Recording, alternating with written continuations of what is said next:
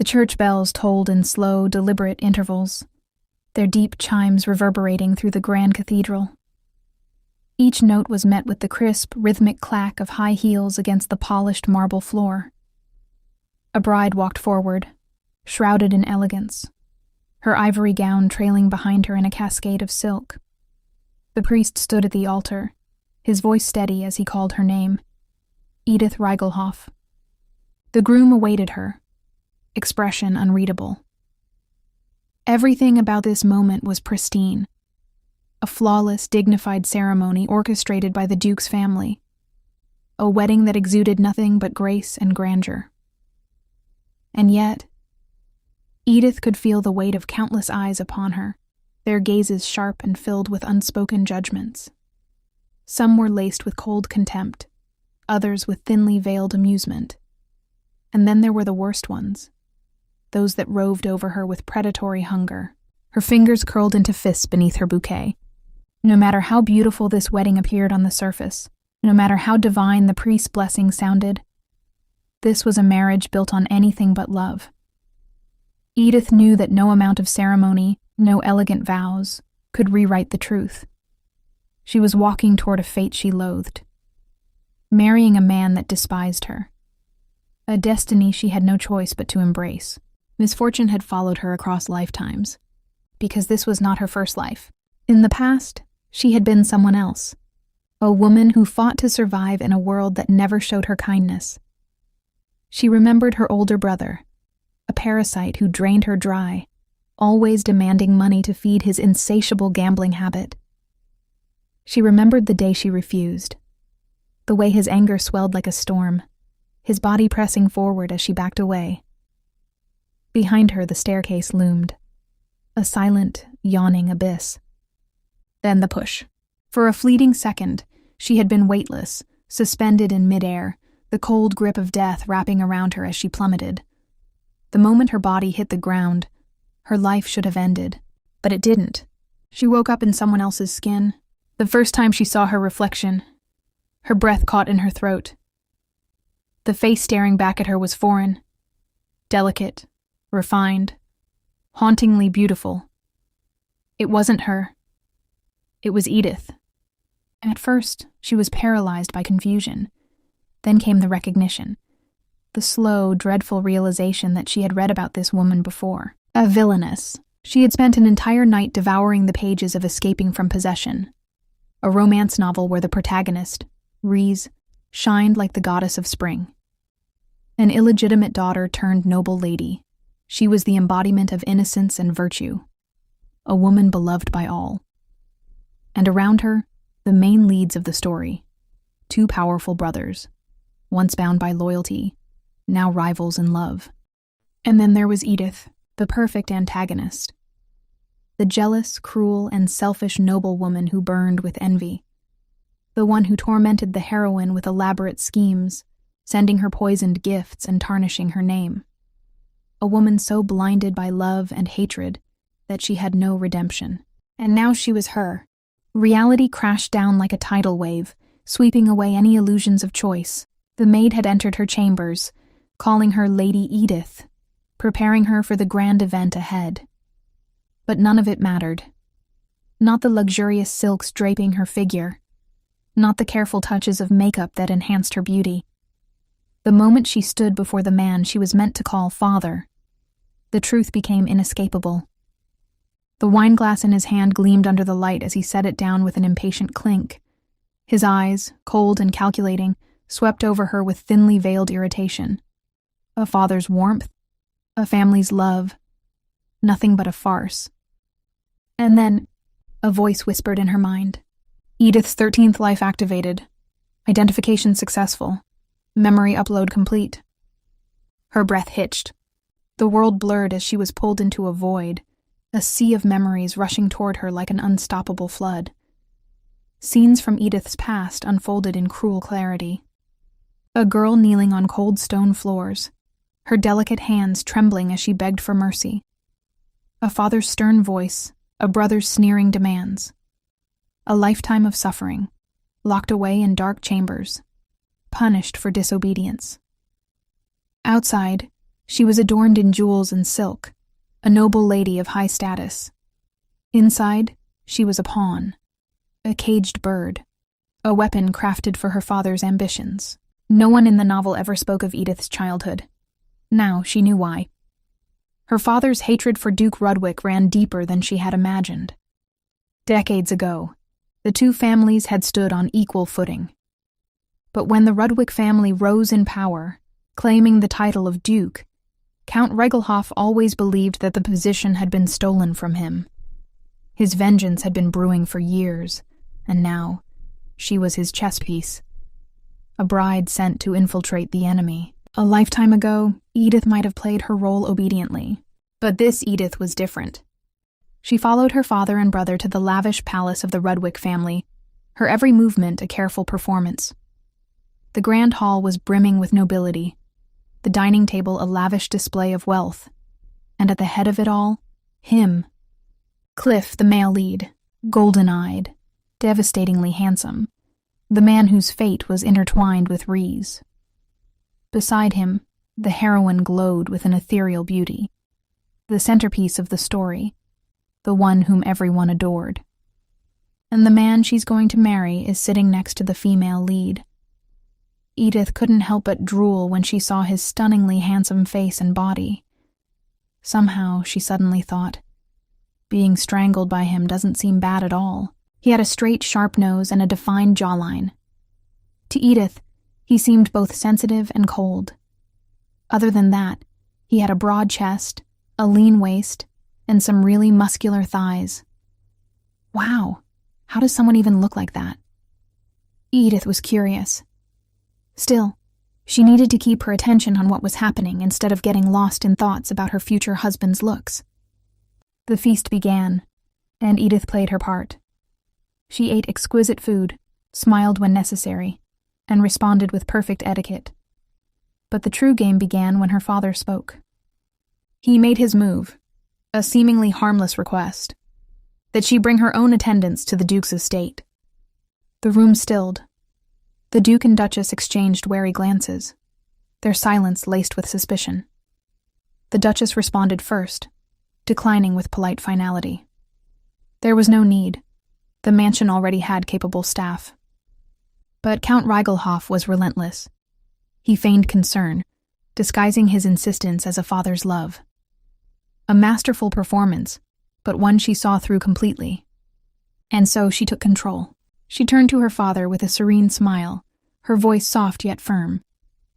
"There's no need for that, father. The Duke's household will care for me well." A simple refusal, one that shattered her father's plan. When they left the palace, his mask cracked. The moment they were alone, his voice hissed with fury, venom dripping from every syllable as he called her a fool, a traitor to his designs. But Edith didn't flinch. She only tilted her head, a knowing gleam in her eyes. "Didn't you see the Duke's expression?" Her voice was patient, laced with an almost amused confidence.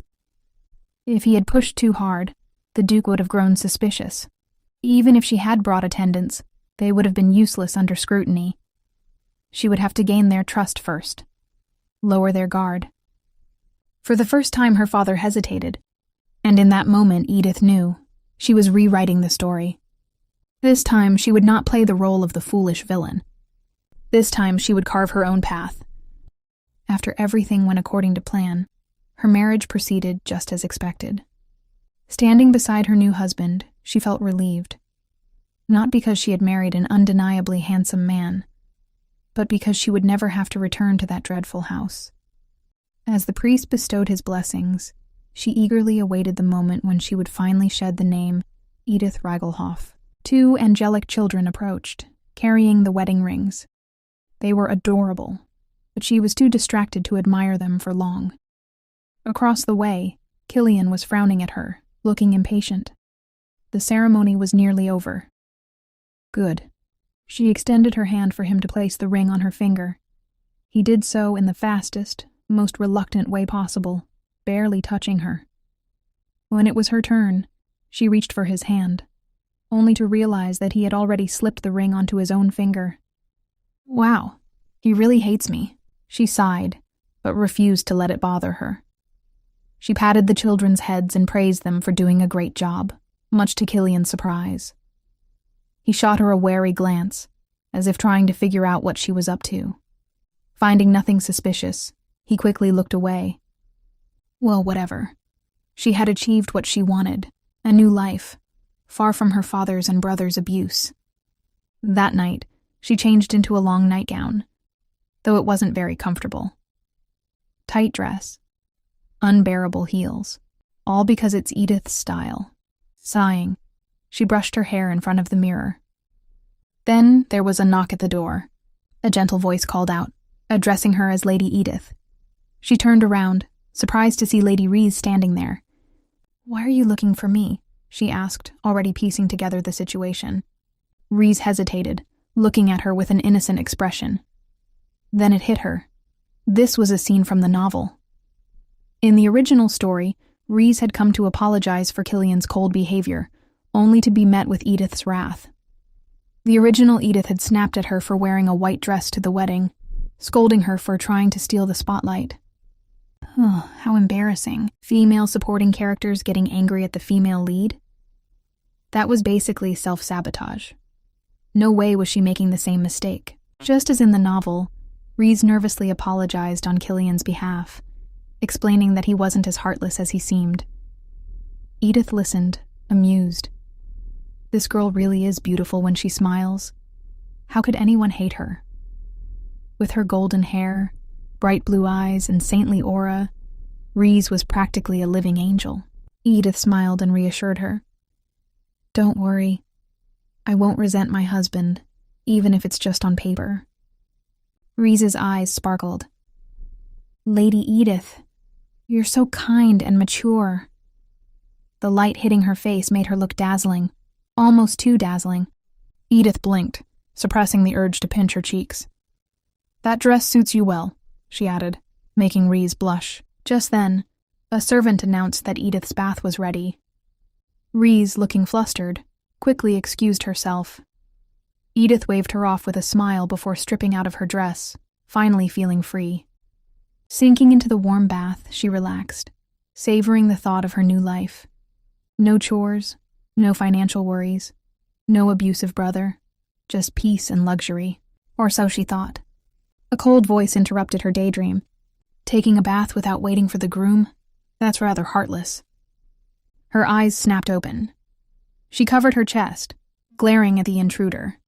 Killian. Her husband stood there, arms crossed, looking at her with that unreadable expression of his. She scowled. "Why are you here?" "Shouldn't I be asking you that?" he countered. "I am the groom." She huffed. "I was just surprised, that's all." His gaze flickered to her, amused. "Glad you realized that." Edith rolled her eyes. "I noticed it earlier, actually. Like when you went out of your way to avoid touching my hand. Don't worry.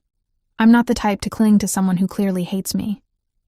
Killian leaned closer, watching her intently. "What? Are we playing the loving newlyweds now?" she teased, raising an eyebrow. She studied him, so handsome yet so insufferable. The heavens never give anyone perfection, huh? Feeling exhausted, she sighed. "So, are you staying here tonight?" His jaw tightened, as if she had hit a nerve. Without another word, he turned and walked out of the room. She watched him go, utterly confused. Then why the heck did he come here in the first place? Killian stormed out of the honeymoon room, his expression unreadable as he walked down the corridor. Just then, a gentle voice called out, "Killian?" He turned to see Lady Reese standing there, looking as sweet and innocent as ever. "Did you just leave the room?" she asked hesitantly. Killian sighed and nodded. "Yeah, Edith's in the bathroom, probably dozing off. She didn't care about our wedding night, and honestly, neither did I." Reese's brows furrowed in confusion. "But she promised to treat you kindly. She wouldn't lie about that." Killian chuckled and patted her head, smirking. "You're too naive, Reese. My wife is a Rigelhoff. People from that family aren't exactly known for keeping their promises." But Reese shook her head stubbornly. "No, she told me that my dresses really suited me, and I could tell she was sincere." Killian raised an eyebrow, clearly unimpressed. That doesn't surprise me. She was probably more interested in your dress than dealing with her own disaster of a wardrobe. Reese gasped. Killian, that's a terrible thing to say about your own wife. He then replied that Reese was cruel to him and did not understand his feelings at all. Reese, caught off guard by his teasing, hesitated for a moment. Before she could respond, another voice cut through the air. Killian! They turned to see Cliff approaching with a relaxed smile.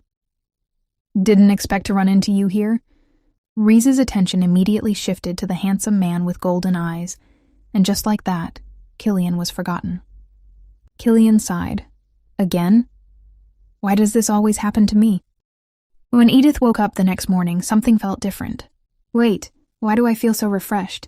She stretched and realized she had woken up on time and in a good mood. Is this the power of a healthy lifestyle?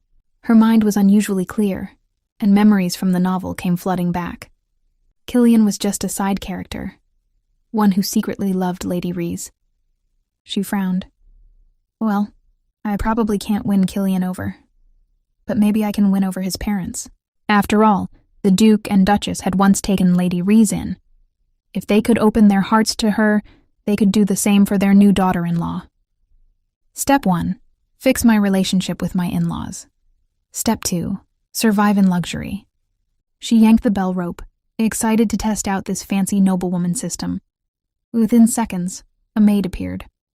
Oh wow, that was fast. Back at Reigelhof, I had to scream at least 3 times before anyone showed up. Edith straightened her posture and spoke with confidence. Prepare me for my visit with the Duke and Duchess. As she was getting dressed, she glanced at her wardrobe. Her lips curled in disgust. What is this disaster? Be honest, she asked the maid. Do these dresses make me look ridiculous? Anna hesitated but then nodded.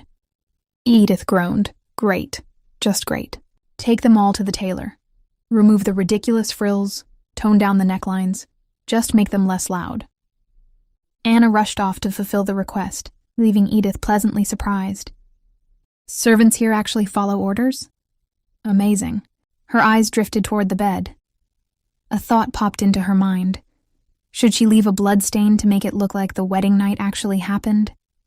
Nope. That's weird. And Killian would definitely not appreciate that stunt.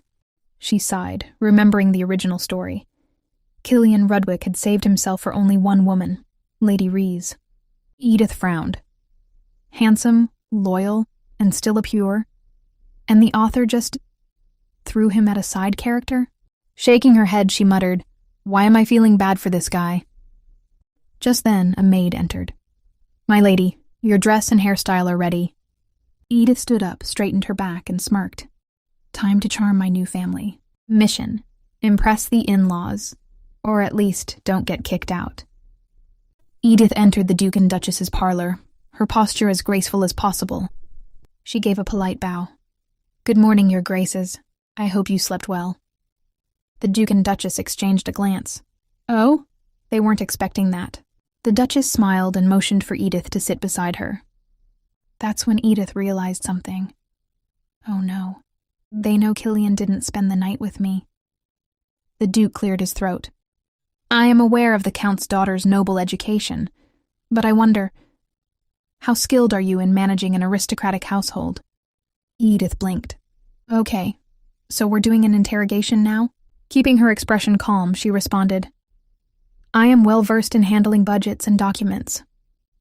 The Duke raised an eyebrow, clearly skeptical. Edith had a feeling he suspected her of wanting to steal something. Thinking fast, she added, Of course, I would love to learn about the unique ways your household operates. I wouldn't make any decisions without your guidance. That seemed to ease the tension. The Duchess gave her husband a light elbow to the ribs, subtly telling him to back off. Then, the Duchess spoke with a thoughtful look. Traditionally, the husband is responsible for showing his wife around the estate. But considering Killian's avoidance, I will assign someone else. Edith nodded, dodged that bullet. She left the parlor quickly, barely holding in a sigh of relief. As soon as Edith stepped outside, she found herself face to face with a man she recognized from the book's description. Touring the mansion with a handsome secretary? Not bad for you, Edith. Linan Filch, the Duke's secretary, A man with glasses, brown hair, and a no-nonsense attitude. "You must be Lady Edith," he said in a smooth, velvety voice. "I have been assigned to guide you through the estate." Edith gave him a polite nod. "Lead the way." Linen wasted no time, taking her through various parts of the castle. "This is where the family jewels are stored. You may wear them for celebrations. This is the armory. His Grace and the young masters train here. This is the library. Any family member may access it freely." Finally, they arrived at a magnificent hall, bright, spacious, filled with fine art and sculptures. Linen turned to her. "The estate is vast. We can continue the tour tomorrow if you prefer." Edith, still in awe, nodded. "That would be lovely." As they stood there, she couldn't help but notice something. "Wow, his voice is really nice." Linen seemed slightly flustered when she complimented him, clearing his throat before mumbling, "I'm only doing my job." Edith smirked. Interesting." With that, the tour concluded, leaving Edith with a single thought. Maybe this world won't be so bad after all. As Baron Linen Filch and Lady Edith made their way back from the Sistine Room, they found themselves passing through the great terrace. Seizing the moment, Linen decided to educate Edith on its significance. He explained that the terrace offered a breathtaking view of the estate's courtyard, and that His Grace particularly enjoyed sitting there for long chats with his guests. But before he could finish, Linen's sharp eyes landed on a certain someone, Killian, engaged in what looked like a very pleasant conversation with the ever-so-sweet Lady Rees. His mood soured instantly. This was the newlywed husband? Already cozying up to another woman the morning after his wedding? Unbelievable. Edith, too, spotted the interaction, but instead of throwing a fit, she racked her brain for how the original Lady Edith had reacted in the novel. Ah, right. She had made a dramatic scene. Well, that wasn't happening today. Determined to correct the Villainess's mistakes, Edith decided to pretend she hadn't seen anything. Instead, she cheerfully commented that the terrace view must be even more spectacular in late spring. Linen blinked, stunned. Did she just ignore that? What an interesting woman. Sensing Linen's confusion, Edith quickly suggested they move along. He did have a lot of work to do, after all. Later that day, Duke Axel Rudwick summoned Linen to his office, demanding to know what he thought of his new daughter-in-law. Linen reported that Lady Edith was surprisingly well-mannered, quick to memorize the estate's layout, and didn't behave suspiciously. Well, except for one thing, the incident on the Great Terrace. Axel, halfway through signing documents, paused. What incident? When Lenen recounted how Killian had been happily chatting with Lady Rees right in front of his new wife, the Duke's patience wore thin. He had convinced his stubborn son to marry Edith for political reasons, specifically to keep Count Reigelhoff from siding with Archduke Lanston. The plan was to endure the marriage for a year, but if Killian was already stirring up drama, this might be a long, long year. Still, what surprised Axel most was Edith's reaction, or lack thereof. Instead of making a fuss, she had acted like she saw nothing. That was unexpected. Perhaps his new daughter-in-law wasn't as predictable as he thought. After dinner, Edith relaxed with a cup of tea while her maid, Anna, cleared the table. The sight of someone else working while she just sat there felt a little uncomfortable, so Edith impulsively told Anna to take a break and enjoy some tea on the terrace. Anna was shocked. A noblewoman telling a servant to relax? Was this a test? But Edith waved her off with a smile, pleased with herself. One small step toward being a decent human being. With that, she leaned back and let her thoughts wander. The real main character of this story was Lady Rees, after all. That girl had gone through a lot. As the illegitimate daughter of the Sinclair family, she had been mocked and mistreated until fate intervened. She had saved Duchess Rudwick from falling off a horse, and just like that, she was welcomed into the Duke's family with open arms. Now the Sinclairs would live to regret their cruelty, because their discarded daughter was about to become a star in high society. Meanwhile, Edith reflected on her own fate. Not the novel's version, but her past life's version. It wasn't exactly great. Her corporate job had been a nightmare. Her ex-boyfriend was a cheating fool, and the last thing she remembered before waking up in this world was dying. How tragic. Was anyone even looking for her killer? Did her parents grieve? Or had she simply been forgotten? Sighing, Edith turned her gaze to the window, where Lady Reese was seated beneath a massive tree, peacefully reading a book. Maybe making friends with the heroine wouldn't be a bad idea. But before Edith could entertain the thought further, Killian appeared and joined Reese. He asked what she was reading, and Reese sweetly replied that she was studying the history of the imperial family. Since she hadn't received a formal education, she relied on books to fill in the gaps. Killian smiled. I can help you study if you'd like. Ugh, classic minor character move. Edith resisted the urge to roll her eyes. This felt like watching a cliché unfold in real time. If Cliff were here, he'd probably tell Reese to drop the books and go have fun instead. Just as Edith was about to stop watching this painfully predictable scene, Reese suddenly asked about her. Edith perked up. Now this was interesting. How would Killian describe his actual wife? Unfortunately, his response was less than thrilling. There's no need to worry about her. She's just a hostage of the situation, he said dismissively. She just needs to stay here for a while. Then she'll be gone. Edith's stomach dropped. Wow, so that's how it was? While Edith was processing her husband's lovely words, another storm was brewing, this time in the Sinclair household. Layla Sinclair, the youngest daughter of Count Sinclair, was livid. How dare that Rigelhoff girl be the one to... Layla was seething with frustration, gripping the edge of her dress as if it could somehow help her process the absurdity of the situation. Her anger was directed at none other than the news of the wedding. That wedding. The thought of Edith Rigelhoff, that so-called Villainess, managing to land a marriage into the powerful Rudwick family was beyond infuriating. Demian Sinclair, her elder brother, leaned lazily against the chair, watching his sister with an amused smirk. Looks like the Rudwicks have a hobby of collecting useless women, he mused, only to be met with a sharp glare from Layla. Clearly, she didn't find his joke funny.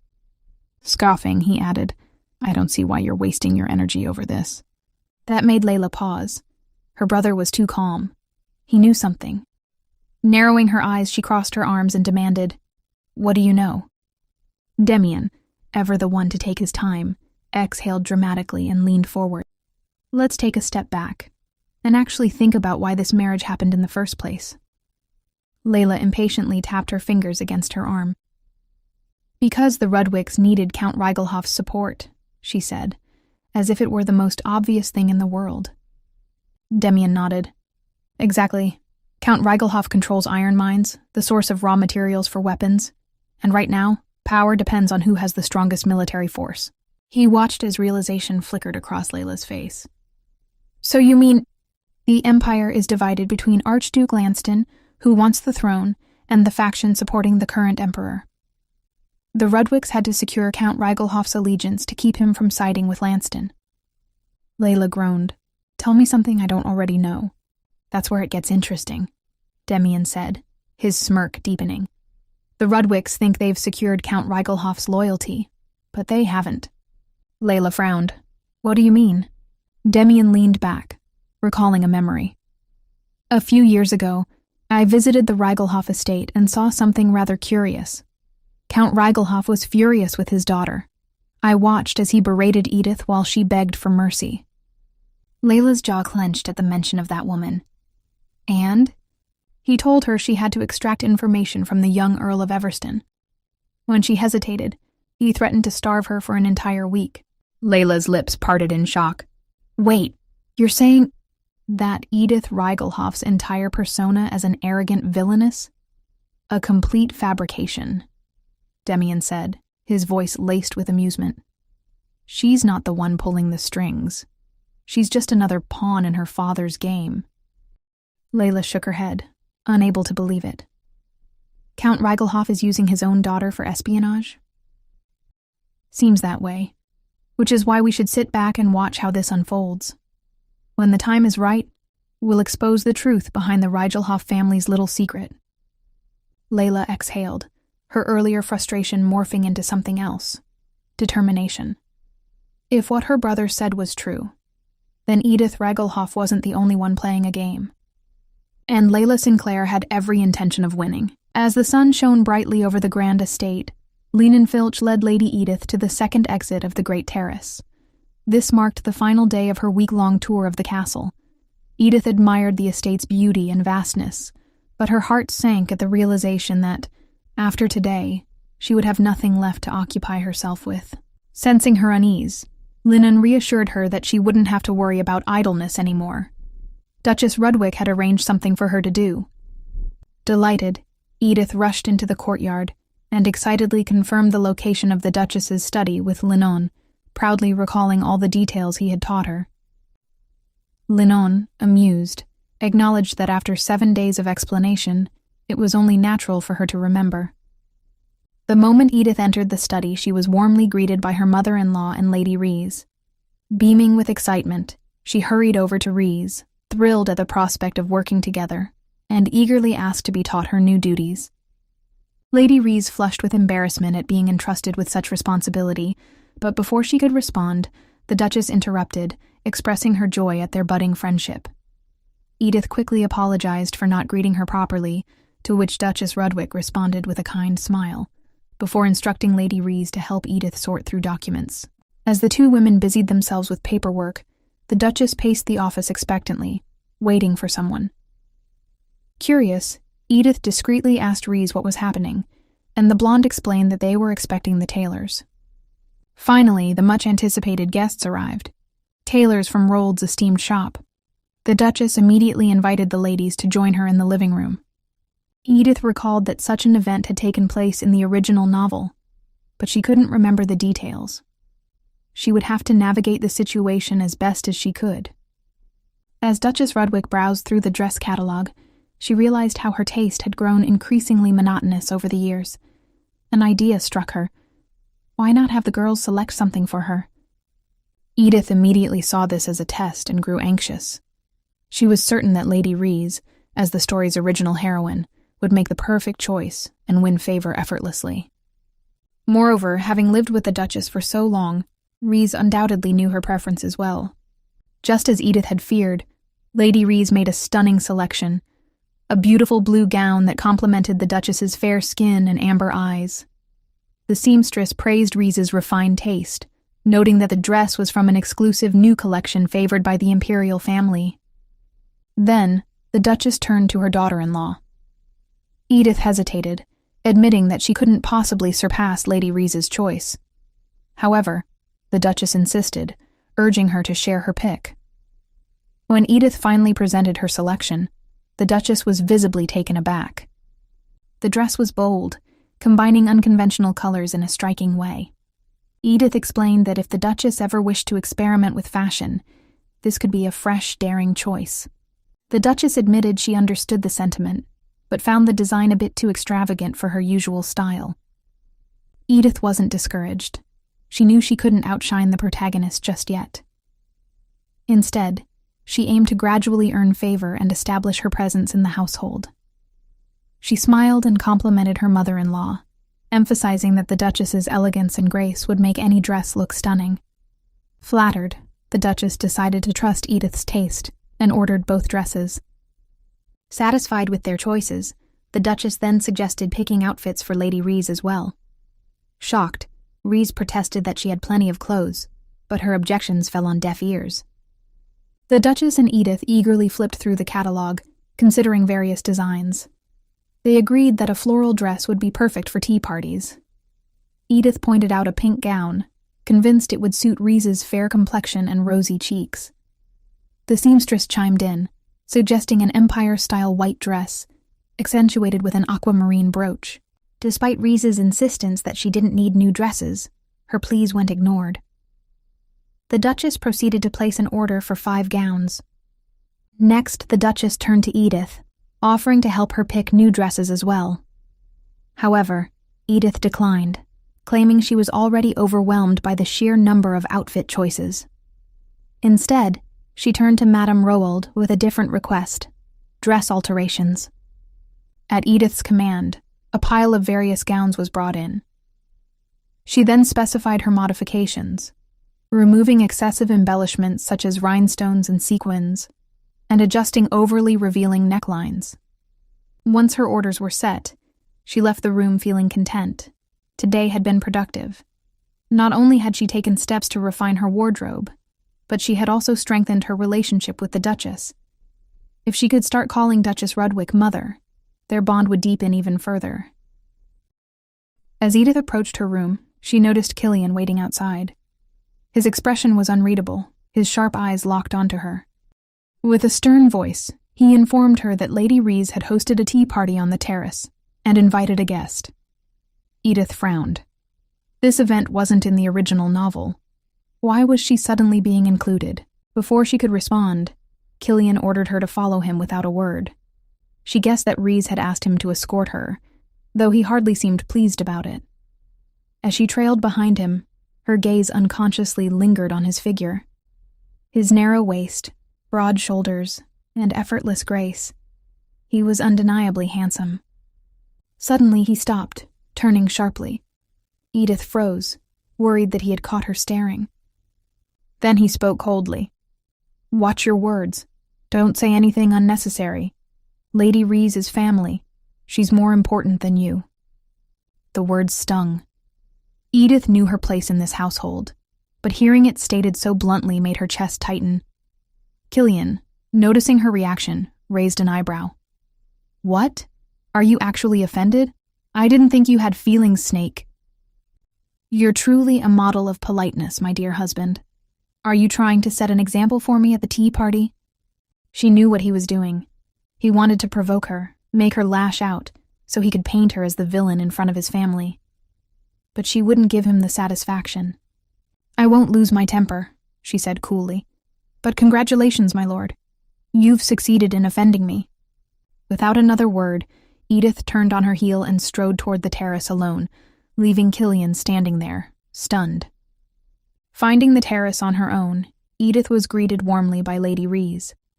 The blonde noted how quickly Edith had adjusted to the castle. Cliff confirmed that Killian's wife had indeed settled in, but worried that she was working too hard. Then, with a playful glint in his eye, Cliff suggested that the newlyweds take a trip together.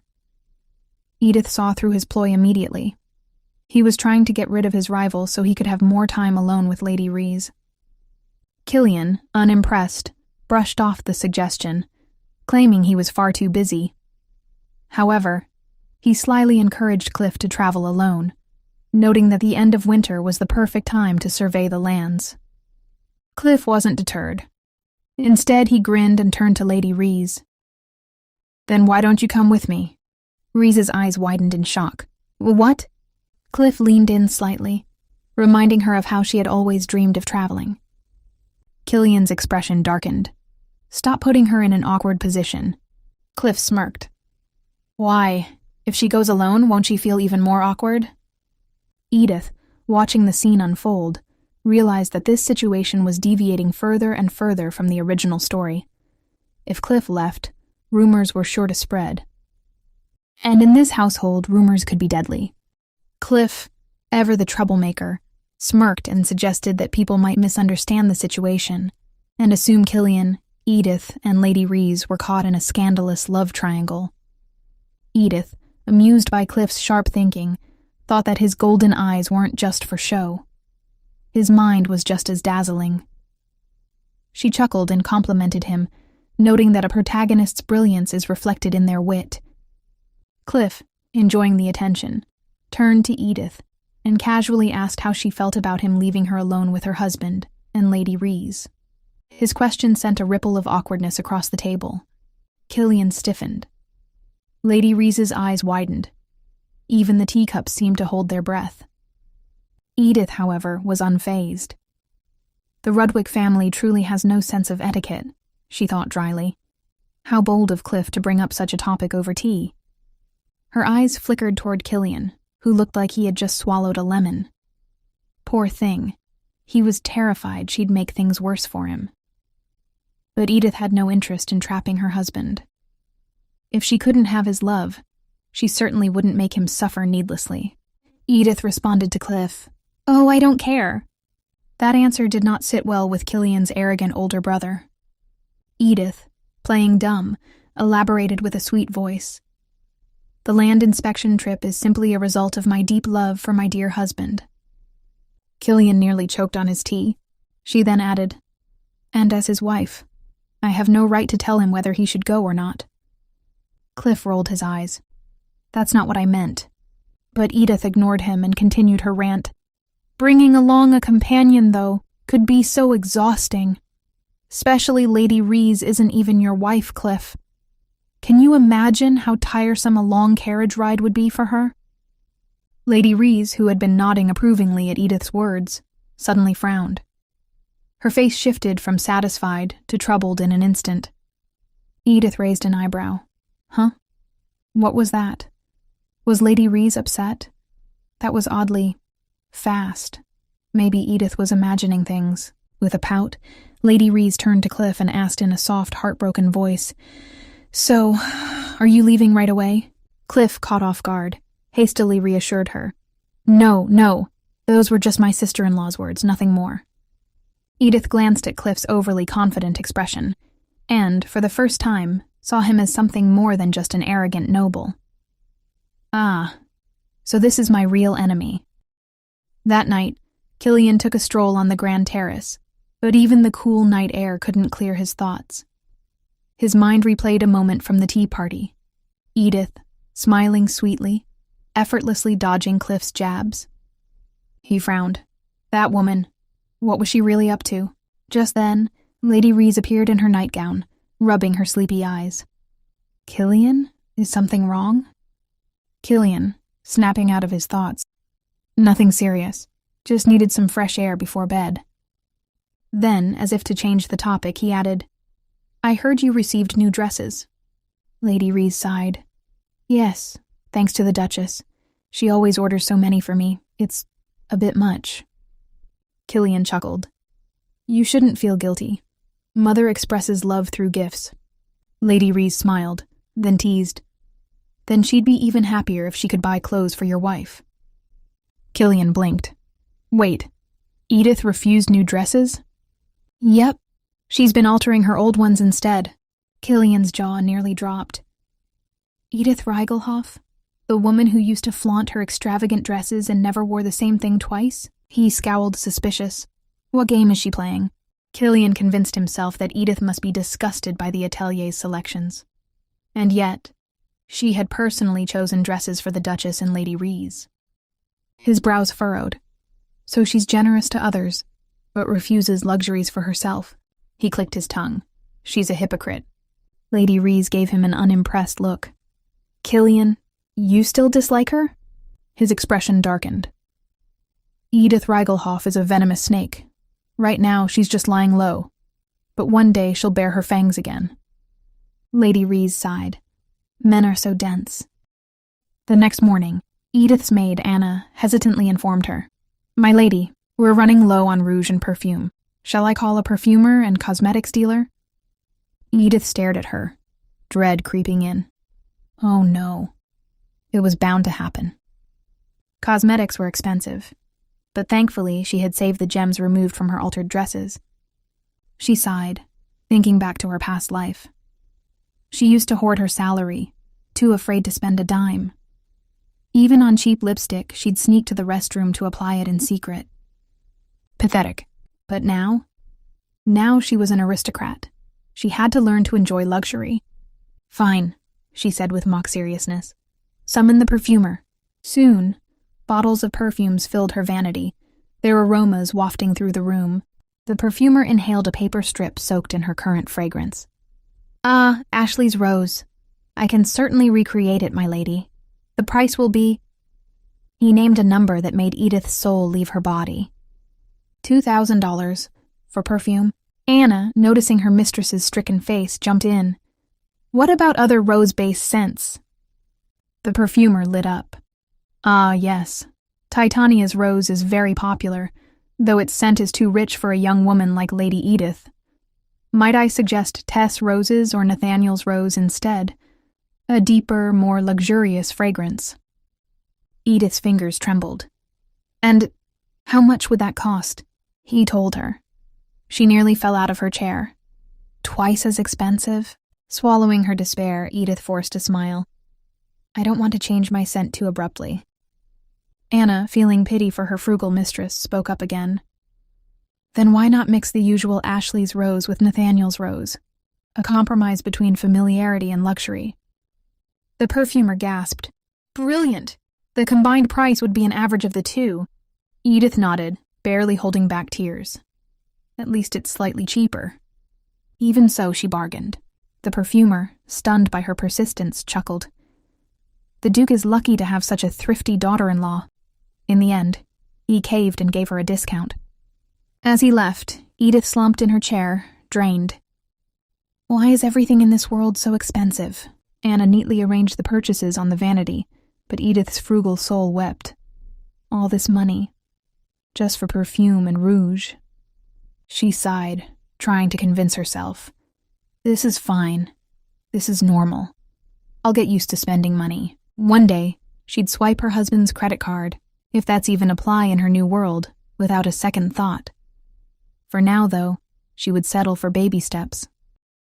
Strolling through the Grand Sistine Hall, Lady Edith felt like she had rented an entire art museum for herself.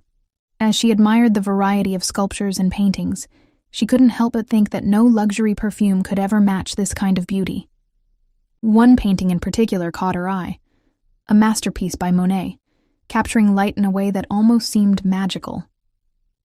Sitting on the floor, she mused about how her unexpected soul transmigration had given her front-row access to such breathtaking art.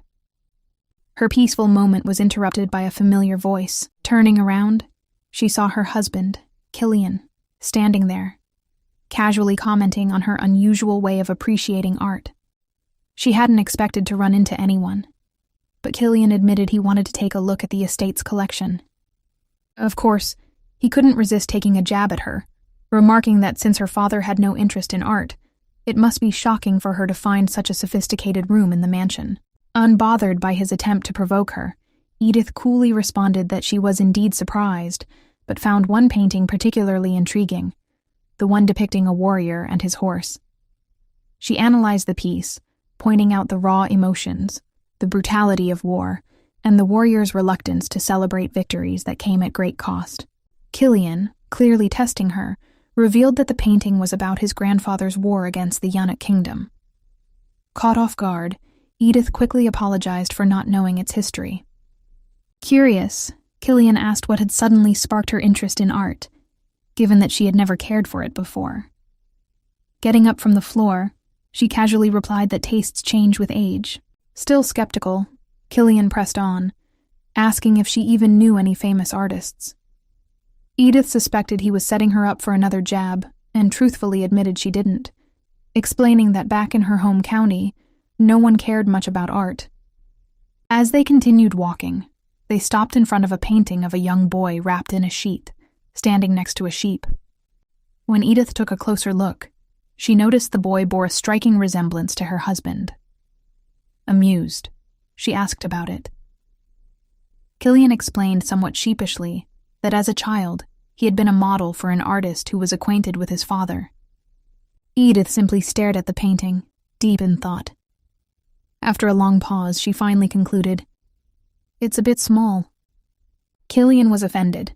Immediately, he launched into a passionate defense, insisting that the artist had only used his face. The rest of the body belonged to someone else. Edith, completely unfazed, just nodded indifferently. "Sure, whatever you say." Still fuming, Killian continued his rant, emphasizing that no noble son would ever pose naked in front of an artist. Edith simply responded with a knowing "I see," making it even worse. Utterly exasperated, Killian stormed out of the Sistine room, declaring that discussing art with her was impossible. Edith just shrugged. It had only been a harmless joke after all. Lady Edith wandered through the flower greenhouse, basking in the fresh morning air, and marveling at how lucky she was to be reborn into this aristocratic life. The sun always seemed to shine here. A cool summer breeze rustled through the leaves, and the air was crisp and clean. Compared to her previous life, where work never seemed to end, this new world offered leisure, luxury, and the chance to enjoy life with minimal effort. She could visit the Sistine room whenever she pleased, feast on exquisite meals every day, and take as many peaceful morning strolls as she liked. Of course, not everyone in this world was easy to get along with, but she had managed to win over a few people, like her maid, Anna. As Edith admired the greenhouse's colorful blooms, Lennon Filch suddenly entered, carrying an armful of scrolls. He seemed surprised to see her, but Edith casually explained that she made it a habit to explore different parts of the estate every morning. The man nodded, clearly busy, but took a moment to answer Edith's rapid-fire questions about the mansion, the weather, and even his eating habits. Amused but in a hurry, Lennon eventually excused himself, promising to meet her later. As he walked away, he paused for a brief moment, casting an anxious glance in Edith's direction, as if silently warning himself that nothing should happen yet. Of course, Edith barely noticed, because she was already heading toward her real destination. Hidden among the trees was her secret viewing spot overlooking the training grounds. From there, she had a perfect, unobstructed view of her husband. And oh, what a view it was! Killian was in the middle of his daily training session, his body glistening with sweat under the morning sun. His broad shoulders, sculpted chest, and toned muscles moved effortlessly as he swung his sword. Edith had watched this scene many times, but somehow she never got tired of it. Yes, he's infuriating. Yes, he enjoys making my life difficult. But the man is unfairly handsome. Compared to the other male characters in this world, who all looked too generically handsome, Killian's physique had a rugged realism to it. His muscles were defined but not overly exaggerated, making him look both powerful and effortlessly attractive. Realizing she had been staring for too long, Edith internally scolded herself. All right, that's enough eye candy for today. Time to leave before I get caught. But of course, that's when Killian looked up and smiled. Oh no. For the first time, Edith saw her husband flash a genuinely bright and carefree grin. It was dangerous. Her heart stuttered. Since when does he smile like that? Then, to her absolute horror, Killian waved and called out to her. Except he called her Reese. Shoot! I thought he smiled at me for a second there. Later that day, Edith sat in her office attempting to concentrate on her work. Attempting being the key word. No matter how hard she tried, her thoughts kept drifting back to him. This is ridiculous. I'm not the type to get distracted by a man. I've never been the type. But then again, I've also never met a man who looked like that. Frustrated, she shook off the thought and focused on the documents before her. The reports contained important details about the state of the family's weapons and armor. The fact that she had been entrusted with such crucial information meant that she was finally gaining some authority in this household. That realization snapped her back to focus. That is, until Lady Reese suddenly appeared beside her. What are you doing? The blonde beauty asked, looking at Edith's work with mild confusion. I'm organizing the data into tables, Edith answered casually. Reese blinked. Tables? Ah, of course. It dawned on Edith that this world probably didn't even have a concept of structured tables for data. Suppressing a sigh, she began explaining the idea. At first, Reese seemed unimpressed. That sounds unnecessary. People won't understand it. Before Edith could argue, the Duchess entered the room and immediately praised Reese for helping Edith. Edith nearly choked. Excuse me? Reese beamed under her mother's praise, acting as if she had been the one to come up with the brilliant idea. Edith had seen this kind of workplace nonsense before. Coworkers taking credit for her ideas. Well, not this time. Seizing the moment, Edith turned to her mother-in-law and directly asked for her opinion on tables. As expected, the Duchess had never heard of them, so Edith confidently launched into an explanation. She detailed how tables made complex information easier to read and understand, subtly making it clear that this was her idea, not Reese's. She glanced at Reese, who now stood awkwardly to the side, realizing she had lost this round. The Duchess, fascinated by the concept, immediately decided that from now on, all documents would be organized into tables. Furthermore, she asked Edith to create tables for every document currently in progress. It was going to be a lot of work, but Edith didn't mind. For once her skills were being recognized, and this time, the credit was all hers. Lady Reese watched from the sidelines, her face a mix of sadness and frustration. Meanwhile, Killian entered his mother's office, only to be presented with his wife's new method of organizing information: structured tables. Killian skeptically flipped through the documents, struggling to believe that Edith Reigelhoff had come up with such an efficient system. It was simple, easy to read, and, he had to admit, impressive. But, ever the sharp observer, he spotted a flaw. "This method makes it easier for secret information to be leaked outside the castle," he pointed out. The Duchess immediately understood the gravity of his concern, but gently reminded her son to show some kindness toward his wife. After all, Edith, just like him, had been forced into this marriage. Their discussion was soon interrupted by a knock. Linnen Filch stepped in, hesitating when he saw Killian present. Offering to return later, he was instead asked to stay and review Edith's system. Killian, watching from a distance, didn't seem pleased with the sudden attention Linnen was giving his wife's work. With a furrowed brow, he turned to Lady Rees and asked for her opinion. To his surprise, Rees openly praised Edith. "She's smart and capable. Even if she doesn't know something, she learns quickly. She's well educated, which improves the quality of her work," Rees admitted. Unlike Edith, Rees had never received a formal education. She sometimes wondered if the only reason she worked with the Duchess was because of how long they had lived together. The thought stung. Killian absorbed her words carefully. If even Rees, of all people, is feeling jealous of Edith's intellect, then my wife must be far more intelligent than I thought. His mind drifted back to Edith's knowledge of the Sistine Room. Something about it unsettled him. Was she really just well-educated? Or was there something more at play? And that's when a dangerous suspicion crept into his mind. Before dawn, a sudden knock echoed through Edith's room. Half asleep, she wasn't expecting company, especially not her husband. Wrapped in a bathrobe over her nightgown, she internally cursed herself for not changing into daytime attire earlier. Why is he here so early? Did he catch me sneaking around? Is Rees upset about the table incident? Despite her racing thoughts, she greeted him with a teasing smile. "What brings you here at this hour? Don't tell me. You missed me?" She hoped for a flustered reaction. Instead, Killian smirked. "I see you're impatient. Let's get straight to the point." Ugh, no fun. Realizing he was about to scold her, Edith decided to delay the inevitable. Casually, she walked toward the window, commenting on the weather, a classic distraction tactic.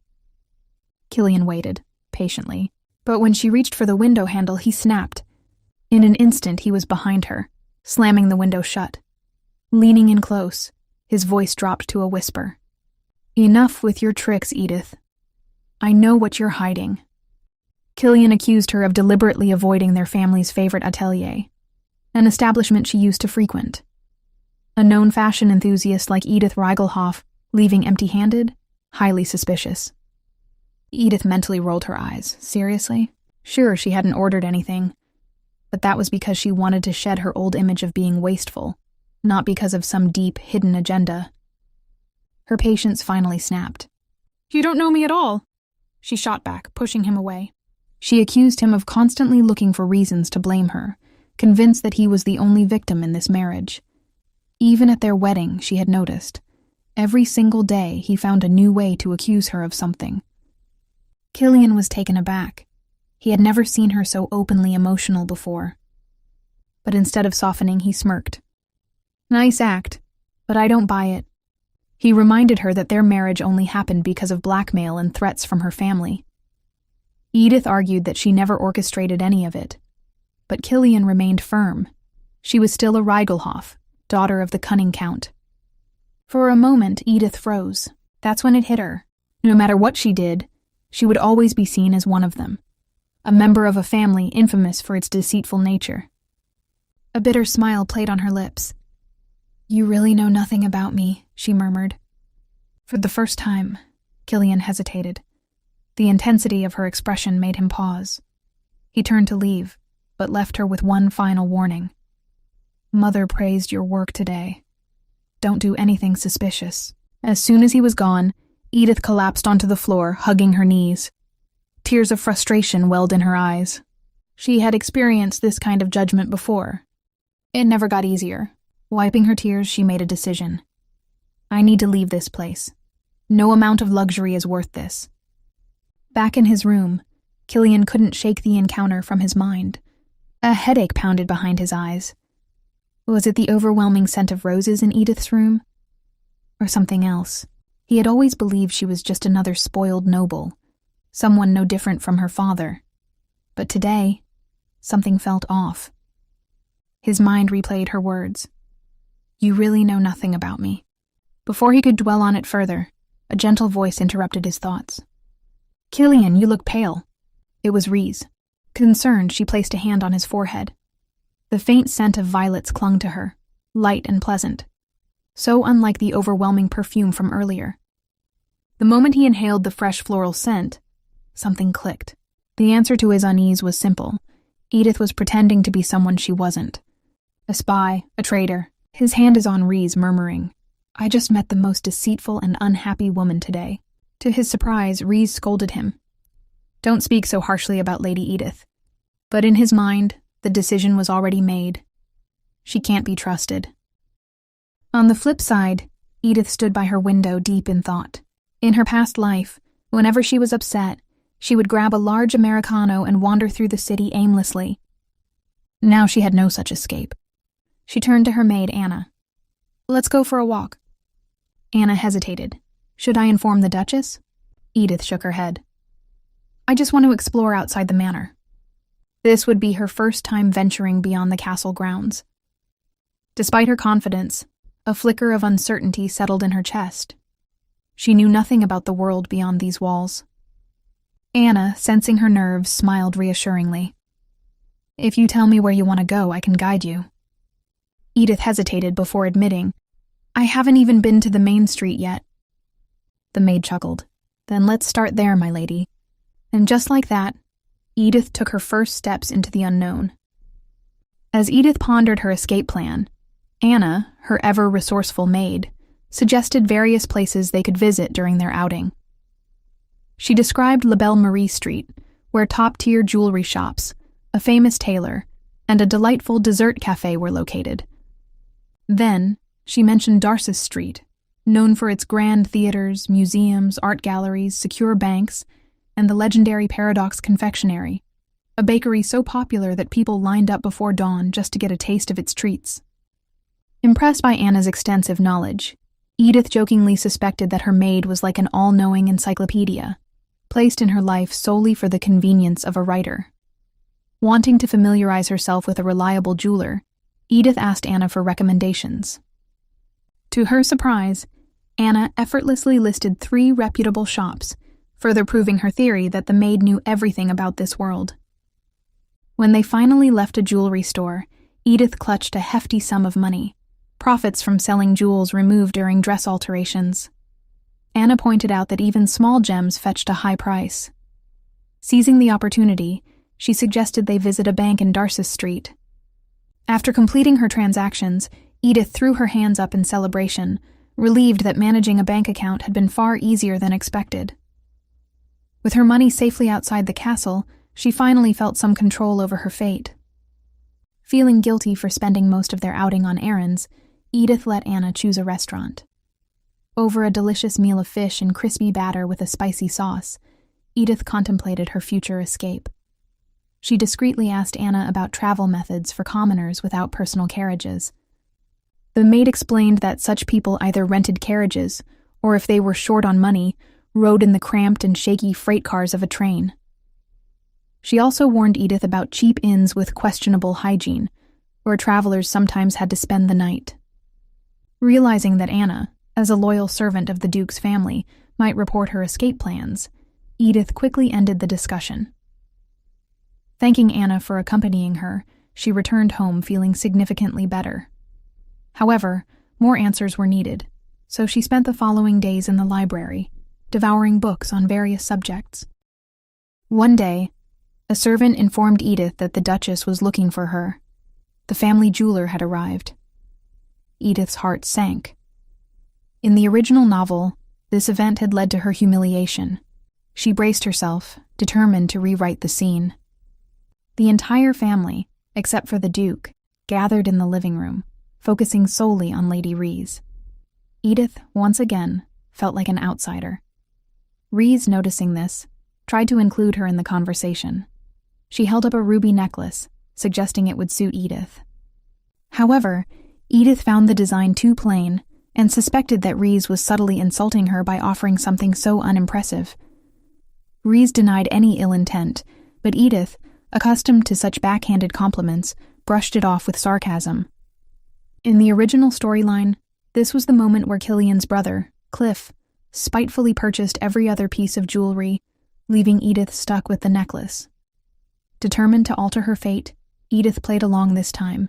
When Rees picked up the ruby necklace, she reached for it, only for her hand to be intercepted by Killian.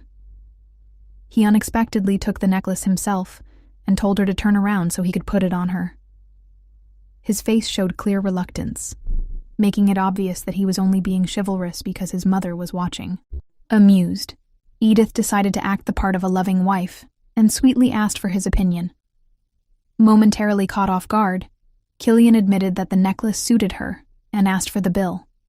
For the first time, Edith received a gift from her husband.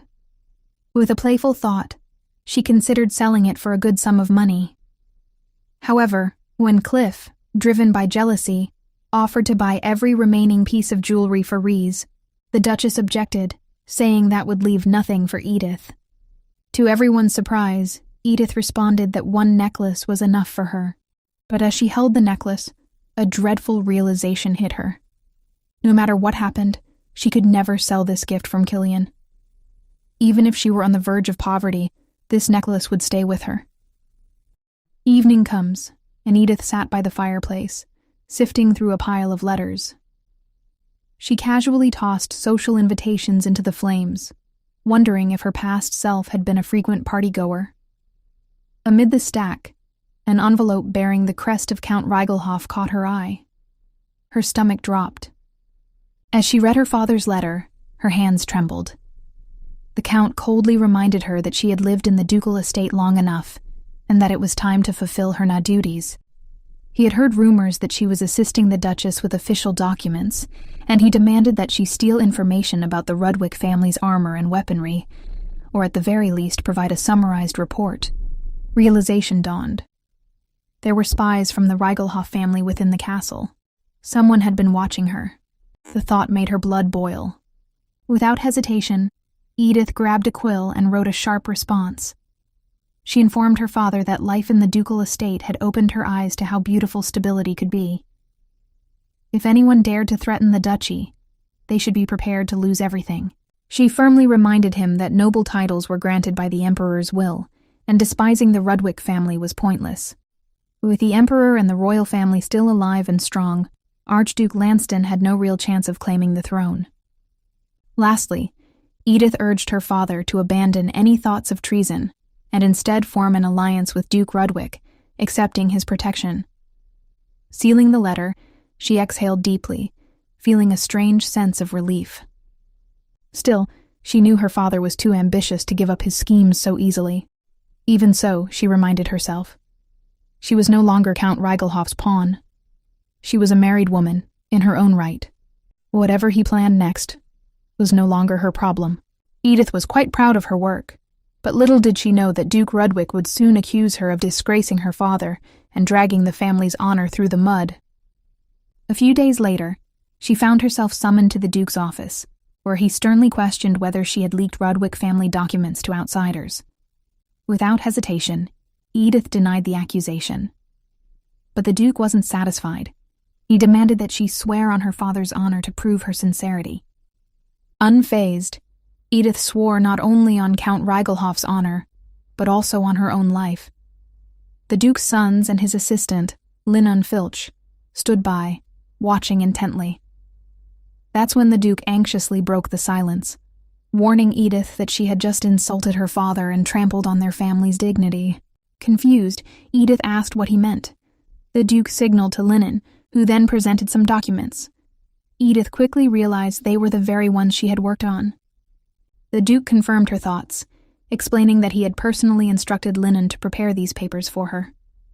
However, Shortly after, Count Reigelhoff had sold items listed in those very documents. This, the Duke declared, was proof that Edith had leaked information. Linen looked at her with concern, but Edith stood her ground, questioning the logic of the accusation. She had done her job diligently and had not passed anything on to anyone. Cliff, one of the Duke's sons, smirked at her boldness, while the Duke, unimpressed, remarked on how desperately she was trying to prove her innocence. Edith, determined to get to the bottom of things, asked if the documents had been seen by anyone else. As it turned out, they had been handled by the Duke's secretary, various servants, the Duchess, and even Lady Rees. But when Edith pointed this out, the Duke suddenly addressed her as Edith Reigelhoff, deliberately using her maiden name instead of Edith Rudwick. That stung. Edith immediately recognized this as a tactic straight from the novel's storyline. In the original plot, the Villainess was called by her maiden name whenever she was about to be cast aside. Furious, she demanded to know why Lady Rees wasn't being questioned too. The Duke, however, warned her to watch her tone. Still, Edith wasn't about to let this slide. She repeated her question, this time more aggressively. She had always known that no matter what happened, she would be the scapegoat. It was obvious now. She had never been truly trusted. The realization hit her like a ton of bricks, but then it clicked. The Duke had set her up from the start. By giving her insignificant documents, he had created a scenario that would lure her father into committing treason. This was all a calculated move. The Duke and Killian exchanged glances, surprised by Edith's sharp deduction. However, Edith still couldn't figure out how the information had reached Count Reigelhoff when she had explicitly refused to help him. She considered the possibilities. Linen had been strict toward her, but he wasn't the type to leak secrets. And Lady Rees? She wouldn't dare betray the Rudwick family either. That left only one possibility. There were spies from Count Reigelhoff inside the castle. Her thoughts spiraled. In the novel, the villainous Edith had actively handed over confidential documents. But in this version of events, the Rudwick family had manipulated her father with false information. In the original story, Edith had a probationary period, but once she failed, she was exposed, disgraced, and ultimately exiled. Realizing that history was repeating itself, Edith felt a wave of despair wash over her. No matter how hard she tried to rewrite her fate, the novel's storyline was still winning. Her fate was sealed. She would sink to rock bottom before inevitably being killed by her husband. Tears welled in her eyes, but she refused to break down in front of Duke Rudwick and his sons. Instead, she calmly reminded them of her oath. Her life was on the line. If they were so sure of her guilt, then they should just cut her throat now. Killian did not like that suggestion. Even Cliff looked uneasy and leaned toward his father, requesting a more thorough investigation. But the Duke remained stone-faced. Then Cliff suggested a probationary period instead. At those words, Edith's heart sank. It was exactly like the novel. The Duke was about to instruct Linen to escort Edith into custody when Killian unexpectedly stepped in. Without a word, he grabbed his wife's hand and dragged her out of the office. Edith struggled, demanding to be let go, but Killian growled at her to keep moving. The entire room watched in stunned silence, noting how much hatred he seemed to have for his wife over her alleged betrayal. Once they were alone, Killian whirled on her, his face livid. "Have you lost your mind?" he demanded. "You practically asked my father to execute you." Edith raised an eyebrow. "Oh? I didn't know you cared." Killian scowled. "This isn't about caring. Do you even understand who you're dealing with? My father was called the sudden Gallatin in the war. He didn't hesitate to send prisoners straight to their deaths." Edith was taken aback. She hadn't expected Killian to be this worked up. "So, you're worried about me?" she teased. Killian's frown deepened. "I just want justice. If you're guilty, you should be punished. If you're innocent, you won't suffer." Edith let out a dry laugh. "Funny, because the Rudwick family never trusted me to begin with. So why should I believe in their sense of justice?" With that, She turned on her heel and headed for her chambers, looking as relaxed as if she had just finished afternoon tea.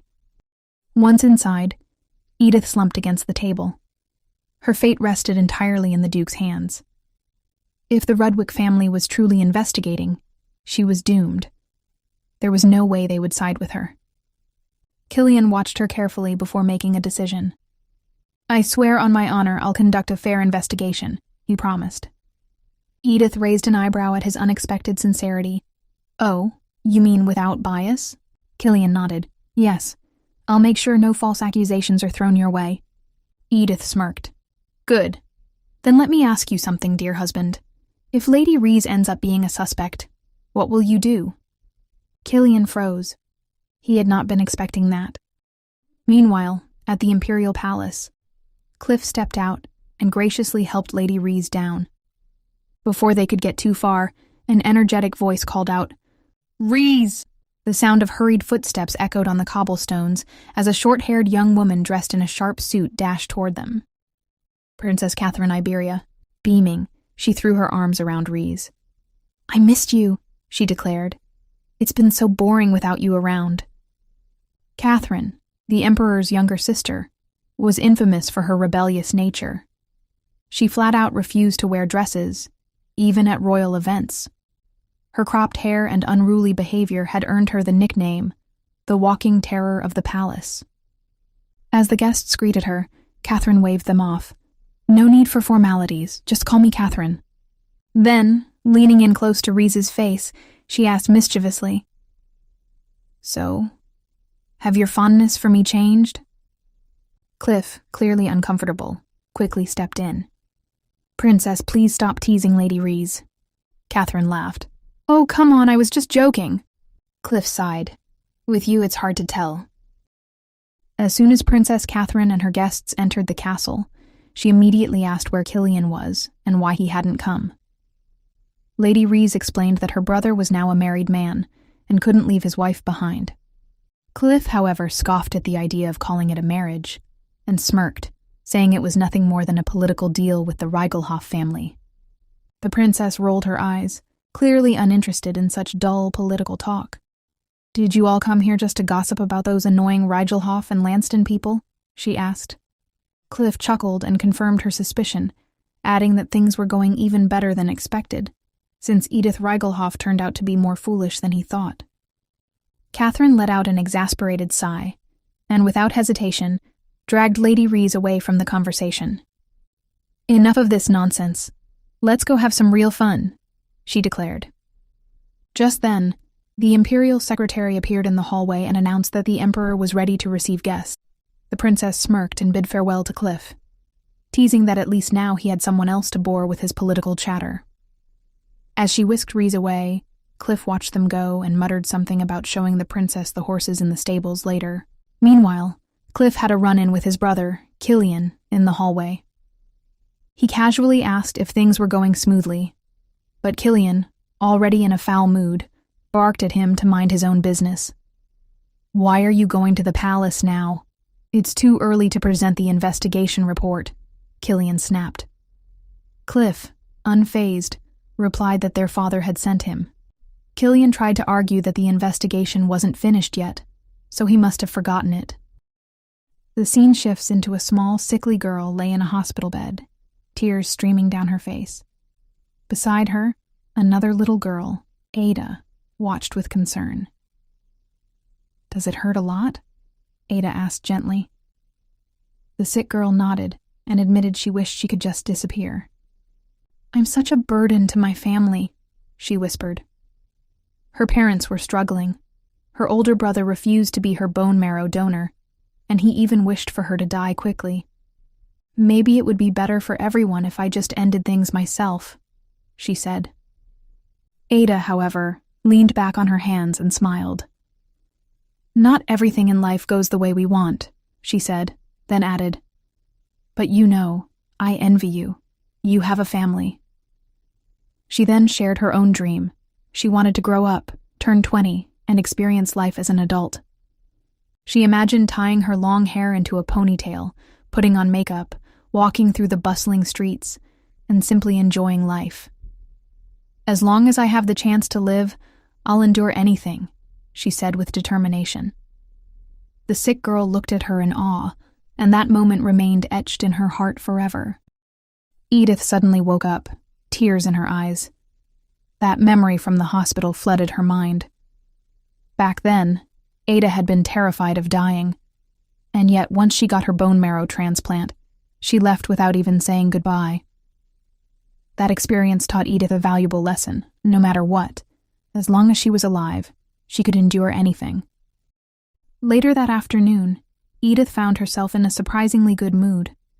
She even started seeing her probation period as a blessing rather than a punishment. House arrest? For an introvert like me? Sounds like a dream, she thought cheerfully.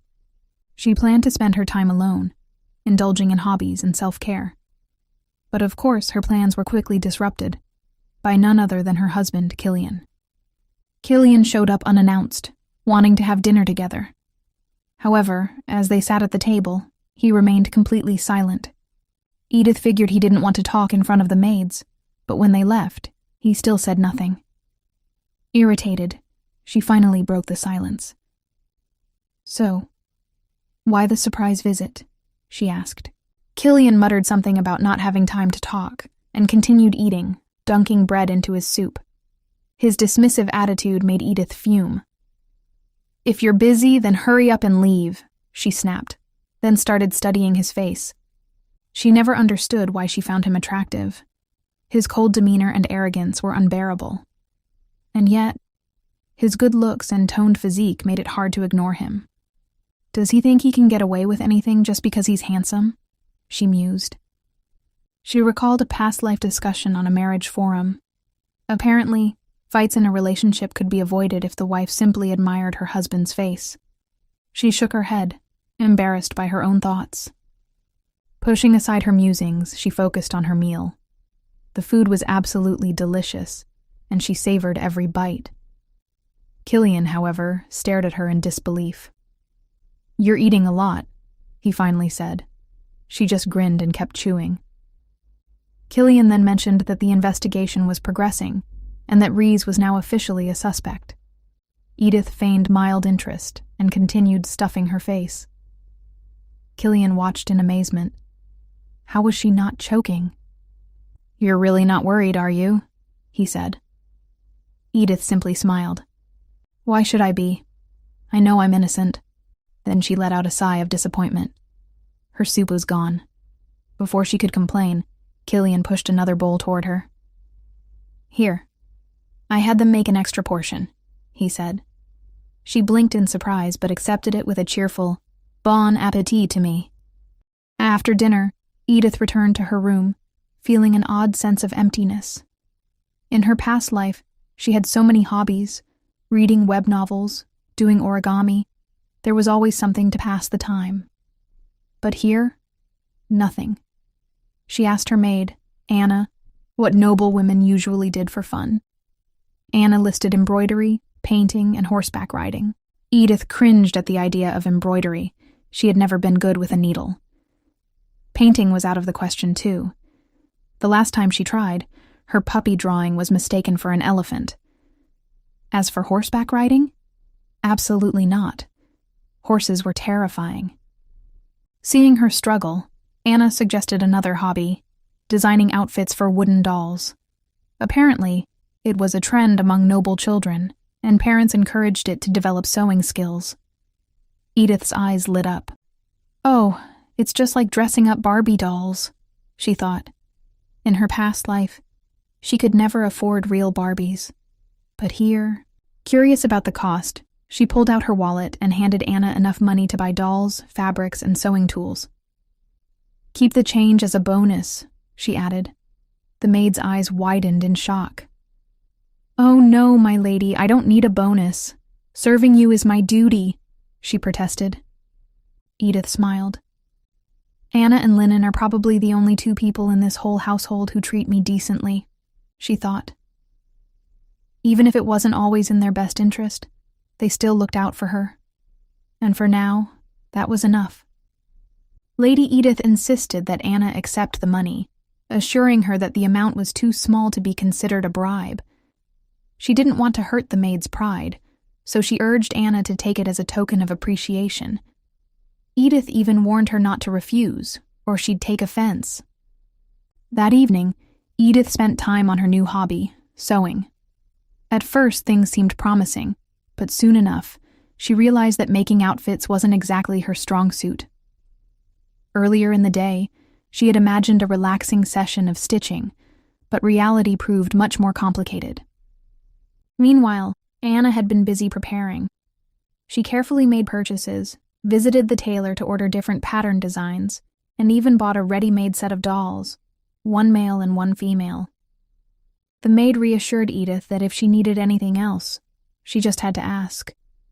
Edith noticed that Anna seemed a bit kinder lately, though her expression still carried a hint of sadness.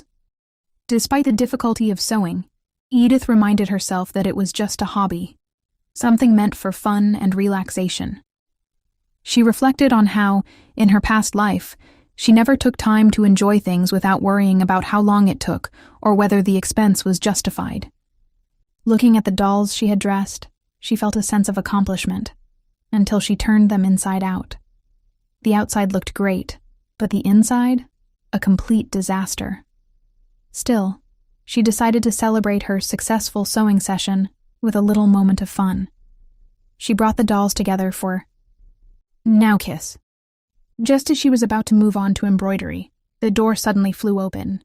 Killian stormed into the room, shouting that during an investigation, he had discovered a document written in Edith's handwriting. At the same time, over at Sinclair Castle, siblings Demian and Layla were enjoying tea while discussing recent events. Layla scoffed at the news that Edith Reigelhoff had managed to secure a travel ban. Demian asked his sister if she had heard the rumors. Edith had allegedly stolen important documents from the Duke. He guessed that she must have acted in a hurry, knowing that her father had been planning an attack on the Duchess within a year. Demian admitted that he had long suspected Count Reigelhoff's schemes, and found it suspicious that Edith took such a risk, despite being under a probationary period. Layla tensed at the thought of the Count getting his hands on classified information, but Demian reassured her. There was no way the Duke would have entrusted his daughter-in-law with valuable documents. In all likelihood, Edith had been handed false papers, meaning Count Reigelhoff had walked right into a trap. Demian then brought up Killian's unusual treatment of his wife. Layla smirked and suggested they inform the Duke that Edith, who had been placed under arrest, was merely a pawn in the bigger game. Though impressed by his sister's cunning, Demian cautioned against getting involved. What really worried him was Lady Rhys. With Killian now married, the chances of Rhys being pushed into a marriage with Cliff had skyrocketed. Layla turned pale. She was furious at the idea of a girl without noble connections daring to win the heart of the Duke's son. So they both planned to make Layla engaged to Cliff instead, since it's impossible now to Killian. Her brother, however, delivered a harsh reality. Cliff was already in love. If things escalated, he might even annul his engagement with Layla. This left her both puzzled and alarmed. Desperate, she suggested they use Edith to get rid of Rhys. Demian asked her to explain, and Layla gleefully pointed out that if Edith discovered her husband's feelings for another woman, she would take care of Rhys herself. She giggled maliciously at the thought of Edith unknowingly eliminating her rival. Back at Duke Rudwick's estate, an enraged Killian barged into Edith's room, startling his wife. He announced that a document in her handwriting had been found, and she was being summoned for questioning. But instead of panicking, Edith remained completely unfazed. She calmly stated that the ducal family was just trying to frame her. Killian was furious at her nonchalance, insisting that Duke Rudwick wasn't playing fair and was using the investigation to pin the blame on her.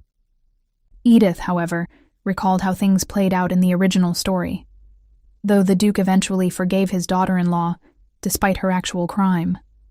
This memory gave her confidence, but her reaction only frustrated Killian further. He couldn't understand why his wife wasn't taking the situation seriously. Their tense conversation was interrupted by a knock at the door. Lennon, the Duke's secretary, entered the room with a stern expression. He informed Edith that Duke Rudwick was waiting for her. His face made it clear. He also considered her guilty. As Edith made her way to the exit, she advised her husband to relax his face. After all, deep down, she suspected he was secretly pleased to have found some kind of evidence. In the Duke's office, the interrogation began. A list from an arms dealer had been found in Count Reigelhoff's possession, and the Duke claimed that the handwriting on the document matched Edith's. But upon examining it, Edith immediately concluded that it had been forged. The Duke, in the presence of his 2 sons, dismissed the idea that his daughter-in-law was innocent, arguing that the mistake lay with her father. Edith, however, wasn't about to let this slide. She insisted that the issue wasn't about punishment. It was about her honor. She demanded that the evidence be compared to documents she had personally written, pointing out that she had never structured tables so sloppily. Whoever forged this document clearly had no clue how to format one properly. The Duke suggested that perhaps Edith had intentionally made it look clumsy, but she countered that if she had been trying to cover her tracks, she would have used someone else's handwriting altogether. She studied the document once more and noticed subtle differences between the fake and her real handwriting.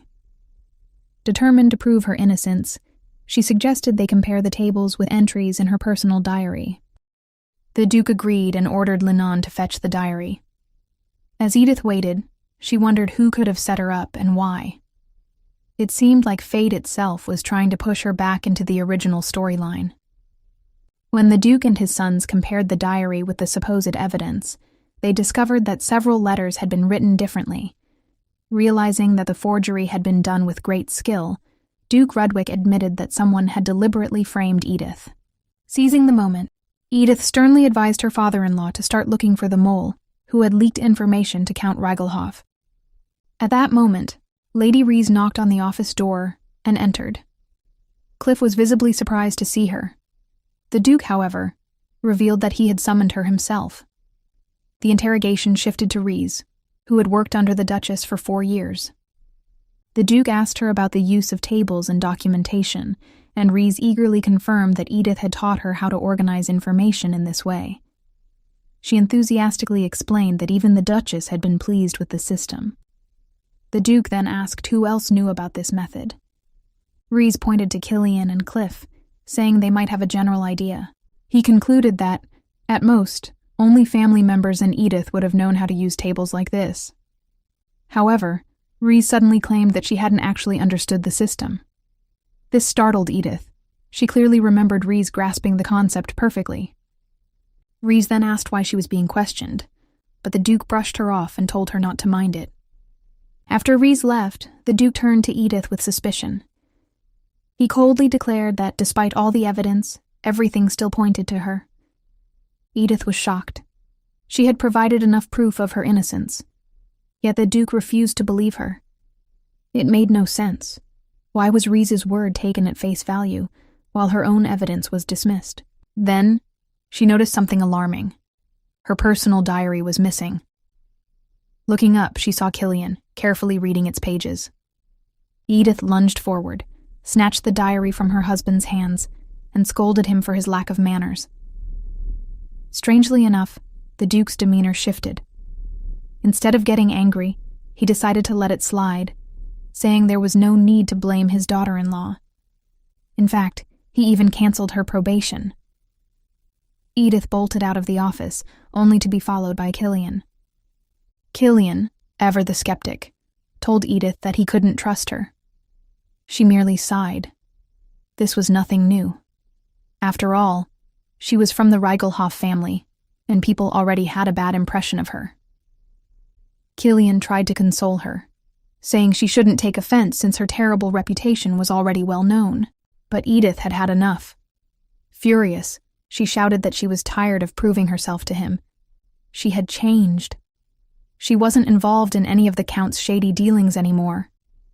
Killian, unimpressed, reminded her of her past deeds. Suddenly, flashes of her old self hit her like a storm, crashing parties, ruining fancy dinners, seducing noblemen, and even meddling in arranged marriages. It was a brutal wake-up call. She lowered her head in shame, realizing just how awful she had once been. Killian then offered to escort her to her chambers, but she refused. As Killian stood outside her door, A familiar blonde beauty, Reese, appeared in the hallway. She sweetly asked what had happened. Killian explained that the Duke had suspected Edith of stealing some important documents. Inside the room, Edith was eavesdropping. Her heart sank as she listened to their conversation. When Reese expressed shock that Edith was under suspicion, Killian admitted that the evidence was questionable. Edith couldn't bear to listen anymore. She knew her husband already doubted her, so why torture herself? Meanwhile, Reese worried that her testimony during the interrogation might have harmed Edith's case. She insisted on explaining herself to the Duke, but Killian stopped her. He said it was unnecessary. The case was closed, and the Duke had already chosen to forgive Edith. As Killian walked down the hallway, Edith's diary entries flashed through his mind. He recalled how she had written about her admiration for his looks, how she had gushed over his handsomeness. The realization hit him. Her thoughts were pure. She wasn't scheming. Frustration bubbled inside him. She had been unfairly accused. His anger only grew as he stormed toward Cliff, who was casually flipping through some documents. Without a second thought, Killian harshly ordered Cliff to join him at the training grounds. The next morning, Edith nervously knocked on Duchess' chamber door. Upon entering, she was met with a warm smile. The Duchess gently sympathized with her, saying that mental burdens were far heavier than physical ones. Edith stiffened. Did her mother-in-law also think she was guilty? But to her surprise, the Duchess took Edith's hands and reassured her with sincerity. She believed in her innocence. Edith was shocked. The Duchess continued, saying she had noticed how hard Edith had been trying to adjust to life in the castle. She understood because she too had struggled when she first got married. Edith was overwhelmed with emotion. Tears welled up in her eyes. No one had ever believed in her before. But before she could properly respond, darkness clouded her vision. She collapsed. A servant rushed to the training grounds, frantically shouting for Cliff and Killian. Lady Edith had fainted. Killian immediately stopped training. His brother looked puzzled at his intense reaction, but before anyone could say another word, Killian sprinted off, barely dressed in a hastily thrown-on shirt.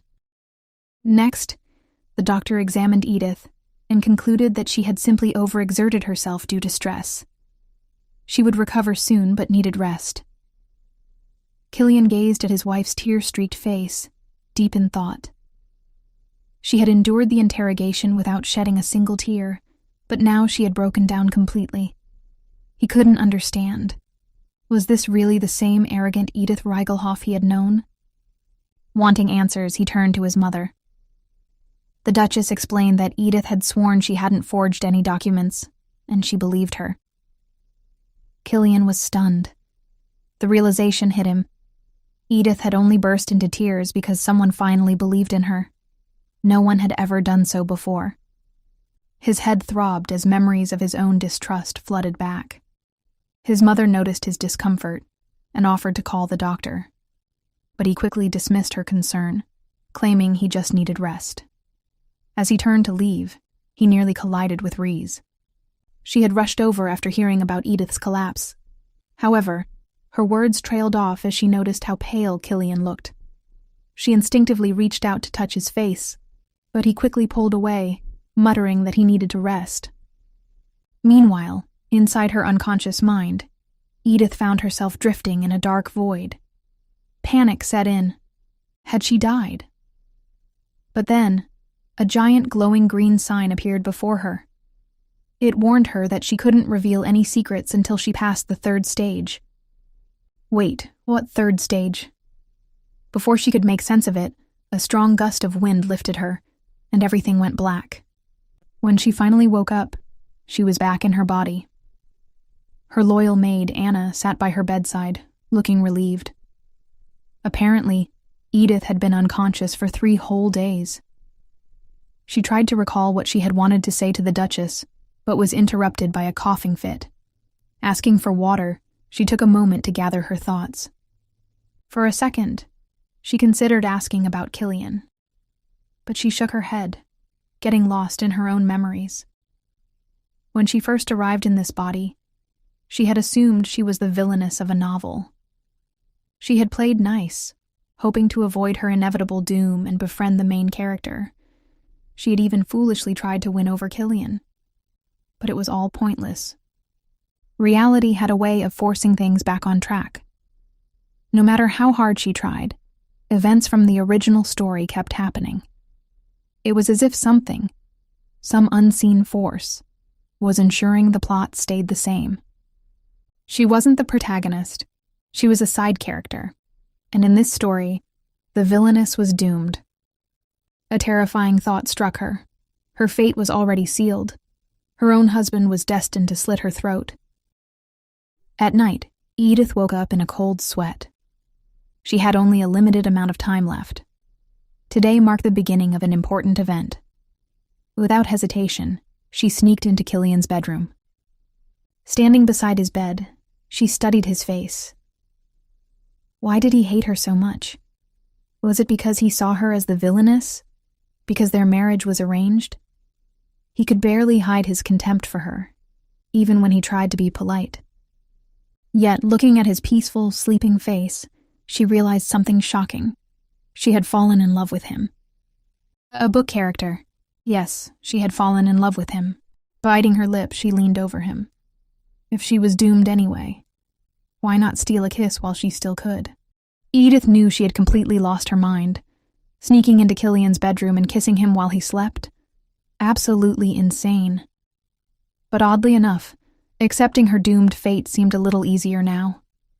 She braced herself, expecting Killian to wake up in horror, maybe even throw her out. Instead, his eyes opened, and he grabbed her wrist. Then, he smiled. Well, looks like you're too eager to keep up your little innocent act. Before Edith could process his words, he flipped her onto the bed, calling her a cunning little temptress. He dared her to seduce him properly, challenged her to act on the desires she'd been hiding. Then, as if to test her, he began unbuttoning his shirt. Edith's heart nearly exploded. Wait, are you actually going through with this? Killian stopped for a moment, his gaze unreadable. A single thought crossed his mind. Edith would never replace Reese in his heart. His feelings for his wife weren't the same. Still, he smirked and leaned in. Why ask now? You're the one who crept into my bed in the middle of the night. Before she could say anything else, his lips captured hers in a deep, teasing kiss. Then, in a husky whisper, he invited her to touch him, since she had been secretly watching him train. Edith's face burned with embarrassment. Wait, he knows? She stammered, trying to explain, but Killian pulled her even closer, guiding her trembling hand to his bare chest. You've dreamed of this moment, haven't you? He murmured against her ear. Are you happy now? His voice sent shivers down her spine, and before she could think, his hands brushed over her thigh. The next morning, Edith woke up in Killian's bed, her heart pounding as she realized last night wasn't a dream. It actually happened. Killian, noticing she was awake, casually scooped her into his arms and carried her straight to the bathroom, where a warm bath with flower petals awaited. She flailed. Put me down, I can walk. Killian only chuckled. Consider it a gift. After all, this is how a husband should treat his wife. As Edith sank into the warm water, her thoughts raced. Why was Killian acting like this? Last night he looked furious, yet now he was being gentle. The warmth of the bath did nothing to stop her growing confusion. In the novel, Killian's first kiss and innocence was supposed to belong to Reese. But last night, something changed. Was it pity? Or was it because Reese had started turning her attention toward Cliff? Before she could get too deep into her thoughts, Killian's voice snapped her out of it. Sorry for making you move around too much after you just recovered. His tone was softer than usual. You should take a few days to rest. Edith stared at him, stunned. Since the very first day of their marriage, Killian had been nothing but cold and distant. What exactly is going on?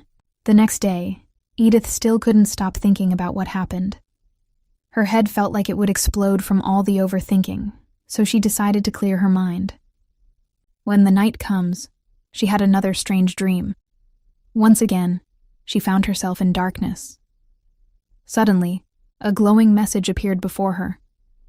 Special condition of stage 1, complete. Edith's eyes widened. Wait, what? The message continued. Author's authority has been reduced. Edith's mind reeled. What does that even mean? Another message appeared. Special test. Follow the novel's character's actions. Her stomach dropped. The system knows I'm not the real Edith. Slowly it clicked. Whoever controlled this world had a set path for its characters. The system assumed that, like any typical transmigrator, she would try to fix the original Edith's mistakes. Her mind raced. If the system expected her to act a certain way, then maybe she could outsmart it. But how much control did this author have? One thing was certain. The novel's events could be changed. Last night proved it. With newfound determination, Edith decided she wouldn't just accept her fate. She was going to fight back. Next day rolled in, and Edith visited Duchess Jessica's office. The moment she stepped inside, her mother-in-law beamed with relief. How are you feeling, dear? Edith gave a small smile. Much better. I'm sorry for worrying you. The Duchess sighed. You should apologize to the Duke instead. He was the most worried of all. Edith blinked in surprise. The Duke? Apparently, during the interrogation, the Duke realized he had been too harsh on her. He regretted his strict tone, and now felt guilty. Jessica patted Edith's hand. Don't take it personally. He spent years on the battlefield, so he struggles to be gentle. She then offered Edith the chance to quit working with documents if she no longer felt comfortable. Edith nearly laughed at the irony. If she had stolen those papers, quitting would have been the best option. But since she was innocent, she wanted to continue. She also knew someone had framed her, and there was no guarantee they wouldn't try again. So she made a request. She would work, but under supervision. Jessica thought for a moment. Baron Linon Vilch is looking for an assistant. Edith stiffened. Him. Linon was the Duke's trusted secretary. But Edith had a memory of him. During the interrogation, he had looked at her with a very strange expression. Still, she nodded. I accept. After leaving Jessica's office, Edith took a deep breath before heading to Linon's study. The moment she walked in, she felt an overwhelming sense of nervousness. Linon glanced up, raising an eyebrow. So, Edith began hesitantly, I'll be working under you from now on. Is that so? Without another word, he handed her a massive box filled with 3 years' worth of dusty receipts. Edith blinked. Why, did they look like they've been through a storm? Linon sighed. My last assistant quit in a fit of rage and threw them all over the floor. Then his eyes narrowed. Listen well, Lady Edith. I won't go easy on you just because of your title. If you think you can slack off, you'll regret it. Edith gulped. Oh no, what have I signed up for? Still, she rolled up her sleeves and got to work. Hours passed in complete silence, the only sound being the scratching of pens and the rustling of paper. Before she knew it, the sun had set. Linon stood up. That's enough for today. Edith frowned. Can I have more time? I want to finish this section. Linon studied her for a moment before nodding. You did well today. His words caught her off guard. No one had ever praised her work before, not even in her past life. Grateful, she smiled. Then I have only 2 requests, Baron. Be honest and competent. Linon watched her leave, his expression unreadable. Later that night, he attended a private gathering with Cliff, Killian, and Reese. As they dined, Cliff casually asked about Edith's new role as Linon's assistant. Killian listened in silence, curious about what Linon would say. Linon responded. Surprisingly, she's good at the job, sharp, focused, hardworking. Killian's eyes darkened. He had always believed Edith to be nothing more than a spoiled villainess. But now, for the first time, he wasn't so sure. Killian was also caught off guard by the sheer confidence of the Duke's secretary, Linon, who effortlessly showered compliments on Edith. Cliff instructed Linon to keep a close watch on her, hinting that his master would soon call him back. Once Lenon left the room, Reese blinked in surprise. I've never heard Lenon give out so many compliments before. Cliff smirked. Maybe he's fallen for Lady Edith. Killian's expression darkened instantly. Seeing this, Cliff continued teasing. Think about it. Lenon is single, and if he were to marry Lady Edith, Count Reigelhoff would be the laughingstock of high society. Killian's frown deepened. That's none of my concern. Cliff chuckled. Sure, it wouldn't hurt our family, but losing a capable secretary like him, that'd be unfortunate. Then, eyeing his stiff-as-a-board brother, he grinned. Wait a minute. Are you actually worried about your wife? Killian scoffed and looked away, refusing to answer. Afterwards, Killian strolled down the corridor. Lost in thought, a servant approached him. Master, the carriage is ready. Killian waved him off. Wait. His mind was preoccupied, specifically with Edith. He realized that her beauty was nothing like Reese's. They were two completely different kinds of women. Before he knew it, he found himself in front of Edith's room. The door was slightly ajar. He knocked. No response. Curiosity got the better of him, and he stepped inside, immediately greeted by the scent of roses. His eyes landed on a small table where two delicate dolls were posed as if kissing. Raising an eyebrow, he leaned in for a closer look. At that exact moment, Edith burst into the room and hurriedly blocked his view. What are you doing? She scolded. Entering someone's room without permission is bad manners. They're just a hobby, Edith huffed, and I don't show them to strangers. Instead, he sat down on her bed, only to regret it immediately. I just wanted to talk, he said. You've been doing well. Edith smiled. That's thanks to Mother. She sent me to work under Lynn Filch. The moment the words left her mouth, Edith stiffened, realizing her mistake. Lynn was the Duke's personal secretary. Of course, Killian already knew who he was. Killian, to her relief, ignored her blunder and calmly explained, The Filch family has served our house for generations. Viscount Filch helped my father in all matters, and the Duke entrusted him with an estate. After business in the capital, the Viscount passed responsibility to his son, Linon, whom my brother and I have known since childhood. Killian smiled slightly. When we were younger, Cliff and I trained with swords while Linon sat under a tree, always reading a book. Edith listened curiously as he continued. One day, after Cliff won a sparring match and left feeling victorious, I went over to Linon and suggested we train together instead. In a way, I'd say he's a good comrade of mine. Edith was stunned.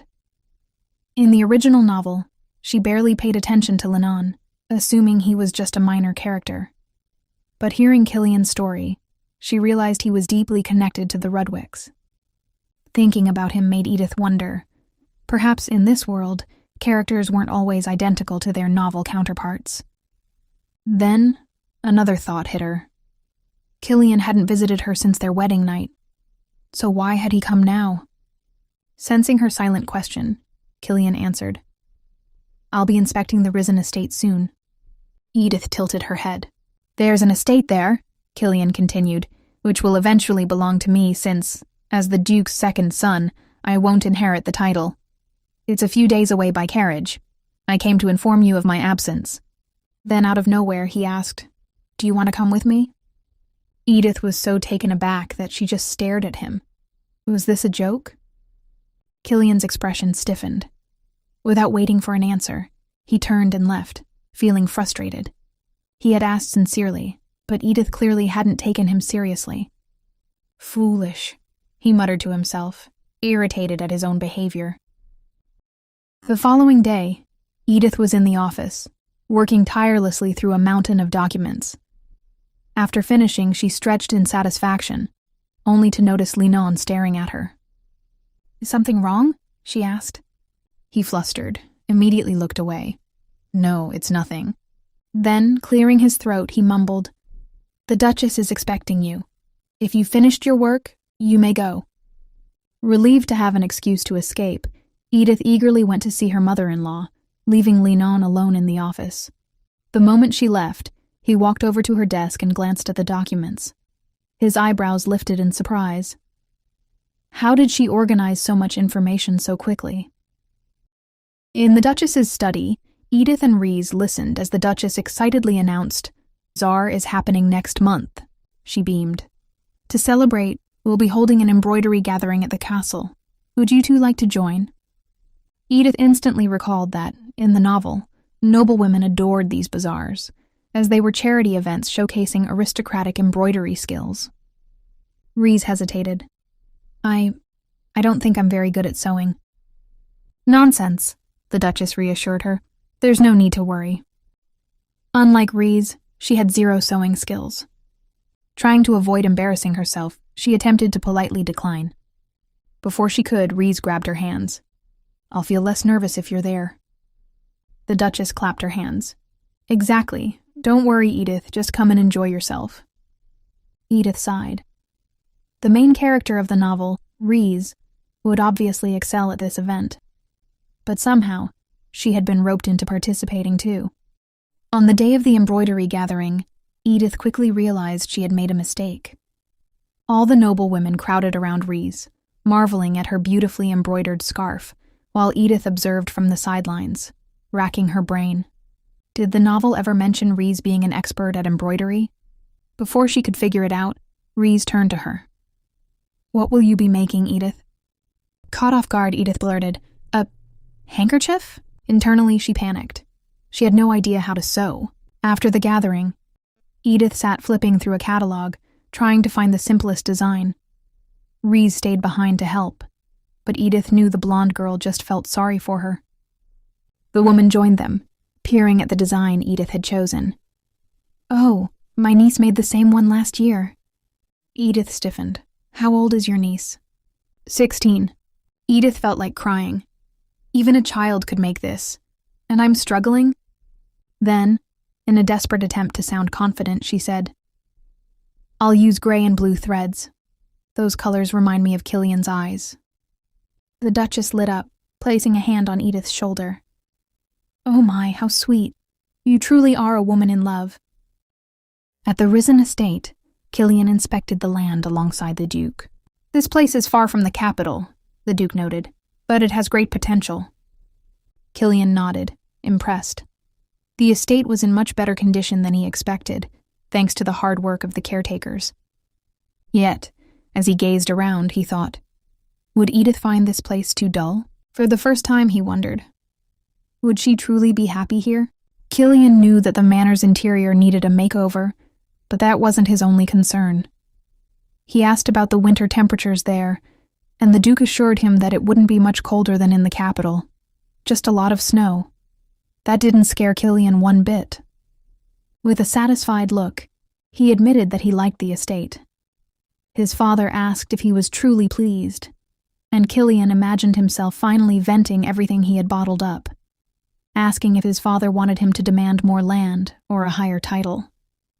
He could have reminded the Duke how he had always obeyed, even agreeing to an arranged marriage. But instead, he simply replied that he was fine with everything. His father, however, wasn't convinced. Killian added that he would take full control as soon as he received the title, and before the Duke could say more, he walked away. A few days later, the charity bazaar was in full swing, buzzing with excitement. Edith and Rhys were amazed at the vast selection of goods. Rhys joyfully pointed out the embroidered handkerchiefs, including theirs. But as Edith examined hers, she realized Anna had lied. It was far from magnificent. Meanwhile, Rhys's handkerchief sold quickly, thanks to a cute bow. Edith smirked, suspecting that Cliff had bought it. She decided to help him by secretly buying the rest of Rhys's handiwork, partly to support him, and partly to hide her own amateur attempt among the masterpieces.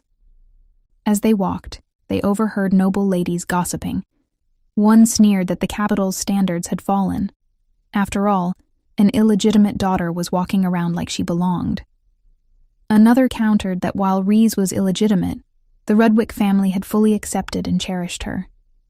Edith sighed. Some things never changed.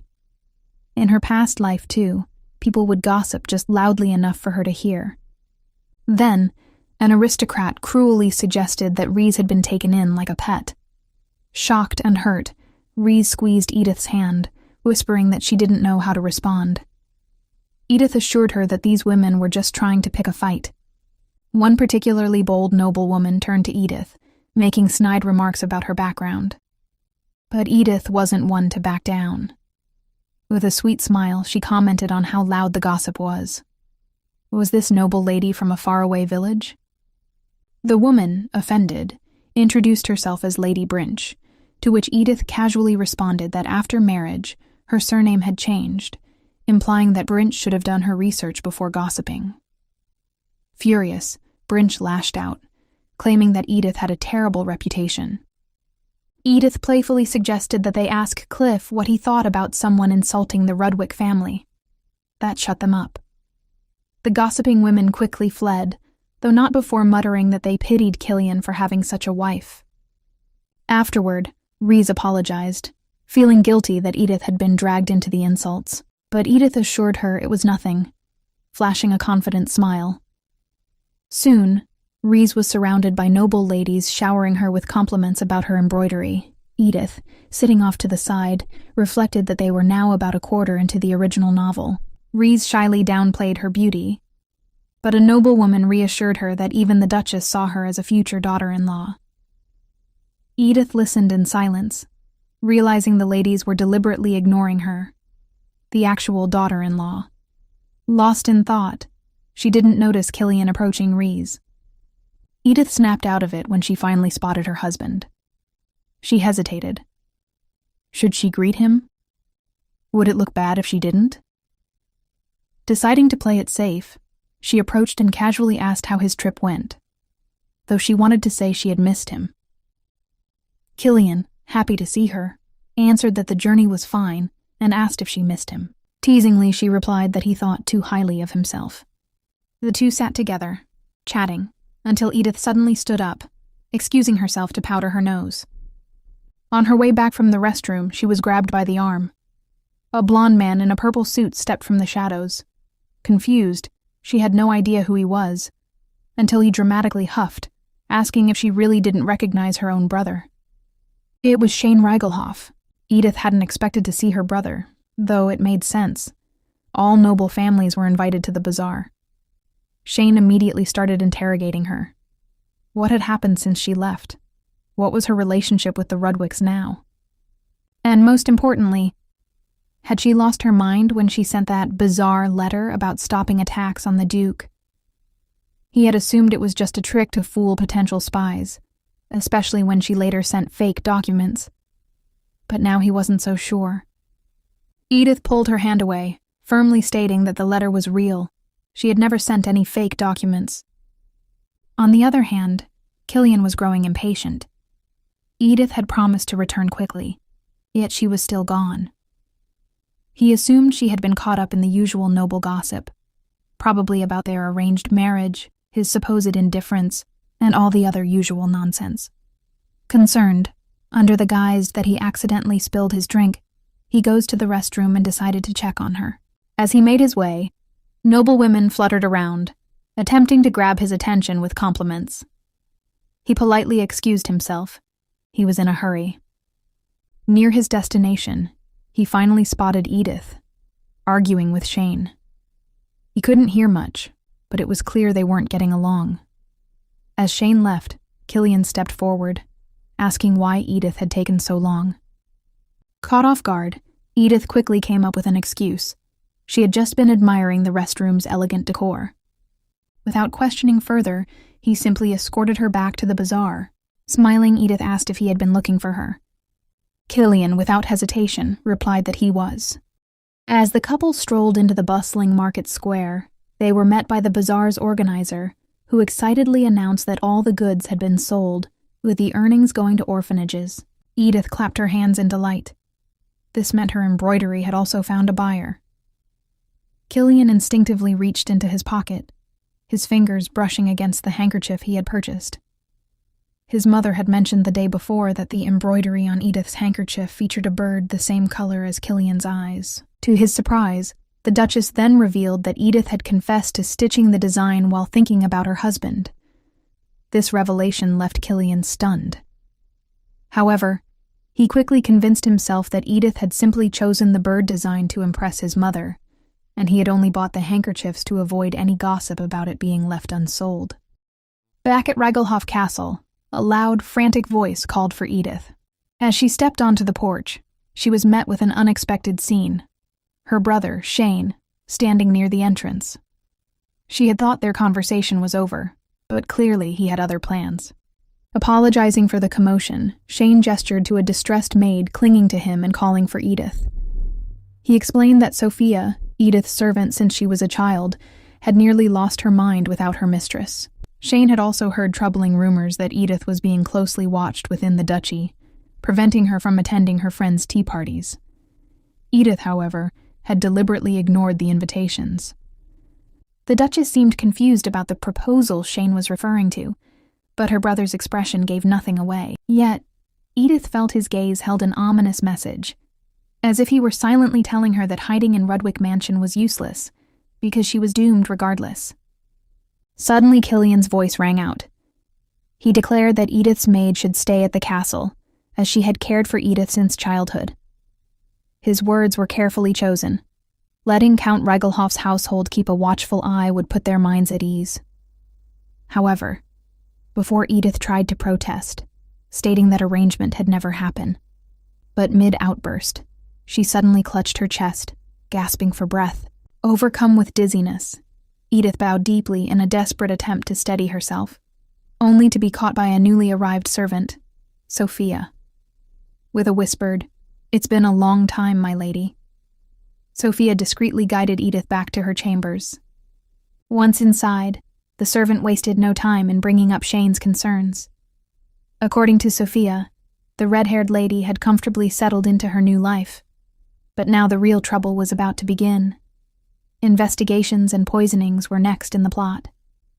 Sophia then asked if Edith had sent any documents lately. Edith confirmed she had not, which only confirmed Sophia's suspicions. Forged papers had been sent to Regelhof Mansion under Edith's name. Rather than dwelling on the grim implications, Sophia smirked and suggested Edith must be reminded to her rightful place. Before Edith could react, Sophia's demeanor changed. The maid ruthlessly struck her in places where bruises wouldn't show, forcing Edith to her knees. "I never expected such betrayal from you," Sophia hissed. Edith, despite her pain, firmly denied any treachery, insisting that she had only written a letter of warning because she knew Archduke Lanston's supporters couldn't be trusted.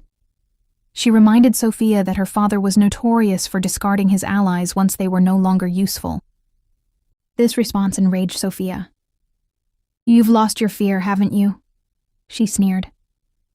"If the Regelhof family has no use for you, I'll kill you myself and pin the blame on the Rudwick family." When morning comes, Edith sat at her desk, trying to focus on her paperwork, but unable to forget the previous night's cruelty. Not only had Sophia beaten her, but she had also deprived her of food, saying that meals must be earned. Even an animal would understand what's expected in this situation, the maid had taunted her. Edith, however, had fired back. Funny hearing that from the Count's loyal dog. Sophia had frozen, fork halfway to her mouth. The tension snapped a moment later when she lunged at Edith, fists flying. "I'll shut that mouth of yours for good." Edith knew all too well that Sophia's treatment of her wasn't random. It had been foreshadowed in the story she had once read. Now she was living through it firsthand.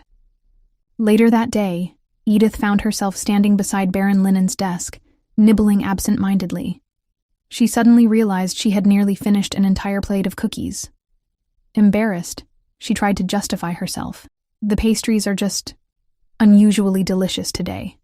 She even offered Linen the last one, but he declined. "I don't like sweets," he stated plainly. As Edith studied him, she realized he truly did seem like someone who preferred bitter and bland food. Yet, she also couldn't help but notice that Linen looked particularly handsome today. She considered taking the last cookie herself, but Linen offered to call for another plate. She declined, only to regret it deeply later. By the evening, she learned that the Duke's secretary would be leaving on a business trip for a week. This meant she'd be left alone with Sophia, and the mere thought of enduring the maid's bullying without reprieve made her stomach churn. During her probationary period under house arrest, Edith had developed a habit of eating in her room, alone. The castle staff had grown accustomed to it, and now nobody thought twice about leaving her to dine in solitude. Not even Killian came to share a meal with her. As she brooded, Edith realized all her suffering could be traced back to one terrible day, the day Killian brought Sophia into Rudwick's mansion from the Rigelhoff estate. He should have listened to me instead of trusting Shane, she thought bitterly. Her stomach growled. She groaned, realizing she was hungry, but too lost in gloomy thoughts to do anything about it. Determined to clear her mind, she got out of bed, deciding to take a walk in the fresh air before Sophia arrived to start another round of torment. At the same time, in the corridors, Sophia rolled a cart down the hall, deep in thought. Edith had changed. She had once been so easy to control, fearful of even a simple slap. But now, she didn't flinch. She looked her tormentor straight in the eye without wavering. Sophia smirked darkly. Well then, she thought, I'll just have to erase that defiant look from her face. Just then, a sweet, feminine voice called out, inviting Lady Edith to tea.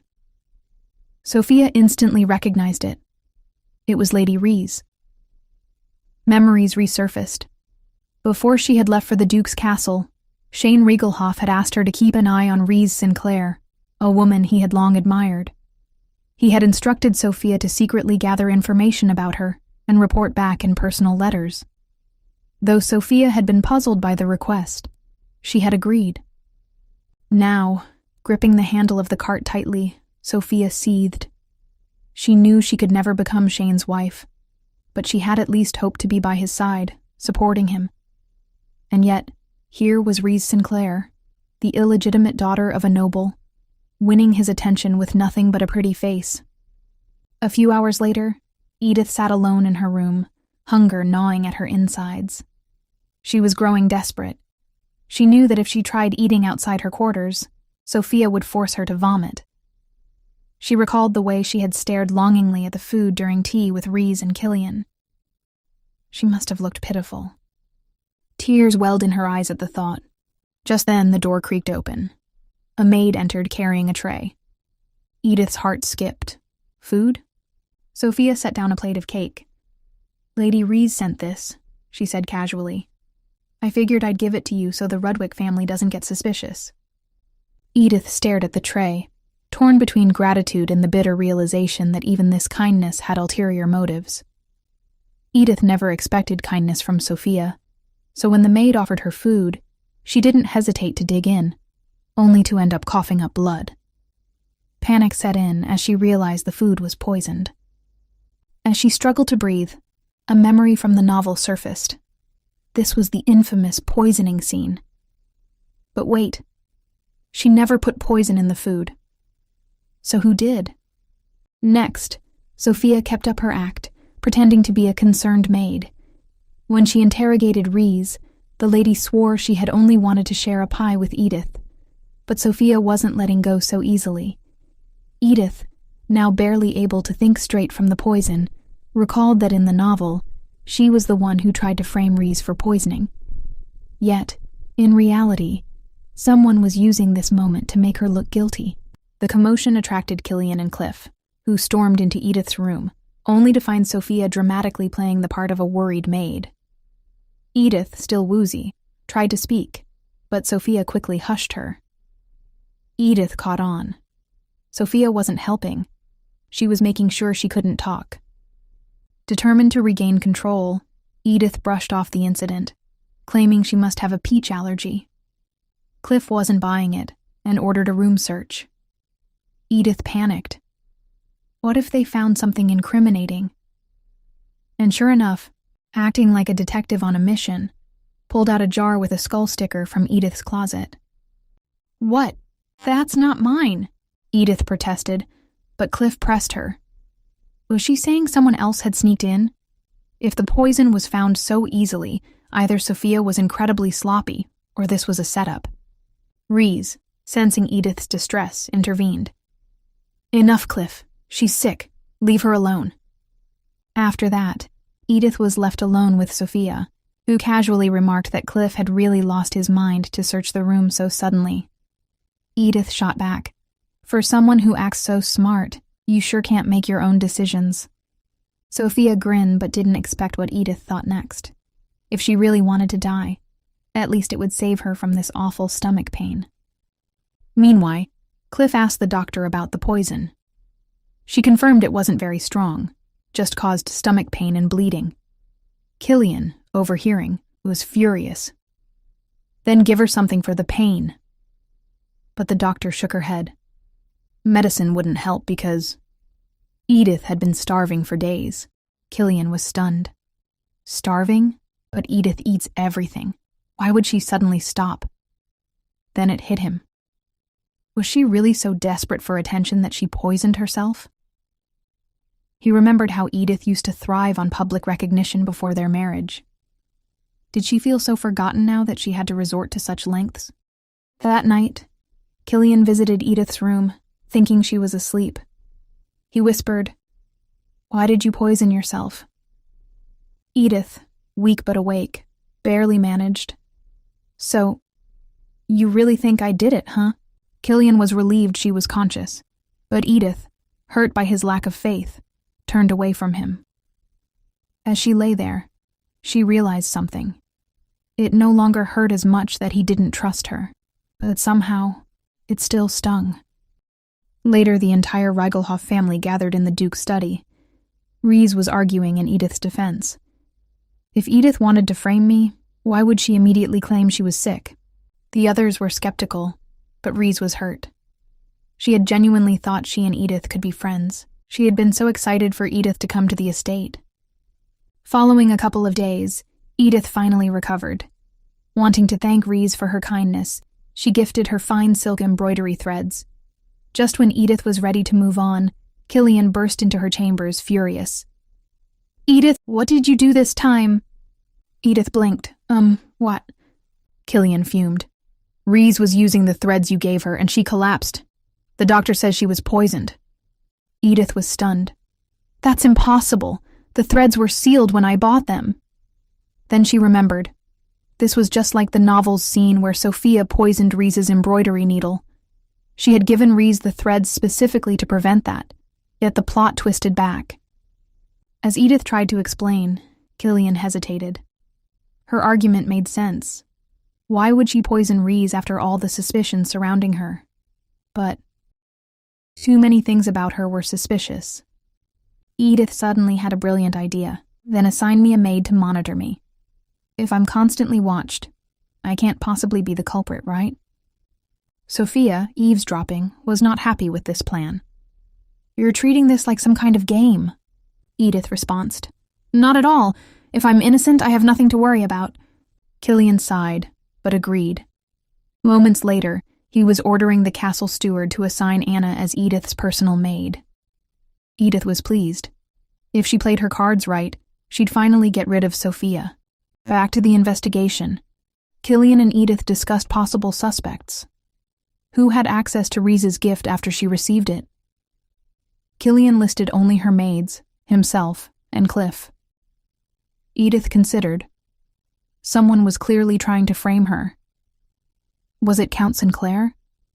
His children had tried harming his illegitimate daughter before. Or was Count Reigelhoff behind this?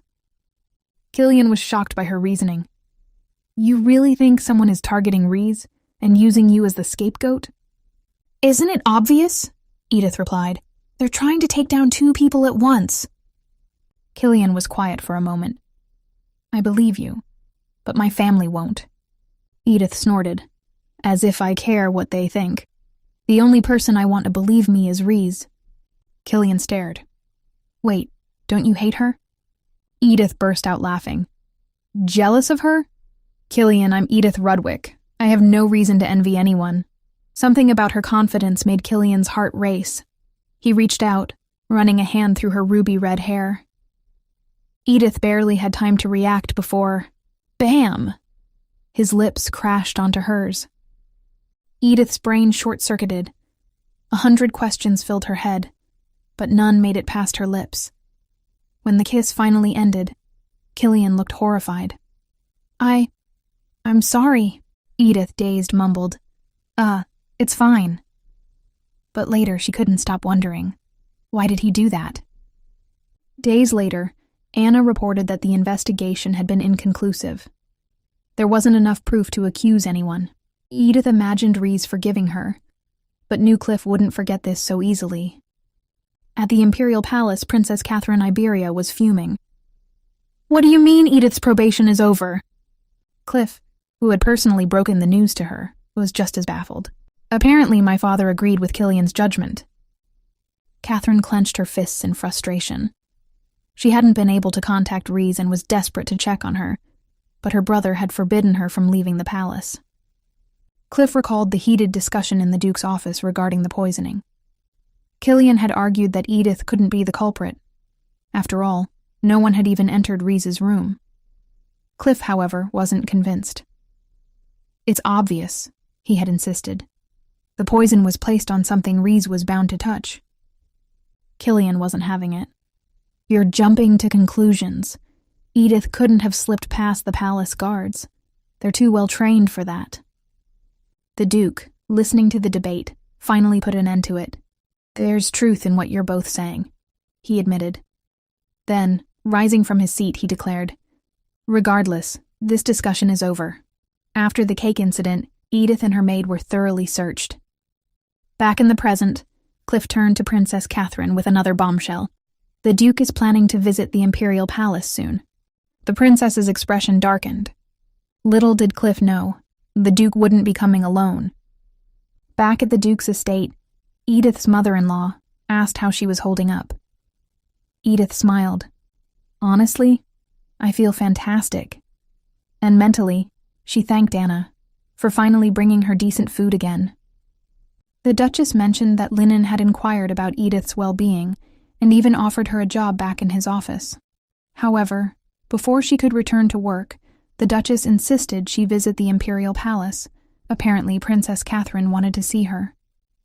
Edith found herself in a carriage alone with the Duke, and she could hardly believe her luck. In the original novel, not only did Edith never ride in the same carriage as her father-in-law, but she was also never allowed into the Imperial Palace. However, as they neared their destination, her excitement turned into anxiety. Why had Princess Catherine summoned her? The Duchess had assured Edith that the royal family had always treated the Rudwicks well, and now they were simply interested in her. While her mother-in-law saw this as a good thing, Edith had a gut feeling that trouble was brewing. After all, the Emperor's sister was notorious for disregarding etiquette and doing whatever she pleased. The princess was known for her short hair, her refusal to wear dresses, and her free-spirited nature. She only ever listened to one person, Rhys. Edith had actually liked Catherine's rebellious nature, but meeting her in person, that was a different story. Edith glanced out the carriage window, hoping that the princess's straightforward personality would work in her favor. She remembered that Catherine had fallen for Rhys despite once being jealous of her relationship with Cliff. If Catherine could grow to cherish Rhys more than Cliff, maybe Edith had a chance of winning her favor too. Unfortunately, as soon as she arrived at the Imperial Palace, her hopes crumbled. The tension in the air was thick. Edith couldn't even greet the princess properly until Catherine acknowledged her first. Finally, the princess spoke. "You're the daughter of the Reigelhoff family, aren't you?" Edith corrected her. "My name is Edith Rudwick." Catherine shrugged. "Not important. And just so you know, we're not having tea at this meeting. I hear you have a habit of poisoning people." "Oh, great." Cliff had already spilled everything to the princess. Edith quickly denied ever using poison, but also admitted that she had no way to prove her innocence. "I don't understand why your highness believes in rumors," she added cautiously. Catherine smirked. "Don't get ahead of yourself. Your marriage to Killian was a business deal, and the Duke would never give up the chance to be connected to the Count of Reigelhoff." Edith calmly replied that she understood, but the princess didn't buy it. With a teasing smile, she accused Edith of being a power-hungry schemer who dreamed of taking the throne. Edith firmly denied it, insisting that she respected the princess. At that moment, she recalled a key scene from the second part of the novel. After suppressing a rebellion, Catherine had disguised herself and walked around the city with Rhys. It was the first time Catherine ever wore a wig and tried on a dress, and from that moment on, she started taking her imperial responsibilities seriously. Edith had once admired Catherine's fearless nature, her ability to ignore what others thought and live freely.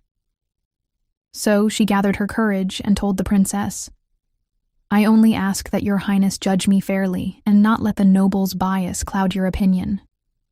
Later, back at the ducal castle, Edith couldn't stop worrying about how she had presented herself to the princess. Did she completely embarrass herself? She decided it was time to stop getting flustered by pretty people and focus on thinking clearly in critical moments. Determined, she headed to the Duke's office to resume work, only to be grabbed by someone. "Sophia." The maid clutched Edith's throat, her voice low and threatening. "This is your last chance," she hissed. "Steal the Duke's tax records or die." Edith's mind raced. Was this some kind of sick joke? Sophia sneered. "I thought you finally came to your senses when you accepted those embroidery supplies. But no. You tricked me, and the poisoned thread had nothing to do with you, did it?" Edith realized that Sophia had nothing to do with the poisoning incident either, but that didn't make her any less dangerous. The maid leaned in. "If you refuse, I'll make your life a nightmare. And don't even think about exposing me, because once Killian finds out what kind of person you really are, he'll leave you and run straight back to Rhys." Edith clenched her jaw. "You think you can manipulate me, but I can predict your future, Sophia. The Rigelhoff family is doomed no matter how hard you try. Even Shane Rigelhoff, your beloved master, won't escape his fate." A while later, Edith arrived at Linen's office, apologizing for her tardiness due to the trip to the palace. Linen assured her that everything was fine and suggested they get to work since the documents had piled up in her absence. As she dove into her work, Edith once again found solace in the rustling of papers and the smooth glide of her pen. It was a comforting, familiar place, the safest she had ever felt, both in this life and her past one. When Linon complimented her on her organization skills, she blushed, pleased by the praise. But as she flipped through a stack of papers, she noticed a small ink stain on one of them. For some reason, that tiny imperfection made her eyes well up with tears. Linon noticed immediately. He stood up, took out a handkerchief, and gently wiped away her tears. "You don't always have to be so strong," he said. Outside the office, Killian happened to walk by. The door was slightly ajar, and he caught a glimpse of Linen dabbing away Edith's tears. Later that evening, Killian showed up unannounced in Edith's chambers. He sat on the bed, eyeing her curiously. "Why haven't you come to my room after work?" Edith blinked. "What?" Killian leaned in. "Didn't you enjoy our last night together?" Edith's face turned bright red. "What?" Unbothered, Killian smirked. "Usually you seduce me to prove your innocence." Edith was beyond mortified. I did no such thing." Killian raised an eyebrow. "Then what do you call sneaking into my room and kissing me?" Edith's brain short-circuited. "That was a misunderstanding." Killian wasn't convinced. "So you weren't satisfied and went looking for another man?" Edith finally realized. Her husband was drunk. Then his gaze darkened. He reached out, tracing a mark on her neck. "What's this?" Before Edith could answer, Killian turned her around, pulling her nightgown down slightly. His jaw clenched at the sight of multiple bruises on her back. "Who did this?" he demanded. Edith remained silent. The next morning, Edith was still deep in thought when Anna, her maid, asked why she looked sad. Edith sighed. "I actually slept too well last night." The reason? After Killian discovered the bruises. He had apologized for losing his temper. But Edith said that everything was fine, because it was the wife's responsibility. She suggested that her husband stay and spend the night together. Killian replied that he was not an animal to pounce on a wounded woman, then immediately left. That night, while Edith was sound asleep, someone gently applied medicine to her bruised back. Only 2 people knew about those bruises, Sophia and Killian. Which meant Killian had secretly come back to treat her wounds. When Edith woke up and realized she had missed the moment, she was completely distraught. How could she sleep through something so important? But before she could dwell on it, the door to her chambers suddenly burst open. Killian stormed in, bringing an assistant with him. His expression was unreadable as he declared, "Urgent business." Then, just as dramatically, he ordered someone to be brought in. Moments later, Sophia was shoved inside. The maid gasped in outrage. "This is unacceptable. I am a servant of Count.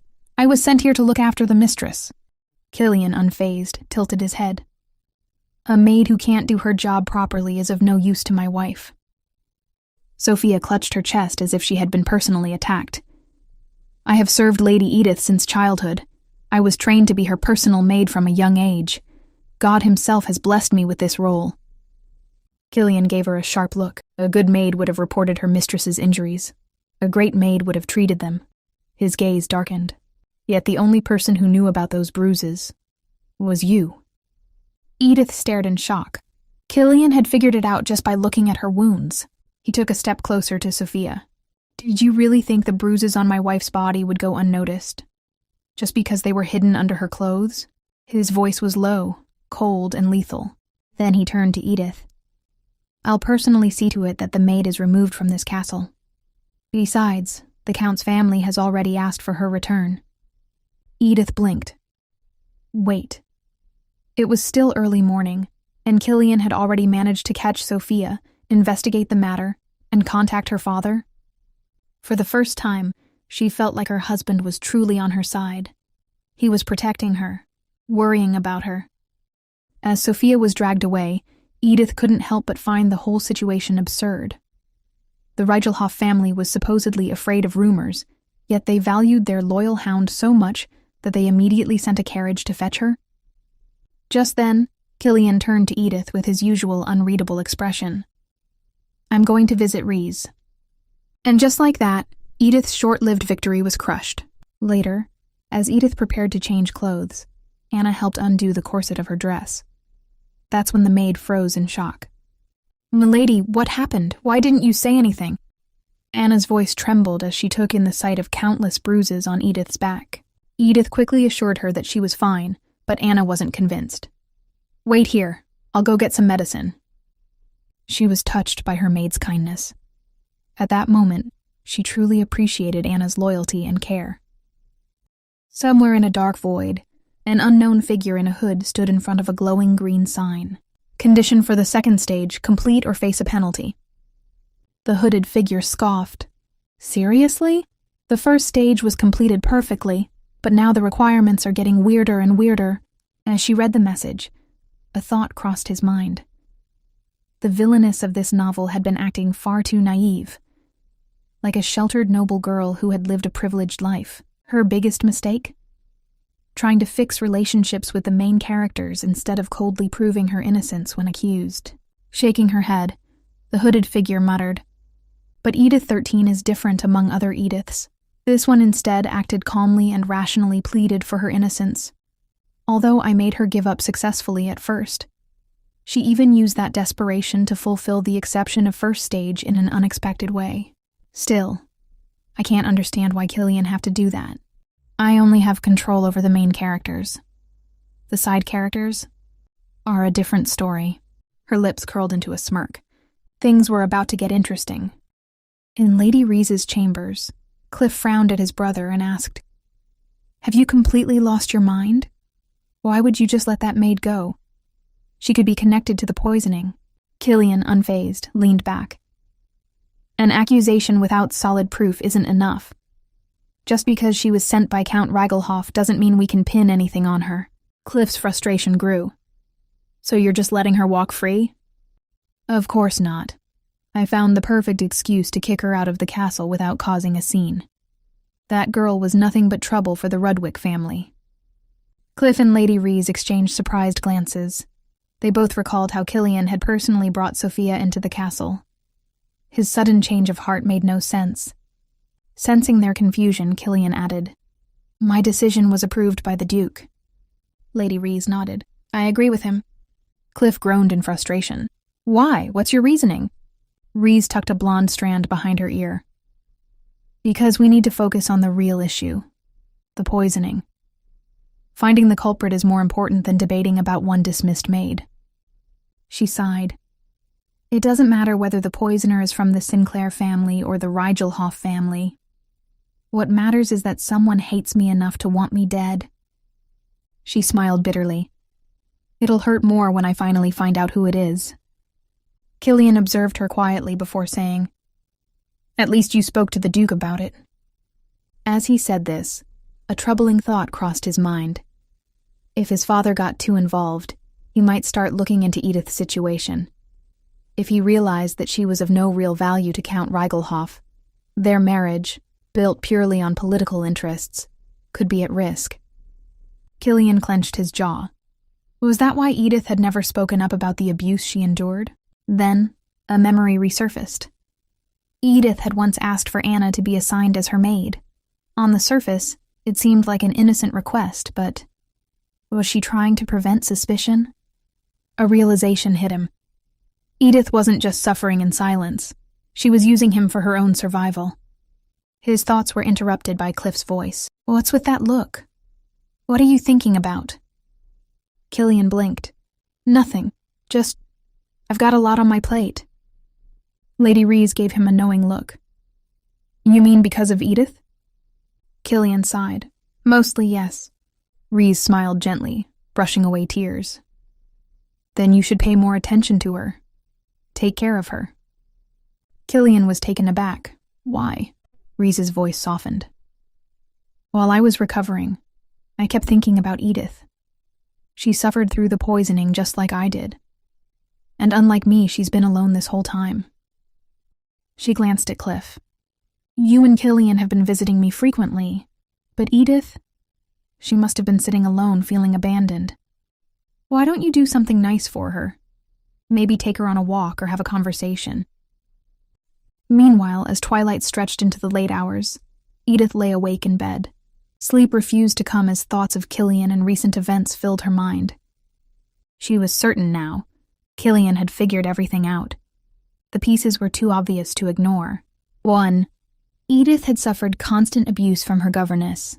2. As soon as Sophia was exposed, a Rigelhoff carriage conveniently arrived to fetch her. Killian must have understood the whole picture by now. Yet instead of throwing her out, he had sent Sophia away. Was this sympathy? Edith sighed. She wasn't afraid of being cast out of the estate. After all, according to the original storyline, she played a far more important role than a mere maid. But something still nagged at her. Sophia wasn't supposed to leave just yet. She had a part to play in several upcoming events. How would her early departure affect her fate? Edith leaned against the table, her thoughts racing. No, she couldn't rely on Killian's sympathy. She still didn't know how much he valued her. If she wanted to keep things peaceful within the Rudwick family, she had to continue proving she was harmless. She had to change Killian's opinion of her, no matter what. Right now, he probably believed she had seduced him out of desperation. She had to correct that. Killian's persistence versus Edith's rejections. The next morning, Killian approached Edith with an unexpected suggestion. Would you like to have a small tea party with me? Edith blinked. Then, to his surprise, she refused. Killian frowned. Did I catch you off guard? The next day he tried again. I know you've been eating alone in your room, he said. Join the family dinner tonight. Once again, Edith shook her head. I don't want to cause unnecessary conflicts. Killian sighed. He had to admit she had a point. His father was already wary of her because of the poisoning incident. The following afternoon, he made another attempt. The weather's great today, he said. Let's take a walk. Edith glanced up from her book. I appreciate the invitation, but I'd rather stay in my room. The sun's too strong. Killian closed the door behind him, feeling frustrated. Did she not want to be around him? Was he doing something wrong? Or, his mind took a darker turn. Was Edith still the manipulative and treacherous woman everyone believed her to be? Then again, she was also different from the awful rumors society spread about her. He had once decided to judge her based on his own experiences with her. But nothing was as simple as he expected. He should try again later. Just as he was lost in thought, the door to Edith's chambers swung open. She stepped into the corridor and stared at him in confusion. "Weren't you supposed to be on a walk?" she asked. Killian, caught off guard, blurted out the first thing that came to mind. "Do you want to eat strawberry pie?" Edith blinked. Wait, was he talking about that famous pie? The one Anna had told her about? She could already imagine the sweet, flaky crust and the rich strawberry filling, but she quickly shook her head. "I've already gained a bit of weight lately," she said. "Enjoy it without me." Then, before he could argue, she turned and hurried down the corridor. As she walked, she scolded herself. She couldn't afford to get too comfortable. She had to keep playing the role of the quiet, sensible wife who wanted to be left alone. 3 days later, a shocking conversation. Edith found herself in Lady Reese's chambers. Reese took one look at her and asked, "Are you sad because of Killian?" Edith was stunned. "What? No." Reese smiled knowingly.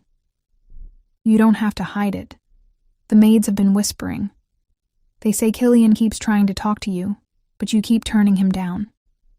Edith sighed. Servants do love to gossip. Marriage is their favorite topic. She hesitated before adding, "I think I may have given the wrong impression before. I'm actually grateful to my husband, not upset with him." Reese tilted her head. "Then why are you pushing him away?" Edith took a deep breath and tried to explain gently. Killian wasn't just any nobleman. He had given up so much for the sake of the duchy. But Reese had a different opinion. She believed that while arranged marriages weren't necessarily bad, they were a disaster when the two families were at odds. Edith smiled, insisting she didn't want her husband to pay attention to her just out of obligation. But was Killian actually testing her? The blonde girl strongly disagreed. Still, Edith stood her ground.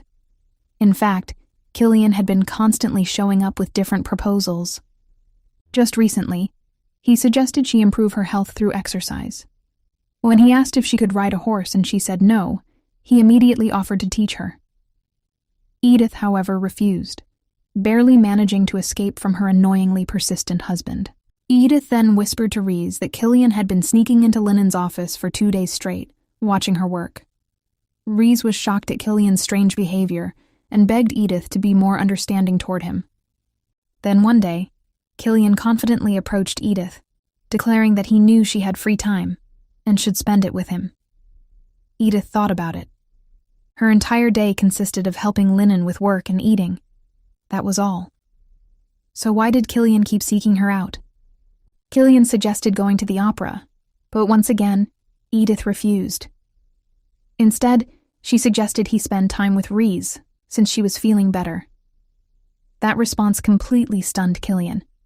But Edith was unfazed. After all, everyone knew how close he and Reese were. It didn't bother her in the slightest. Yet that made Killian angry. He demanded to know what she really thought of him. At first, Edith replied simply, he was her husband. But then she paused. If Killian was truly testing her, she needed to respond differently. She finally clarified. Yes, he was her husband, but only on paper. Killian was clearly not happy with that answer. The ruby-haired girl looked down and admitted she understood. They had a marriage of convenience, after all. Edith continued, saying that she knew this marriage was like a chain around Killian's neck, preventing him from being with the woman he truly loved. In her mind, Edith wondered if Killian saw her as nothing more than a jealous, spiteful woman who had latched onto him like some scheming villainess. But Killian wasn't done. He was furious at the idea that she only saw him as her husband on paper. He bluntly asked if she simply didn't want to spend time with him. Or, could it be, was there another man? Killian suddenly accused her of having feelings for Lennon Filch. Edith was absolutely speechless. What was he even saying? Killian turned to leave, thinking he was the only one in this room who actually cared, the only one who was feeling jealous. He realized he didn't like this at all. Edith, meanwhile, looked at her husband's troubled expression and realized this wasn't just a test anymore. Reaching out, she placed her hand on his.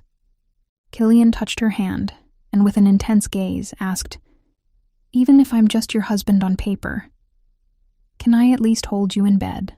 Edith gasped, yanking her hand back in shock. But Killian wouldn't let go. He leaned in, whispered an apology for his behavior, and kissed her. Edith didn't resist, but deep down, she knew this was dangerous. If things continued like this, misunderstandings would follow. Then, Killian kissed her neck, sending shivers down her spine. She mentally scolded herself. How could she let this happen? Because if she did, he'd just turn around and say she seduced him again. Suddenly everything went dark. A glowing green message appeared before her eyes. The system had updated. The second stage conditions had been met. The message changed again. Exclusive rights obtained. Author's control weakened. Edith's eyes widened. "Wait, I think I finally understand how this works," she shouted. If sleeping with her husband made things easier, then another message appeared. 10 of Killian's proposals rejected. Edith froze. Wait, was someone messing with her? Was the system forcing her to toy with her husband's feelings? She laughed to herself. Well, at least she had completed the second stage. Now she was just curious. Was Killian upset about it? Far away, a hooded figure was fuming. How did she pass the second stage so quickly? She muttered in frustration. Rejection. 10 times. To someone you love? Impossible. He thought of Reese and Cliff. A true lover would do anything for their beloved, even accept ridiculous demands, just for the chance to be close to them. The mysterious figure had never seen a version of Edith who could pass the second stage. That meant something had changed, and worse, her influence over the story was slipping. What if Edith reached the third stage? If that happened, the story would lose its pre-written path, and the characters would take control of their own fates. That meant the blonde beauty everyone adored would grow old and die like a normal person. The system demanded a new condition for the third stage. The hooded figure tried again and again, but every attempt was rejected. She was running out of options. And then it hit her. If Edith was going to break the system, then she had to be eliminated. Not by her hands, of course. Back in reality, Killian gazed at Edith in bed and asked if she was feeling all right. Edith, still processing everything, simply nodded. I wasn't expecting much, she admitted. Killian smirked. Muscles grow through training, he whispered in her ear, and your body is even more amazing than mine. He kissed her forehead, leaving Edith completely stunned. Had the story changed? She smiled slightly and teased.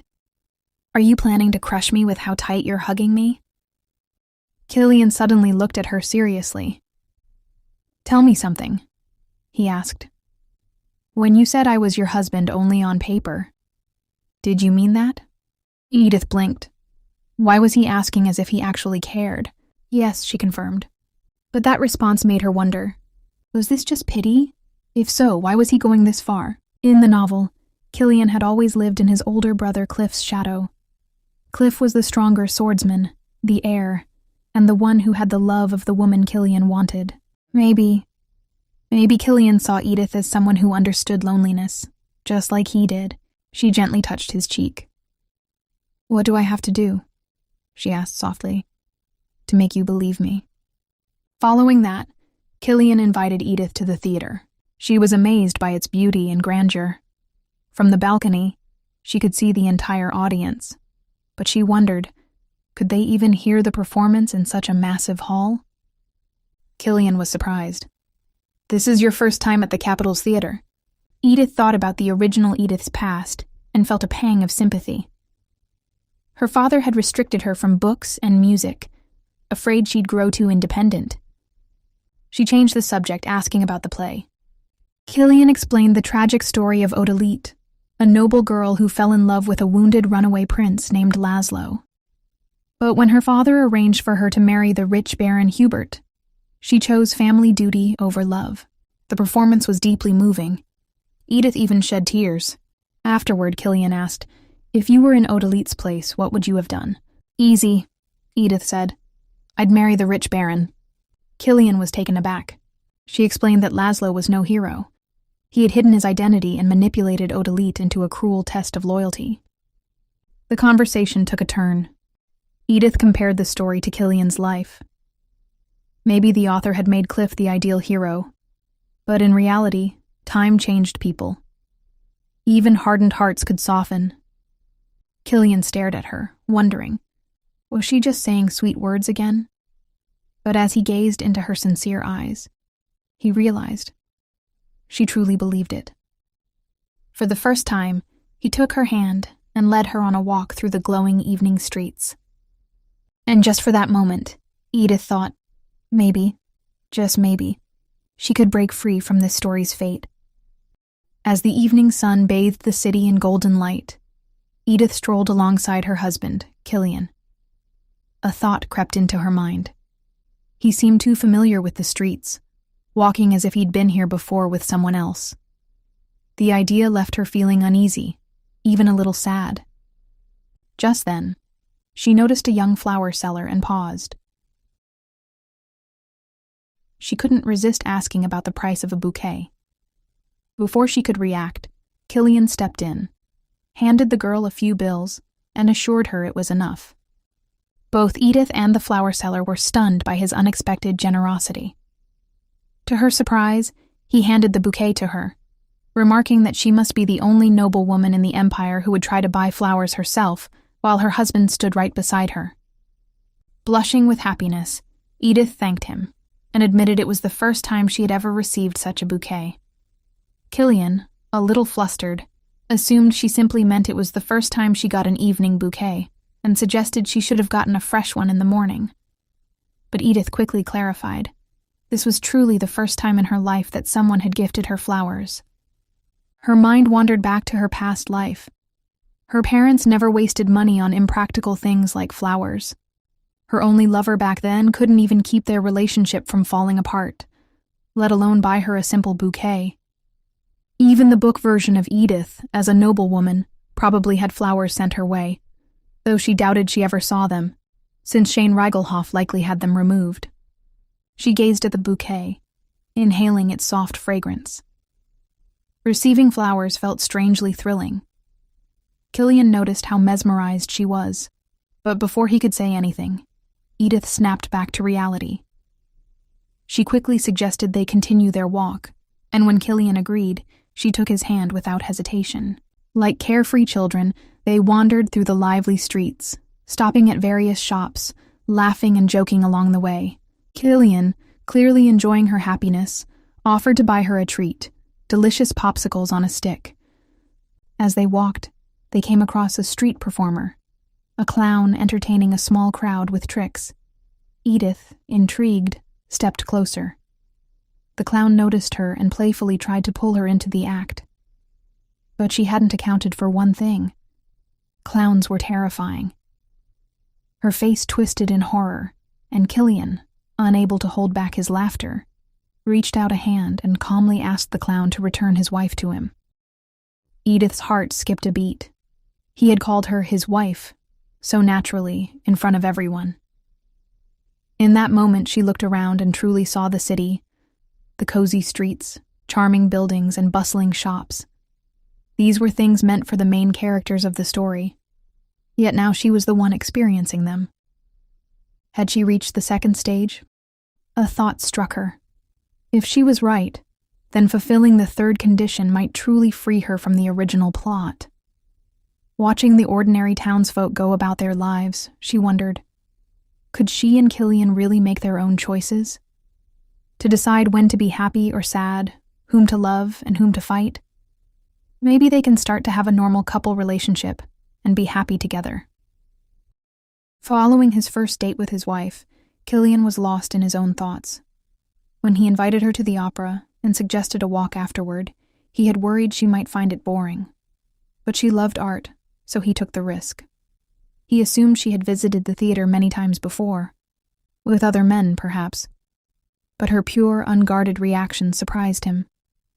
Her joy during the performance, her astonishment at the bouquet. It was as if she had never experienced these things before.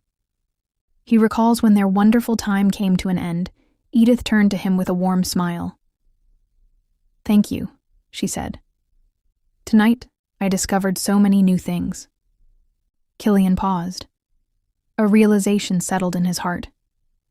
He was glad that so many things in Edith's life were happening, for the first time, but only with him. What's this unknown feeling? Am I going crazy? Still, I couldn't help but like it. Late at night, a soft, hesitant voice called out to Killian. It was Reese. She figured he was exhausted from working too much, but in reality, Killian had been so caught up with Edith that he hadn't given Reese a second of his attention. Feeling guilty, he immediately asked what was wrong. With a nervous expression, Reese finally spoke. A maid had seen Lady Edith tampering with a needle and thread, smearing it with poison. Killian froze. Poison? Edith? That was already shocking. But then Reese dropped another bomb. The information had come from a maid who mysteriously disappeared, and Cliff was making his every effort to find her. Killian's temper flared. How did Cliff even know about this? And why had the maid stayed silent until now? Unfortunately, Reese had no answers.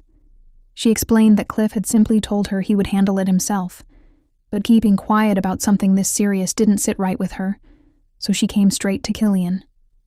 After a moment of silence, Reese hesitantly asked if this was all just a misunderstanding, because Edith would never do something like this, right? Killian, of course, immediately defended his wife. But there is a voice in his head, as if telling him that he couldn't help but suspect that this was another one of Edith's infamous tricks. Just then, a strange noise echoed through the corridor. Killian's sharp instincts kicked in, and he turned to Reese. "Did you hear that?" he asked. But when they looked around, there was no one else in sight. Shrugging it off, he returned to the conversation. Thinking aloud, Killian reasoned that Count Reigelhoff wouldn't have ordered his own daughter to harm Lady Reese, considering how little influence she had in the Duke's household. Jealousy could be a motive. But Edith wasn't the type to act out of petty spite. No, something didn't add up. Sighing, Killian turned back to Reese and reassured her. The maid was probably forced into silence, which meant their enemy had access to the duchy's servants. That was a serious problem. He announced his plan to interrogate the manor staff, but before he could take action, Reese quickly protested. Causing a commotion over this wouldn't be good. Killian merely smiled and draped his coat over her shoulders, remarking that it was getting colder in the mansion. Then, with a charming smile, he asked if she would let him know if Cliff ever decided to investigate Edith on his own again. "But don't tell my brother I asked," he added playfully, "or he'll keep everything a secret from you." Reese hesitated, but eventually agreed. Killian nodded, stating that it was late, and he was exhausted. He was heading to bed. As he turned to leave, Reese suddenly called out to him. Killian glanced back. "What is it?" he asked. She opened her mouth, but in the end, all she could say was, "Good night." 3 days later over breakfast, Killian sat at the table in Edith's chambers, enjoying a peaceful breakfast with his wife. Peaceful for him, at least. Edith, on the other hand, was far from pleased. He had been eating with her for several days in a row now. Something was definitely up. Forcing a pleasant smile, she gently reminded him, "Didn't you say you had a lot of work to do?" Killian simply smiled back, called Intense my wife in the sweetest voice imaginable, and casually replied, "Oh, I finished all my work ages ago." "Excuse me, sir? Since when did you act like this?" Her face burned with embarrassment. How was it even legal for someone to look that attractive while casually dropping such lines? Taking a deep breath, she gathered her thoughts and spoke seriously. "No, really. What's going on? You've been acting strange lately." Killian blinked in confusion. Strange? Isn't it normal for a married couple to have meals together? At that moment, something clicked in Killian's mind. Was this how Edith had felt all along, constantly being ignored by her own husband? A wave of guilt washed over him. "I've been in the wrong for a long time," he admitted, "but I want to make things right." He met her gaze, sincerity clear in his expression. "Can we start over? I'd like to get to know you better." Edith's heart skipped a beat. She barely recognized the man sitting before her. Was this really the same person who, at their wedding, wouldn't even let her touch him? Who had coldly slipped on his own wedding ring as if she wasn't even there? Still, she was grateful for his words. Maybe, just maybe, he really had changed. But then Killian said, "Oh, and just to be clear, you're still the prime suspect in all this." Killian quickly clarified, "Don't get me wrong. Every day, it's becoming clearer that you're innocent." Edith thanked Killian for believing her. What a roller coaster of emotions for me, though. Then, as if he hadn't just toyed with her sanity, Killian reached across the table, took her hand in his, and said smoothly, "I want to know everything about you. What you love, what you hate, what makes you happy." Edith squinted. Was he flirting? That's when it hit her. This felt just like a novel where the main character was surrounded by obsessive male leads. Before she could respond, Killian gently lifted her hand. "I don't want to miss anything when it comes to you." His words sent an unexpected shiver down her spine. She suddenly felt overwhelmed. Sensing her discomfort, Killian immediately asked, "Are you okay?"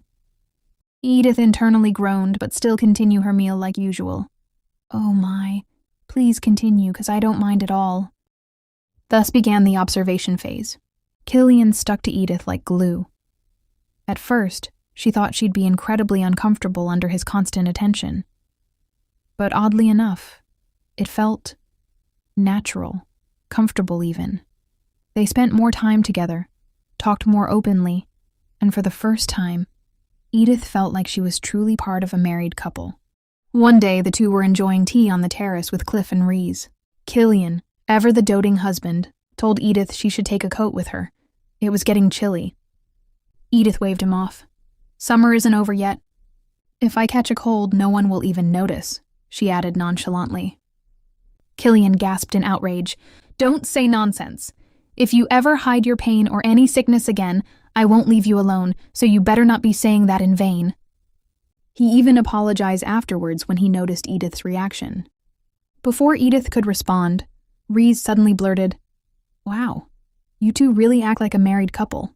Edith instantly expected unfavorably response from her husband. Killian, however, smiled brightly. "Do we?" he asked, clearly enjoying himself.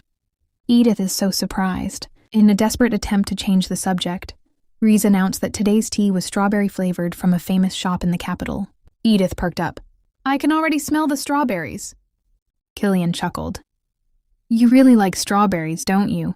You even enjoyed the strawberry pie yesterday." Edith nodded, explaining that strawberries had a nice balance of sweetness and tartness. Then out of nowhere, Killian tilted his head. "Then why do you use rose perfume?" Edith blinked. "Because I like strawberries as food, not as a scent." And just like that, she realized Killian was making Reese jealous. Deciding to play along, she coyly asked, "Do you prefer floral scents then?" For once, it seemed like Killian was the one flustered. And honestly, Edith looks like she's starting to enjoy this little game. Caught off guard, Killian faltered, but before he could answer, Cliff suddenly interrupted the newlyweds' conversation with a smirk. "I see your honeymoon is going strong, but Reese is struggling to get a word in." Killian looked at the blonde girl with a guilty expression. "Ah, I'm sorry. I've been neglecting you lately." Edith found this odd. In the novel, Cliff always kept his brother, the second male lead, under control. But now, he was practically encouraging him to spend time with Reese. Reese, however, waved off the apology. "It's nothing serious. I just wanted to let you know that the shoes I ordered from the boutique are ready." Cliff's expression shifted as he remembered something. "Right. My brother mentioned he wanted to go with you since there's a place nearby that he likes." Killian, without hesitation, responded, "I'll go, if my wife doesn't mind." At that moment, all eyes turned sharply to Edith. Cliff called her name, snapping her out of her thoughts. She had completely zoned out. "Huh? Sorry, I was thinking. Can you repeat that?" Reese frowned slightly. "It's no big deal. Cliff can just accompany me instead. Before that idea could settle, Killian cut in swiftly. I have time for you, Reese. And besides, there are plenty of boutiques Edith might like too. Hearing her name again, Edith finally came back to reality. Wait, what were they talking about again? Then Cliff said another unexpected thing. On the same day, he, their father, and Edith were required to attend an important meeting at the Imperial Palace. That meant the three of them couldn't go shopping, leaving Killian and Reese to go together instead. Now that was weird. Cliff, the guy who usually never let his brother and Reese spend time alone, was suddenly fine with it. As Edith mulled over this change, another detail nagged at her. The shoes. Killian and Reese had picked them out together before Cliff even became the main male lead. If he was jealous, wouldn't he want to erase any trace of Killian's gift to Reese? Something didn't add up. Her thoughts were interrupted when Killian suddenly tensed. What is he doing here? He asked, voice laced with irritation. Edith followed his gaze to see Damien Sinclair standing with the Duke. As they approached, Damien smiled. It's been a while, young Master Killian and Lady Edith Reigelhoff, he said smoothly. Killian asked Edith to go inside first. Then, with a cold voice, Killian added, By the way, call my wife Edith Rudwick now. With that, he turned back to his business discussion, leaving Edith momentarily stunned. Over their meal, Killian shared the latest troubling news. The Earl of Sinclair wants the rights to the southern iron mines. Edith's mind raced. Those mines originally belonged to Count Reigelhoff, and they were the reason for her marriage of convenience. If the Duke lost ownership, the political value of keeping the Count's daughter in the family would disappear entirely. Killian, clearly frustrated, sighed. If Damien came all the way here to negotiate with my father, then he's already made up his mind. He prepared to leave for work, but just as he was about to step out, he approached Edith. Gently, he ran his fingers through her ruby-red hair and leaned in. Nothing bad will happen. I value you. You are my dear wife, he murmured, his voice unusually soft, almost purring. The next moment, he was gone, leaving Edith frozen in place, her heart inexplicably racing. A few hours later, hoping to clear her head, Edith slipped away to the famous Darcis Street, stopping at a small cafe to relax. While she joyfully eating her favorite cake, her maid, Anna, blindsided her with a completely unexpected question. Lady Edith, do you love your husband? Edith nearly choked, but Anna immediately apologizes for being presumptuous. Edith awkwardly smiled and said, No, you're not forcing me to say anything. I just didn't expect that question from you, Anna. And just like that, her peaceful outing was crushed. Just kidding. Anna, ever the observant maid, explained her reasoning. She knew that Killian and Reese had a specific reason for visiting the boutique, but she also knew something else. The street where the shoe store was located was a well-known date spot. That's why she had stepped in to warn her mistress. Edith felt a small warmth in her chest. Anna's concern for her marriage wasn't just out of duty. It meant the maid had chosen her side. Unlike some other servants, Anna had always been loyal and responsible. But now she was genuinely worried for Edith. Touched, Edith smiled. Thank you, Anna. I appreciate your concern, but Killian and I are doing well. She said it with honesty because, at that moment, it felt true. She wanted days like this to continue. Edith's thoughts wandered back to that morning. She had sold a dress she had never worn, thinking it was too revealing for a noblewoman of the duchy. The woman, however, had looked puzzled. There's nothing wrong with dresses like these. It wouldn't ruin the duchy reputation if you wear something at this level of exposure in these days, she had said. You'd look stunning in it. For a split second, Edith had considered keeping it since she knows that it will really suit her well. Maybe the saleswoman was right, but practicality won out, and she sold not just the dress but also her old jewelry. Diamond earrings, necklaces, all remnants of her life before marriage. Even so, the money wasn't enough, not for what she really needed. She absent-mindedly poked at her strawberry pie with her fork. No matter how kind Killian seemed now, she couldn't fully rely on him. A bitter memory surfaced. Lying in a hospital bed, she had once heard her brother screaming, refusing to help her. She had heard her father on the phone, complaining that she had fallen ill at the worst possible time because they had no money. Her mother had tried to bribe her brother with promises of something valuable if he would just cooperate. That was the day Edith learned a painful lesson. If you rely on others, you'll only be disappointed. If she had survived, it was only because she had learned to fend for herself. If she fell ill again, people would call her attention-seeking. If she asked for help, they would expect repayment. Anna, sitting across from her, had her own thoughts. For over 10 years, she had served the Rudwick family, learning the most important rule of a noble household. A perfect servant must neither see nor hear. No matter what drama unfolded, she had trained herself to be silent, invisible, unquestioning. She remembered the day Duke Rudwick summoned her and gave her a direct order to watch over Edith Reigelhoff and report anything suspicious. At the time, Anna had known Edith only by reputation, the villainess who had made Lady Rhys suffer. When Rhys had first arrived at the duchy, the other maids had gossiped endlessly about how pitiful she was. Anna, however, felt no sympathy. She had started working as a maid at 12. She knew what bad luck truly was. But Edith had turned out to be different. On their very first day together, Edith had invited Anna to dine with her. She didn't see servants as beneath her. She asked for Anna's opinions. She listened. She treated Anna like an equal, like a friend. Now, sitting in the cafe, Anna found herself wanting to make her mistress happy. And Edith, seeing the warmth in her maid's eyes, simply smiled. "I wish that too, Anna," she said, smiling. The two continued chatting like friends as they returned to the mansion. As soon as they arrived, Killian was waiting. "Edith," he said sharply, "what's this about you selling all your dresses and jewelry?" She blinked, startled.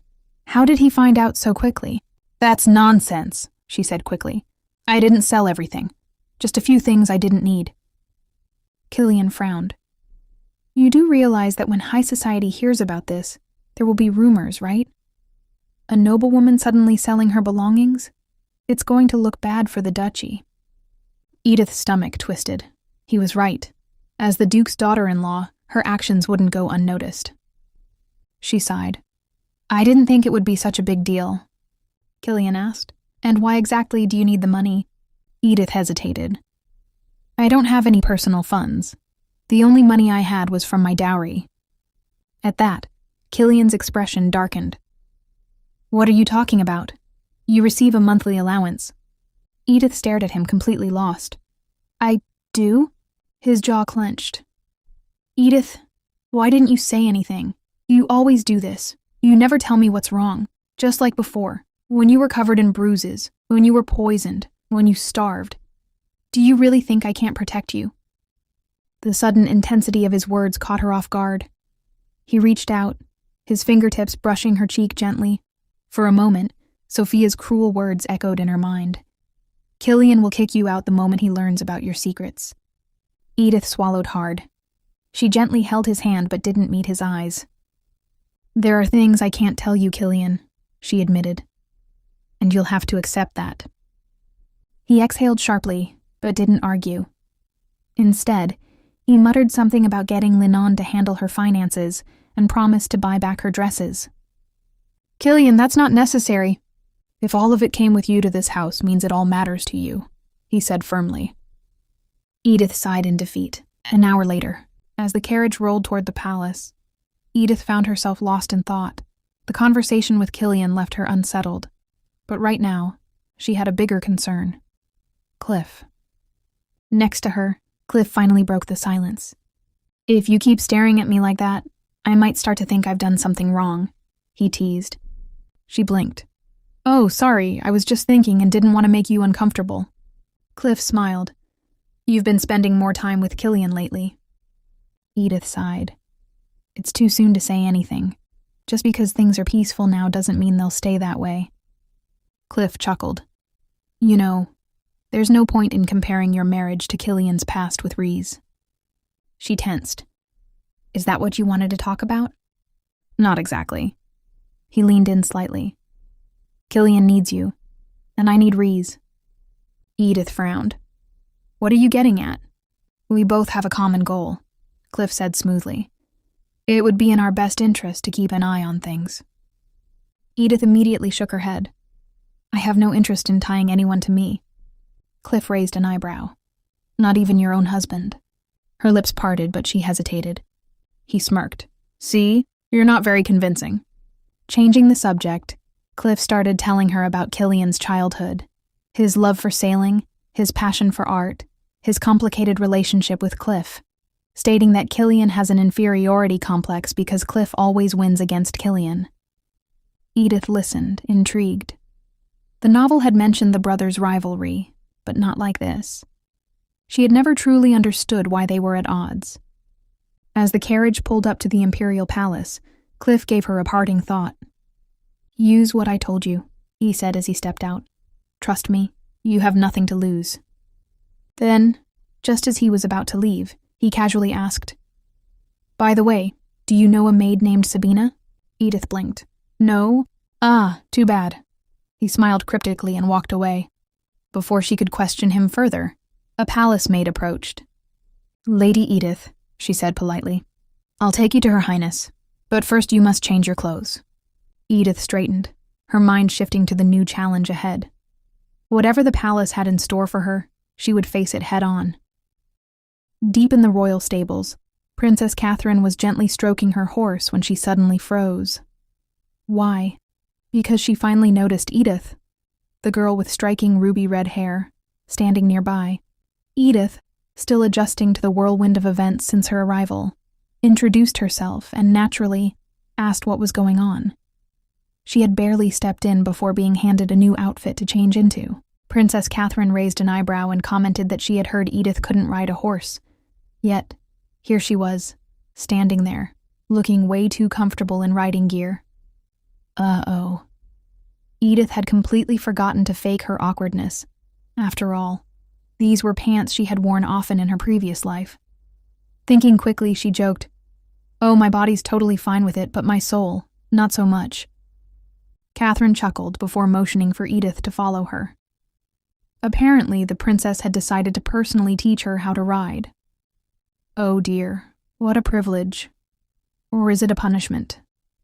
Once on horseback, Edith did her best to follow Catherine's instructions. Chin up, shoulders back, sit straight. The princess, however, was not one to go easy on her students. A horse's skill depends on its rider. Fear is the fastest way to get yourself thrown off, she snapped. Edith couldn't help but wonder. Was Catherine just getting revenge for their not-so-great first meeting? But as she caught sight of the serious look on the princess's face, a realization struck her. No, this wasn't about their previous clash. This was because of him. Killian had personally asked Catherine to teach her. Wait, Killian asked for this? Since when did he care? Catherine, clearly still wrapping her head around it, admitted that she too had thought it was some kind of joke.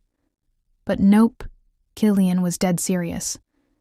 She remembered the moment well, when the young master had boldly approached her, asking to speak privately, away from the Duke and her brother.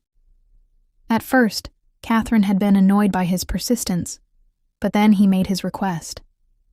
Teach my wife how to ride a horse. Killian explained that the estate he would soon take over wasn't as civilized as the bustling capital. If Edith relied only on carriages, she'd be completely stranded once the heavy snow came. He had considered teaching her himself, but figured she'd feel uncomfortable learning from him. Instead, he turned to Catherine, the only person he trusted for the job. Now this was where things got interesting. Catherine had always assumed Killian's marriage was nothing but a political arrangement. Temporary, just until things stabilized. She had thought he'd simply tolerate Edith for a while, and then get rid of her. But now, here he was, showing genuine concern for her well-being. Curious, Catherine had pressed Killian for answers. Do you really care about her that much? At that, Killian's expression darkened. He demanded to know where she had even heard such nonsense about him wanting to get rid of his wife. He was disappointed in Catherine for believing the empty gossip of high society. Catherine, clearly unimpressed, fired back. Oh, I'm the one believing rumors? Well then, can you honestly say Lady Edith has nothing to do with the Reigelhoff family? Killian hesitated for a moment before replying. She may be from that family, but she is nothing like them. He admitted that he couldn't fully explain things yet, but he asked Catherine to meet Edith first before making any judgments. Now, after witnessing Edith's respectful and polite behavior firsthand, Catherine realized something. High society was ridiculous. It had painted a modest, well-mannered girl as some sort of cunning villainess, and Catherine had blindly trusted that image without even meeting her. Feeling guilty, the princess turned to Edith and, in an unusually sincere tone, asked if she would accept her apology. The ruby-haired girl, overwhelmed with emotion, burst into tears. Catherine, however, only smiled. Killian totally called this. He had warned her that Edith was overly sensitive.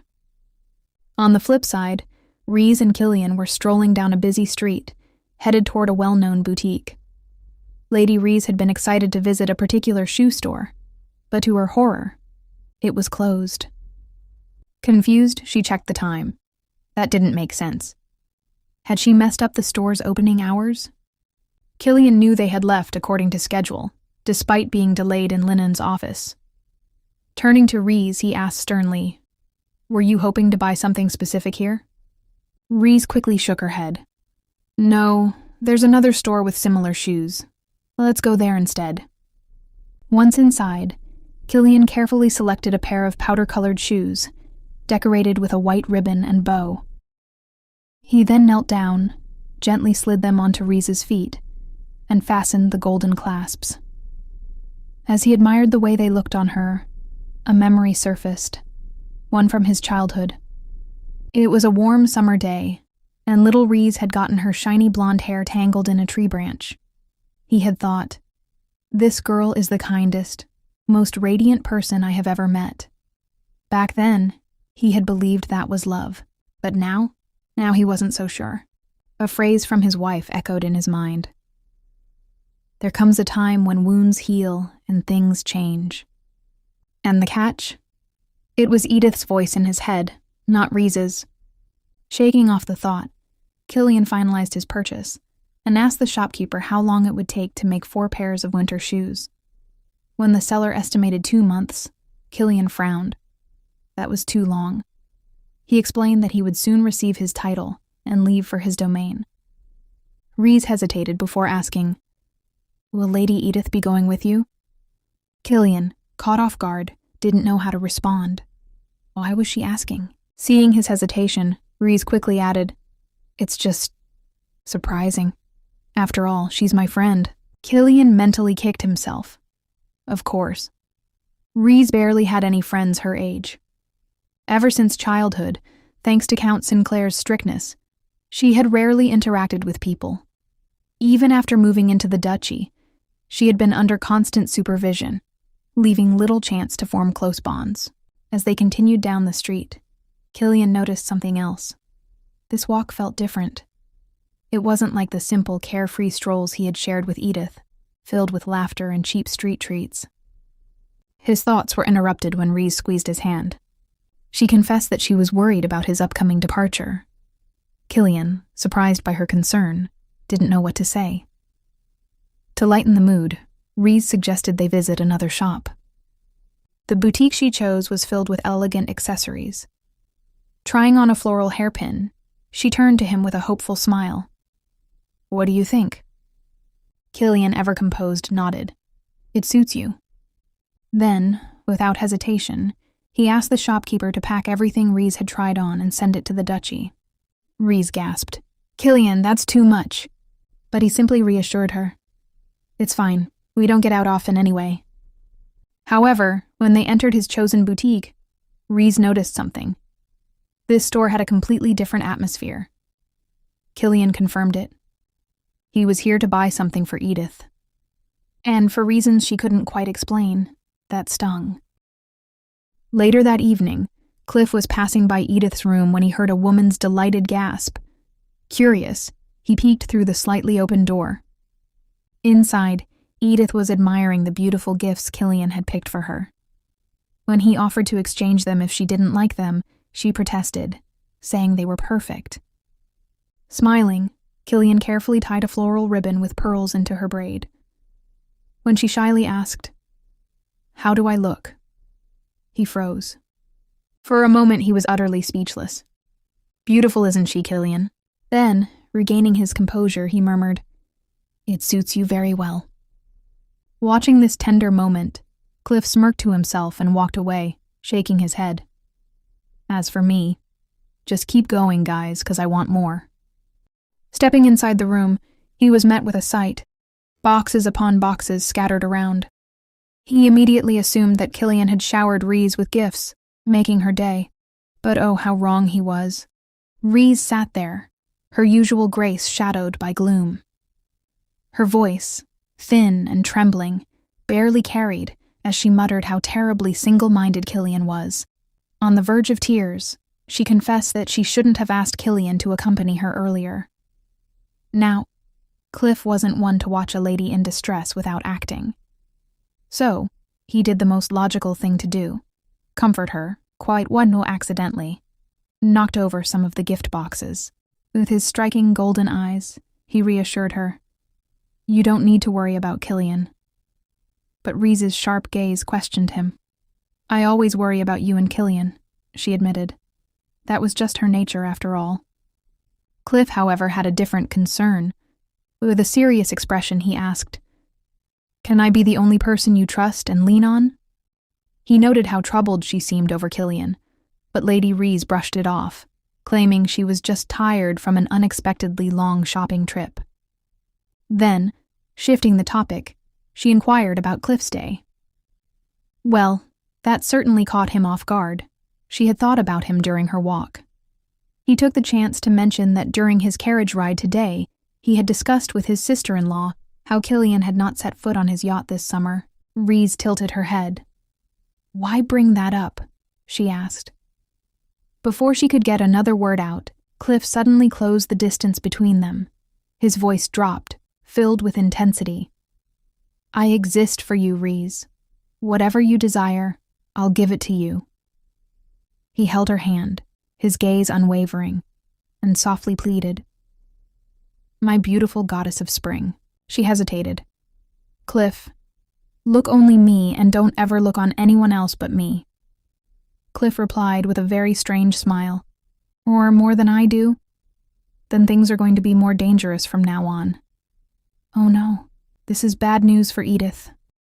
Few days later, over breakfast, Edith was savoring a slice of strawberry pie when her thoughts drifted to her husband. She realized Killian had yet to visit the lake this summer, despite the perfect weather. Curious, she turned to him and casually brought it up. Killian, momentarily stunned, asked, "You really enjoy boat rides?" "Well, that was an interesting question."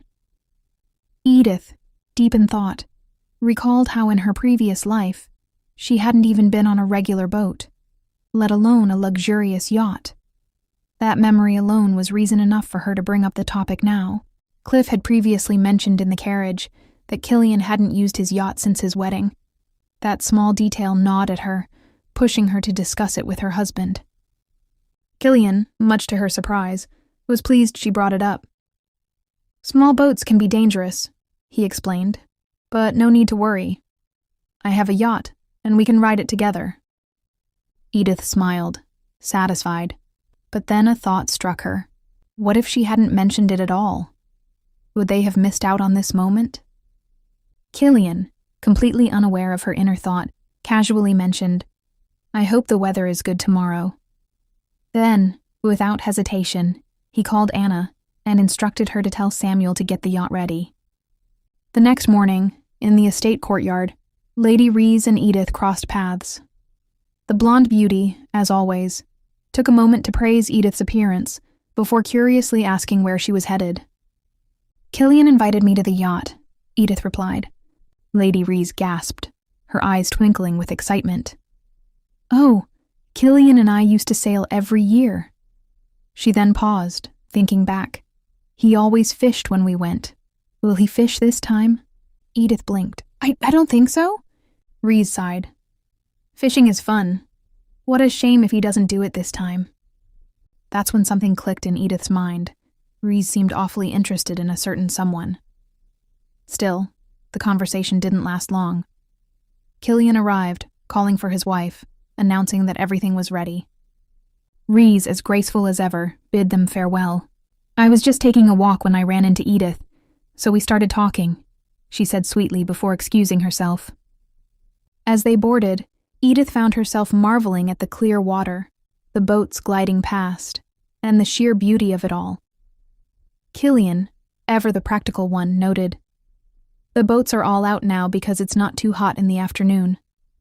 Edith, however, was too busy running up and down the deck like an excited child. Everything was new, fresh, and dazzling. Killian, meanwhile, was begging her to stop before she tripped overboard. She suddenly felt the warmth of his coat around her shoulders. That's when it hit her. His attitude, his gaze, the way he spoke to her, everything had changed. As the atmosphere wrapped around them, Edith instinctively leaned in, lips slightly parted. It felt like even the wind was conspiring to bring them together. Killian, however, was completely clueless. "What?" Edith groaned internally. "Don't ruin the moment. Just guess." A beat of silence. Then at last, realization dawned, and Killian kissed her. It was one of those perfect days, but fate had other plans. As they prepared for the yacht trip, Edith debated what to wear and whether a parasol was necessary. Killian assured her a hat would do just fine. Killian, however, had his own thoughts.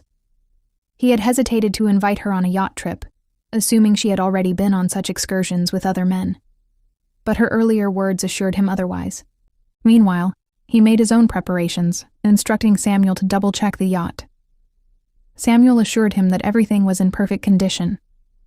When the time came, Edith stood by the lake, taking in the breathtaking scenery. The yacht gleamed in the sunlight, the water sparkled, and the boats drifted lazily. She thought to herself, if only things could stay this peaceful forever. But of course, the moment such a thought entered her mind, something had to go wrong. Just after another sweet kiss, Edith noted how romantic the boat ride was. Still caught in the moment, he ran his thumb over her lips and whispered, "We'll continue this at home." Edith grinned, eager to start their meal. Killian turned to stop the yacht, but then, a sudden gust of wind, the yacht jerked violently. The carefully arranged table flipped. Dishes, food, and chairs went flying. And then, a loud splash. Killian whirled around. Edith was gone. His heart clenched. He rushed to the edge, just in time to see his wife sinking, her dress dragging her down like an anchor. In the icy depths, Edith struggled, realizing this wasn't in the novel's original plot. Then, glowing signs appeared before her. 3 minutes until death. Another notification followed. If she died as a villain, the story would reset to its original course. That meant her relationship with Killian would go back to square one. Then everything went black. "No! Edith, wake up, please!" The next time she woke up, it was to the sound of Anna's tearful prayers. Everything from the beginning felt like the author's interference. But one thing was clear. This wasn't just about Killian or Samuel. Someone, or something, wanted her dead. At the same time, in the basement, Killian interrogated Samuel.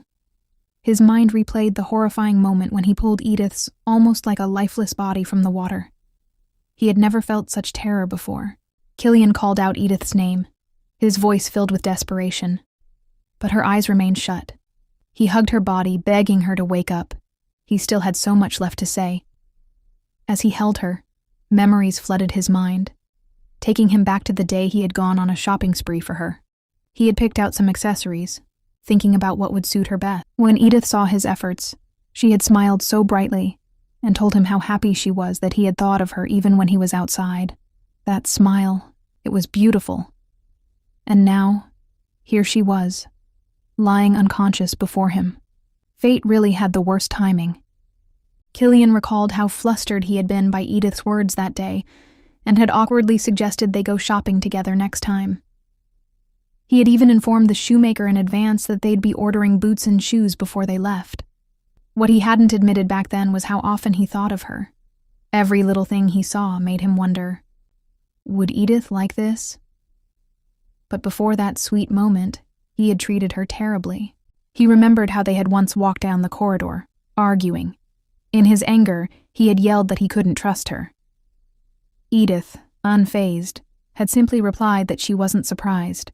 After all, it had always been that way. He had repeatedly blamed her for the dark history of the Reigelhoff family. At one point, he had even asked if she was truly human, or a snake. Yet now, none of that mattered. What mattered was figuring out who was responsible for this. And why did it feel like there was something far bigger at play? Shoving aside his thoughts, Killian turned his focus back to the interrogation. He reminded Samuel that he had served the duchy for 10 years, and hinted that the man must have valued Duke Rudwick's opinion of his work, especially since he had never made a mistake before.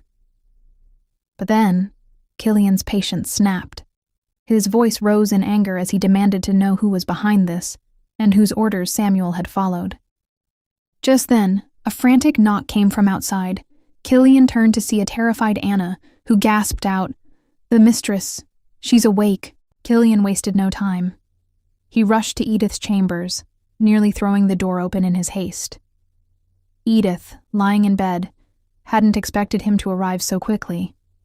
Before she could say anything, he pulled her into a tight embrace, holding her for a long moment as if making sure she was really there. Feeling the warmth of her husband's arms, Edith couldn't help but smile. When he finally let go, she noticed how pale he looked. Concerned, she asked why. Killian immediately tells her it was hardly surprising. She had nearly died. "Tell me what really happened," she said. Killian's expression darkened as he explained that the yacht's sailing equipment had been tampered with. The ropes had been tied in a way that caused the vessel to lose balance. If everything had been properly maintained, the accident never would have happened. He then assured her that he was interrogating Samuel and would tell her as soon as he learned anything. But Edith, ever sharp, immediately protested. Samuel wouldn't do this. He knows he'd be the first suspect. And just like that, realization dawned upon her. Someone was trying to eliminate her. And worse, this wasn't even part of the original storyline. The ruby-haired Villainess quickly pieced things together. An unknown force, an author, was interfering with the events of this world. The system had even restricted her meddling, calling it excessive. So how exactly had this so-called author tried to get rid of her? Edith knew that minor characters were less bound by the main plot. Take Lennon and Anna, for example. Since she interacted with them often, the author couldn't simply erase her through them. Instead, she had to create new, unnatural events, almost as if she was bound by the novel's rules. Which meant the culprit had to be someone who had despised her for a long time. There were two possibilities. Sophia, the servant with a grudge, or someone with high status who still saw Edith as a villainess. Cliff Rudwick was a prime candidate for that role. As for Samuel, he didn't fit either category.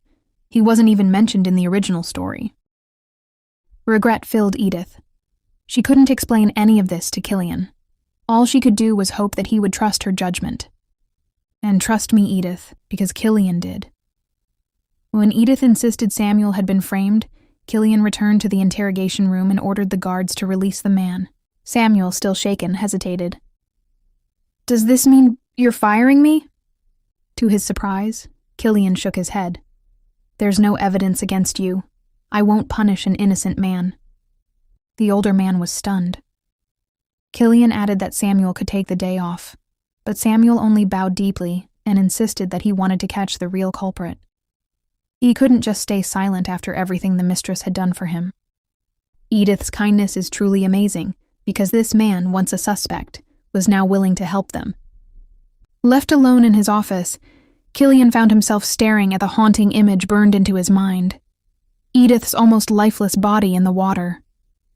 He clenched his fists in frustration, slamming them against the desk. Someone had tried to take his wife away from him. That person would pay. But he had to control his rage. This wasn't just an attack against him. It was a crime against Edith. At first, his suspicions landed on the Rigelhoff family. Was this their way of getting revenge for the Duke sending their maid back to the county? Or was it the Sinclair family? They had been involved in multiple shady incidents before. Something was missing, a key detail he had overlooked. Just then, a knock interrupted his thoughts. A servant entered, announcing that Samuel had arrived.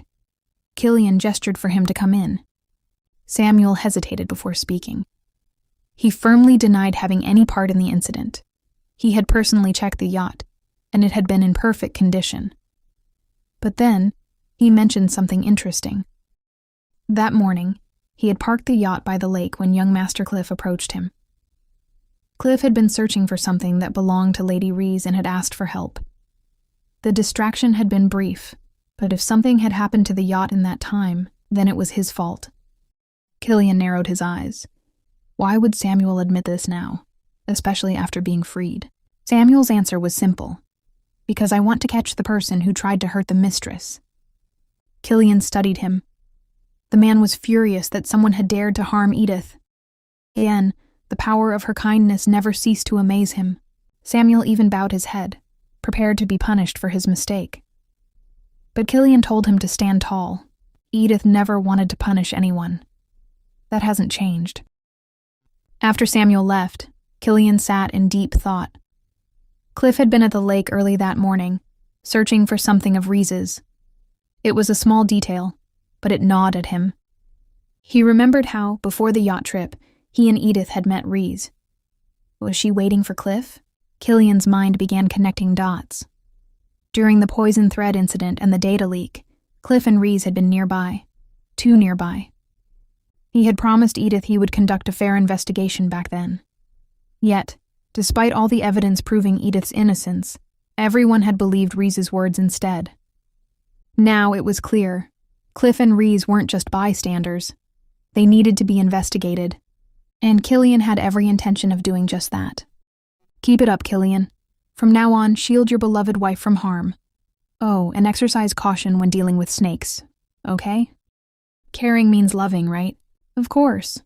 Killian, now the picture of a devoted husband, make sure Edith is well fed with her favorite cake. What a heartwarming sight. Who knew this man had such a soft side? Killian then shared.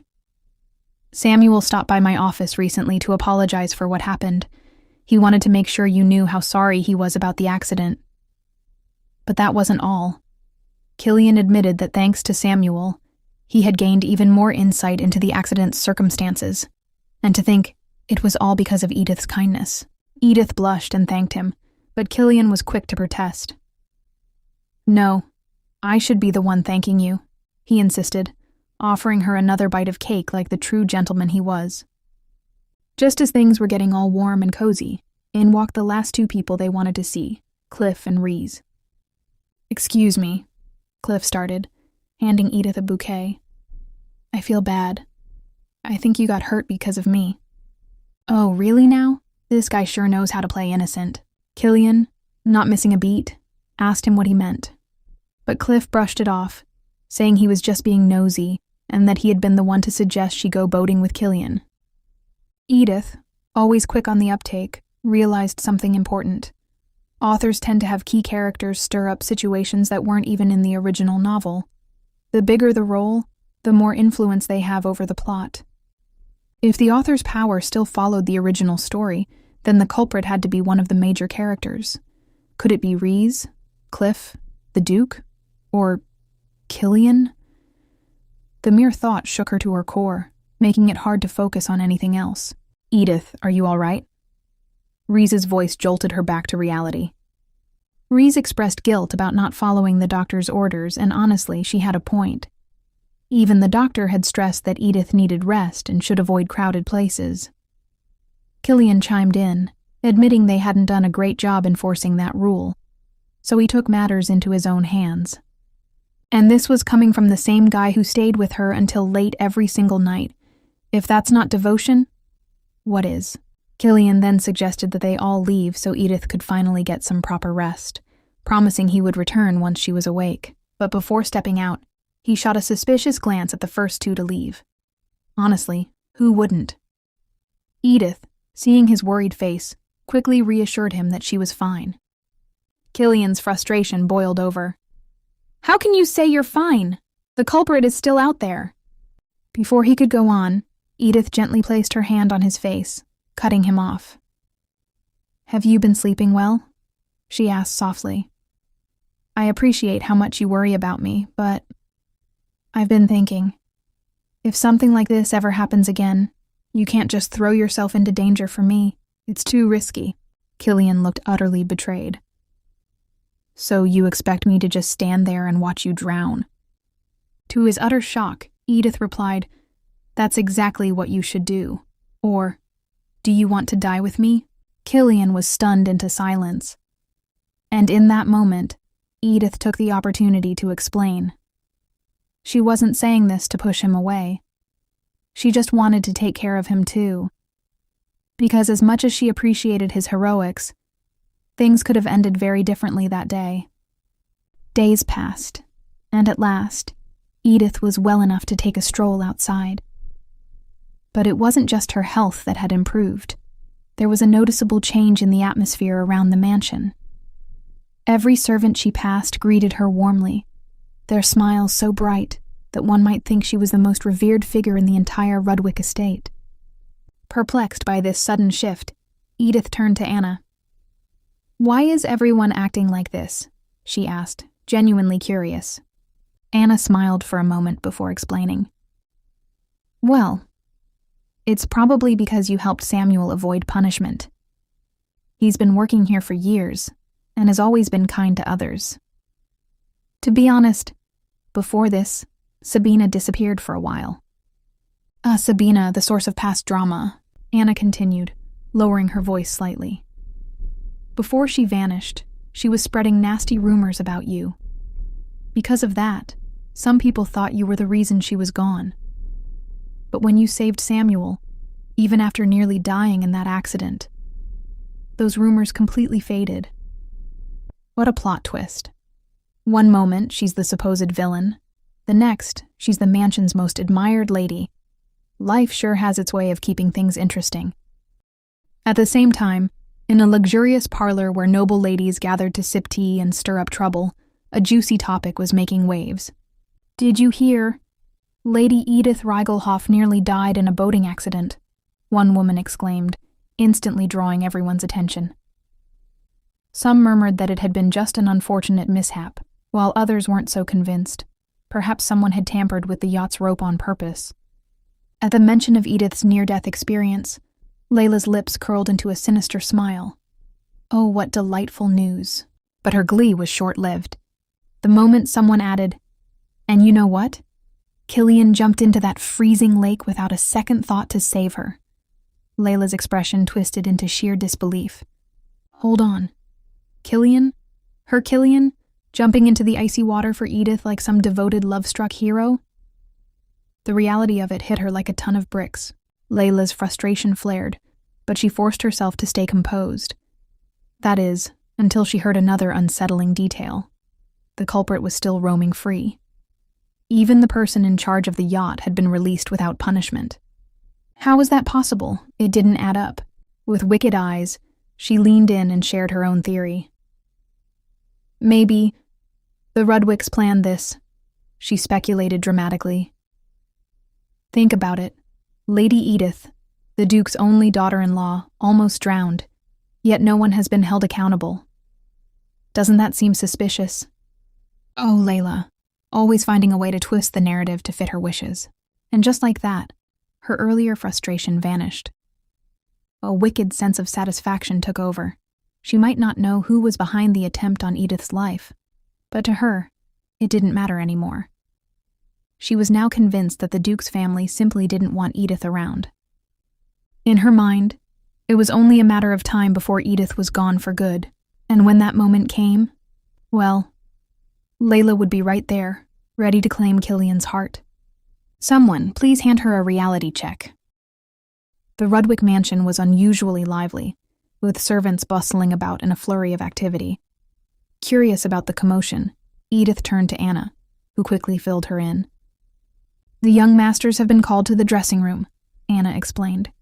They're getting fitted for their royal robes, special attire for important events. Then with a smile, she added, You'll also be getting a matching dress with Lady Rees. What kind of style would you like? Edith blinked. Right, fancy outfits. With everything that had happened recently, she hadn't given much thought to this upcoming event. But now that she thought about it, the Duke had already informed them a week ago. Empire Foundation Day was just 1 month away. Meanwhile, Cliff had been keeping an eye on things and reported some troubling news. Archduke Lanston has been acting suspiciously again, he said, his tone serious. I'm sure he'll use the event to flaunt his power. Killian, however, was unimpressed. If he does, he'll just end up looking like a fool in front of everyone, he remarked dryly. That said, the Duke still urged caution. They had to remain vigilant in case the Archduke made any unexpected moves. He even asked Killian for his thoughts on the matter.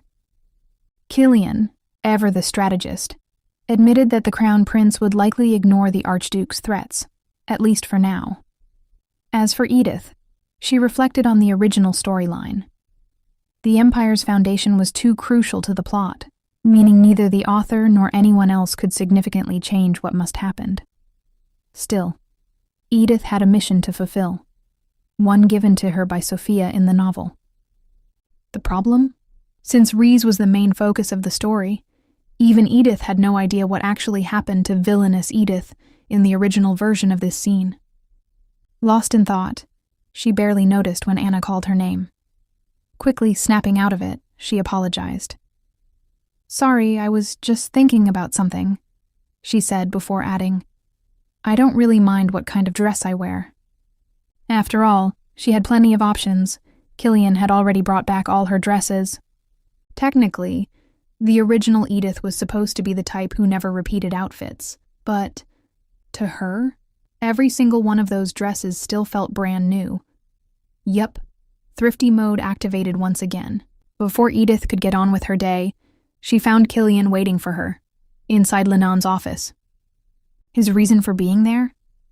Simple. He will take her to shop for new clothes. Of course, it wasn't just about the outfits. No, this was Killian's way of making a statement.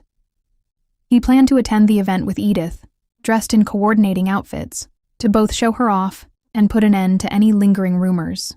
Edith tried to protest, but, as expected, Killian won. His argument?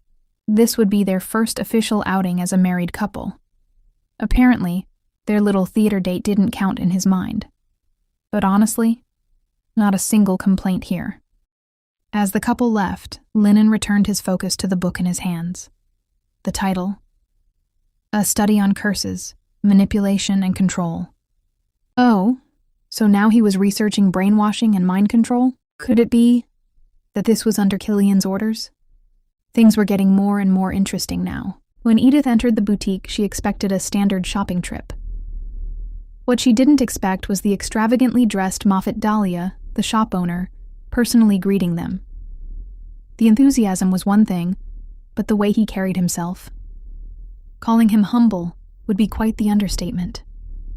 As she flipped through the catalog, her eyes widened at the sheer grandeur of the designs. Were they dressing for a royal ball, or preparing to outshine the entire noble class? Turning to Killian, she couldn't help but ask, I thought you weren't into these flashy styles. Killian, ever composed, replied, It's not my preference, but for a royal ceremony it's appropriate. Ah, formality strikes again. Edith had actually tried to escape this whole dress-up ordeal by appealing to her mother-in-law, but that plan backfired. Apparently, representing the honor of the Rudwick family meant wearing only the finest. So much for a simple, elegant gown. As for Killian, he had gone so far as to consult the royal seamstress about high fashion, all while maintaining his usual unreadable expression. It was oddly amusing to think of him, a man feared for his cold demeanor, seriously discussing lace and embroidery choices. Killian had an eye for quality, and his selection for Edith was no exception. The shop owner himself seemed particularly pleased. Many nobles have wanted this dress, but somehow it never suited them, Moffat explained with an excited gleam in his eyes. But now, it feels like it has finally found the right person. That was a nice sentiment. But Edith was more concerned about Killian's reaction. She stepped out, nervous, half expecting a neutral or dismissive response. Instead, Killian's cheeks reddened slightly as he said, "You look beautiful." "Oh, that was unexpected." And then, as if that wasn't enough, he added, "It suits you even more than I thought." Wait, did he just smile? Edith wasn't sure if she was hallucinating, but it was there. A genuine beaming smile. Well, there was no turning back now. Since Killian insisted on matching outfits, Edith decided they might as well go all in. As they walked through the streets, Killian casually remarked, "We should have tried more dresses before deciding." "So what he really wanted was an entire fashion show," Edith replied. "I didn't realize you were so sharp when it came to these things." Killian, looking slightly embarrassed, admitted, "People have told me that before." Then, as if recovering his usual demeanor, he quickly suggested, "We should get matching shoes too." Arriving at the shoemaker's shop, Killian was immediately recognized. "Are you here to proceed with your order?" the owner asked. Killian nodded. "Yes, 2 pairs of boots and 2 pairs of shoes for myself and my wife." Edith, intrigued, asked about the boots. "Ryzen is much colder than the capital," Killian explained. "You'll need something waterproof and warm." Practical as always. As Edith's foot was measured, her thoughts drifted to Ryzen, their future home. The novel never went into much detail about its economy or culture, so she had no idea what to expect. Then, out of the corner of her eye, she noticed something peculiar. Killian was staring at her, intently. The second she turned to meet his gaze, though, he immediately looked away. "Oh? How suspicious." Smirking, Edith teased, "Why are you avoiding my eyes?" Killian, flustered, muttered, "It's nothing." And then, as if scrambling for a distraction, he suddenly suggested, "Let's look at more shoe designs." Right, nothing suspicious at all. No shopping trip was complete without dessert, and Edith happily enjoyed a slice of strawberry cake while sitting with Killian. She remembered how Cliff once suggested that seduction was the key to winning over her husband. Looking at Killian now, though, she found that completely unnecessary. Unlike Cliff's schemes, Killian was already sweet to her in his own way. "I noticed last time that you like strawberry tea," Killian suddenly said, "so I thought of bringing you here someday." Edith's face lit up. "I love it." Seeing her so happy, Killian looked just as pleased. However, their peaceful moment was soon interrupted by hushed voices. A group of noble women at a nearby table was engaged in their favorite pastime, gossiping. "So who's going to marry Cliff Rudwick?" one of them whispered. Another added, "I heard Reese Sinclair is the reason both brothers avoid other women." Then, their conversation took a turn for the worse. "About the newlywed second son," one woman said. "I feel sorry for his wife." Laughter followed. Edith looked at Killian and noticed he was not amused. If this continued, things could get out of hand. So she decided to take matters into her own hands. Gracefully rising from her seat, Edith strode toward the group. The temperature in the room seemed to drop. The gossipers froze as Edith fixed her gaze on one particularly bold woman, the one who had just called her Edith Reigelhoff. "It's Rudwick." Her voice was calm, but her tone was sharp. "If you're going to gossip about me, at least say my name correctly. Since you seem so informed about my family, that shouldn't be too difficult." The women stiffened. Edith calmly poured some tea before adding, "Also, you might want to lower your voices. Someone like me could overhear." Then, with an icy smile, she delivered the real blow. "Tell me, how do you expect me to react after hearing you talk about a woman who lives under the same roof as my husband and me?" One of them stammered, insisting they were merely repeating rumors. "Oh, that only made things worse." Edith's gaze sharpened. "If you can't handle the consequences of spreading false stories, then perhaps you shouldn't gossip in the first place." The silence that followed was deafening. Then, with a final, chilling glance, she delivered her last warning. "I hope you'll all be more careful from now on." Without waiting for a response, she turned and walked away, leaving them speechless. As soon as Edith sat back down, Killian burst into laughter, loud, heartfelt laughter that didn't stop for a while. His poor wife, now thoroughly embarrassed, stared at him in disbelief. but when he finally calmed down, he looked at her with admiration and said, "You know, the more I see you, the more incredible I think you are." Killian explained that it wasn't just because she shut down those gossiping noblewomen so effortlessly. It was the fact that, instead of being angry at him for causing the rumors, she had directed all her frustration at the gossipers. Of course, Edith had a point. It was their fault for spreading nonsense.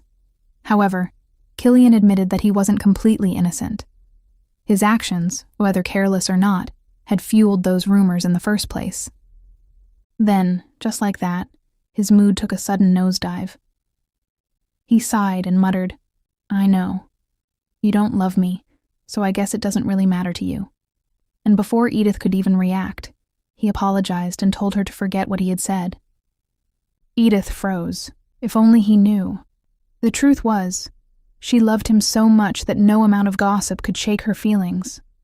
But just as she was about to say something, she reminded herself. Killian was still the second male lead in Reese's story. She needed to keep her emotions in check. So, the two of them returned home with an awkward tension lingering between them. And just when Edith thought the day had been eventful enough, Linon and Anna greeted them with unexpected news. The Duke and Duchess had taken out the Light of Lorraine. This was no ordinary piece of jewelry. The Light of Lorraine was a Rudwick family heirloom, carrying deep historical significance.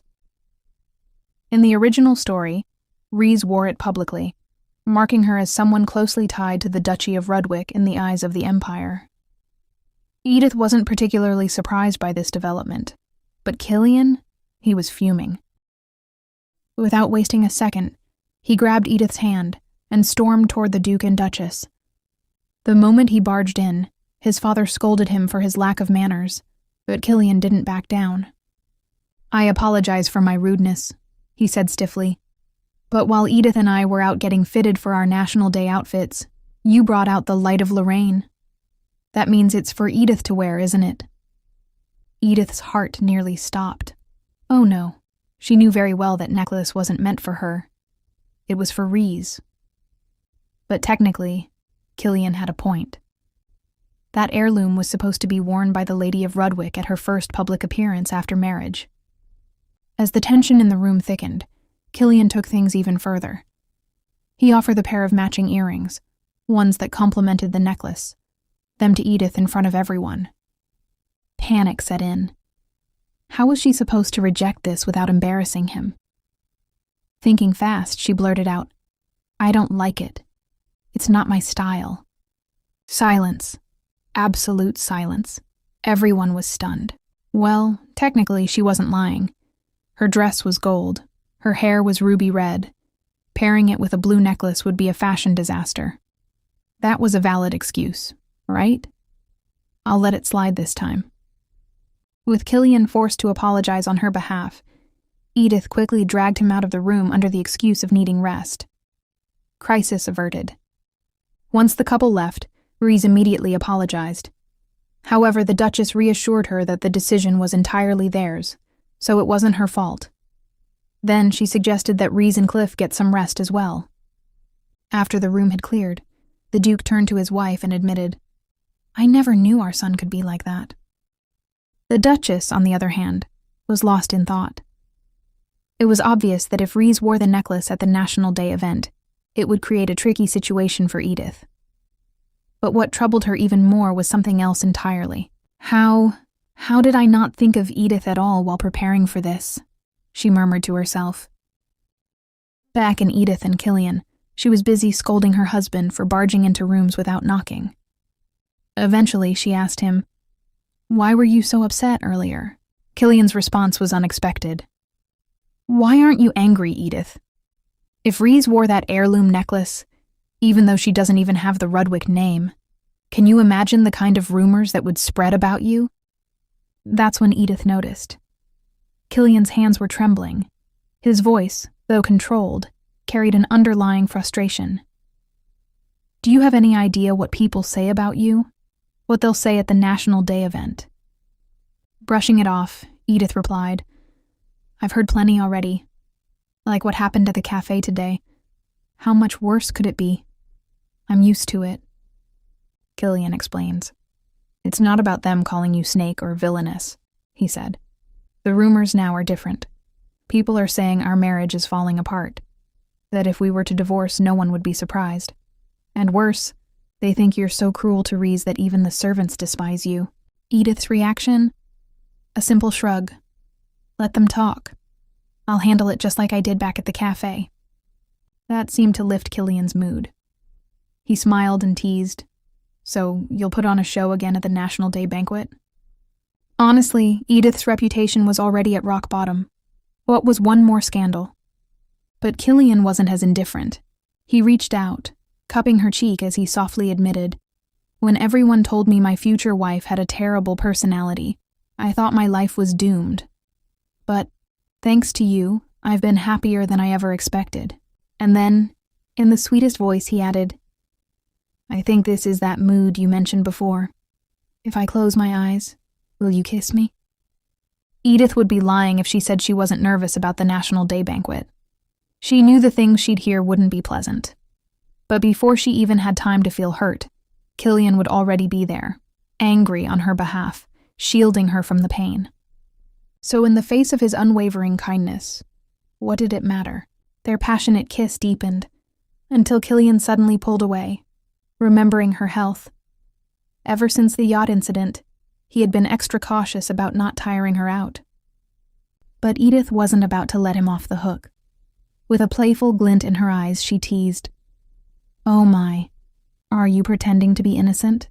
I'm fully recovered, and even attended my writing lessons today, you know. And I'm still waiting on that promise you made back then." And with that, another fiery moment unfolded behind closed doors. Whoa, is it just me? Or is it getting hot in here? Just kidding, maybe. The long-awaited National Day celebration has finally arrived. Killian eyes at the ruby necklace and asks, "Are you sure you're fine with just this?" Edith, unfazed, reassures him that she prefers to wear her usual ruby necklace. No need for anything extravagant. Looking back on their conversation the previous night, Killian had been concerned and suggested she wear a different necklace. After all, the Rudwick family possessed many jewels besides the light of Lorraine. He even mentioned that if he asked his mother, she'd happily lend Edith one of her prized pieces. But Edith had her own thoughts on the matter. "You know what will happen, Killian. If I show up flaunting some extravagant jewelry, it'll seem like I'm trying too hard. If anyone comments on my necklace, I'll just say I carry a piece of my husband's heart around my neck." Oh, Edith, that's just the right amount of sweet and clever. And honestly, what could be more valuable than the first gift Killian ever gave her? It wasn't just a necklace. It was the first act of kindness he'd shown her, back when he was still a 100% puppet of the original story's plot. With no other option, Killian gives in and fastens the necklace around her neck. Still, he can't help but comment, "It suits you well, but I can't believe my wife is this humble." Edith, ever the playful one, fires back with a grin. "How can you call me humble when I managed to marry Killian Rudwick? You're being too generous with your praise." That line catches him completely off guard. Killian turns red, coughs awkwardly, and mutters, "You really say the most ridiculous things." Oh dear, the cold and aloof husband is blushing again. Keep up the good work, Edith. But of course, all eyes eventually turn to the main character of the day, just not in the way you'd expect. Amidst the noble's whispers and judgmental stares, Reese makes her grand entrance alongside Cliff, proudly wearing that necklace. The message is clear. Cliff and the Rudwick family openly acknowledge Reese as one of their own. Or rather, Reese is making a bold declaration. Her silent claim as the future Duchess of Rudwick. Edith, standing off to the side, hides a sly smile. She knew the gossip would spread like wildfire. That's just how things work in this world, right? Meanwhile, Killian watches her curiously, clearly wondering what kind of drama is unfolding inside her head. Despite all the spectacle, Edith's personal choice for best dressed at the event goes to none other than her mother-in-law. The Duchess of Rudwick looks absolutely stunning in the dress Edith had picked for her. And let's not forget, both the Duke and Duchess are wearing matching outfits, just like Killian and Edith. Now here's the twist. When the dresses from Rewile arrived, the Duchess frequently wore the ones Rhys chose for her. But the dress Edith had suggested, not once had she worn it, until now. So naturally, Edith is taken aback to see her mother-in-law debut it at such an important event. And the surprises don't stop there. The Duchess's elegant gown draws admiration from noblewomen left and right, and then, plot twist, she casually reveals that it was Edith who personally picked it for her. If that wasn't enough, she proudly takes the opportunity to introduce Edith to the noblewomen, acting like a doting mother. For a moment, Edith is completely stunned. This was not in the original story. What is happening? As she processes the unexpected turn of events, Killian leans in and whispers, "Go on." Taking her cue, Edith gracefully steps forward and introduces herself, while Killian watches with unmistakable pride in his eyes. Now, what's a noble banquet without a dance? As Killian and Edith twirl across the ballroom, he asks her how it feels to be back in noble society. Edith's only response? "I can barely remember any of the people I met earlier." Honestly, relatable. Those long, complicated Western names in fantasy novels. Impossible to keep track of, Killian assures her. You don't have to remember them all. Just focus on your steps for now. Seizing the opportunity, Edith teases him. "Oh, Killian, are you afraid I'll step on your feet? You do realize you're dancing with Edith Rudwick, right?" She playfully touches his face as she speaks. The truth is, even if Edith struggles with names, her body remembers all the dance lessons from the original Edith's childhood. So, all she has to do is let muscle memory take over. And sure enough, after executing a graceful turn, she smirks and asks, "Still worried about your feet?" Killian, blushing yet again, mutters, "Pardon me, you must have danced with many other men to be this good." Amused, Edith smiles. "I'm not into overly jealous guys." What a perfect couple. But where there's a sweet moment, there's also someone burning with jealousy. Watching from a distance, Layla seethes with rage. Her brother Damien, clearly watching the scene, nudges her and smirks. "Didn't you say Killian Rudwick tried to kill his wife?" he taunts. Layla, doing her best to keep her temper in check, grits her teeth in frustration. As if things couldn't get worse, she also notices Rhys standing proudly beside Cliff, adorned with the Rudwick family jewels. Even Damien finds something off about the whole situation. Something about Edith is different. Sure, she was always beautiful, but before, she carried an air of gloom. Now, she actually seems happy. And yet, she's married into a family that once feuded with hers. None of this adds up. Can these two please just exit the stage already? Back to our lovely couple. As their dance comes to an end, Edith continues teasing her blushing husband. But just as the light-hearted moment carries on, her expression suddenly shifts, nervous, tense, as if she's sensing something ominous. And for bad reason, the worst father ever has just arrived to ruin the moment. Like the snake he is, Count Ragelhoff approaches them with a sickly sweet smile, greeting the couple as if he's the most doting father in the world. Under the guise of a heartfelt father-daughter chat, he requests to speak with Edith alone, but thankfully, Killian is right there to shield her. Holding Edith's trembling hand, Killian cuts straight to the point. "What do you want to discuss with her apart from me? How suspicious. Is there something you don't want me to hear?" The Count's fake smile falters for a split second, before he dramatically raises his voice, insisting that he simply wants to reconnect with his beloved daughter. Sure. Killian doesn't buy it. "And how is that maid doing these days?" he asks coldly. "I assume you remember the maid you cared about more than your own daughter." Oof. Direct hit. The Count scrambles for an excuse, claiming that Sophia was merely a strict governess and only tried to correct Edith's behavior. Meanwhile, Edith isn't sure if Killian is truly defending her, or if he just doesn't want her to have any secret conversations with her father. Either way, she musters the courage to speak up. "I'm doing well," she tells her father. so you don't need to worry about me. Count Reigelhoff hesitates under Killian's sharp glare, but eventually backs off.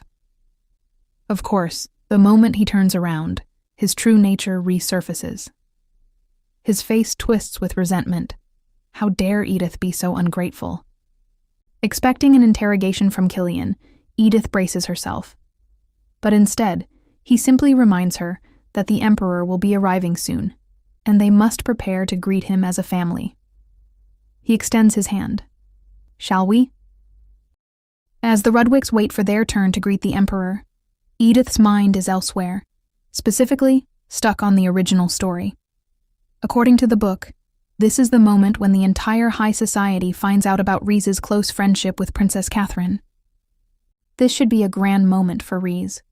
Not only does she finally get the recognition she deserves at the National Day Festival, but she's also dazzling while wearing the Light of Lorraine. Everything should be going exactly as the book described.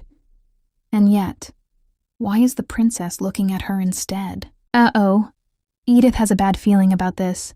There can only be one reason for this unexpected attention, and she mentally braces herself for whatever disaster is about to unfold. Amidst the dazzling lights and noble chatter, Catherine finally speaks.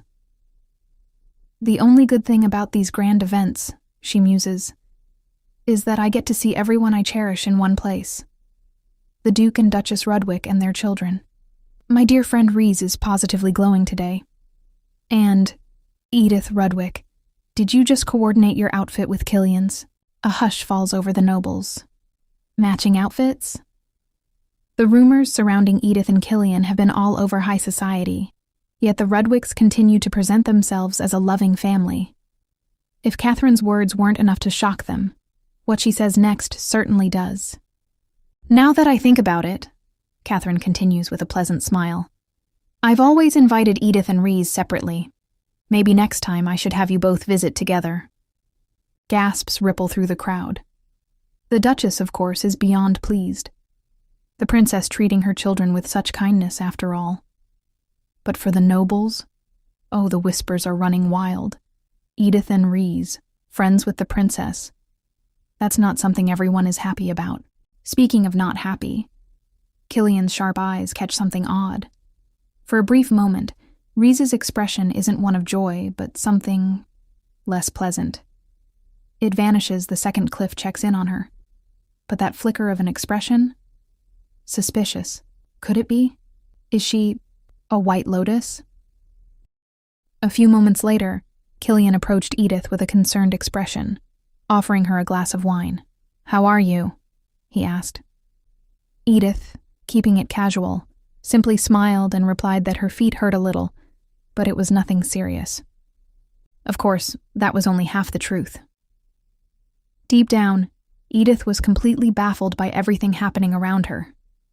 The National Day celebration was supposed to be a fixed event in the original story, something that shouldn't change no matter what. And yet, here they were. Could it be because she had fully completed the second stage? But she didn't even know what the conditions for the third stage were. So why were the major plot points already shifting? Before she could dwell on it further, a familiar voice caught her attention. Considering you share royal blood, Grand Duke Lanston, it's no surprise you're one of His Majesty's most loyal supporters. I heard you were close to the late Emperor as well. Oh, the audacity. He was blatantly siding with the Grand Duke in front of everyone. And he wasn't alone. Several nobles eagerly chimed in, reminiscing about the late Emperor's reign, describing it as the Golden Age, the most glorious time. Now, it didn't take a genius to see where this was going. Praising the previous emperor was a not-so-subtle way of implying that the current one wasn't up to par. However, even the royal supporters weren't having it. Let's not taint this joyous occasion with such discussions, Grand Duke Lanston cut in smoothly. His Majesty is still young, but he is making every effort to rule wisely. I've known him and Her Highness since childhood. To me, they've always been pure and fragile, which makes my heart go out to them, too. His words might have been meant to diffuse tension, but Princess Catherine clearly wasn't happy. Frustrated, she turned on her heel and left the banquet hall. Killian, ever the caring friend, immediately stood up. Turning to Edith, He asked for permission to follow the princess. Edith nodded in understanding. But before leaving, he whispered, "If your father comes to bother you again, just cause a scene. I'll handle the consequences." Oh, what a protective husband. However, it wasn't her father who came to stir trouble. Instead, a group of noble ladies nearby suddenly launched into a very loud and very pointed conversation, one that was clearly meant for Edith's ears. Topics included her excuse about her feet hurting earlier, her status as a hostage in this marriage of convenience, Count Reigelhoff openly supporting the Grand Duke. Most people would have been annoyed, but Edith, she was actually impressed. These ladies were surprisingly well informed. Amused, she continued listening until they started tarnishing the Redwick name with their gossip. That was her cue to step in. Layla and her little minions were gleefully discussing the possibility of Edith getting divorced at such a young age. Oh, how tragic it would be. If that happens, I'll be a woman who was once married to the great Killian Rudwick. With the alimony I'd receive, I could settle in a small but cozy mansion and enjoy my days. She paused, then added with an exaggerated sigh. With all that money, my beauty, and my figure, I could even take a few lovers on the side if I wanted to. And who knows, if the mood strikes, I might remarry. The sheer confidence. The noble ladies were stunned speechless. Layla, flustered, snapped, "You're nothing but a parasite living off the Rudwicks." Oh, the irony. Edith tilted her head and smiled sweetly. Oh? But I'm simply playing by the rules of your own game. After all, don't you ladies rely on your fathers before getting married off to your husbands? That hit a nerve. Layla immediately retorted that she and her group were nothing like Edith. Edith simply chuckled. Oh, we are nothing alike, that's true. After all, I achieved something you never will. I married the great Killian Rudwick. And right on cue, the man himself entered the scene. Without missing a beat, Edith turned to her husband and asked, "Killian, have I ever acted fake around you? Because someone here seems to think I've been pretending to be all delicate and lovely just to deceive you." Killian raised an eyebrow. "I wish you would. Unless you're flirting with other men." Well, that was unexpected. Before he could react further, Edith leans on him like a slight hug, completely ignoring their audience. "Of course not. You're the only one for me." Killian, caught off guard, blushed. It took him a moment to recover. Layla, clearly defeated, took this as her cue to leave. Edith 1, noble ladies 0. Still a bit flustered, Killian suddenly spoke. "Just so you know, Princess Catherine is nothing more than my childhood friend. I've never seen her in a romantic light. She's more like family to me, even more than Cliff is." Edith reassured him immediately. "Don't worry, I never doubted you for a second." Killian, however, was a little disappointed. He thought maybe she just didn't care. But in reality, Edith already knew the truth. The Killian in the original story was a devoted romantic. Once he loved someone, it was with all his heart. There was no need to question him. On a more serious note, Edith took a moment to reflect. At the beginning, she had felt nothing but despair. The strict rules about the original plot governing her life had been suffocating. She had even thought about running away, not caring where she went, as long as she could find some peace. But now, there were people who genuinely cared for her, people who had faith in her. The Duchess, her work buddy Linon, her friend Anna, and even Princess Catherine. They had all shown her kindness in different ways. And then there was Killian. Could she really stay? Could she live her life with the man she loves? The night ended with Edith and Killian dancing together at the banquet. Sweet moments continue at last. Meanwhile, somewhere else, amid shattered glass and broken objects, Layla is still fuming. She still couldn't believe what had happened. Then, out of nowhere, a letter appeared before her. Its message was simple. An invitation to conspire in a great plan to get rid of Edith, once and for all. With a letter guiding her way, Layla found herself standing in front of a suspicious-looking house, in an even more suspicious part of town. It wasn't exactly the kind of place you'd expect a noblewoman to visit, but hey, desperate times call for desperate measures. As if things couldn't get any weirder, a knight adorned with the Rudwick family emblem appeared, basically confirming what Layla had already suspected. Whoever sent her here clearly had business with Edith. Without a hint of hesitation, Layla curved her lips into a wicked smile and followed the knight inside, ready to set her grand scheme into motion. Back at Rudwick's mansion, in Lennon's office, Edith greeted him with a casual good morning before spotting a book sitting on his desk. Naturally curious, she reached for it, assuming it was work-related. That single movement was enough to send Lennon into full panic mode.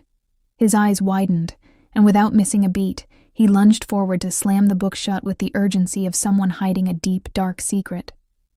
The two of them instinctively sprang apart, as if repelled by an invisible force field. Awkward much. He, scrambling to explain himself, blurted out that it belonged to Killian, but Edith quickly interrupted, assuring him she hadn't meant to pry. No need for a cover-up, she was just curious. Hoping to shift the conversation elsewhere, Lennon asked about the last banquet. Edith admitted she had a great time, so much so that she needed an entire day to recover. Of course, that wasn't entirely by choice. Killian had kept her from leaving under the excuse that she had to take responsibility for tempting him during their dance. The memory made her a little guilty, so she tried to apologize to Lennon for taking time off, but Lennon, ever the logical one, dismissed it as part of her noble wife duties. He was technically right, just not in the way he expected, making her turn red from embarrassment. "Starting today, please review these documents for the Ryzen territory," Lennon instructed, pointing a thick stack of papers in front of her. He explained that once Killian received his title, the two of them would be moving there. While Ryzen was far from the capital, it had a lot of potential for growth. "I've gathered tax records and production data from the past 10 years. Since you'll be managing the land alongside the young master, it's important for you to get familiar with this information now," Lennon added. In the original storyline, after the rebellion arc, Killian would receive his title, leave the ducal estate, and settle in Ryzen. As the perpetual second male lead, he was doomed to a lonely existence. But Edith wasn't about to let that happen.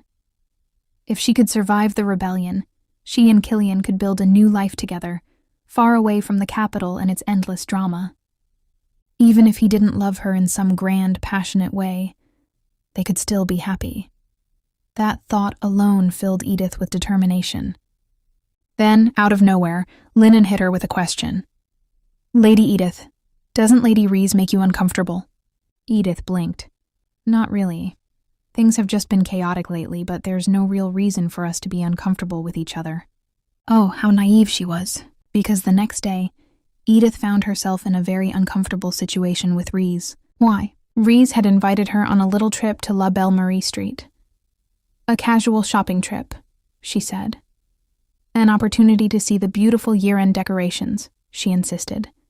A chance to buy gifts and do some sightseeing before Edith and Killian left for their territory. Reese listed every possible reason to convince her, and Edith had to admit, her persistence was impressive.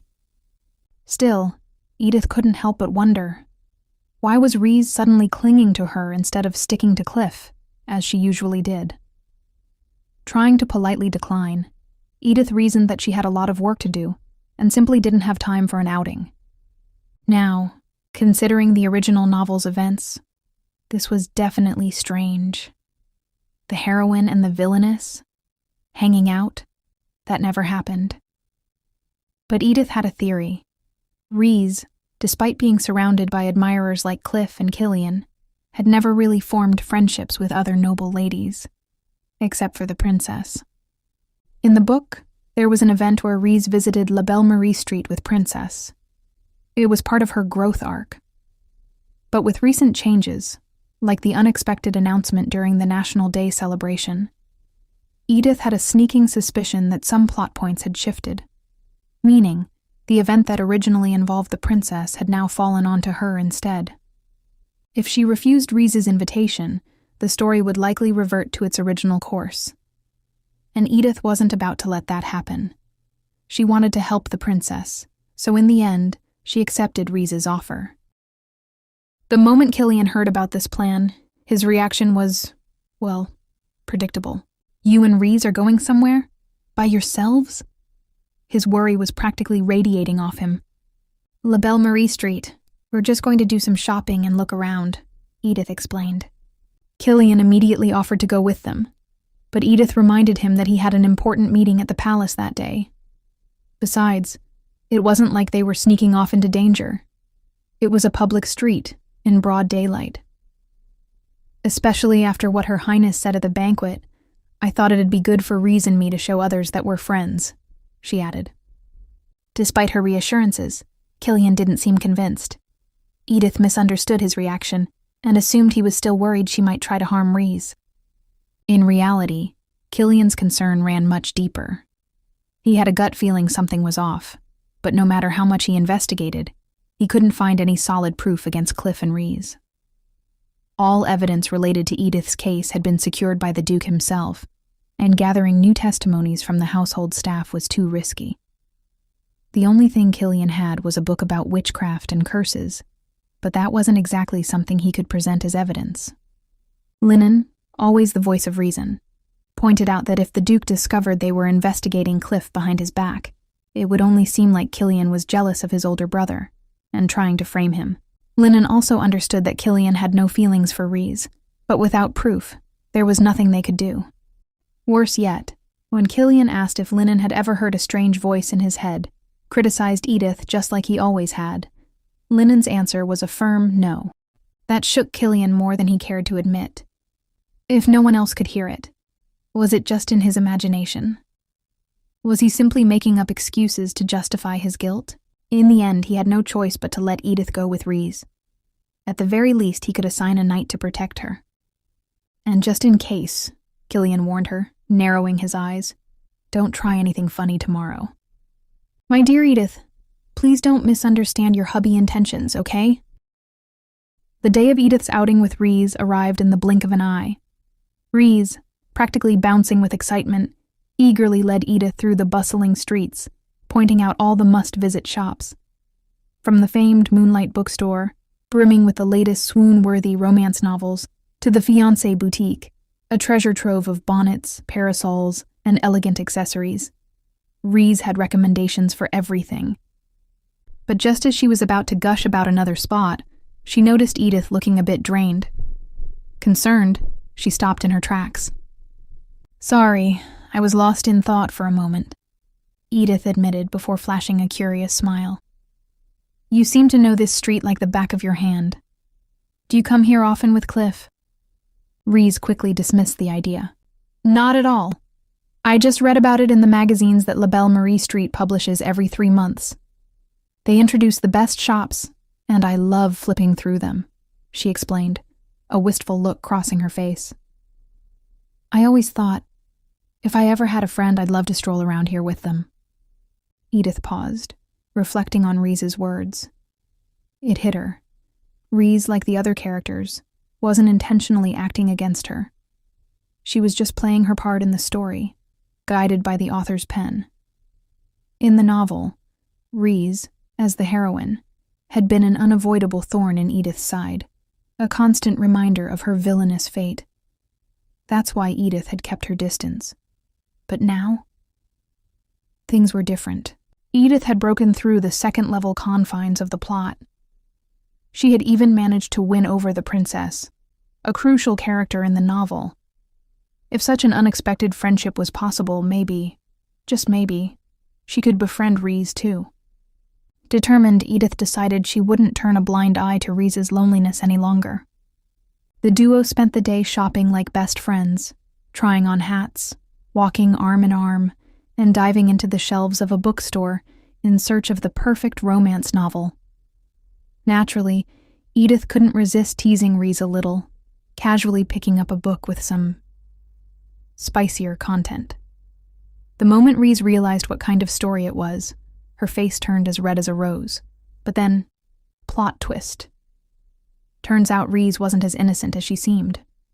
With a knowing look, she mentioned a certain title, Madame Graham's Intimate Seduction. That name alone spoke volumes. Edith is shocked. Wait, what? Have I been living under a rock? She thought, Utterly floored by this revelation. Curiosity piqued, Edith leaned in. "Is that book available here?" Reese shook her head. "No, not in this store. But there's another place. Cliff doesn't know about it, though." Oh, this was getting interesting. Without wasting time, Edith sought out Anna and made a sneaky request. She needed Anna to cover for them. The excuse? Anna had an errand to run, and Isabel, Ree's maid, was just tagging along. Anna looked skeptical, but the moment Edith whispered that they were going to buy one of those novels, and more importantly, that Reese didn't want Cliff finding out, Anna had no choice but to agree, albeit reluctantly. After some time, the two book-shopping rebels agreed to meet up later once they had chosen their purchases. As Edith browsed through the titles, she realized she had underestimated Reese. Who knew the seemingly pure-hearted heroine had a hidden knowledge of those kinds of books? Truly, there was more to people than what was written on the pages. Flipping through the books, Edith forced herself to exercise restraint. 3 books should be enough for today. After all, she could always return with Anna another time. But just as she finalized her choices, she realized something alarming. Reese was nowhere to be seen. Where did she go? Edith peeked behind a nearby door, only to find herself staring at a deserted alleyway. Strange. She turned back, intending to return to the shop and pay for her books when... "Oh my God, it's really Edith Reigelhoff!" A man's voice rang out behind her. Before she could react, everything went black. Now, who was that mysterious man, and what in the world just happened? To uncover the answer, let's rewind the clock to 3 days prior, on the night of the Grand National Festival. Layla stood in a dingy, dimly lit house, her guard standing alert beside her. She wasn't one for small talk. She got straight to the point. "Who sent that letter?" she demanded, her sharp eyes locking onto the hooded woman before her. The woman spoke but didn't give a direct answer. Instead, she showed something from her cloak, the emblem of the Rudwick family. Layla's mind raced, and then it clicked. Of course. It had to be the Duke Rudwick's doing. Who else would be orchestrating this secretive scheme to eliminate Edith? Her lips curled into a satisfied smirk. She didn't need to ask further. The plan was simple. Layla would attend Viscount Cecily's tea party the next day, where she would discreetly pass on the crucial information handed to her. And what was that information? A note detailing the exact date and time of Edith's upcoming visit to a certain bookstore during lunchtime. Back in the present, Anna stood outside impatiently. Something felt off. Reese's knight had excused himself to visit the bathroom quite a while ago, but he hadn't returned. Sensing the trouble, Anna asks Isabel, but she simply smiled and shrugged. Well, how should I know? That's it. Something was definitely wrong. The moment Edith's eyes flutter open, she finds herself in an unfamiliar, run-down house, both hands tightly bound with rope. Ah, the classic signs of a kidnapping. But before she can fully process the situation, an unsettling scent of blood lingers in the air, coming from the man standing before her. "Who are you?" she asks, trying to mask her unease. The man scoffs, as if personally offended. "Huh, you really don't remember? I'm one of the many men who once knelt at your feet. Because I gave you information about the railway branch in Armoff, I lost everything, my wealth, my reputation, even my claim to my father's title. And now you don't even remember the name Fred Cecily." Ah, that explains a lot. Edith is well aware that the original Edith, before she possessed this body, was infamous for seducing and manipulating high-status men to extract information. So many victims, so little time. Unfortunately, the original story barely scratched the surface of just how many people she had used. Tracking them all down is practically impossible at this point. So it's entirely believable that Fred Cecily had been one of those unfortunate souls. However, Edith is certain of one thing. This whole revenge kidnapping episode was never in the original story. It reeks of a fabricated event, much like the infamous yacht incident before. A custom-made death trap just for her, courtesy of the author. And if that wasn't bad enough, the dreaded green death countdown screen appears before her once again. Just great. But Edith knows better than to panic. She recalls from her past experiences that just because the timer starts doesn't mean her death is inevitable. After all, it stopped the moment Killian saved her last time. The best approach? Talk her way out of this mess. First strategy: appeal to the kind Fred, hiding somewhere inside this lunatic. She gently reminds him that kidnapping and wielding a knife aren't exactly the best life choices. To her surprise, it works. Well, sort of. Fred starts apologizing, claiming he never meant to scare her. Unfortunately, this moment of remorse quickly spirals into something far worse. While Edith is discreetly working on loosening her restraints, Fred launches into a dramatic monologue about his undying love, or more accurately, his full-blown obsession. "Since meeting you, I've realized I'm quite the romantic," he declares. "I've thought of nothing but you ever since I returned to my rural estate.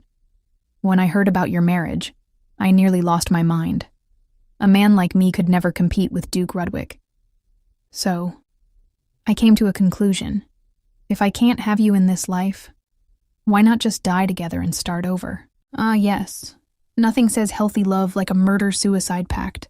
With eerie enthusiasm, Fred points the knife at her and explains how he read a book from a fortune teller once informed him that if two people die together in the same place, they'll be reborn together in their next life. As if that nonsense could be true, Edith snaps, horrified. Fred simply shrugs. If it's a bluff, so be it. But the idea of falling asleep forever in each other's arms is romantic enough. There is absolutely no reasoning with a lunatic. Time for a new strategy. Edith puts on her most regretful expression and says, "I'm sorry. Truly. I took advantage of your feelings. It's not just a lie." She knows firsthand what it feels like to be used and discarded by someone she once loved in her first life. Back then, all she had wanted was a sincere apology. But Fred isn't buying it. His face twists in disbelief. "You? Apologizing? That's impossible. You're Edith Reigelhoff, the woman who looks down on everyone. A demon in human form. You'd never lower yourself to apologize to me." "Oh? Interesting." Edith decides to roll with it. "You don't know anything about me," she sighs. "That whole flower snake of Reigelhoff? It's just that, a rumor. The men who chased after me only did so because of those false stories. And once they met the real me, they left disappointed. Did you know I actually despise parties? I've rejected every single invitation since my marriage." Fred's brain practically short-circuits. "What are you—" "I only attended in the last national banquet because I had no choice," Edith interjects. As she speaks, she discreetly notes that her death countdown has increased. 3 hours left. No, now it's over 4. That means she's on the right track. "I prefer quiet reading places over noisy parties," she continues. "Think about it. Where did you run into me? A bookstore, right?" "Stop!" Fred yells as if she's destroying his entire worldview. "Don't say another word! Don't ruin my image of you!" Almost there. Edith's hands are nearly free from the rope. Just one last push. "Fred, I'm not the woman you dreamed of," she says softly. "Wouldn't it be meaningless to die for a fake like me?" Silence, it's working. Then suddenly, Fred's expression shifts. He narrows his eyes. "Edith, tell me, is there something very important behind me? Because as we talked, you kept glancing at that direction, as if waiting to be saved." "Oh no," Fred smirks. "You almost had me fooled, until I saw this." He lifts up The Countess's Pet, an adult novel Edith had grabbed from the bookstore earlier. He smiles. "So you still don't trust me? But that's fine. If you won't come willingly, then I'll be your loyal pet dog instead." With a crazed glint in his eyes, Fred lunges at her with his knife. But Edith has already freed her hands. She barely dodges the attack. Forget the countdown. Her only priority now is escaping. She quickly scans the room. There, a window. Without hesitation, she hurls a shoe at Fred's face for distraction, then grabs the nearest chair and smashes it against the glass. Freedom is within reach. But just as she's about to leap out, Fred yanks her back by the hair. The knife is coming. She closes her eyes, bracing for impact. Then, blood drops across her face. Edith's eyes fly open. Standing before her, gripping Fred's blade with his bare hand, is none other than her husband. "I'm sorry for being late," Killian says, his voice steady despite the crimson dripping from his palm. Edith has never been more relieved to see him in her entire life. Somewhere in the mysterious void, a hooded figure, or should I say the author, is absolutely seething. Why? Because Edith has once again dodged death like an expert escape artist. But her survival comes at a cost. Her constant meddling has begun to mess with the original storyline. The carefully crafted plot? Now riddled with unintended disruptions, thanks to her interference. Edith's earlier suspicions were spot on. That whole kidnapping incident? Yeah, that wasn't just bad luck. The author had set it up as a grand stage to get rid of her, even going the extra mile to create new locations that never even existed in the original work. Talk about dedication to a villain's downfall. Sure, she managed to deal with Anna, but simply removing her wasn't enough. Because Anna was the key person who tipped off Killian about the situation, despite the heavy consequences of disobeying her master's direct orders. And speaking of Killian, he was supposed to be at the Imperial Palace, far away from all this. So why was he already so close? A single maid's intel, the desperate actions of a second male lead to find the Villainess. All these elements had fallen into place, forming the perfect rescue scene. A miracle in a world that should only bend reality to favor the female lead. Yet, the author remains confident. In her eyes, Edith's good luck has limits.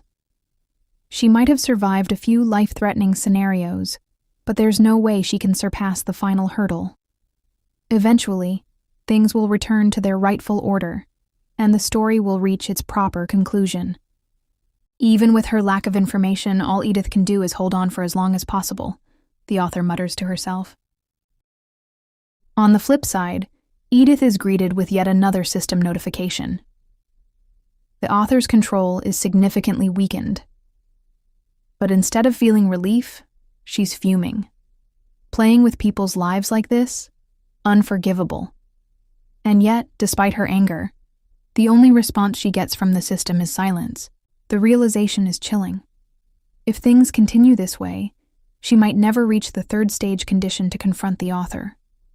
Worse, she's constantly at risk of new, unpredictable dangers that weren't even part of the original story. The fear creeps in, making her tremble.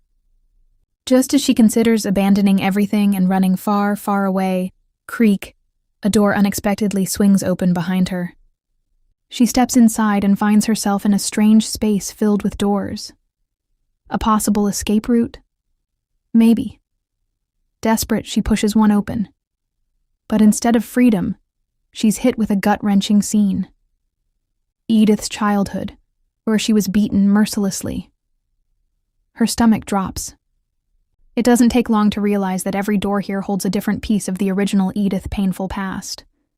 The punishments from Sophia, the nobles who only lust after her, the constant cruelty she endured, all of it preserved in this eerie archive of suffering. Then she reaches the final door. What she sees sends a shiver down her spine. Edith is holding a letter from Count Reigelhoff, its contents more dangerous than anything she's encountered so far. A declaration of territorial war against the Rudwick estate. Her father's plan? Lure the Duke and his forces into a trap before launching a full-scale attack. As soon as I give the signal, plant a device at the back door of the mansion and draw their attention toward your side. The Count's words resound ominously in her mind. The vision shifts again, to the moment Shane successfully drags Reese away while Edith remains inside the mansion. She reaches out, her fingers brushing against Killian's baby portrait, cradled in the Duchess's arms. It finally hits her. Even though this world follows the framework of the original novel, the people in it aren't just characters following a script. They're living beings with their own will. She had ignored this truth for too long, focusing only on her survival. But now she can't turn away from it any longer. And then comes the real question. Where is the original Edith? The traces of the original Edith's existence are embedded deep within this space, as if urging her forward, calling her to seek out the truth. If she wants to reach the third stage condition, she has no choice but to keep going. Because deep down, she knows this is something she can no longer ignore. Morning arrives, and the first thing Killian feels is Edith's touch. Without hesitation, he pulls her into a tight embrace, his relief washing over him now that she's safe and sound. Of course, he holds on to her for a long time. Who wouldn't after nearly losing a wife? Once he finally lets go, just a little, he starts explaining everything that happened while she was unconscious. Killian had a bad feeling, and his instincts were spot on. He wrapped up his palace duties as fast as he could and rushed to La Belle Marie Street, where he encountered a knight searching for him. Using the information Anna provided, he and his knights combed the area thoroughly, and thanks to Edith's very dramatic window-smashing moment, he was able to find her just in time. This whole situation is suspicious. There's no way Fred Cecily acted alone. Killian then continues. This was a well-planned crime. He went through a lot of trouble to kidnap you and take you to that abandoned house. He went on to explain that Fred had to have known Edith's exact whereabouts in advance, meaning someone must have tipped him off. But before they could get any answers, Fred conveniently took his own life on the way to the mansion. A frustrating turn of events, since now Killian couldn't extract any more information from him. And just like that, guilt crept up on Killian. He blamed himself for failing to prevent Fred's suicide, because, clearly, handling a desperate criminal all alone wasn't stressful enough. But thankfully, Edith was right there to reassure him. It wasn't his fault, she said. Some things just couldn't be helped. Now, deep down, Edith had some mixed feelings. Watching her husband stress over an incident that technically wasn't even his fault, but rather the author's doing, felt a bit pointless. Since this event wasn't in the original novel, there was a high chance the story was simply rushed to a conclusion before things spiraled further. But of course, she couldn't exactly explain that to Killian. Not yet, anyway. Moving on to another matter, Killian updated Edith on Reese. Apparently, Reese left the bookstore in a hurry without buying a single book. Why? Because Cliff, ever the protective man, had sent her escort knight to tail her. At first, Killian hesitated, but then he finally asked, "What do you think about Reese?" Ah, Reese Sinclair, the heroine of this novel. Since more important characters are heavily influenced by the novel's plot, Reese would be affected even more than Killian or Cliff. If this world naturally pushes people into their destined roles, then Reese is, by default, Edith's enemy. Not because Edith did anything wrong, nor because Reese wanted it that way, but simply because the story dictated it. And as long as the original story maintained its grip, a friendship between Edith and Reese was pretty much impossible. So, rather than blaming anyone, Edith just accepted it for what it was. The funny thing was, Edith still didn't realize how much Killian actually cared for her. She assumed that the only reason he was asking about Reese was because she was still his #1 priority. And honestly, she had a reason to think that. Since the very beginning, Killian himself had declared that Reese was more important to him than Edith. So how was she supposed to know he had developed feelings for her if he never outright said it? Actions may speak louder than words. But come on, sometimes you just have to say, "I love you too." "What do I think of her?" Edith repeated. "If I didn't trust her, I wouldn't have agreed to go out with her in the first place. I trust Reese." She then explained that there was no way Reese could have known something bad would happen just because they got separated. It was just an unfortunate coincidence. In the end, Killian had no choice but to accept her reasoning. "In that case, I have something to tell you," Killian continued. "Reese is worried sick about you. She blames herself for what happened and has been crying nonstop. She hasn't eaten since she heard the news. Cliff hopes you'll reassure her." Just as Killian was about to add that he would tell them Edith was still unwell, she cut him off. "No, just wait," she said. And once again, despite his concern, Killian had no choice but to listen to his wife. The atmosphere in the Duke's office had completely shifted. Before, Edith was the one being questioned. But now, the spotlight had turned to Reese. "How are you feeling, Edith?" the Duke asked, his tone surprisingly gentle. Edith simply replied, "I'm fine," and thanked him for his concern. As soon as Reese spotted Edith and Killian, she rushed toward her, holding Edith's hands. "Do you have any idea how worried I was?" "Wait, are you even supposed to be up already? You look so... Oh, I'm sorry. I never imagined things would turn out like this. If I had known, No, this is all my fault." Reese's voice cracked as she struggled to hold back her sobs.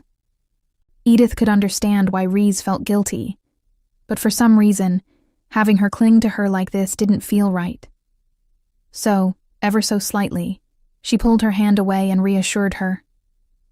"It's really not like that, so please don't blame yourself too much."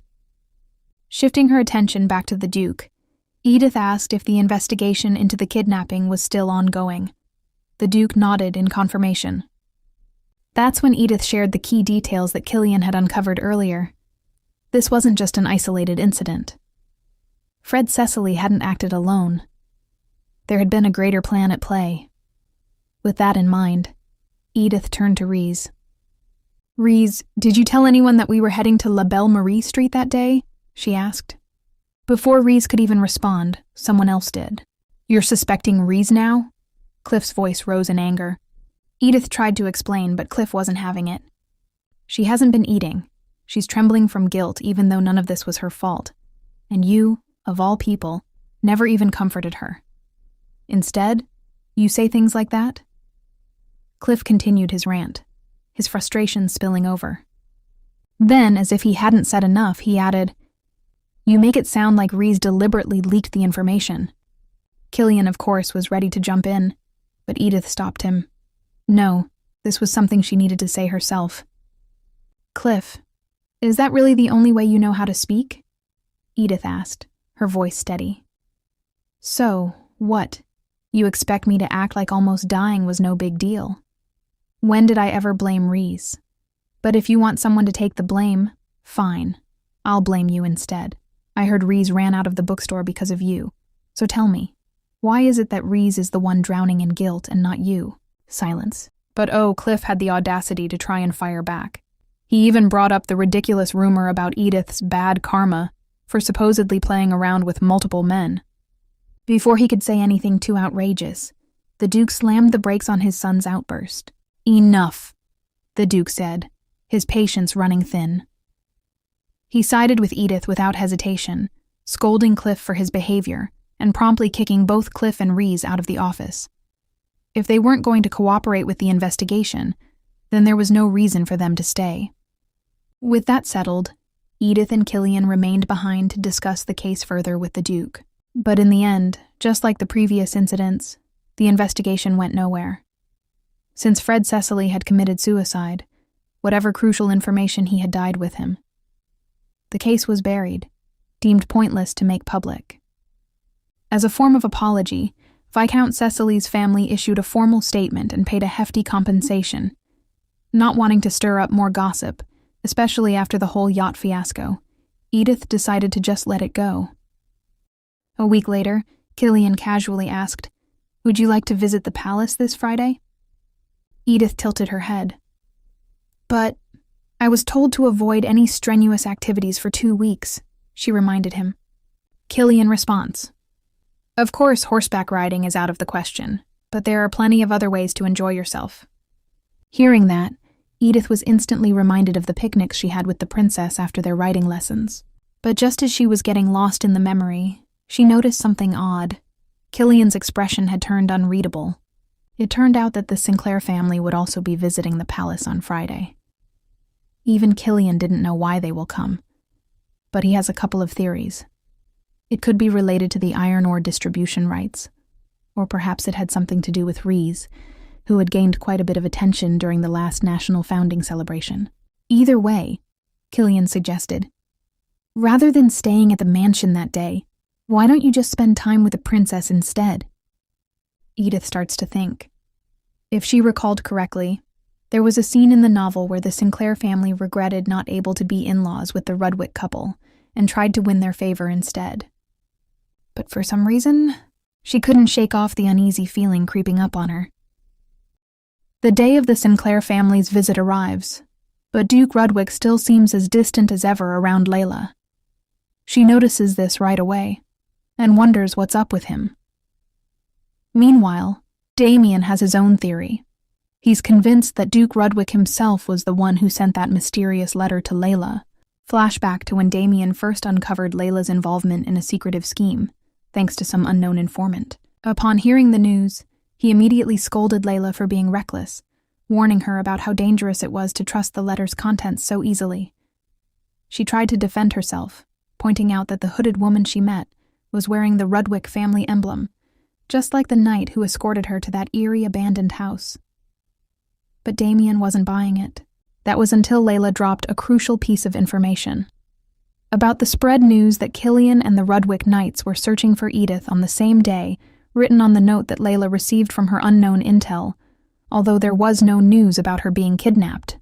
The real kicker? Following that day, Viscount Cecily announced that his son had died in a tragic accident. No one outside the involved families should have known about what had really happened in that incident, especially since the Rudwick household was keeping it a secret and trying to bury any news about it to stop the rumors. Putting the pieces together, Damien reached a bold conclusion. If there was someone in the Rudwick family could have orchestrated an assassination attempt on Edith, then the mastermind had to be none other than Duke Rudwick himself. And why would the Duke do such a thing? Damien had a theory for that too. Count Reigelhoff had openly declared support for the Grand Duke at the last banquet, meaning Edith, who was once valuable as a political pawn, had now outlived her usefulness. Perhaps the Duke had never intended for Killian and Edith's marriage to last in the first place. This was the real reason why Damien insisted on bringing Layla along for their visit to the Rudwicks. Back to the present, Damien doesn't waste any time getting to the point. Casually, he brings up Layla's unmarried status and suggests that she should marry Killian instead. His reasoning? The marriage between the Rudwick and Reigelhoff families is now meaningless, given that the Reigelhoffs have switched allegiances to the Grand Duke. To further drive his point home, he even brings up Edith's comment at the last banquet, where she jokingly points out about her supposed alimony spending plans if she divorced Killian. The audacity, using a joke as solid proof. This guy is truly something else. On the other side, Edith, completely unaware of the heated discussions happening elsewhere, suddenly shivers while having tea with her mother-in-law and, unfortunately, Layla. Under the pretense of needing to wash her hands, Layla asks Edith to accompany her to the washroom, but of course she has an ulterior motive. The moment they are alone in the hallway, Layla drops her sweet and innocent act and reveals her true colors. Her first move? Calling Edith a fake, in front of the Duchess earlier. Oh, the irony, says the girl who just moments ago was acting all helpless to get Edith to walk with her. But Edith doesn't let it slide so easily. With just a little provocation, she gets Layla to spill the truth herself. You could be kicked out of this house as soon as tomorrow, you know. Your family's iron ore distribution rights. That's the only reason you were able to marry Killian. But guess what? My father and brother are talking to the Duke right now to secure that position for me instead, Layla boasts. Edith tries to counter with the fact that Killian is currently at the Imperial Palace. But Layla rudely cuts her off. Ha! Why are you even bringing up Killian? You, of all people, should know that he has no choice but to obey the Emperor. Do you really think you can hold on to your position as his wife by making backdoor deals like this? For a brief moment, Edith understands how Killian must have felt when he was forced into their marriage. But she quickly composes herself, refusing to let Layla see even a hint of weakness. After showing her the washroom, Edith turns to leave, but Layla keeps babbling nonsense, claiming that Killian will gladly divorce her, or, even more absurdly, that he might fall for Layla instead. And with that, Edith delivers the final blow. Someone like you could never win his heart. Without another word, she walks away, leaving Layla, A few moments later. Edith had spoken confidently to Layla earlier, but now? That certainty was nowhere to be found. An uneasy feeling gnawed at her, making it impossible to focus on work. Looking back, she regretted not choosing to visit the princess instead. If this marriage is really coming to an end, then what's the point of all this? She muttered under her breath. But before she could dwell too much on that, another thought popped into her mind. The strange incident from earlier. In the original storyline, the Sinclair family was supposed to be the main villain, the ones who relentlessly tormented Reese. Yet, something was off. Nowhere in the original plot did it mention Damien having any particular interest in her. But judging from his expression earlier, Edith could tell that his smile carried a deeper meaning. Even though Reese wasn't present, their visit had felt deliberately targeted at her. Come to think of it, this actually made sense. Why would the Sinclairs pick a fight with Reese, who was adored by the ducal family? It would be much easier to set their sights on Edith, the woman who had lost all value in the eyes of both her own family and her in-laws. So this meant the original plot had completely lost its grip on reality. Events were no longer unfolding according to a pre-written script. They were being shaped by the thoughts, desires, and decisions of each individual character. And that realization gave Edith a headache.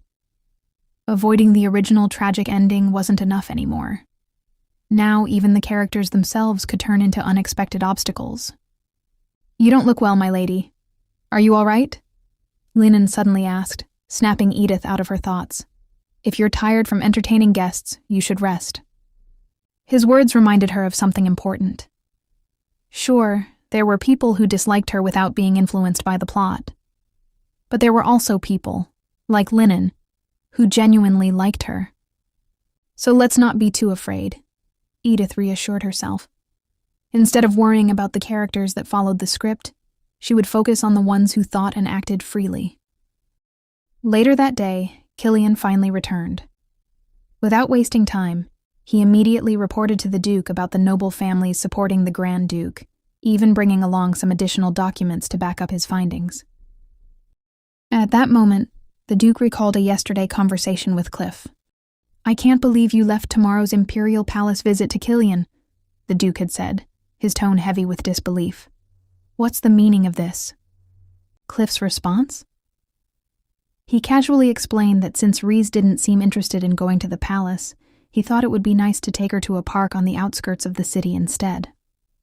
And, of course, there was nothing to worry about, since Killian could handle the palace matters in his place. In other words, he prioritized spending time with Reese over his responsibilities, and conveniently dumped his work onto Killian. Back in the present, before the Duke could even comment on the situation, a sudden commotion erupted outside. Moments later, a knight rushed in, followed closely by Lennon. "Count Reigelhoff has declared war on our dukedom," the knight reported, his voice panicked. The atmosphere in the room instantly tensed. Oh dear. History is repeating itself. Just like in the original story, Edith's father has declared a territorial war. Now she's stuck in a situation where chaos is about to unfold. Will she find a way to change her fate? Or is she doomed to follow the same tragic path? Either way, things are about to get messy. It's honestly not that difficult for Edith to stay informed. All she has to do is glance out her window, and boom, free drama. From her chambers, she can clearly hear and see Anna, her mother-in-law, deep in discussion with a man about the latest reason Count Reigelhoff decided to go full war mode. And the reason? Well, as ridiculous as it sounds, it's all over the price of iron ore. Seriously, a full-blown territorial war over metal? Edith, however, isn't laughing. Knowing the plot of the novel, she can't shake off her growing anxiety. This is a major turning point in the story, Count Reigelhoff's downfall. But it's happening way too soon. Way, way too soon. Could it be her fault? Did she trigger something? Instead of the slow-burning scheme where her father was supposed to infiltrate the Duke's affairs with sneaky tactics, he skipped straight to all-out war. That's like throwing the chessboard because you didn't like the opening move. And now, as the Count's daughter, where does that leave her? In the original storyline, Edith was already locked under house arrest when the war broke out, so the Rudwicks didn't even need to do anything about her. But now, things have taken a different turn. Before she can spiral too deep into her thoughts, she suddenly notices Killian standing at her door. Startled, she hesitates before blurting out, I heard the news. My father... No, The words get caught in her throat. She's terrified Killian will take her hesitation the wrong way, but instead of pressing her for answers, the first thing Killian does is reach for her hand. His voice is calm as he asks, Are you all right? His touch alone is enough to shake her out of her panic. Then, in his usual composed manner, he continues, Depending on the outcome of the war, Count Reigelhoff will likely... He stops mid-sentence. Edith knows exactly what he wants to say. To be honest, she also deserves whatever's coming to him. But she can't just say that outright. It would be far too out of character for her. Instead, she responds, I know. Of course, he must be tried and sentenced according to the law. After all, he has started a rebellion. There. That should be a safe, reasonable answer. Killian nods. That's how it appears for now. He may claim to be acting alone, but anyone with common sense can see he has little chance of winning on his own. And his excuse for going to war? Laughable. We have to assume Grand Duke Lanston is backing him. Ah, yes, the ever-so-innocent Grand Duke Lanston. He's currently playing the "oh, I'm not involved" card, but Edith and Killian both know better. Most likely, he's waiting for the Rudwick family to get tangled in the war so he can sneak his way to the throne. Sneaky. To counter this, Cliff will take charge of guarding the palace with his elite knights, while Killian and the Duke deal with Count Reigelhoff's rebellion. Once that's handled, they'll regroup to deal with the Grand Duke if necessary. I actually thought about switching roles with Cliff, Killian admits, but he has far more experience leading troops than I do. At that, Edith reaches out, gently cupping his face. You're my amazing husband. Could you stop comparing yourself to others? Don't you realize how impressive you are? Killian lets out a soft laugh. For a moment, the tension in the air lifts. Edith, never one to let things go unsaid, continues. All I ask is that you come back to me safely. Promise me that, Killian. Listen, Edith is worried about losing her husband, and frankly, I'm worried about losing this Manhwa's love story if he dies. So, Killian, if you have any sense of duty, don't you dare die on us, okay? Killian, ever the smooth talker, picks up on Edith's little joke. Right. I hear men flock to young widows like bees to honey. I'll never let that happen. Oh? Is that the sound of a jealous husband I hear? With a smirk, he leans in, his voice lower now. As you said, let me take this chance to show you exactly how amazing your husband is. And just like that, these two lovebirds seal the moment with a passionate kiss. Late at night, inside the Duke's office, the Duke is deep in his thought, his fingers tapping absent-mindedly. I feel like I'm forgetting something important, he murmured to himself. Just then, a knock at the door pulled him from his thoughts. Assuming it was Killian, back after completing his earlier task, he barely glanced up, only to find Cliff standing there instead. Cliff wasted no time getting to the point. I heard the news on the way, so Reigelhoff actually went ahead and jumped straight into war. The Duke unfazed and says, It's a hassle, he admitted, but it works in our favor. This is the perfect opportunity to eliminate the opposing nobles in one sweep. No sense wasting a crisis, after all. Cliff, however, had other concerns. Speaking of which, what about Edith? We can't just let the enemy's daughter roam freely in our house. Even if we don't have the best excuse, house arrest should be reasonable. He didn't get to finish. The Duke's voice, now as cold as a winter's night, cut through the air. Is that all you have to say?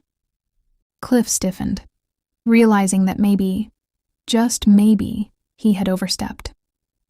He quickly apologized, fully aware that he had already tested his father's patience by taking an extended stroll with Reese earlier. Not his best decision. Without wasting another second, the Duke got straight to the point. "I'm leaving Edith be, but I'll keep a close watch on her." When Killian questioned her, she claimed she knew nothing of the Rigelhoff's plans, and even considered this war a clean break from her family. And honestly, it checks out.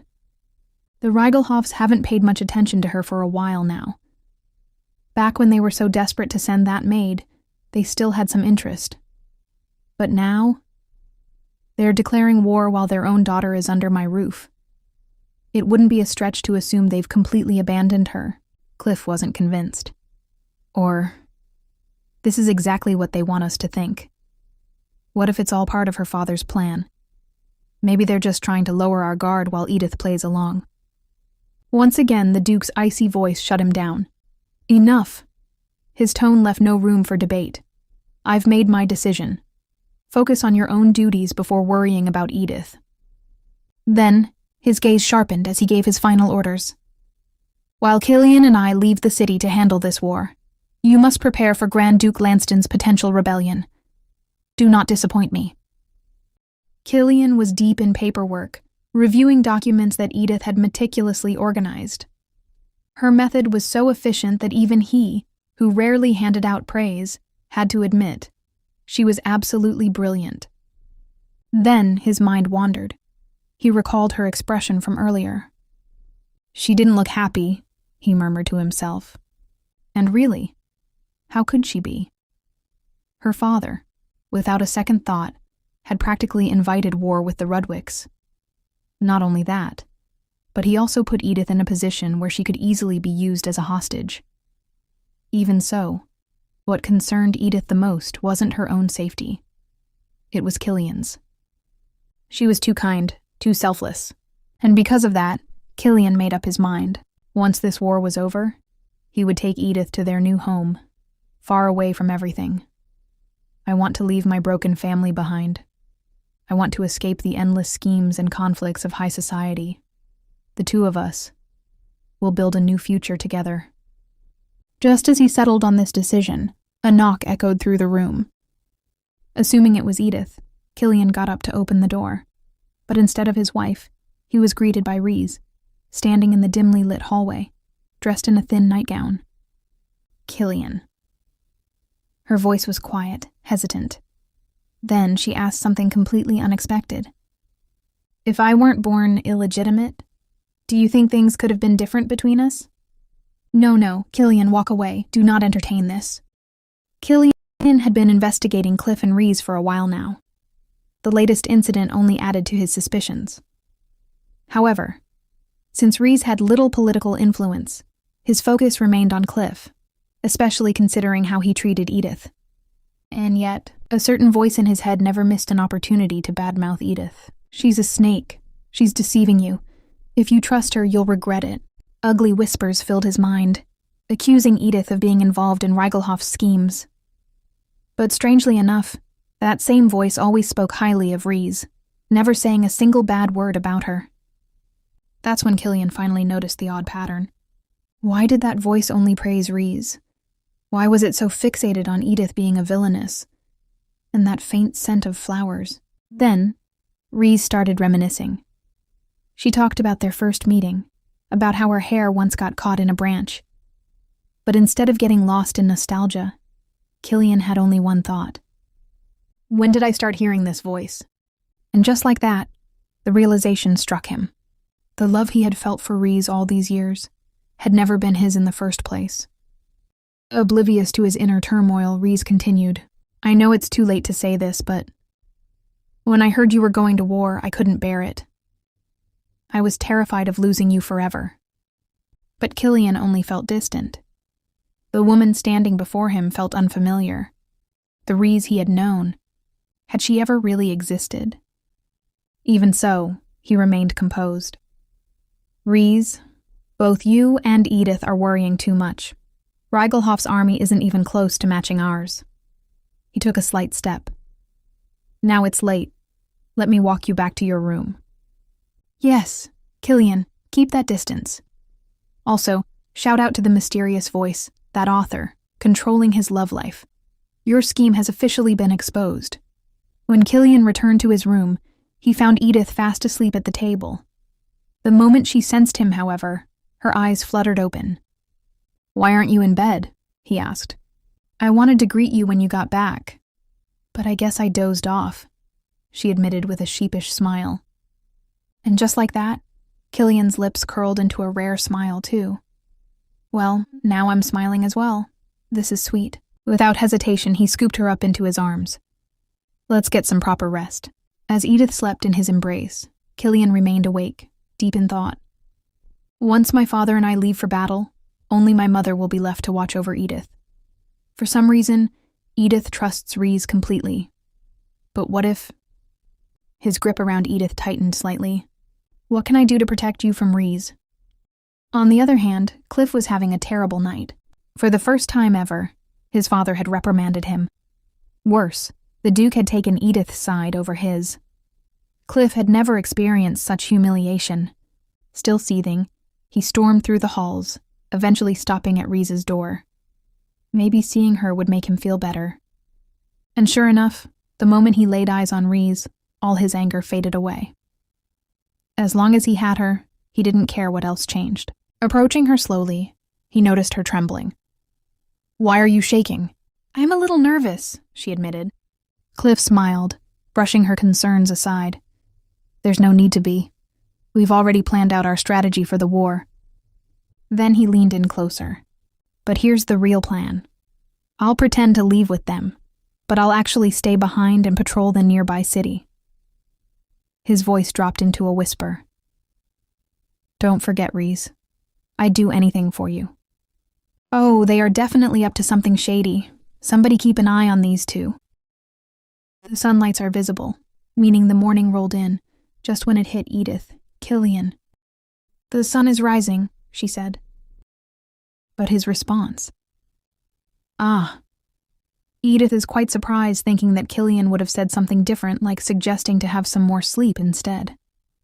Seeing her reaction, Killian immediately asks Edith if he did strain her, but Edith quickly says, "No, I'm fine, but you're the one leaving from the battlefield soon." "I'll be fine," is a short response from Killian. Right. He has a bottomless stamina for being Mr. Second Male Lead. "It's illegal to have a bluff like that, sir." Killian let out a chuckle. "Are you worried about me?" he asked, amused. "How can I not be? Just don't let a stray arrow find you," Edith shot back with concern. Killian, however, countered with his own warning. "You should be careful too. The capital isn't always the safest place. Until things settle down, try not to go out too much. And don't write to anyone except me." In truth, Killian had thought things through carefully to ensure Edith's safety while he was away. He had already entrusted Lennon and Anna to look after her, but they lacked the authority to oppose Reese. The only person with enough influence in the house was his mother. But there was a problem. Since his mother was the one who had brought Reese into the family, she would never side with Edith if a conflict arose between the two. "Don't trust anyone at all," Killian told her, his voice firm. Edith, however, found herself questioning his words. Did that include him too? As she pondered, she absent-mindedly poked at his bare chest. Killian arched a brow and, with a slightly flushed face, asked, "Are you hinting that you want to go for another round right now?" The moment Edith realized what she was doing, she turned red and scrambled out of bed, quickly throwing on her robe. "We don't have time for this. You'll be late," she responds, desperate to change the subject. Then, as if remembering something, she added, "Oh, I have something for you." She hesitated before handing over a knitted warmers. "I heard it gets colder there," she mumbled. Then, feeling embarrassed about her gift less than perfect appearance, she quickly added, They're arm warmers, if you can believe it. You can throw them away when they get dirty. At least the yarn is good quality, so they should be warm." Killian glanced at the knitted warmers, then at Edith, before giving her a soft smile. "You really don't have a talent for crafts, do you? I noticed the same thing with the handkerchief you embroidered." Edith shyly admitted. Yeah, I was actually wondering who would ever pay money for my handiwork. Wait, were you the one who bought all of them? I was so worried no one would. Killian, who had indeed bought them all, simply smiled. Thank you for the gift. I'll think of you whenever I wear them. Edith appreciated his words, but her mind wandered elsewhere. She couldn't shake off thinking the storyline from the original novel. The war didn't last long.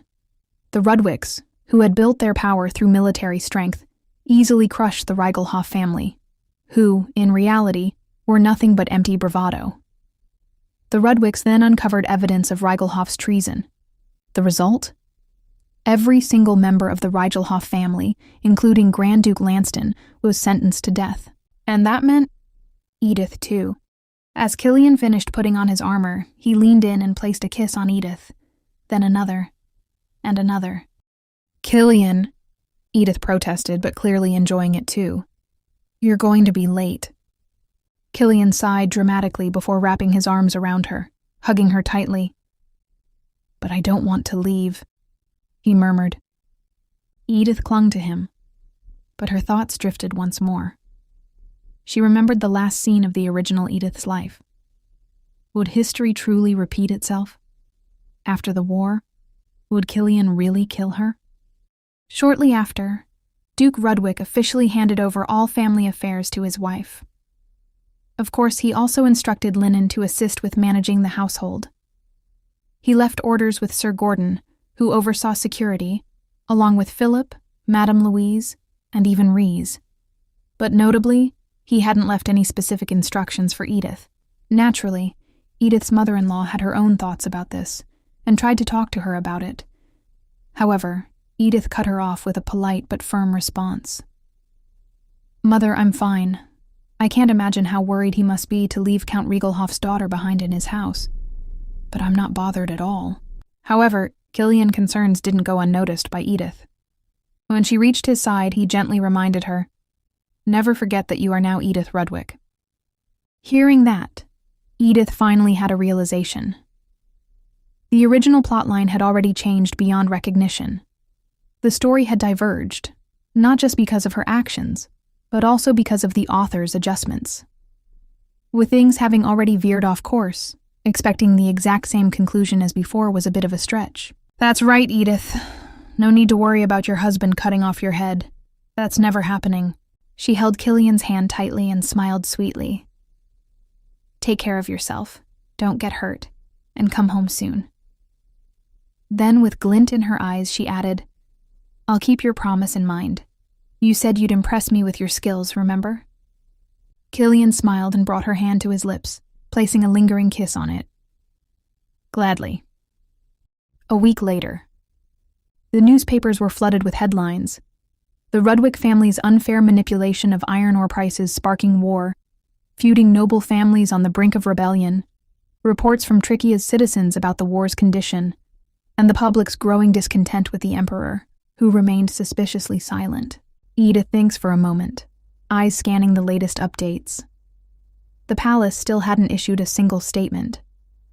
Some might say this was a move to remain neutral and avoid siding with the Rudwicks. But to her, it felt more like they were waiting, watching from the sidelines to see which side nobles will support. Neither the Emperor nor Grand Duke Lanston had publicly spoken about the conflict, but everyone knew what this war was truly about.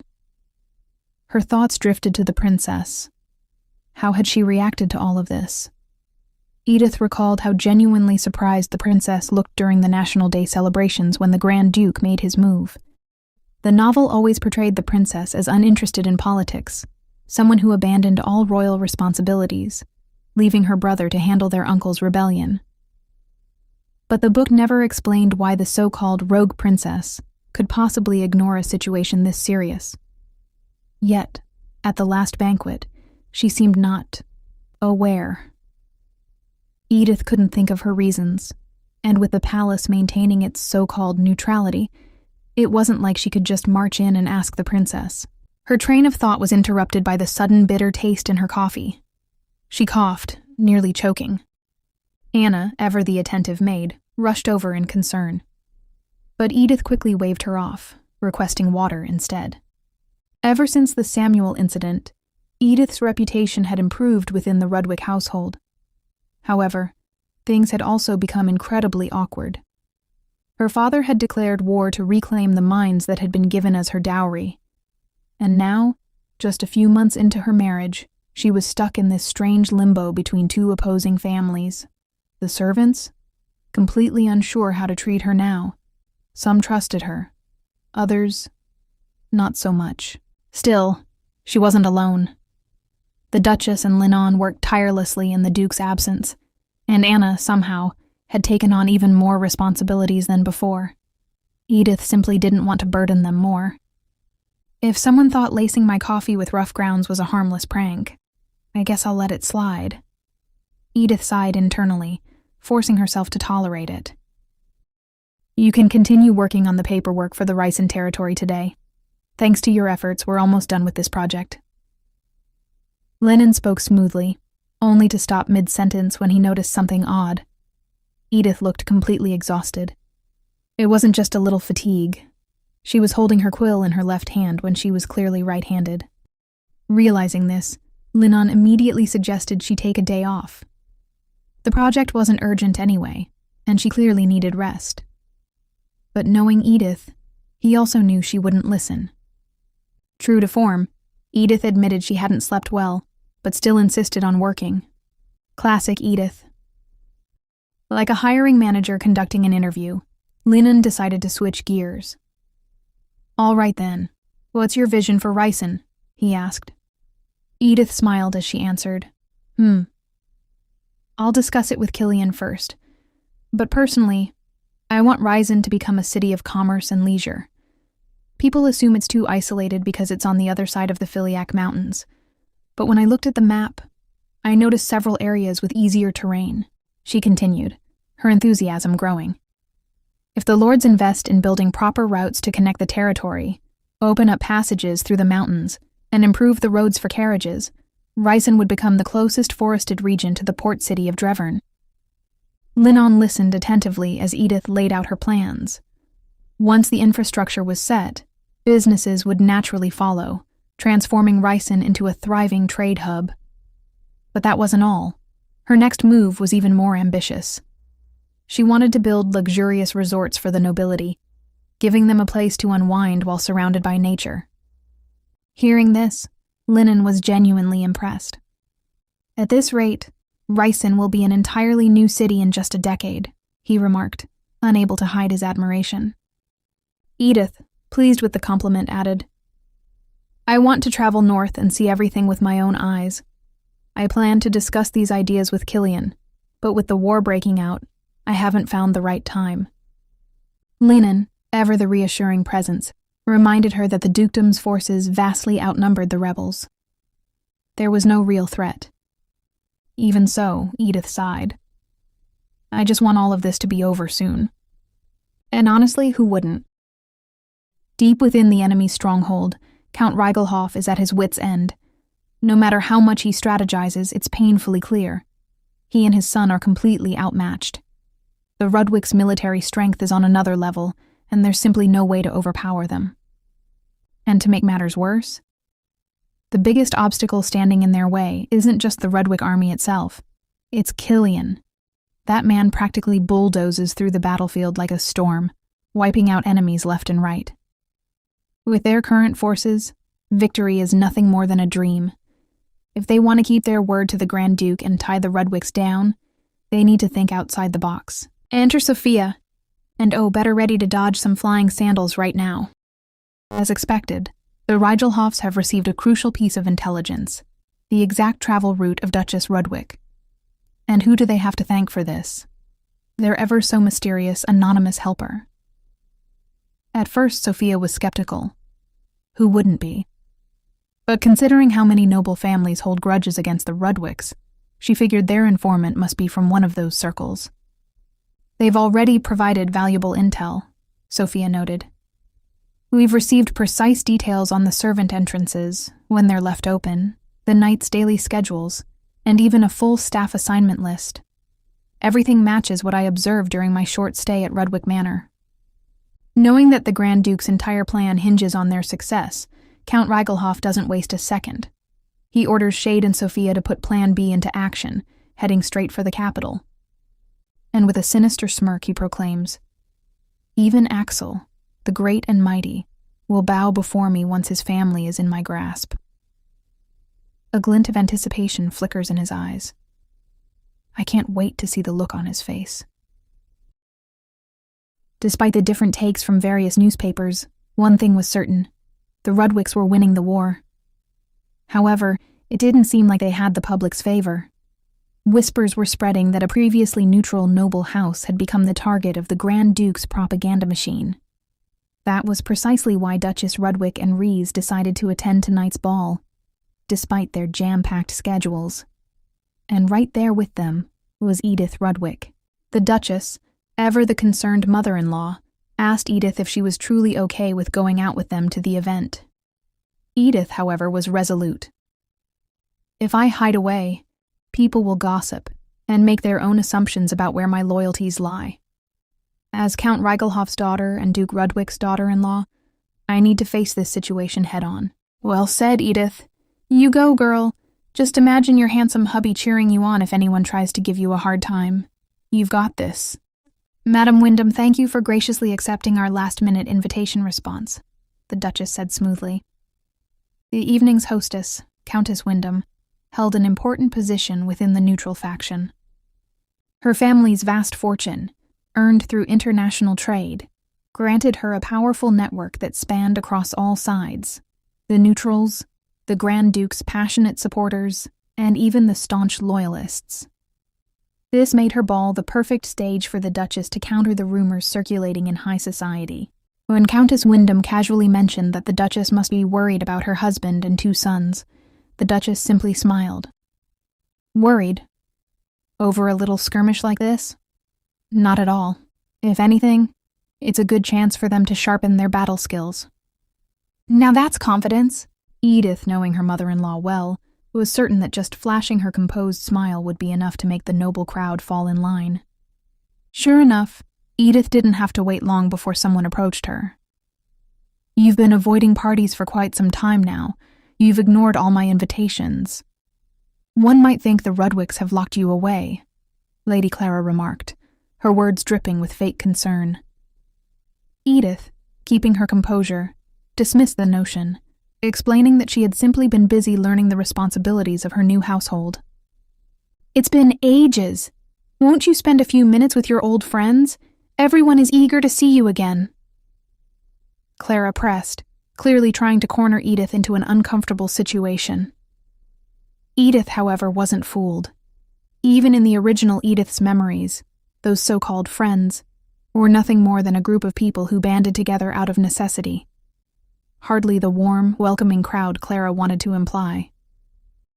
Edith politely thanked Lady Clara for her interest, which made Clara think she had won. But just as Clara was about to pull her along, Edith expertly dodged the trap. Instead, she smoothly introduced Lady Clara Sheldon to her mother-in-law. Then, as if fate was smiling upon her, Edith spotted Viscountess Klaus, a noblewoman of impeccable reputation, who happened to be from a territory neighboring Clara's. Despite Clara's visible discomfort, Edith went ahead and introduced her to Viscountess Klaus, requesting that the Viscountess introduce Clara to some other distinguished noble ladies. The Viscountess, being a known loyalist, immediately turned her sharp gaze on Clara. Oh, this was going to be interesting. Edith knew very well that Clara wouldn't want to be seen mingling with the loyalist faction, and just like that, victory belonged to Edith. Madame Klaus whisked Clara away for introductions, leaving Edith free and unbothered. But just as she was about to relax, an unwelcome hand suddenly reached for hers. "I haven't seen you in so long. You must have had a rough time. You've grown so thin," a man remarked. It was Viscount Bartlett, a businessman who had dealings with Count Reigelhoff in the past. Edith instantly recoiled and pulled her hand away. "Viscount, I believe you've forgotten that I am another man's wife now. Please refrain from such gestures," she said firmly, but Bartlett wasn't deterred. "Oh, come now. We've known each other for years. I see you as a little sister." With that excuse, he reached out again, this time toward her waist. Big mistake. Without hesitation, Edith shoved his hand away. The audacity of this man. When he had the nerve to call her rude, Edith didn't hesitate to fire back. "You took the words right out of my mouth. I warned you once already, so you should know better. How dare you lay hands on a duke's daughter-in-law?" She then delivered the final blow. "Even my real brother wouldn't dare touch me like that." Just as things were about to escalate, the Duchess arrived, her presence alone commanding attention. "Viscount Bartlett," she said coolly, "do you truly expect me to believe such blatant lies?" Her tone was as sharp as a blade. "I know you serve as Marquis Boris's vassal, correct? If my family were to withdraw our investments from the Marquis's business because of your disrespect, I wonder how he would react." That was all it took. Bartlett immediately backed down, muttering apologies before scurrying away like a rat caught in the open. Turning to Edith, the Duchess sighed, clearly apologetic to Edith. "I should have been paying closer attention, but I was caught up in conversation with the other ladies. Shall we go greet the princess together, Edith?" Crisis averted, thankfully. At the Rudwick's military headquarters, Killian was polishing his blade, deep in thought, when his father, Duke Rudwick, entered the room, carrying 2 steaming cups of warm drinks. A rare sight indeed. Killian took a glance at his drink, and just like that, boom! His mind was filled with thoughts of Edith. This man is seriously head over heels for his wife. The Duke, ever the strategist, sighed and started discussing the war. The only real strength the Rigelhoffs have is their wealth, yet they keep throwing more and more resources into this fight. Feels like they've got some hidden support. If this keeps up, the war might drag on longer than expected. Killian, sharp as ever, asked, "Does this mean the Grand Duke will stir up trouble in the capital soon?" The Duke admitted the possibility was high, though not set in stone. Still, he wasn't too worried. After all, Cliff was stationed in the city, ready for anything. Then came the real bombshell. "Killian, have you given your heart to that woman, Edith?" Killian paused, his mind drifting to all the moments he had shared with his wife. His answer? Nothing short of poetic. "Edith isn't just bold enough to challenge my mistakes. She's also gentle enough to embrace my flaws. Her wisdom opened my eyes to my own foolishness. How could I not love her?" He smiled, then continued. "She makes her own choices and stands by them. But above all, she has a kind heart, and I regret every time I failed to see it. If I could turn back time, I would do anything to change my actions back then." The Duke, unimpressed by his son's response. "You've grown soft, but do you not realize this is your best opportunity?" He went on to explain his plan. Since they were at war, Killian had every excuse he needed to take advantage of the situation.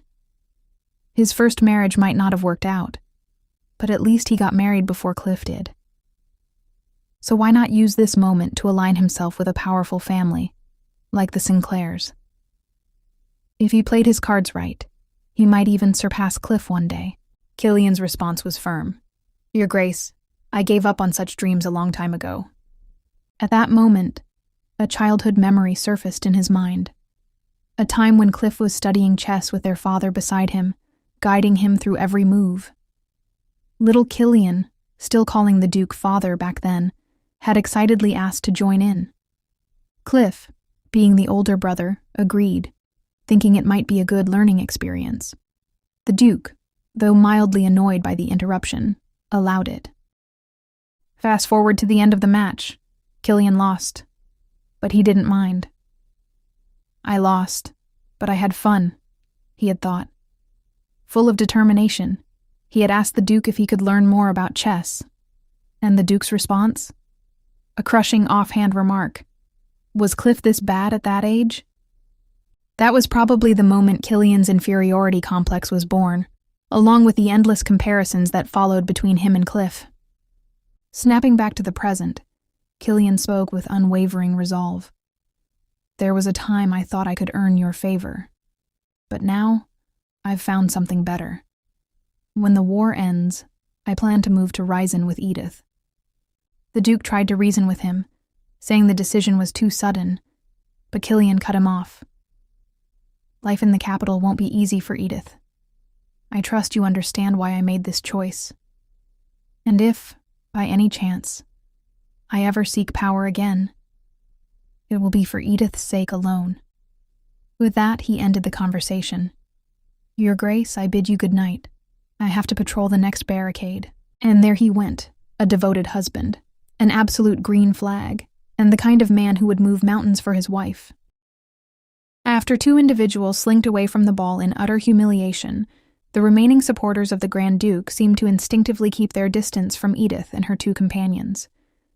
Not that I am complaining. However, the real trouble came in the form of a certain notorious loyalist, Layla Sinclair. Layla's opening move? A dramatic performance, playing the role of a remorseful half-sister.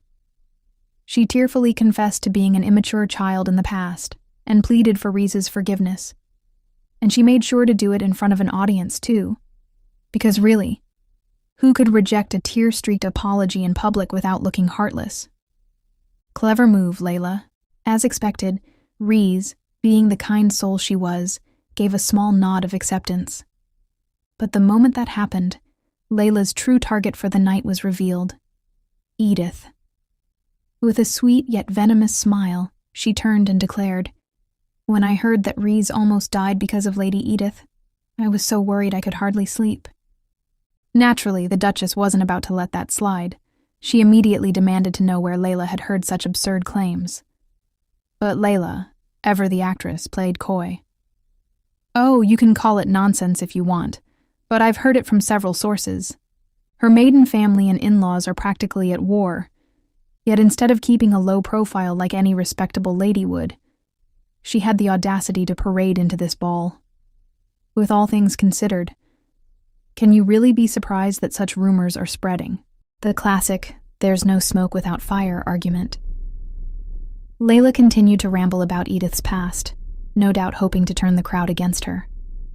But fortunately, just as things started to escalate, a regal voice cut through the nonsense. Princess Catherine had arrived, right on time. The princess wasted no time putting Layla in her place. Lack of principles?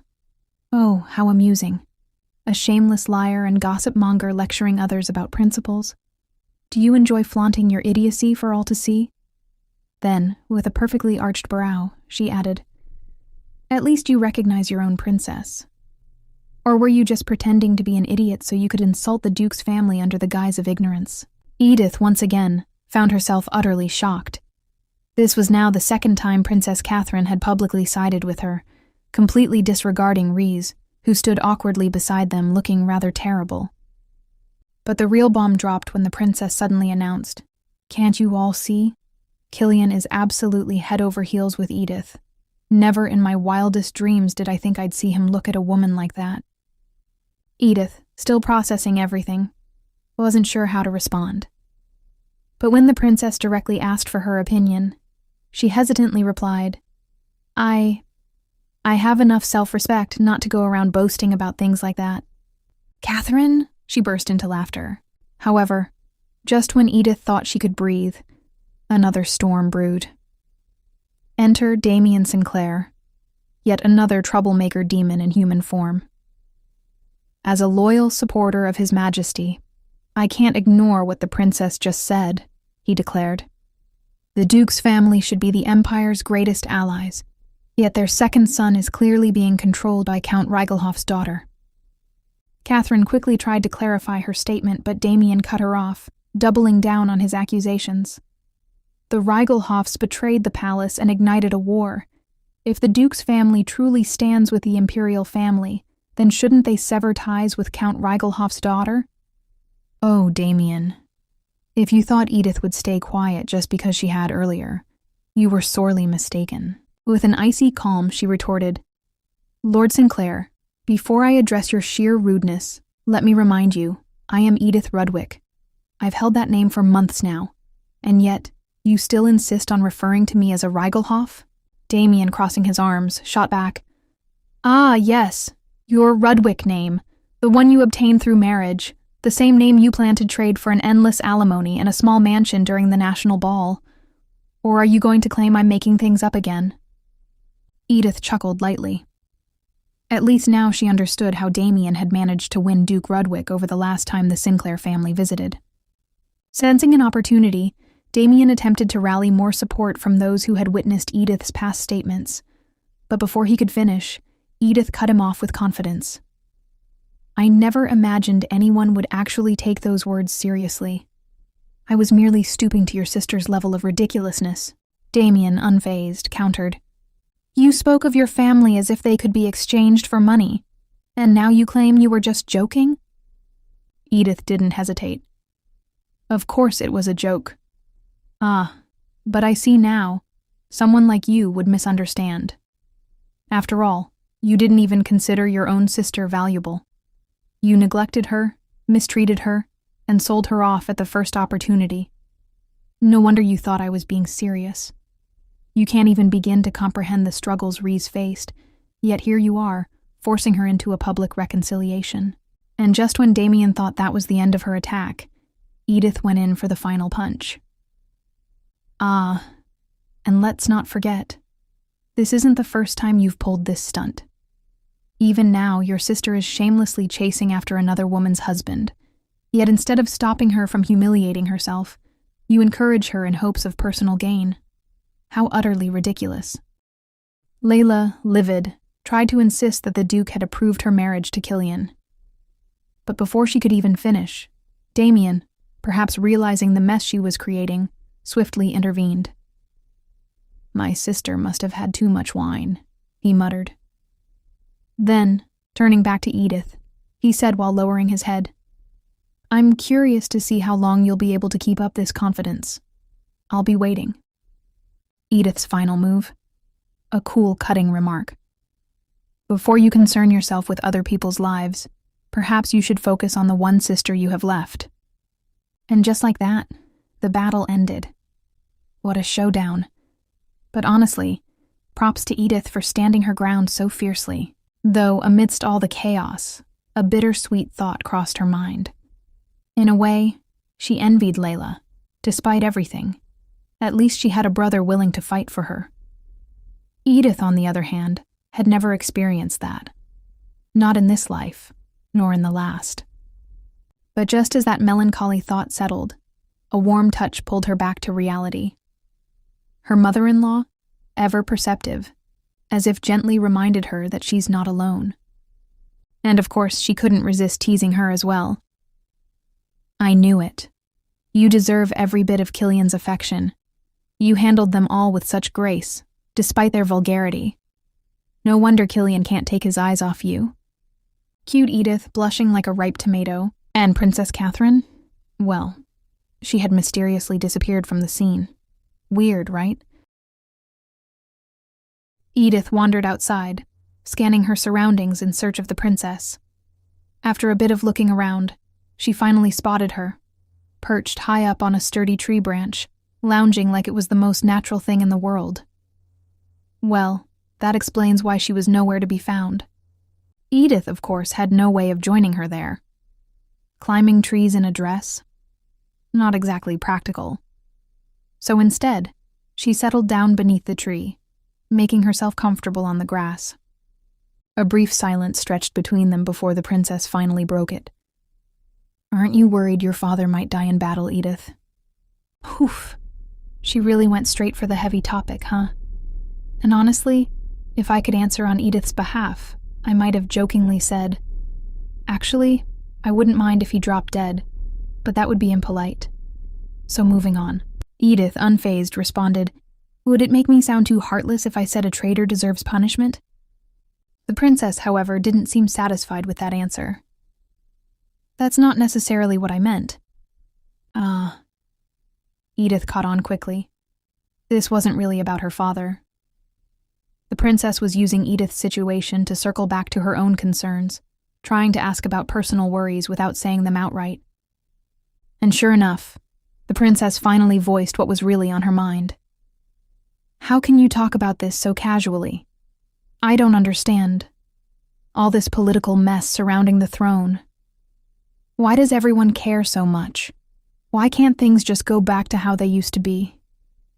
When I was little, my father, my brother, my uncle, we were all happy together, the princess said as she wipes her tears. So this was her hidden backstory, the one the novel never bothered to reveal. Even Edith hadn't expected to see this side of her. But it was clear that the princess was struggling with her own perception of herself.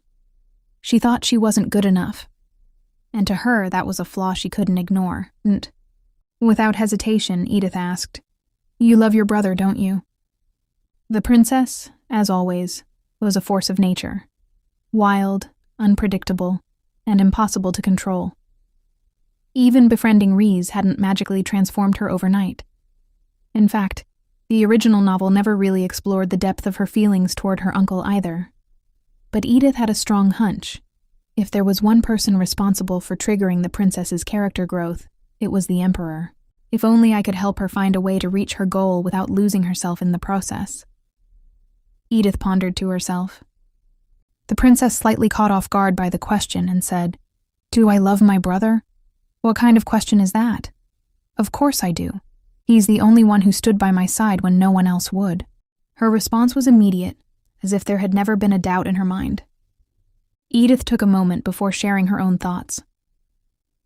"Whenever I hesitate or struggle to figure out the right thing to do, I think of Killian." Her voice was calm, but there was weight behind her words. "Sometimes I stay silent, pushing down my own pain and shame. But if I let my own doubts stop me from acting, if my choices end up hurting the person I love most, I think that's something I wouldn't be able to live with." She then added, with even more conviction, "If I let myself waver too much, if I fail to stand firm, I might end up harming the very person I wanted to protect the most." That was the truth she had come to understand, and the perfect advice for the princess, too. After a heartfelt conversation, Edith and the princess made their way back to the party, only to be met by the worried Duchess and Reese. Given their slightly disheveled state, the Duchess immediately jumped to conclusions. "Did you two have a disagreement?" she asked, clearly concerned. Edith, ever the quick thinker, waved off the suspicion with an easy smile. "Oh, not at all. I just had a little accident. Tripped and fell, you see. Her Highness was kind enough to help me up." The princess nodded along, backing her up. If only the Duchess knew the intense conversation they actually had. But just as Edith turned to check on Reese, something caught her attention. The princess was offering additional nights to the Rudwick estate. Naturally, Edith leaned in to eavesdrop. "I know the imperial family must remain neutral in this war," the princess reasoned. "But with Cliff stationed at the palace, your estate is left unguarded. My knights have no urgent assignments at the moment." Before she could even finish, the Duchess politely but firmly declined. Edith immediately started overanalyzing. Did this happen in the original novel too? If the Rudwick residence had more guards, how would the later kidnapping plot unfold? The pieces of the story were shifting, and that was both a relief and a concern. The princess tried again to convince the Duchess, but the conversation took an unexpected turn. Reese's nose suddenly started bleeding. That, of course, redirected all the attention. With Reese clearly unwell, the Duchess and Edith decided it was best to call it a night and head home. Sometime later, Edith reassured her mother-in-law. "No need to fret, Mother. The doctor said Reese just needs rest." But the Duchess's worried expression didn't ease up. "Perhaps I'm growing old and forgetful," she murmured. The princess made a generous offer, and yet I turned it down. Cliff's lack of letters already makes me anxious. Accepting those nights could have given me peace of mind, but for some reason I refused. Edith, of course, knew why. It wasn't the Duchess's fault.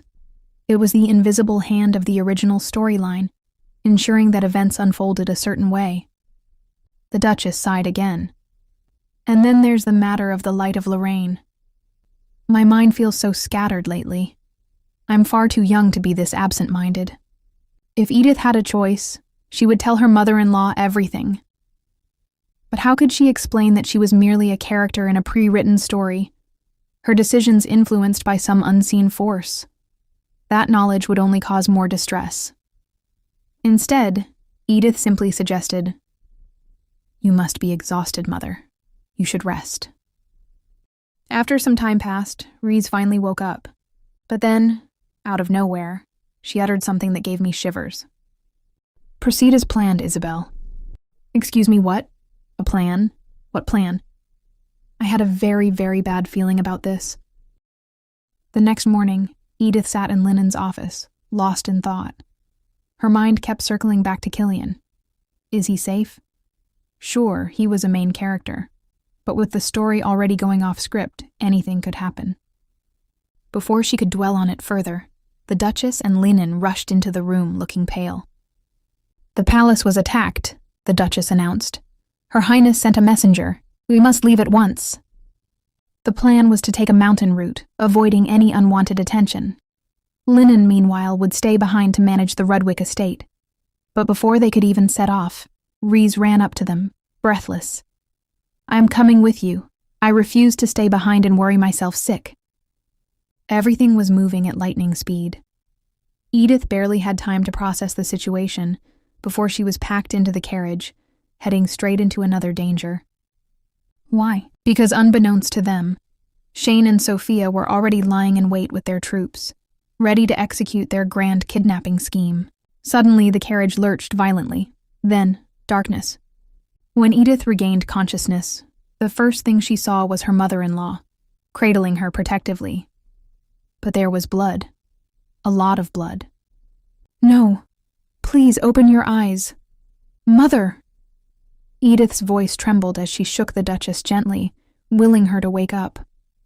Then crash! The carriage door was torn open, revealing the culprits, Shane and Sophia. And just like that, realization hit Edith. The original story's siege on the Rudwick residence had been replaced with this. Shane yanked the Duchess from Edith's grasp.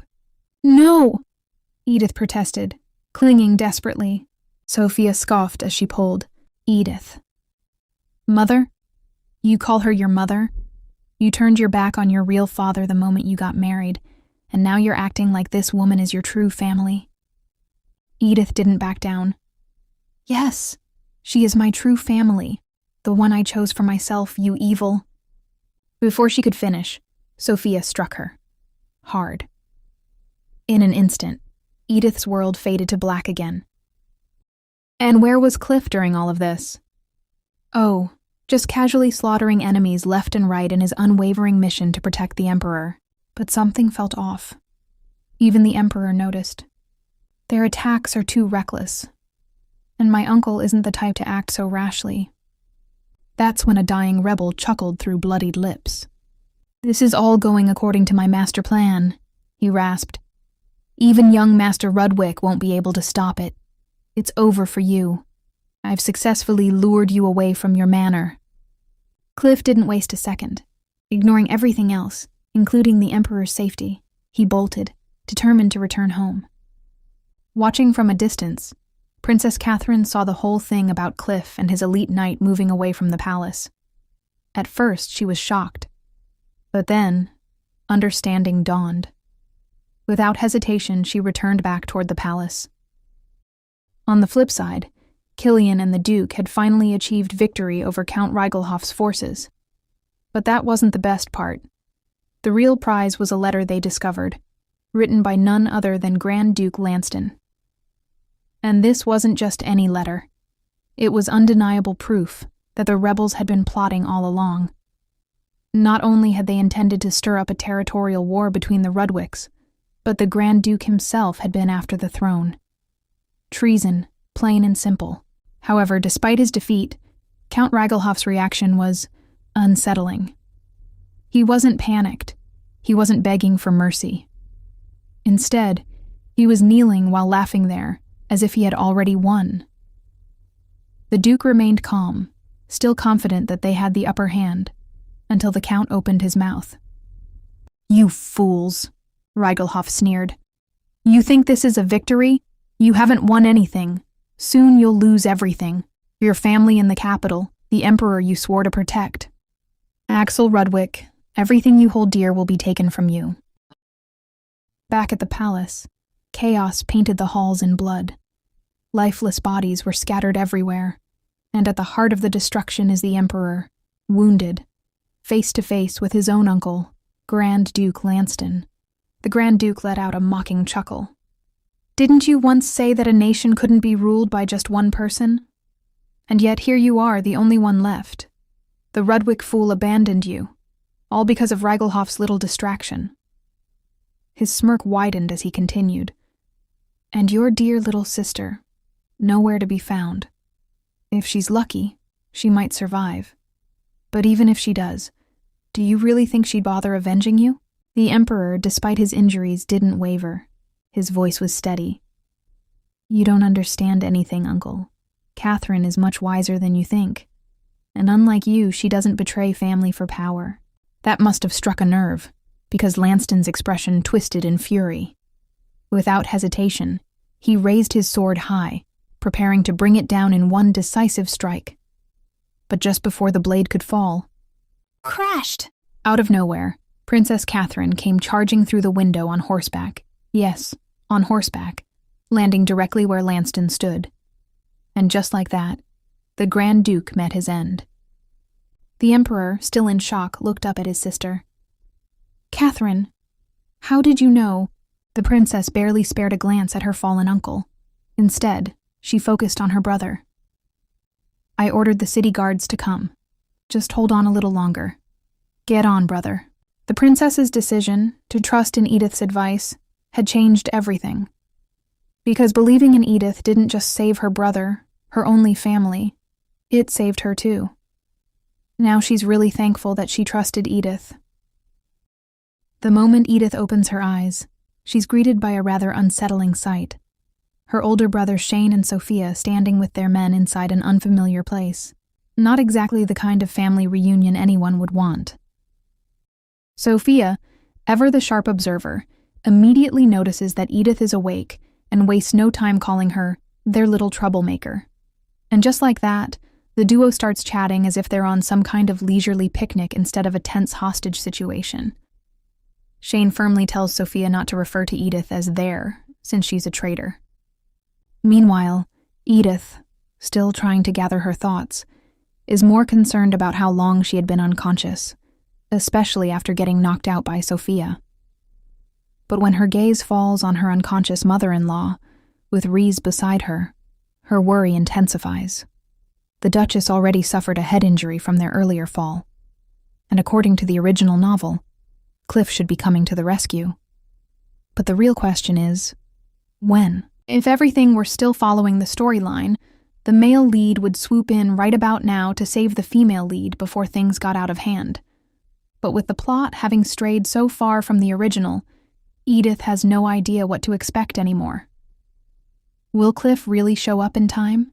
Just as she's deep in thought, she hears Shane give an order. Lock the Duchess in the first room. Thankfully, he considers his precious hostage too valuable to be harmed, which brings Edith a small sense of relief. Small, but still something. Then comes the real shocker. Shane casually announces that Reese isn't actually a hostage, but his lovely trophy. Huh? Since when did he like Reese? Edith is completely baffled and doesn't know what to make of it. As for Edith herself, Shane orders his men to take her to the basement. Why? Because he doesn't want her screams to be too loud when Sophia beats her up later. Seriously? I'm not even surprised to Shane. But at this point, someone really needs to step in and help our girl. Moments later, Edith finds herself hoisted up like a sack of potatoes. As she's carried away, she notices how much colder it is compared to the capital and starts calculating how far they might have traveled. Judging from what little she can see, they seem to be in an old villa on the outskirts of the capital. The real problem? There's no one else around. How is she supposed to call for help? Out of nowhere, the man carrying her suddenly speaks.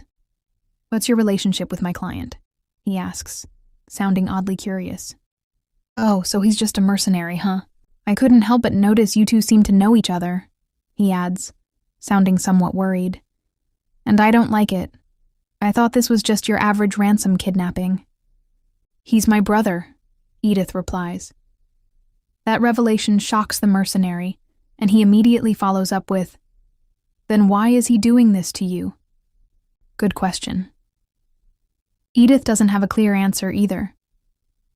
I don't know where things went wrong, she admits. We lived under the same roof as one family, but I never really felt like I belonged. Maybe I did something wrong, but if I did, I have no idea what. Oof, that one stings. Can the mercenary guy have just a little bit of sympathy and help her out instead of just following orders? Well, maybe he does have a heart after all. Instead of tying her hands tightly, he leaves the knots loose enough for her to wriggle free. He even warns her to be careful not to make it too obvious when she tries to escape. Even if I let you go now, that woman will just chase you down again, he tells her. So wait for your chance. We're in Wellesley outside the capital. If you head south from here, you'll reach the city center. Edith, curious, asks why he's helping her at all. I grew up in an orphanage, he explains. I only became a mercenary to support the kids there. We're not related by blood, but they're still my family. Sometimes they get on my nerves, but no matter how much they annoy me, I could never do something like this to them. Then he stands up and says good luck to Edith. Just as he's about to leave, Edith suddenly stops him. The mercenary instantly assumes she wants more help, and quickly apologizes, saying this is all he can do since he's only been paid just for a deposit. But that's not why Edith stopped him. Run. Right now the Duke's army is coming. The mercenary doesn't believe her at first, but Edith insists. If he doesn't leave now, he won't stand a chance. Because when Cliff Rudwick arrives, anyone in his way won't live to tell the tale. Finally! Serves you right! Sophia's mocking voice rang through the dimly lit basement, her smirk full of satisfaction. Not so high and mighty now, huh? That's what happens when you ignore your brother's kindness. Well, no worries. He gave me the green light to get rid of you, so this is the end for you. Panic, fear, and shock clashed in Edith's mind, but she forced herself to stay calm. If this situation were truly life-threatening, wouldn't that mysterious green timer have appeared by now, just like last time? That meant one thing. Her best bet was to stall for time. Let me ask you something, Edith said, her voice steady. Why? Why do you hate me so much? Sophia scoffed, folding her arms tighter. Are you really asking me that? Use your brain, Edith. How could I not hate someone who was born lucky and handed everything on a silver platter? Wait, Edith? Lucky? Are we talking about the same person here, Sophia? But then Sophia finally dropped a truth bomb that left Edith reeling. You cheated death and even became a noble. Oh, I bet you had no clue. Your mother was Count Reigelhoff's dead sister. You were meant to die, but his lordship took pity and raised you. Hold on. So she wasn't the Count's daughter, but his niece? This whole time she had been suffering just because of something like this? Edith couldn't believe it. Her emotions churned. Disbelief, anger, pity, all mixing into one as Sophia continued to rant. If only I had been born as the Count's daughter. If only I had your background. Oh, please. If that's the case, how about you swap places with Edith now, Sophia? Edith could beat you up every day, force you to live in fear, and see how you'll like it. Seriously, Sophia wasn't even a tragic villain at this point. She was just straight up evil. Anyway, back to story. Still, Edith wasn't done yet. Poor Sophia, she said, her voice dripping with mock sympathy. Your bloodline has nothing to do with why my brother didn't pick you. After all, his heart belongs to the illegitimate child, Reese. Sophia's face twisted in fury. Without a second thought, she slapped Edith hard across the face. But instead of backing down, Edith smirked, pressing further. What's wrong? Did I hit a nerve? Even someone as clueless as me can see it, so don't tell me you never noticed the truth yourself. And just like that, all restraint flew out the window. The slaps, punches, and kicks came non-stop, Sophia unleashing every ounce of pent-up rage. She didn't care how long it took. She just wanted Edith to suffer. As for Edith, she knew she will be beaten to a pulp, but she still couldn't resist provoking Sophia. Even if she couldn't fight back, at least she got to throw some jabs where it hurt the most. Girl, I get it, but was this really the best strategy? Look at you now. Finally, Sophia paused, panting from exertion, but just as she reached for her sword, ready to finish the job. Bad news, the Duke's army is attacking. A soldier burst into the room, breathless. Sophia's head snapped up, eyes full of disbelief. What? That's impossible. We covered our tracks. Annoyed, Sophia gritted her teeth and added, Ugh, what about Lord Shane? He said not to bother him. The man responds back. But before she stormed off, she shot one last glare at Edith. Don't get too happy. The moment I come back, you're dead. Edith just smiled. Why? Because while Sophia had been distracted, she had completely freed her hands from the ropes. With his sword cutting through anything, or anyone, in his way, Cliff finally reaches the old villa in search of Reese. Just as he arrives, he hears a man's voice from where he stands. You are absolutely lovely, Reese. From the moment I first saw you, I couldn't get you out of my mind. I've never laid eyes on someone as breathtaking as you. Shane confesses with a dreamy sigh. I can't believe you're really here in front of me. Reese, utterly baffled, insists that she has no idea who this man is. But Shane? Oh, he's in his own world. Ignoring her protests, he excitedly declares that they can get to know each other, whether she likes it or not. Meanwhile, Cliff listens from the shadows, his mind flashing back to his conversation with Reese, on that night when he said he'll do anything for her. She had put his devotion to the test right away, demanding that he remove her knight, Sir William, from her side. I've been attracting too much attention ever since the whole mess with Edith, she explained, then pointed out. Just leave Isabel with me. But that wasn't all. She had another specific request. Which knight has been by your side the most when you visit the palace? I'd like him to stay behind, but we have to be discreet. No one should know he's actually with me. It was in moments like these that Cliff realized something. His Reese, as breathtaking as the goddess of spring, had a certain glint in her eyes that made him uneasy. Her requests were always strange. She would brush aside his concerns, knowingly put herself in danger, and then, without fail, whisper sweet, irresistible words in his ear. That memory alone made him hesitate now. But the second he hears Reese cry out his name for help, all his doubts crumble. He can't help but give in to her all over again. And when Reese declares, Cliff has loved me even after seeing the very worst of me. No one could ever replace my dear Cliff. For just that fleeting moment, Cliff smiles. In his heart, he believes she belongs entirely to him. And because he loves her so much, he resolves to do anything for her. Then, Cliff strides inside the room, grinning like a madman, and attacked Shane behind, his face streaked with blood.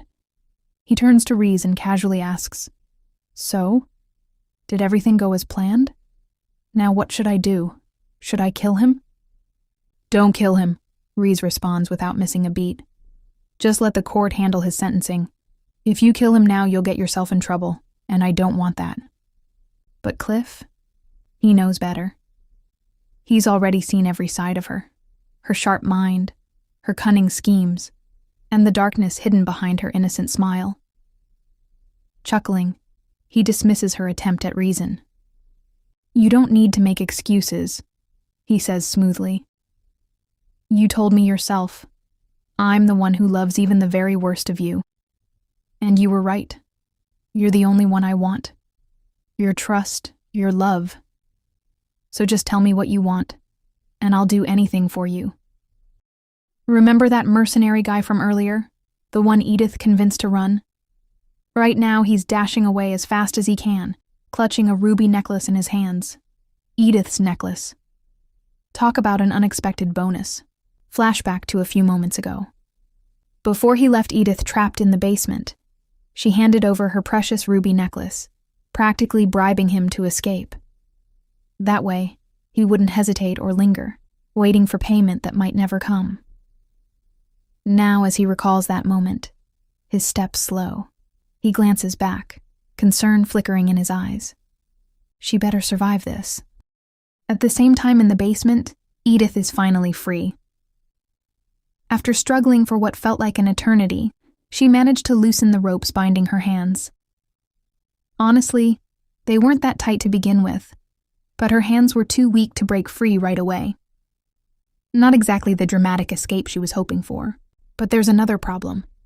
Her throat is so dry and hoarse from her earlier screamings while Sophia hit her now. She can't even call for help. Great, just great. Then, out of nowhere, she hears voices from outside. The chaos from before has settled, which means now's her chance. Wasting no time, she heads straight for the exit. Freedom is just within reach. But just as her fingers hover over the doorknob, something stops her. "I'm glad we took the precaution to hide our lady somewhere else," a familiar voice says. "That's Sophia." And then another voice responds, "It's Cliff." So she was in on this, wasn't she? Yes. How else would we have known exactly where the Duchess would be passing through? "It's all thanks to Lady Edith's cooperation," Sophia smugly announces as knights restrain her. And as if the betrayal wasn't shocking enough, she adds, "That's not even the best part. The message from the palace? Completely fake. Another brilliant trick from Lady Edith herself." Edith's heart pounds. Wait, what? None of that makes sense. But how can she prove otherwise? Maybe if she shows Cliff the bruises Sophia left on her, he'll believe her. Determined, she inches closer to the door until she hears the next words. "The truth is, Edith was the only one who wasn't surprised by the attack," Reese says. "I saw her before I blacked out. When our eyes met, she was smiling." In a blink of an eye, all of Edith's hope shatters. Reese is lying? That's impossible. She would never. But then the realization crashes down on her like a wave. "Ah, it was you all along." Everything suddenly makes sense. Reese, the so-called heroine of this story, was the author all along. And Edith? She never stood a chance. It was always Reese's world, the perfect protagonist, loved by all, the embodiment of beauty and justice. In this world, her words are absolute. She shape reality and rewrite truth itself. There was never any room for Edith to fight back. This rule was set in stone from the very beginning. Then, memories of Killian flood her mind, especially their last conversation, when he asked her about Reese. Panic grips her. What's going to happen to her now? Will Edith be forced back into the original storyline? Will she be executed with the rebels? Will Killian be the one to kill her? But before she can even begin to process it all, Cliff's voice rings out. "Let's return home. Safety is our first priority. If Edith was here alone, there's a chance reinforcements are on the way. First, we'll make sure Reese and my mother return safely. Then, send men to track down Edith." He's leaving her behind. Oh, the irony. He knows she's still here. Of course he does. But whether it's because Reese is in a tough spot herself, or because something else is at play, it doesn't matter. This is her only chance to escape. Without hesitation, Edith bolts. The cold wind cuts through her, but she keeps moving. Step after step, all she focuses on is getting as far away as possible. Then, just when she thinks she's out of options, fate throws her a lifeline. A carriage. Without thinking twice, she stumbles into the road, waving her arms. The carriage screeches to a stop. Gasping for breath, she pleads, "Please, help me. I was kidnapped by robbers. I just barely managed to escape." The noble couple inside eye her tattered appearance with concern. A moment later, they help her inside. As the carriage begins to move, Edith stares out at the darkened landscape of her fate. She can't stop the memories from resurfacing. The warmth, the kindness, the trust she had in Reese. She never doubted her, not even once. Edith had even felt sorry for Reese when she saw her cry, blaming herself for things that weren't her fault. How foolish. Everything was a lie. "I heard abductions for ransom have been increasing lately," the older woman beside her says gently. "Here, have some water." Edith's head feels light, her vision swimming. Still, she manages a weak thank you before taking a sip. For now, she forces herself to stop thinking. She just needs to breathe and live. Back at the palace, with the last of the attackers dealt with, Killian prepares to assist the remaining knights. However, before he can act, the Duke steps forward with a firm order. I'll handle things here at the palace. You, on the other hand, need to head back home. His gaze sticks at Killian. You're clearly worried about her. Your wife. Assess the situation and send word to me immediately. Killian doesn't argue. He doesn't hesitate. With worry written all over his face, he follows his father's command and rushes back home. But the moment he steps foot inside the manor, the atmosphere is far from welcoming. Something is wrong. Ignoring everything else, Killian immediately checks on his mother. As soon as he spots Cliff, he demands an update on the Duchess's condition. Oddly enough, Rhys eagerly calls out to him first, her voice laced with concern. But Killian doesn't spare her a glance. Instead, he sits beside his mother, waiting for a proper answer. She'll be fine, Cliff explains. The doctor says all her injuries are external, aside from a mild concussion. She should wake up soon. A small sigh of relief escapes Killian's lips. But there's still one more thing he needs to know. Where's Edith? That's when Rhys speaks up, wearing her usual kind and remorseful expression. This is all my fault. Edith was acting strangely before we left, but I thought I was just overthinking things. Killian, unimpressed, cuts straight to the point. That's not what I asked. Where is she? Cliff steps in. Didn't Lennon tell you what happened? What makes you think she'd be here when she was the mastermind behind everything? Cliff's voice is laced with certainty. We arrested her maid and her brother at the crime scene. The evidence points straight to her. Killian's expression darkens. That's ridiculous. That maid has only ever treated Edith like...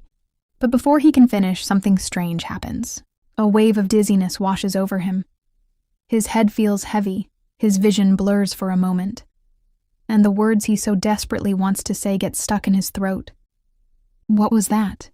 Something is stopping him. He doesn't understand why, but for that brief moment it's as if he physically can't speak. Cliff, taking advantage of the situation, presses on. Oh, Killian, did you really trust her that much? He lets out a dry chuckle. Maybe the rumors were true then. The sly snake of Reigelhof, wasn't it? She fooled more than a few people in our family. Then, as if it's a mere afterthought, he adds, her maid was acting suspicious too. She even begged me to see Edith. Naturally, I locked her up. Must be too careful. A smirk plays at his lips. But don't worry. I've already sent men to track Edith down. No stone will be left unturned.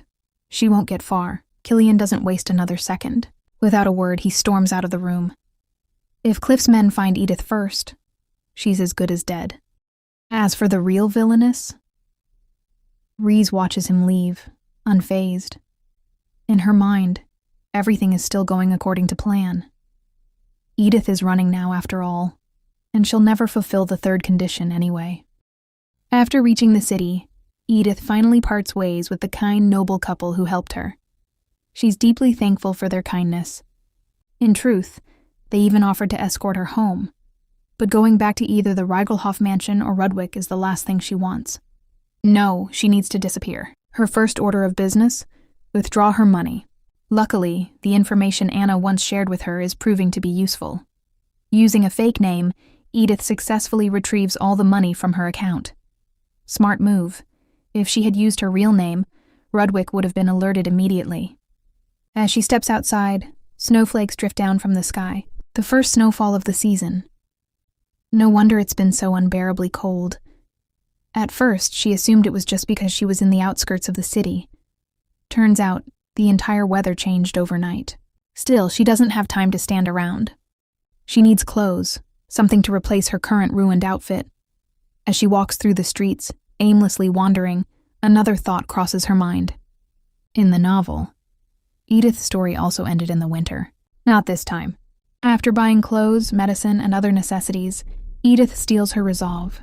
She'll survive, she'll live through the winter, and she'll make it to spring. But for that, she needs a plan. So, she plans to buy a map of the entire nation. If she's going to escape for good, she needs to figure out a proper route. She went inside a store, and she spots a familiar-looking man who resembles Linen a lot.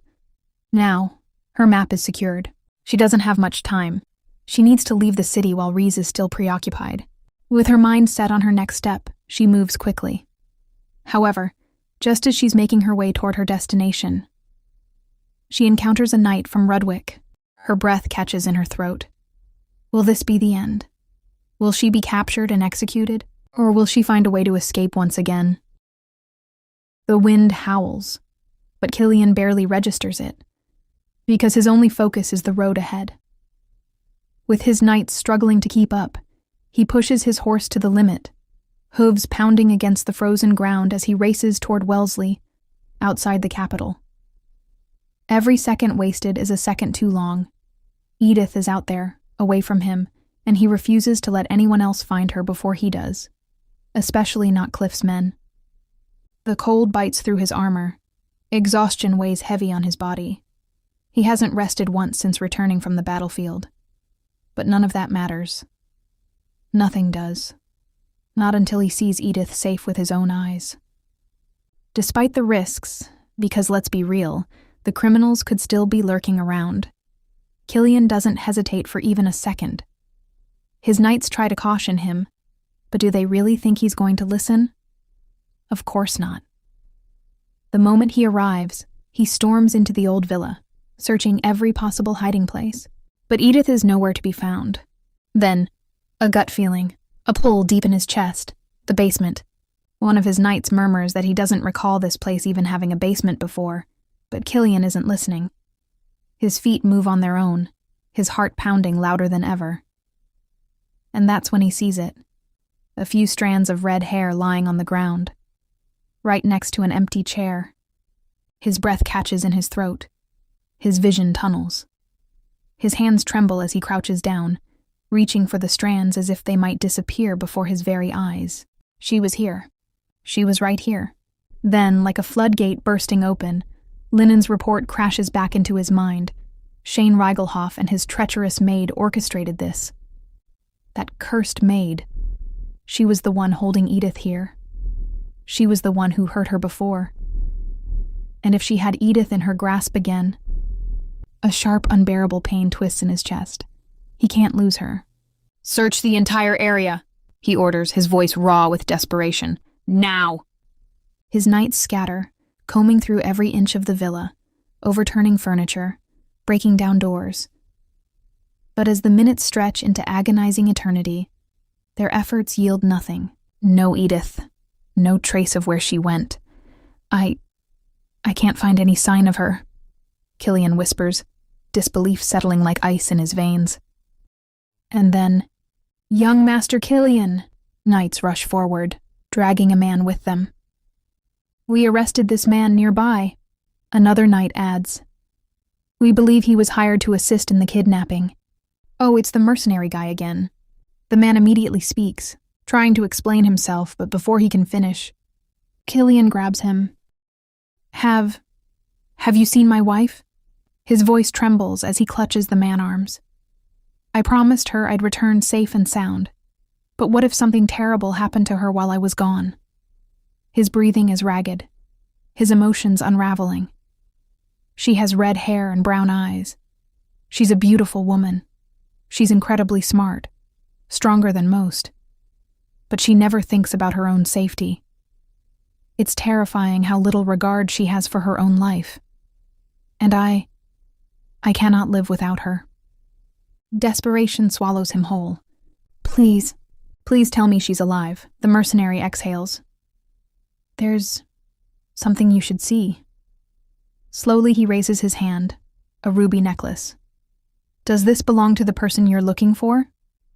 Killian's entire world stops. His breath catches, his hands shake. He reaches for the necklace, dread clawing at his throat. Until the mercenary speaks again. "I'm sure she's alive and on the run. I was ordered to take her to a shed, but I loosened her binding so she could escape when the time was right." Killian's heart kicks back into motion. "Right, I saw a rope in the storage shed." That means she really did get away. The mercenary nods. I told her we were north of the capital. If she's smart, and I know she is, she would have headed south. And a spark of hope reignites in Killian's chest. Edith is out there, and he's going to find her at any cost. At the ducal estate, the atmosphere is tense. Axel Rudwick, the Duke himself, has his sword drawn, pointed directly at his eldest son, Cliff. Cliff, unfazed, or maybe just in denial, says, "But father, isn't Killian worse than me? It's obvious that woman Edith orchestrated this whole mess. But instead of staying put, Killian rushed to Wellesley without even letting his knights rest, just to rescue her. And yet, you say nothing to him, but come here to scold me? After I saved Mother and Reese? Oh, someone really thinks he's the victim here." The Duke's voice turns menacing. "Is this how far gone you are, Cliff?" His eyes bore into his son as he continues. "The rebels nearly succeeded in their plot because of you. You abandoned your duty, broke military law, and left His Majesty open to attack, all for your lover." His grip on his sword tightens. "Give me one reason why I shouldn't punish you right now." Cliff is speechless. The Duke continues, his tone unwavering. "Killian, on the other hand, followed my orders without deviation. Even at the palace, he fulfilled every duty given to him. And despite his urgency to find Edith, he never neglected my command to send me updates on the situation. That's why the Duke was able to grasp the situation even before returning home. And thanks to Lennon's report, he now knows the truth. Edith, the Duchess, and Reese only left for the capital after receiving an urgent letter from Princess Catherine. Or so they thought. Because, plot twist, the princess never sent such a letter. During the conversation, the princess confirmed that she never summoned the Duchess or ordered anything of the sort. And the messenger who delivered the fake letter? None other than one of Rudwick's knights. A knight who had served the family loyally for years. Which means this betrayal runs deep. And if that wasn't enough, the Duke just received another report. The prisoners they captured had been whispering about someone who promised to help if things went south. Connecting the dots, the Duke realizes something chilling. This entire scheme? There's no way it was planned by a single rogue knight. The real mastermind is still lurking in the shadows, hiding right under their noses. Suddenly, the Duchess reaches for her husband's hand. The Duke glances at her, immediately sensing that she has something important to say. Without hesitation, he orders Cliff and Reese to return to their rooms. Naturally, Cliff tries to protest, because of course he does, but the Duke's sharp glare and furious voice shuts him down instantly. With no choice left, Cliff storms off, confined to his chamber. Once the room is empty, the Duke turns back to his wife.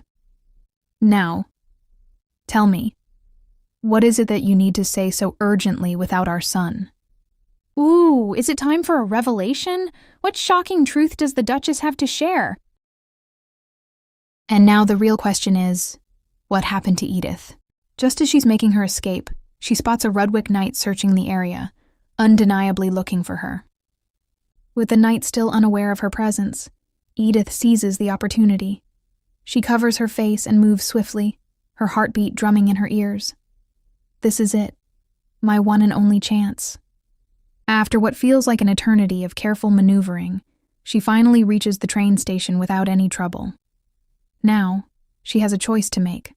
Drevern in the north, not far from Ryson, or Affentus on the southern border.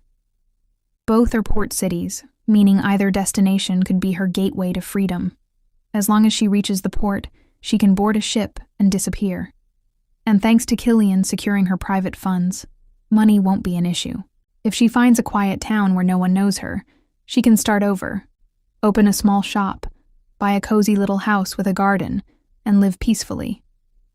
Even after that, she'll still have enough money to live comfortably for years. But first, she must decide how to board the train. A proper passenger seat would be comfortable, perfect for the long journey. But hiding in the crowded luggage car might be safer. Though, according to Anna, it's a rough and shaky ride.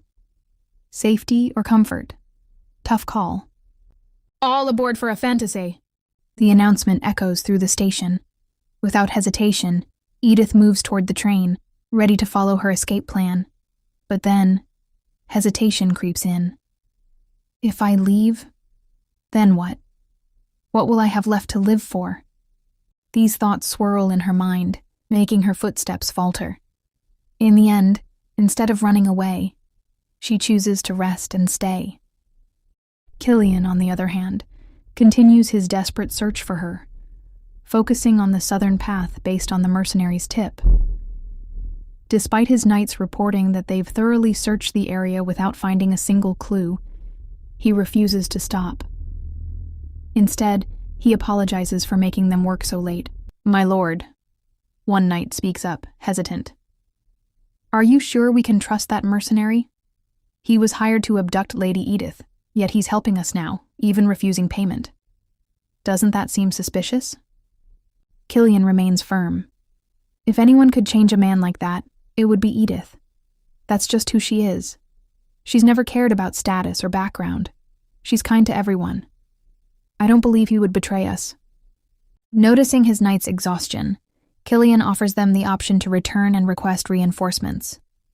He, however, will not stop searching. Once he's gone, a knight sighs.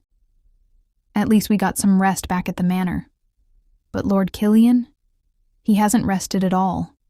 Even if we keep looking, there's no guarantee she's even alive. The captain glares. Still, one thing is certain. No matter what anyone says, Killian will never stop looking for Edith. Not until his body gives out. The next morning, Edith wakes in her bed, recalling a dream she had. It was a memory of a play she once watched with Killian, a tragic love story. At the time, she scoffed at the heroine's actions. She ended her life just because Laszlo married the princess? That's ridiculous. People are stronger than they think. But now, reliving the moment in her mind, she realizes she was wrong. Odalit, the woman in the play, didn't just give up because of heartbreak. She did it because she knew Laszlo would never look at her the same way again. With that realization, Edith reaches a final decision. In a bustling street, a frustrated woman glares at two knights. "I already told you, I'm not the person you're looking for." The knights hesitate. She may not be a perfect match, but she has red curly hair, just like the description they received. Then, before they can press further, "You can let her go now. It's Edith." She stands there, battered but still breathtaking. Her presence is cool as ever. Even with bruises, her aura never wavers. But why is she surrendering now? Because she's tired. Because she's lived a lonely, meaningless life, trying to survive for the original Edith's and that child's sake. But if survival means returning to that emptiness, then no. She refuses. As she takes a step forward, her body nearly gives out. She looks at the knights. "Help me. I can't stand on my own anymore." The two knights exchange glances. There's something off. She looks far weaker than expected. As they support her, Edith's thoughts drift. "I've done everything I could. If I can just see you one last time, if your warm gaze could hold me just once more, then I don't care what happens next." Her heart whispers a final wish. "Killian, if you're the one who ends my story, then I don't mind. As long as we're together at the end, I won't regret a thing." The sky seems heavier.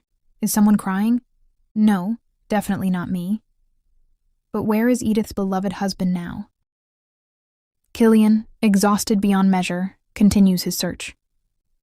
His body is weak, his vision blurs, and he coughs, but he refuses to stop. A voice. "Killian." His heart stops. He turns sharply. "Did you hear that?" His knights glance at each other, concerned. "My lord, no one said anything." The captain steps forward, voice firm yet hesitant. "Lord Killian, please. Dawn is breaking. I hate to say this, but her chances of survival in this cold..." Killian's world begins to collapse. No, this can't be happening. His mind floods with memories. Her suffering, the cruelty she endured, the false accusations. and worst of all, his own actions during their marriage. So this is it. I'll never see her smile again, after everything she went through, after being treated so horribly by my father, by my family, by that wretched maid sent by her own blood. And even I was no better. And now, she's gone before I ever got the chance to make things right. His knees weaken, his heart shattering under the weight of regret. Then, my lord, we found her.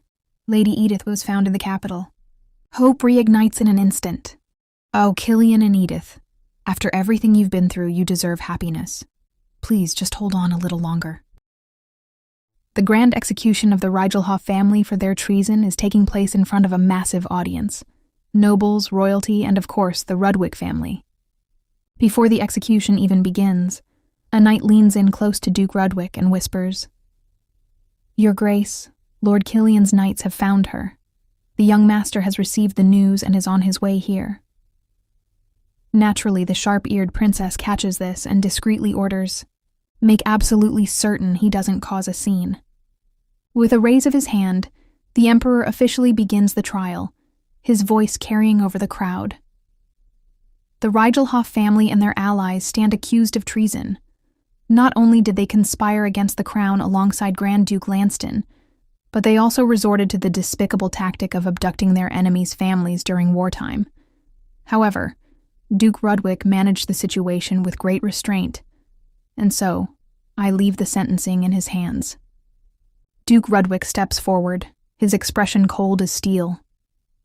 "Rigelhoff, I always knew you had an inferiority complex when it came to me, but to stoop to treason? I never expected you to sink this low." As the Duke continues passing judgment, Killian arrives at the scene, only to be immediately stopped by the knights under the princess's command. Meanwhile, a figure emerges in the distance. Edith, hands tied, walks steadily toward the execution site. The Duke, unfazed, delivers his verdict. "It's time to put an end to your sullied name. Anyone who bears the name Rigelhoff shall fall by my sword." Edith, however, is completely indifferent to everything happening around her. She has only one thought: where is Killian? The Duke then declares, "Their severed heads will be displayed atop the castle walls for all to see. Let the beasts feast on their remains." Just as he finishes speaking, Edith finally spots Killian. He's standing beside the princess. Their eyes lock. At that moment, Edith's thoughts drift toward Killian as if she were speaking to him through an invisible thread. "You know, Killian, I was happy that I got to be with you, even though this story isn't your common reincarnation tale.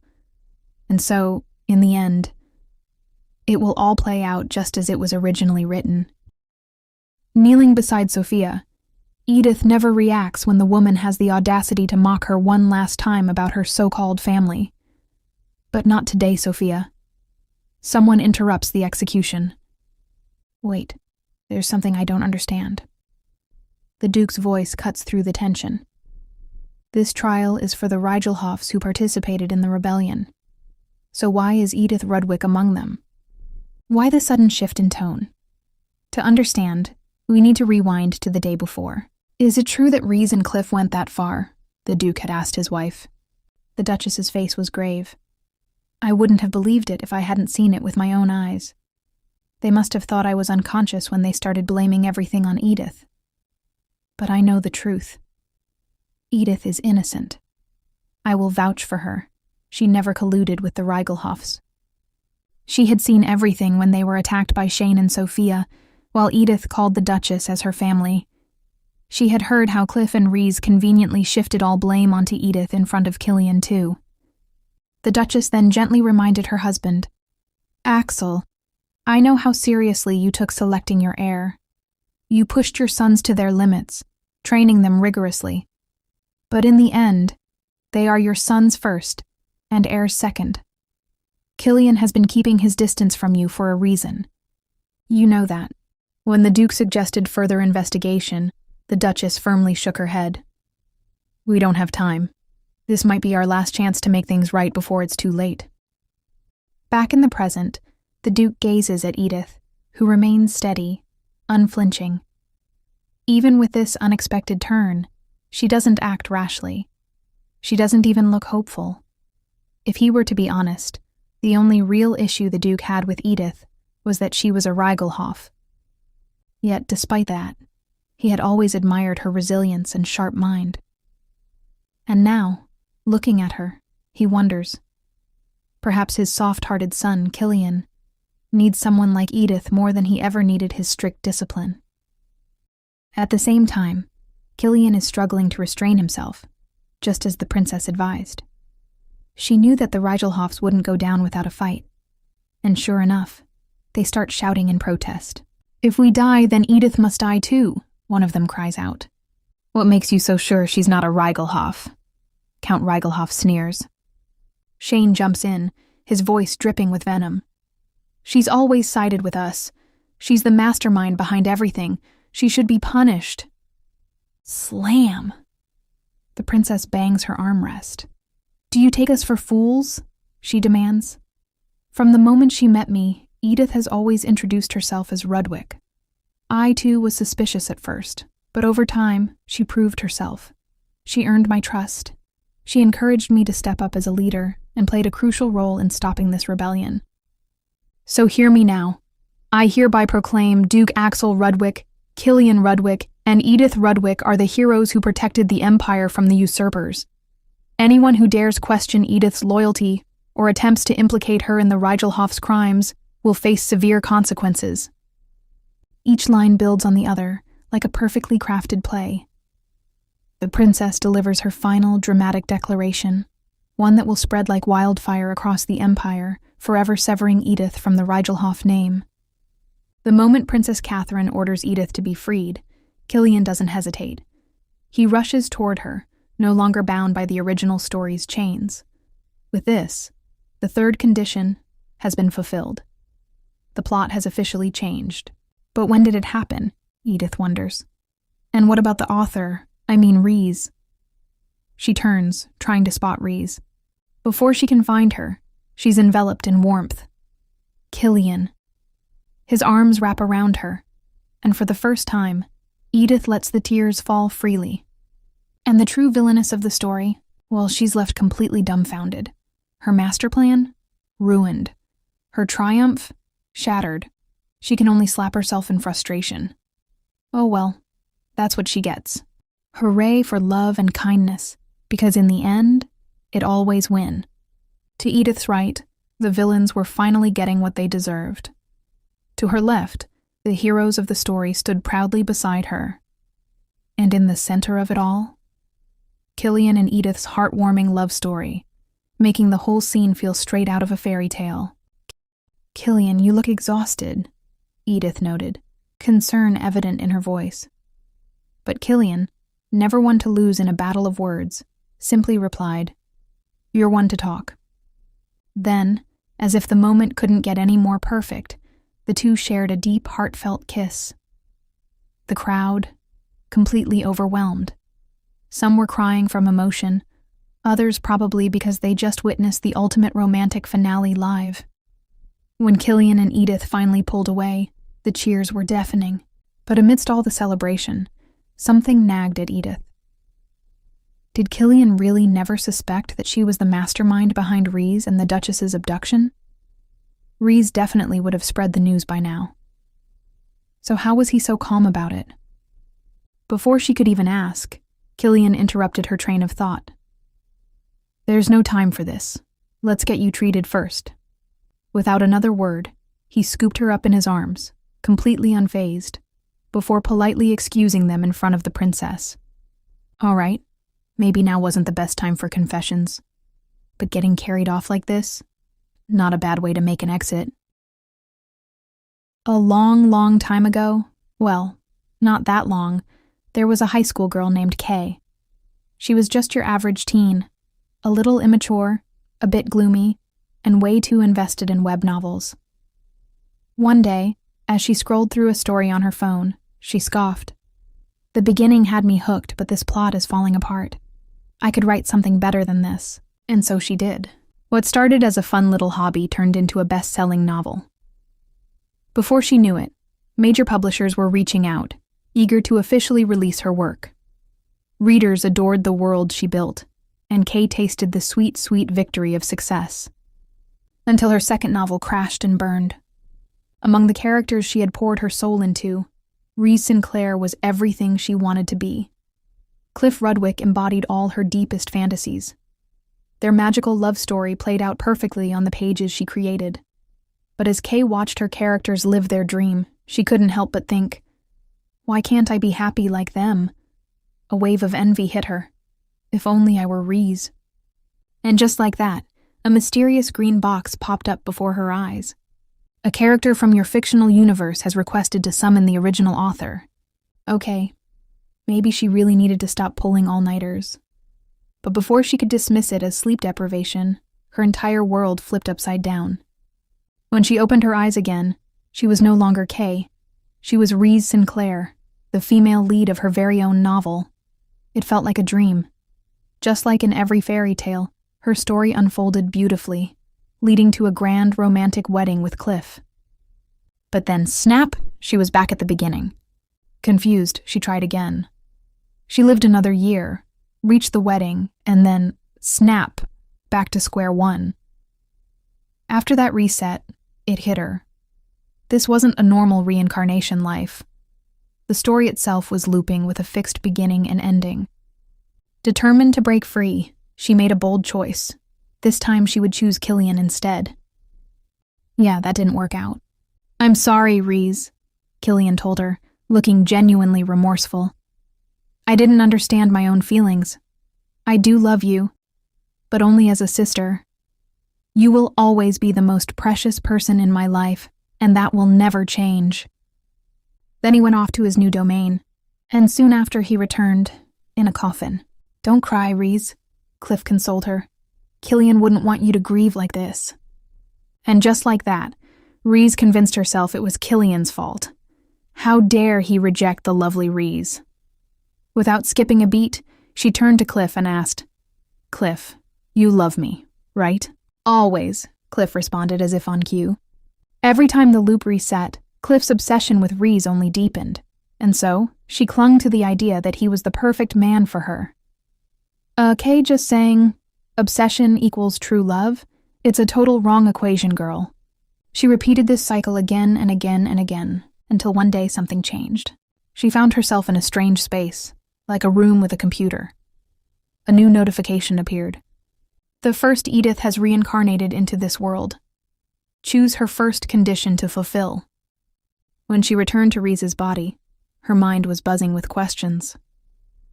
But one thing was certain. She conjoined forced with First Edith to escaping this never-ending story.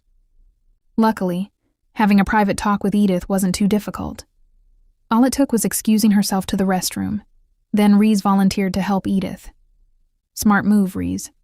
Rhys wasted no time and admitted everything. She was the original author. Then she made an offer. Let's work together. But Edith's reaction? Not what she expected.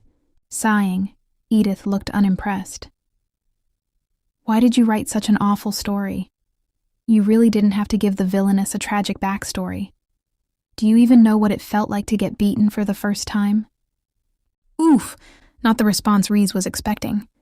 At least you got to be the main character, Edith continued. First things first, I need to get married and escape Count Reigelhoff. Help me get together with Killian. That's when Rhys, Kay, replied back hesitantly. But Killian is Rhys's secondary love interest. Edith's sharp gaze pierced through her. Huh? But you're already dating Cliff. Are you trying to hoard both love interests for popularity points? My life is literally on the line here. And let's be real. You're not even the real Rhys. That one stung. When Kay returned to that strange space, Edith's words haunted her. You're not even the real Rhys. For the first time, she glanced at her reflection in the mirror-like desk in front of her. And suddenly, doubt crept in. Was she always looked like that? But she refused to accept it. No, she's Rhys, and her story was perfect. It had to be. Pulling a hood over her head, she made a decision. I will protect Rhys's story. And with that, she set her first condition against Edith. A twisted smile crept onto her lips. Let's see what you'll do now. No one will touch Reese's perfect story. At that moment, the most terrifying character was born. No wonder she literally looked like that cursed maid, Sophia. And so, the cycle continued. Edith after Edith met her doom, until the 12th one. But then, along came the 13th Edith. And she was built different. She cleared all the conditions the author set for her. Our true protagonist is smart, resilient, and honestly, a total champ. But still I feel bad for all the Ediths before her. But where is the true heroine of this story? No worries. She's just finally seeing her reward. Because at long last, the most awaited green notification appeared. The third condition has been fulfilled. The original author has lost all authority. Events in this universe are no longer bound to specific scenarios. All constraints related to the original plotline are removed. Edith smiled brightly. Finally, she didn't have to worry about the story forcing people into its set roles. The author could no longer threaten her. And maybe, just maybe, she'd finally get to meet the original Edith. But then, the screen flashed the final condition the author had set for her, and what she saw? Pure, absolute wickedness. Seriously, the author is just the worst. The moment Edith wakes up, she's greeted by a completely unexpected and terrifying sight. Reese, the author herself, is gripping Edith's dress so tightly it feels like she's trying to strangle her. Edith is utterly baffled. The last thing she remembers is peacefully falling asleep in Killian's arms on their way home. So how did things suddenly take such a sinister turn? And why is Reese in her room? With a voice dripping with frustration, Reese glares at her. Why did you do that? You struggled so hard to survive. Why did you suddenly give up? Edith, still trying to catch up with reality, fires back. Why did you try so hard to kill me? As her memory clears, Edith recalls the third condition she had to fulfill, accepting her fate and giving up the will to live. Fury bubbles inside her as she snaps. How could you choose a condition like that? Even if I managed to complete all your ridiculous conditions, I would have been executed if His Grace and Her Highness hadn't helped me. Edith can't believe the audacity of this woman. And Reese? Oh, she just replies, exactly. So how did you do it? Everyone only cared about Reese, but you took them away from me. Hold on, what? That one line is enough to make Edith's mind spiral. Wait, is this person both the original author and Reese at the same time? No, focus, this is dangerous. Then, as if summoned by Edith's distress, Killian's voice echoes from outside. Who locked the doors? Finally. Wasting no time, Edith calls out his name, and Killian instantly understands. Without hesitation, he unsheathes his sword and ready to strike the door. At that moment, Edith's thoughts briefly drift back to when she was on death row. She had asked herself over and over, why? Why would Reese, the creator of this world, go so far to eliminate her? If the author truly was the original Reese too, she already had everything. So why was she so fixated on getting rid of Edith? Was everything she ever said a lie? Had her kindness all been an act? Or had Reese been trapped in something beyond her control? Before Edith can dwell on it further, she's snapped back to reality by none other than Reese pulling off a textbook villain move. In the most dramatic fashion possible, Reese hands Edith a knife. Yes, puts a literal weapon in her hands, before guiding Edith's grip to point it at her own body. And then, with a smirk, she whispers, Do you really think Killian will still be on your side if you kill me? Oh, the setup is too perfect. The moment Edith, still too weak to resist, is pulled down, they crash onto the floor. The scene? Absolute nightmare fuel. Reese, sprawled out like a helpless victim, and Edith, kneeling over her, holding the knife. And right on cue, the door bursts open. Killian, Anna, and the doctor stepping inside to witness the whole mess. Reese, oh so confident in her grand plan, smirks. Meanwhile, Edith, on the verge of panic, scrambles to explain herself, her voice shaking with urgency. But before she can even get a full sentence out, Killian rushes straight to her. "Are you all right? Where did the knife come from? Is it Reese's?" Reese, realizing her plan is slipping, quickly throws out the classic play the victim card. "What are you talking about, Killian? She's the one holding the knife. Anyone can see that she tried to..." But then, she meets Killian's gaze, and in an instant, she knows. Oh, she knows she just lost. And then, just when things couldn't get worse for Reese, the Duchess enters. "My instructions were clear. Attend the execution, then return to your room. So tell me, why are you here?" Reese, still clinging to whatever shred of hope she has left, blurts out, "I was just worried about Edith." But the Duchess doesn't even blink at the excuse. "I assigned a knight to watch over you. It seems the Rudwick Knights aren't what they used to be." "Never mind. I'll hear your side of the story in the interrogation records. Take her to the dungeon." And just like that, Reese is dragged away by the knights. A heavy silence follows. Then Killian, with an expression that looks like he's holding back tears, speaks. "I'm sorry, Edith. I wanted to protect you from Reese." "Wait, what?" That's the last thing Edith expected to hear. Before she can even form a question, Killian pulls her into a hug. "Thank you for coming back to me safe and sound. I won't leave your side, not even for a minute." Still reeling from everything, Edith finally asks why Killian said he needed to protect her from Reese. Instead of Killian answering, the Duchess steps in. "This may be difficult to hear, but we suspect Reese is behind the abductions. I can't reveal much since the investigation is still ongoing, but we will get to the truth soon. We have her maid in custody.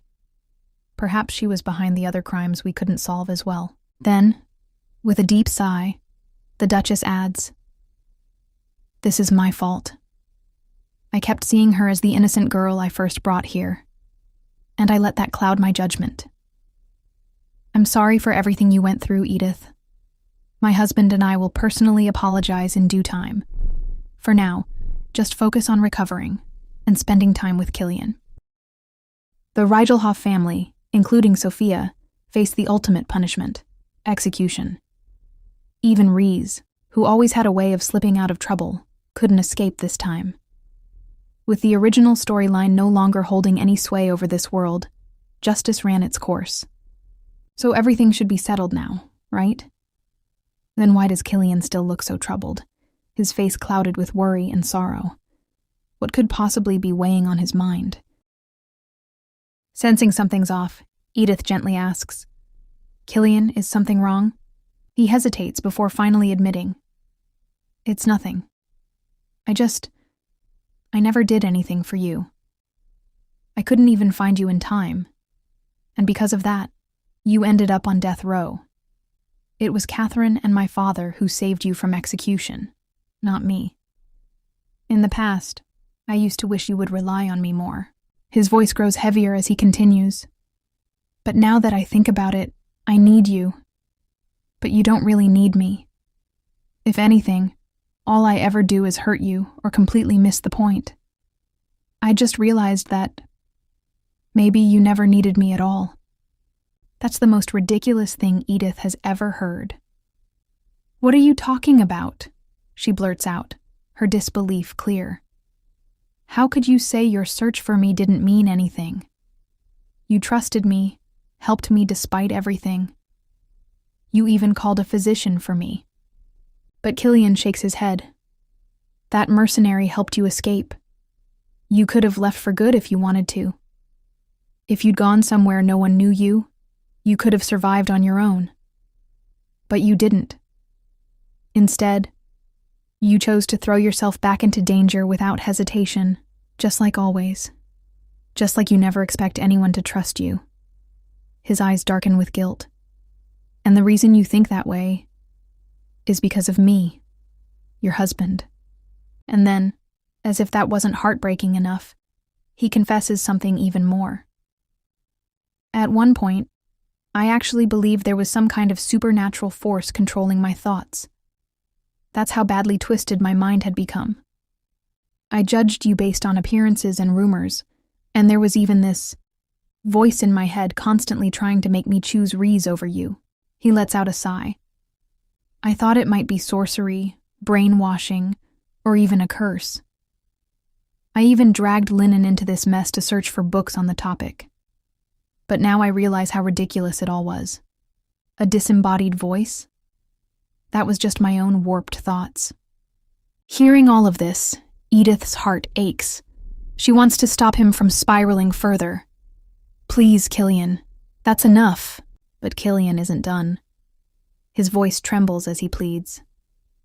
Edith, I'd rather you yell at me, scream at me, or get angry just once in a while, rather than comfort me like this. His pain is so raw, it's unbearable. Edith knows she has to make him understand. So she reminds him. Do you remember what I told you before? That everyone has secrets they can't share? Well, now I can finally tell you mine. With that, she reveals everything.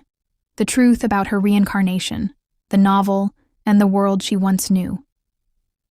My soul didn't originally belong to this body. I became Edith after my previous life ended. I don't know how it happened, and I can't explain it. But when I woke up, I was her. Before all of this, I lived a lonely life in a completely different world, with a different name. Even after becoming Edith, life was still difficult. But because of you, I finally learned what true happiness is. She takes a deep breath before confessing. At first, I wanted to run away. I knew Edith's fate as a villainess, so I saved money, mapped out escape routes, and even went to the train station with everything I needed to leave. But when the time came, I just couldn't do it. My feet wouldn't move. I couldn't leave you behind. Her voice softens as she adds, that voice you heard, it was real. So don't blame yourself for something that was never your fault. Killian listens to every word, and of course, he believes her. More than that, he regrets not realizing the truth sooner, not trusting his own feelings earlier. I want to thank you. His voice is thick with emotion. Thank you for coming into my world. Thank you for trusting me enough to share your story. Thank you for fighting through everything so bravely, even when you were alone. Gently, he reaches out, brushing a hand through her hair. Until you freed yourself from all your burdens. But from now on, you'll never be alone again. I'll never let you carry something like this by yourself. As he pulls her into an embrace, Edith can't hold back her tears anymore. They both deserve happiness. They always have. And finally, after everything, they're choosing to hold on to it, together without restraints from the story. Later that night, the Duke is calmly wiping the blood off his sword because nothing says I had a long day quite like cleaning up after battle. Just then, Cliff strides in, skipping all pleasantries as he blurts out, I heard you locked Reese up in the dungeon. The Duke doesn't even try to deny it. He simply nods and replies, That's right. My trust has been repaid with betrayal, and who knows how many other things I've been blind to. On top of that, Killian and Edith were framed. But before he can even finish his sentence, Cliff cuts him off, exclaiming, How can you actually trust those two? Reese would never betray us. And now it's the Duke's turn to interrupt. Reese? No, I'm talking about you, Cliff. That certainly wasn't what Cliff expected to hear. The Duke continues, his voice cold and unwavering. Your mother is personally investigating Reese's crimes.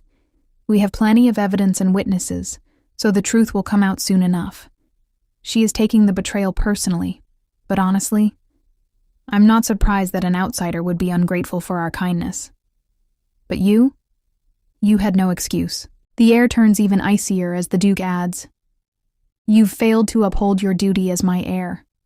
When did you start ignoring your responsibilities? Did you take your role that lightly? Killian never once aimed to be my successor, yet he carries the weight of our family name with dignity, even knowing he will never inherit my title. But you? Do you really think you deserve to lead a family you don't even bother to protect? Oof, that one had to hurt. But despite the harsh words, the Duke does acknowledge his own failings as a father. He raised his sons based on his own beliefs, thinking that ambition and skill were all that mattered in a successor. However, that doesn't mean he can't change things now. I was short-sighted, he admits. Cliff, desperate to speak up again, tries to get a word in, but his father swiftly shuts him down. I don't want to hear any more excuses, the Duke declares, his next words sending a shockwave through the room. As of tonight, the dukedom is without an heir, and just like that, Cliff's entire world shatters, but the Duke isn't done. He stabs his sword into the ground, a dramatic gesture fitting for such a moment, and lays out a challenge. Do you disagree with my decision? Then prove yourself to me. The ultimatum is clear. Just as my father once tested me, you will start from the bottom. News of the attempted rebellion has already spread, and conflict is stirring on our western border. I plan to put Sir Gordon in charge of eliminating the rebels. You will join him, not as a duke's son, but as a simple knight. If you want to reclaim your title, you must accomplish something so great, so undeniable, that I will have no choice but to reinstate you. This is your last chance, Cliff. The weight of those words is so overwhelming that Cliff stumbles as he walks out, his thoughts spinning. What just happened to me? I was always the first, always the best. Meeting expectations was easy. Even if I barely tried, I was leagues ahead of everyone. And if I put in even a little effort, honor and glory followed me everywhere. The only thing I ever struggled to obtain was love. And now, for the first time, Cliff is starting to feel what it's like not to be the main character. That male lead buff? Yeah, it's wearing off. Then a thought grips him. I need to focus on getting you... there it is. Even after having his entire life turned upside down, his mind still circles back to one thing. Reese. Determined, he snaps out of his daze and demands to see Reese. The knights trailing him hesitate, but after a brief pause, they inform him that the Duchess's interrogation should be over by now. Without wasting another second, Cliff heads straight to see his beloved. Edith, still sniffling like a lost kitten in Killian's arms, eventually drifts off to sleep, only to find herself back in that eerie yet familiar space. But wait. This time, something's different. A door appears, and as if it had been waiting just for her, it swings open the moment she arrives. Talk about a dramatic welcome. Curious, she steps through and finds herself in a breathtaking pavilion. But she's not alone. Sitting there, waiting like some kind of final boss in a mystery novel, is none other than the original Edith. Well, this is awkward. After a brief hesitation, Edith finally asks, So, how have you been? Any idea why all of this is happening to me? The original Edith doesn't beat around the bush. You were the 13th soul meant to reincarnate into my body right after death. Also, you're the 14th visitor brought here from another world. Edith blinks. What? That means the author was summoned here too? She wasn't the real Reese? The puzzle pieces start clicking into place, but she needs more answers. Then how did the author end up here? Was she forced into this? Did something threaten her into messing with my life? But the original Edith shakes her head. No, this place was created by someone else. It's a closed space where everything resets as the story progresses. No one can escape their fate. She sighs before continuing. That's why I called the original author here. Since she created this world, I thought she'd change things once she saw how much suffering she caused. I hoped she'd rewrite the story and set us free. But, of course, that didn't happen. The original Edith continues. Unfortunately, just like what she did to you, the author showed no mercy. Maybe if we'd had a normal conversation from the start, things would have been different. But I couldn't change the characters, including myself. She leans back slightly, her voice laced with regret. The author came from a world where people aren't bound by a script, so I had to borrow that same ability. That's why I started bringing in souls from other worlds and letting them use my body. It took 12 failed attempts, but I finally managed to do it. However, she hadn't planned on dragging so many people into this at first. If the author hadn't taken control of this world and twisted it beyond recognition, she wouldn't have gone to such extremes. I had to do something, she admits, but in a world where true freedom doesn't exist, even I couldn't fix it. Edith listens intently, then asks the obvious question. So, what now? You got the freedom you wanted. Are you going back to being Edith again? The original Edith scoffs, almost amused. Isn't that a silly question? You're Edith now. She pauses, then continues in a softer tone. I've been watching you this whole time, seeing how confidently you carried yourself. I wondered, if I had known the full story like you did, would I have been the same? Strong, decisive, always putting others before myself. But in the end, I realized something. This place was never meant for me. I only knew how to destroy things, not nurture them. Unlike you, I gave in to despair. As if sealing her decision, she lifts her teacup, letting the warm liquid spill onto the ground. A quiet farewell. Then, with a final glance, she says, "Forgive me for leaving first. Our long-awaited meeting is coming to an end. I'll return you to my body, and let's not meet again." With a snap of her fingers, she disappears. Just like that. Edith's eyes flutter open, and the first thing she sees is Killian's worried face hovering over her. "Are you all right? You looked like you were having a nightmare." Before he can say more, Edith lunges forward and hugs him tightly. No words, just warmth. As she silently thanks the real Edith in her heart, she holds on to the person who is still right there with her. As Cliff makes his way to the dungeon, his thoughts spiral into a grim assessment of his situation. Yeah, things aren't looking great. He knows his father can be strict, but at least the Duke is a fair man. He didn't outright hand over the successor position to Killian, and even gave Cliff a chance to redeem himself. That's something, right? I just need one big achievement, Cliff tells himself. But his real worry? Her. Can Reese hold on until he returns? And what about his mother? If they think Reese has stepped out of line, they won't just let it slide. The thought makes him uneasy. Maybe he should take her to the battlefield? Sure, it's dangerous, but at least he could protect her there. I'll make it back. I just have to check on her. Everything will be fine. Right? Cliff murmured to himself.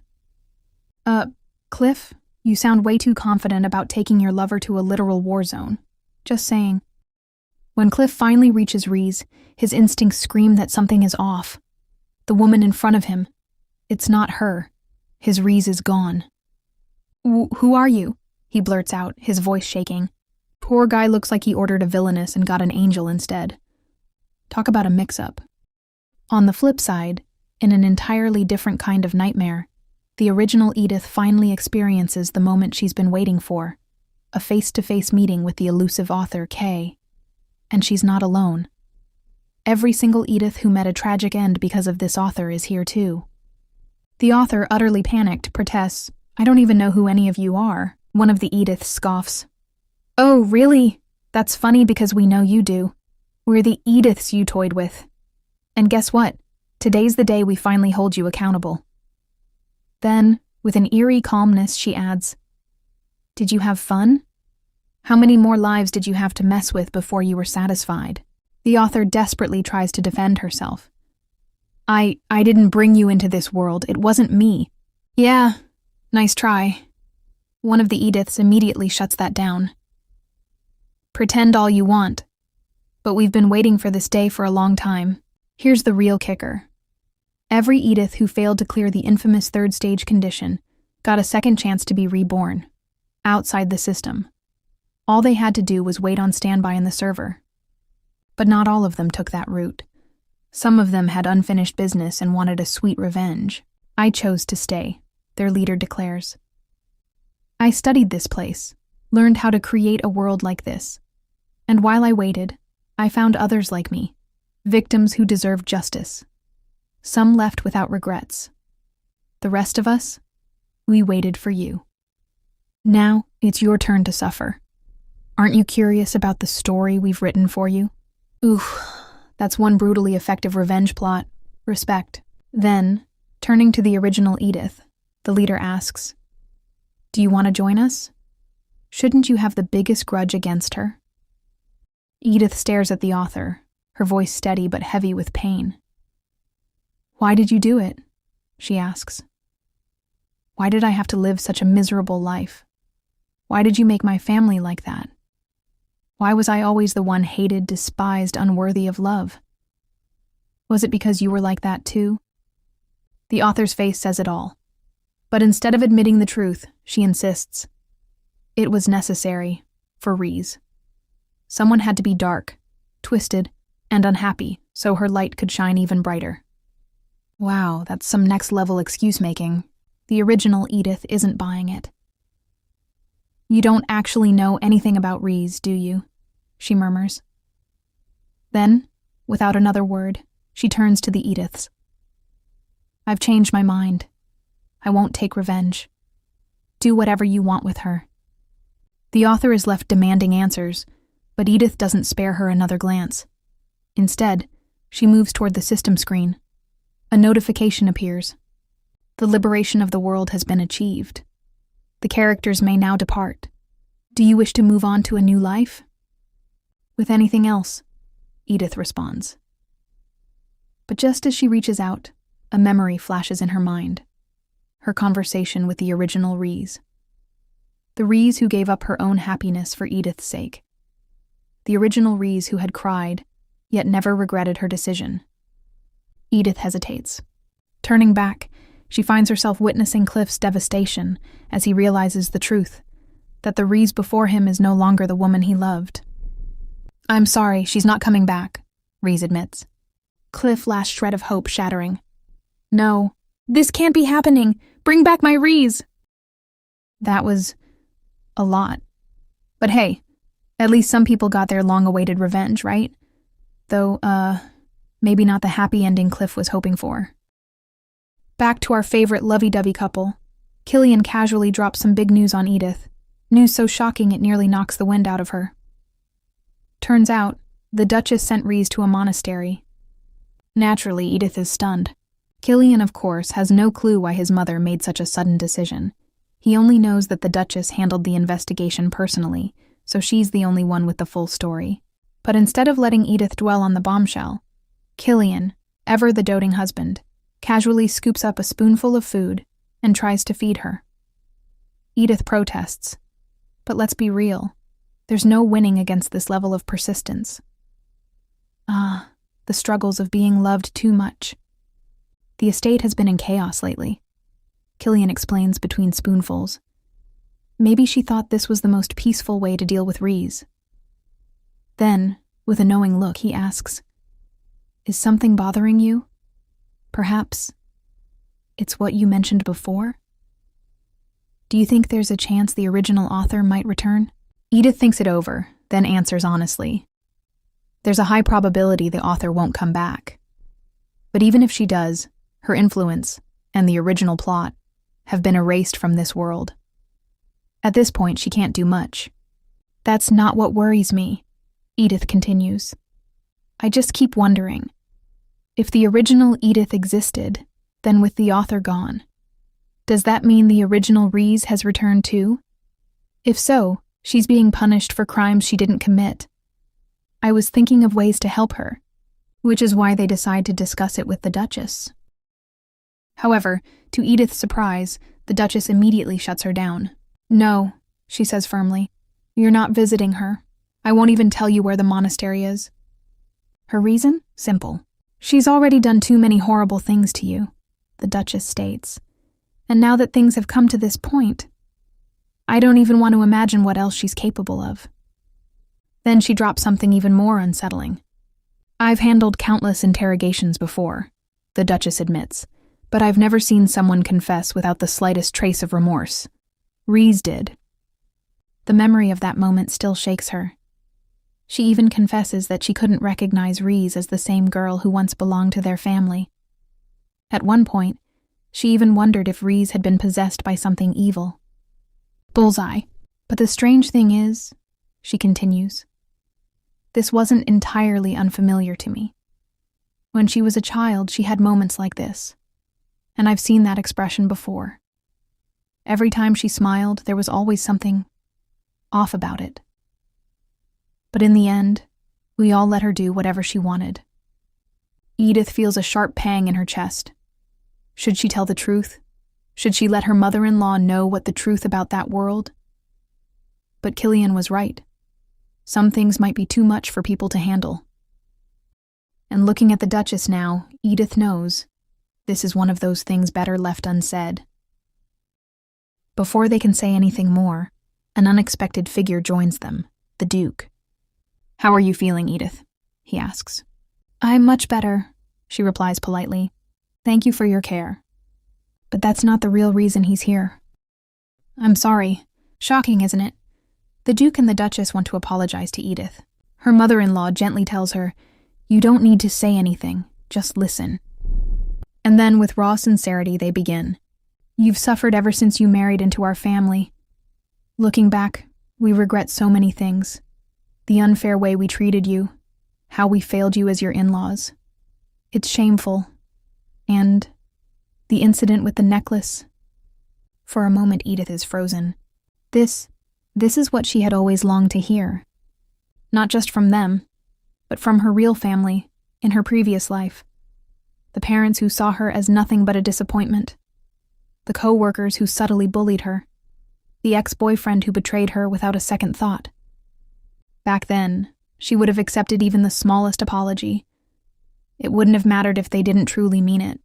If someone, anyone, had just said, "Sorry," maybe she wouldn't have felt so alone. Instead, she was left to endure every cruel word, every insult, every moment of silent neglect, until she started believing it was her fault, and that the real problem was her, that her suffering was something she deserved. But now, someone was apologizing. Someone cared. The Duke continues, his voice heavy with regret. "I judged you unfairly, assuming you were like your father. I thought you'd betray us, so I kept testing you, over and over. I never even conducted a proper investigation. I was negligent from the start. And looking back now, as if there was some unknown force that keeping my mind clouded. But still, it's my fault." He takes a deep breath. "If you hadn't been so strong, we'd still be blaming you for everything. I apologize for that. And thank you for not giving up." Then, with firm resolve, he adds, "From now on, I'll be paying closer attention to you. If something upsets me again, I'll handle it properly, like I should have from the start." "Ah, Edith, you truly deserve this. You finally have a good family. Now I'll just sit back, relax, and wait for a mini Killian or mini Edith to pop up. No rush. But maybe hurry up?" Edith still couldn't wrap her head around everything that was happening. She stared blankly for a moment, until a knight snapped her out of it by asking if she was all right. "Oh, I'm fine, Sir Henry," she replied. "Ah, yes. Remember that mercenary who helped Edith during her kidnapping? Well, he's not a mercenary anymore. He's now a proud knight of the Rudwick family, personally assigned as Edith's guard." Flashback time. Back when Killian explained how Henry ended up here, he had looked very pleased with himself. It would have been tough for him to keep working as a mercenary in the future, so I had him take the knight exam for our family instead. Then, with a face that clearly screamed praise me, he added, "They said he'll be here soon since he's quite skilled." Edith got the hint loud and clear. She rewarded his efforts with a head pat and a compliment. But of course, that wasn't enough for him. Nope, Killian wanted more. And so, in the end, his real reward? A sweet kiss from Edith. Back to the present. Speaking of the kidnapping, Edith suddenly remembered her ruby necklace. She turned to Henry and asked about it. Then, in a perfect timing, Killian and Lennon arrived. Edith spotted them immediately. Oh, you're here, Killian. I thought you'd be talking with your father for a while longer. Killian sighed. Mostly I just listened to his old stories, but there's still a lot for me to learn. Edith, realizing her husband must be swamped with work, asked about his extra responsibilities now that Cliff was gone. Since Cliff was sent to the border, I assumed they'd put some of the major decisions on hold for now. Killian started, but then paused, shifting the topic. Edith, don't you think you forgave my parents too easily? Edith, ever the kind-hearted one, admitted that yes, she had truly forgiven the Duke and Duchess. It's been a long time since I've heard such a sincere apology. Maybe, just like you, Killian, and the princess, I felt that they genuinely meant it. Speaking of the princess, Killian informed Edith that Catherine wanted to meet her. Edith was pleasantly surprised and immediately thanked him. Oh, is it going to be a picnic meetup? She asked curiously. Killian, however, had no idea. I'm not sure about the details, but she's waiting for you at the royal office. At the royal office, inside the grand room, an elegant woman with glasses, the princess herself, welcomed Edith. The moment Catherine saw her, she walked up with a warm smile, taking Edith's hands in hers. I'm glad you're looking much better now. By the way, I have a favor to ask. That's when Edith got hit with some shocking news. There was an upcoming celebratory triumph banquet in the works. And the princess's favor? Oh, nothing too crazy. Just that Edith would be in charge of helping prepare this grand event for the Empire. Edith felt her world spin as if she had just been transported to a completely unfamiliar dimension. A banquet to honor those who helped suppress the rebellion. That includes Duke Rudwick, Killian, and you, the princess explained, clearly excited. Edith, on the other hand, was frozen and thought, wait a second. Wasn't this the same banquet that happened at the end of the original story, right after I was executed? Catherine continued, completely unaware of Edith's internal crisis. I have a meeting with the Duke and my brother to discuss what's ahead. Everyone involved in the treason has been dealt with, but the rebellion was almost successful. And now, with ongoing conflicts at the borders, we need to display our empire's authority and stability, both to our people and to foreign nations. She then reassured Edith, oh, and don't worry. During the execution ceremony, we made it very clear that you were on our side, so hopefully that's made the nobles change their opinion of you. We also have something planned for the banquet that should help improve your standing in high society. That's why we're hosting it. But this is my first time planning such a major event. At that moment, Catherine's eyes landed on Henry, who had been standing behind Edith. Oh, this is my first time seeing him around. Henry, ever polite, immediately greeted the princess and introduced himself. Edith followed up by explaining that Henry had been the one to help her during the kidnapping incident. With introductions done, the topic shifted back to the banquet. Catherine admitted that while she had taken the lead in organizing important matters before, she was well aware that she lacked experience in certain areas. That's why she wanted to borrow Edith's social expertise to help her a little. Edith was a little nervous about the responsibility, but it wasn't like she had a reason to refuse, so naturally she agreed. Before parting, the princess made one last request. Edith, please call me by my first name, Catherine. I hope we can be friends for a long time, and I'd like for us to start off comfortably. And with that, their meeting came to a close for that day. Inside Count Sinclair's mansion, Count Sinclair sighed dramatically. The Emperor's safe. Great. But now what? Thanks to Duke Rudwick's 3 allies gaining so much recognition after the rebellion, our family's influence has hit rock bottom. And if that wasn't bad enough, the Rigelhoff girl got credit for her contributions too. That means our plan to have Layla marry into the Rudwick family is done for. He shook his head, clearly exasperated. And to think you two were so confident about it? Damien clenched his jaw. Sure, he was frustrated about the situation, but even more so about the man sitting in front of him. Oh, right, because you've done so much, Father. Must be exhausting gambling and drinking all day while I run everything. Of course, he didn't say that out loud. Instead, he smiled smoothly. No need to worry, Father. Things aren't that bad, Damien assured him. I heard the palace is throwing a grand victory banquet to celebrate the key players in stopping the rebellion.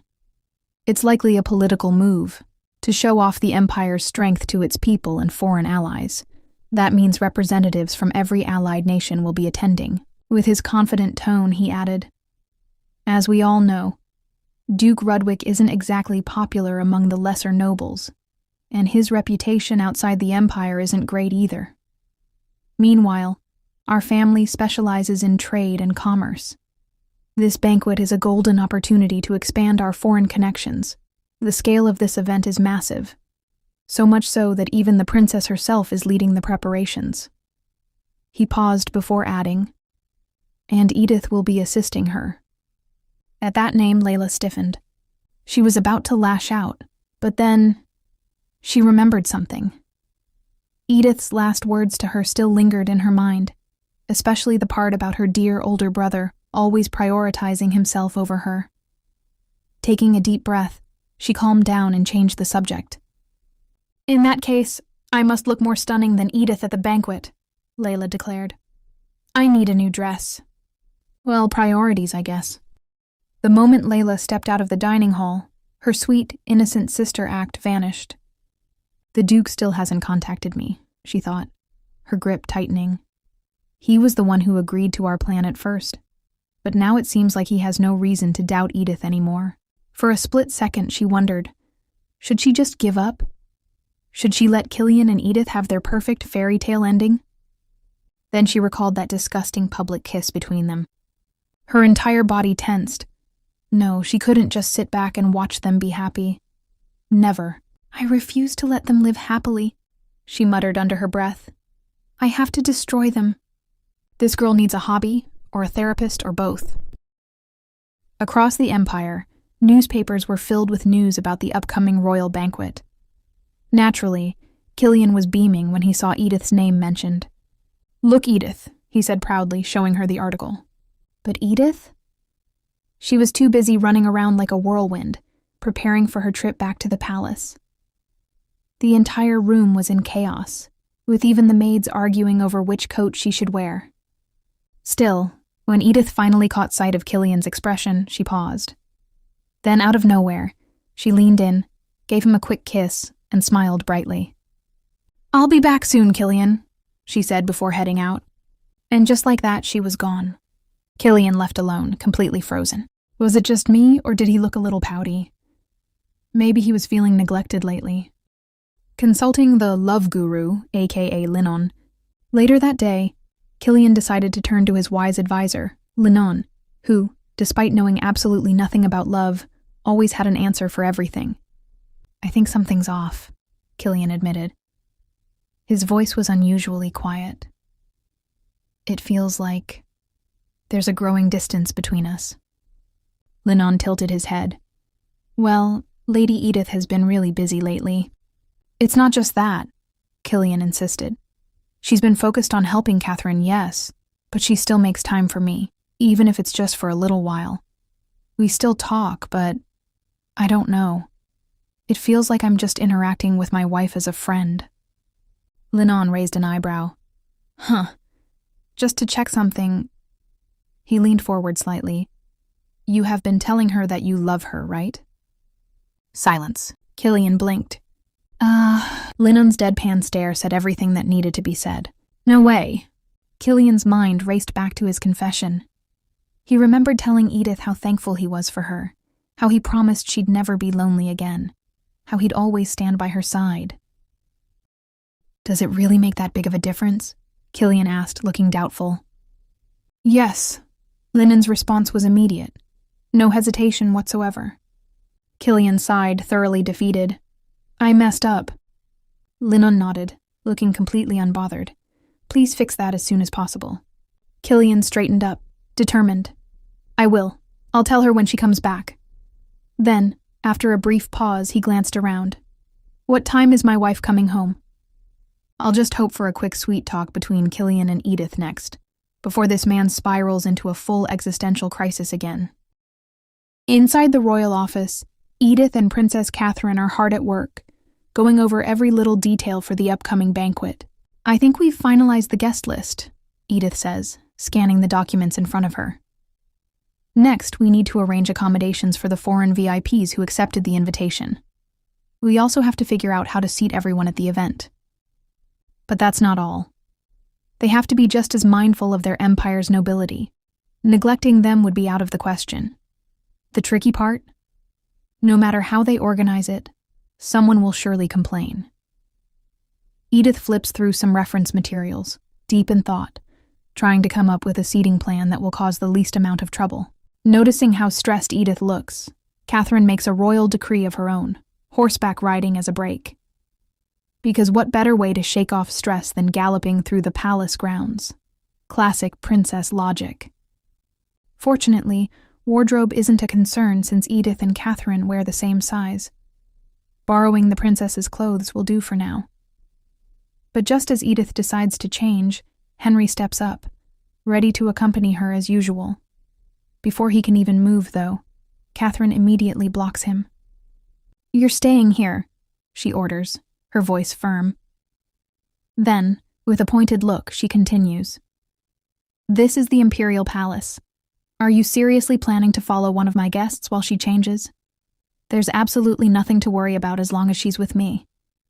Henry starts to protest, trying to explain that he didn't mean any disrespect, but Catherine cuts him off. "Do you even realize?" She pauses, then shifts gears. "Actually, let's talk about this now. Why were you staring up close to Edith while we were planning the banquet?"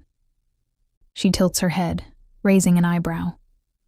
"What happened to proper knightly conduct? Or do you think rules don't apply to you just because you used to be a commoner? And not just any commoner, a foreign one at that." Later that day, Edith was greeted by her ever-loyal maid, Anna, who immediately noticed how exhausted her mistress looked. At the same time, Killian, who, let's be honest, seemed extra dashing today, welcomed his wife with a bright, heart-fluttering smile. As soon as he asked about her day, he wasted no time pulling her into a hug and kissing her, completely unfazed by the fact that she was still sweaty from her earlier horseback ride with Princess Catherine. But speaking of the princess, Edith's thoughts drifted back to their encounter. Catherine had been acting strangely, even admitting that someone had irritated her. Who could it be? And the real mystery. Henry was acting oddly too. When Edith asked if he was worried that his salary still wasn't enough to support the orphanage kids, he flat out denied it. Yet, he kept spacing out and mumbling about money. Suspicious much.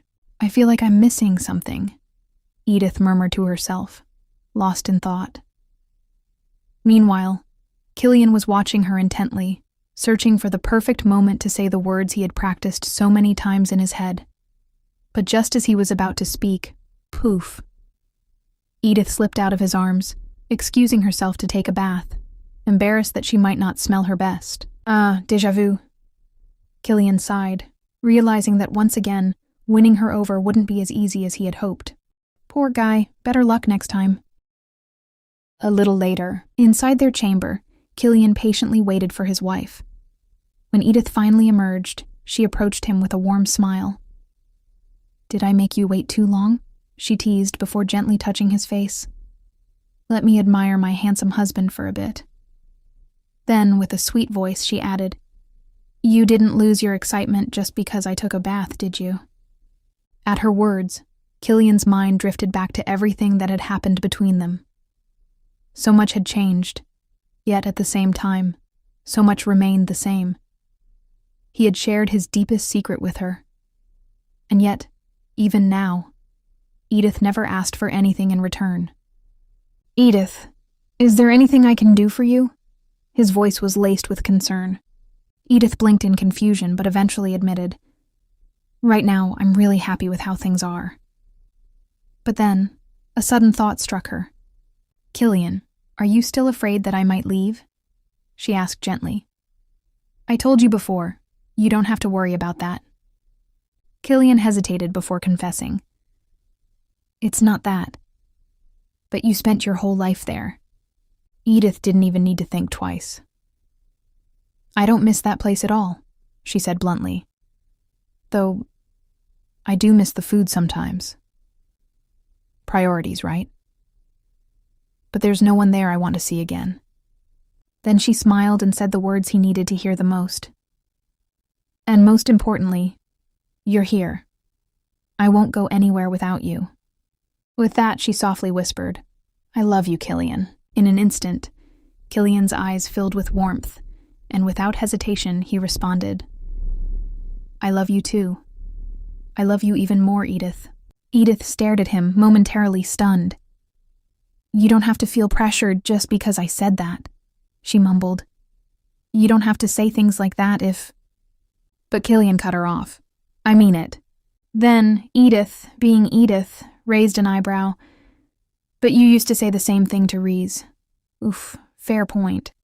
Killian let out an exasperated sigh. "I was brainwashed along with the rest of my family back then. And honestly, wouldn't it be more accurate to call her the original author?" Edith fell silent, deep in thought. Was everything really just a mistake? "Do you think I'm so desperate that I can't tell the difference between insane obsession and true love?" Killian shot back, his gaze unwavering. After a brief pause, Edith took a deep breath and finally said, "If you're being honest." Before she could even finish, Killian spoke the words she had needed to hear from the very beginning. "I really mean it. I love you more than my own life, Edith. You are the light of my life. I'll tell you as many times as it takes for you to believe me. I love you, Edith." And then he said it again, and again, and again. Until finally, Edith, her face turning a deep shade of red, covered her cheeks with her hands.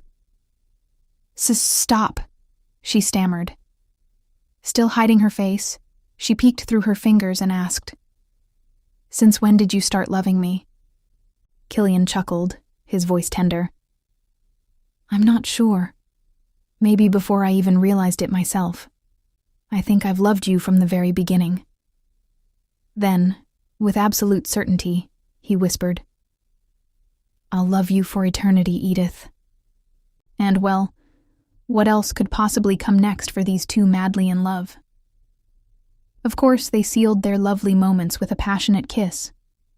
Or maybe even more than just a kiss. Edith is back at the royal palace with Henry, ready to meet the princess. But hold up. Looks like the princess barely caught a wink of sleep. First thing she does? Ask Edith if anything good happened to her. "I got something important back," Edith admits. Turns out, the ruby necklace she handed to Henry when she was kidnapped was actually with Killian all along. Remember that snowy day when Killian searched high and low for her? Yep, that's when he retrieved it from Henry. Just yesterday, Killian returned the necklace and, because he's always the gentleman, helped Edith put it on himself. But that's not all. When he asked if there was anything else he could do for her, Edith shyly requested a tutor to teach her noble etiquette. Can't blame her. She's supposed to help the princess at the banquet. But with her modern knowledge, she knows she's still lacking the proper manners of that world. Even though Edith is known to be quite unruly, if I don't learn better soon, I could get in trouble, Edith explains. Killian totally gets it. Without missing a beat, he agrees and even gives her some solid advice. If she's feeling unsure about the preparations with the princess, she should just be honest and say so. Taking his words to heart, Edith gathers her courage and spills her worries to the princess. Edith then suggests, "Why don't you ask for help from someone more capable?" Then the princess agreed without any hesitation at all. That's it? That easy? Even Edith is left speechless. Seems like the princess isn't the strict type after all. She trusts Edith, which is why she chose her in the first place. No pressure necessary. Finally feeling relieved, Edith could almost cry for all those sleepless nights she spent overthinking everything. But wait, what's this? The princess glances at Henry with a faint blush on her cheeks. Something's definitely up. Trying to keep it cool, the princess talks business. Among the foreign allies invited to the event, we'll be hosting a royal envoy from Hamed. I'm thinking of letting them stay at the second annex. As a native of that region, what's your opinion on that? Hold up, Henry is from Hamed? Even Edith is caught off guard. But is that really the only reason they're exchanging those shy glances? Absolutely not. Here's the tea. Back when Catherine asked why Henry always kept such close watch on Edith, this guy straight up blurted out, "That's because I was looking at you. You looked really cool." What? Is this a new ship sailing before our eyes?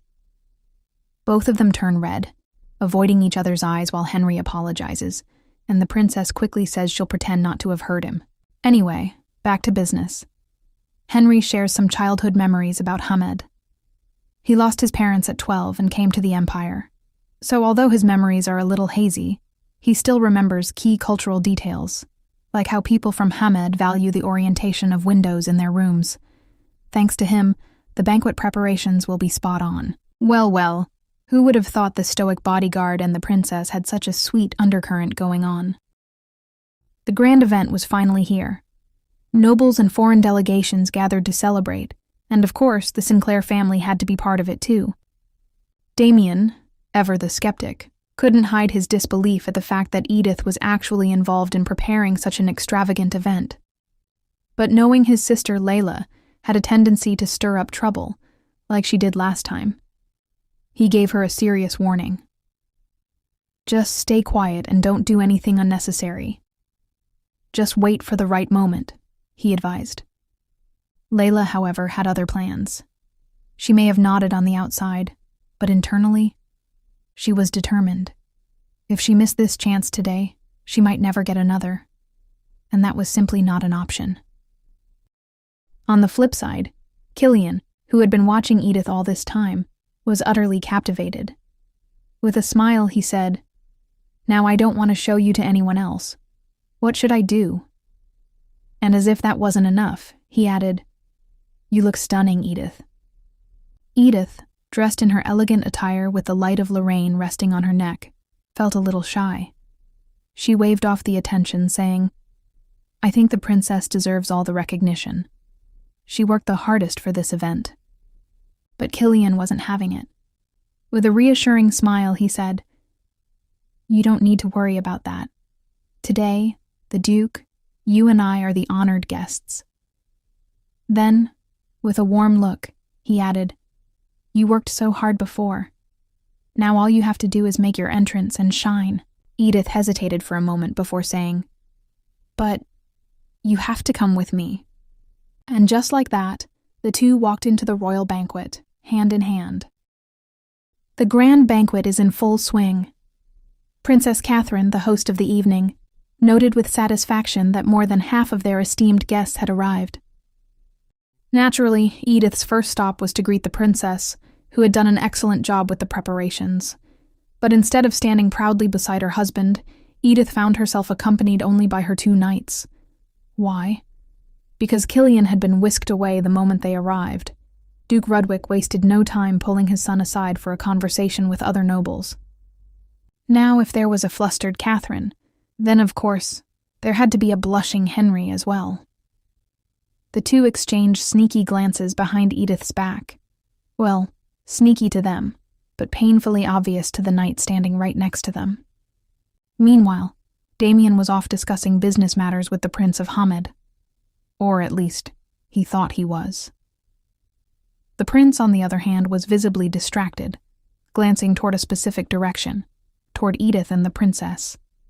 Layla, who noticed this, immediately jumped to conclusions. "Ah, so the prince is interested in Edith?" she thought, instantly seeing an opportunity. When the prince was finally left alone, she wasted no time and approached him. With a seemingly innocent smile, she offered, "Would you like to have a private conversation with Lady Edith?" Oh boy, here we go again. Outside the banquet, Edith received a message from a palace servant. Duchess Rudwick was supposedly waiting for her in the garden. Finding this odd, Edith still decided to check. However, she wasn't reckless. She brought Henry along, though he followed at a distance, keeping an eye on her from the shadows. For extra precaution, she also instructed Michael, the other knight, to fetch her husband. The moment she reached the fountain, she spotted a man standing in front of it.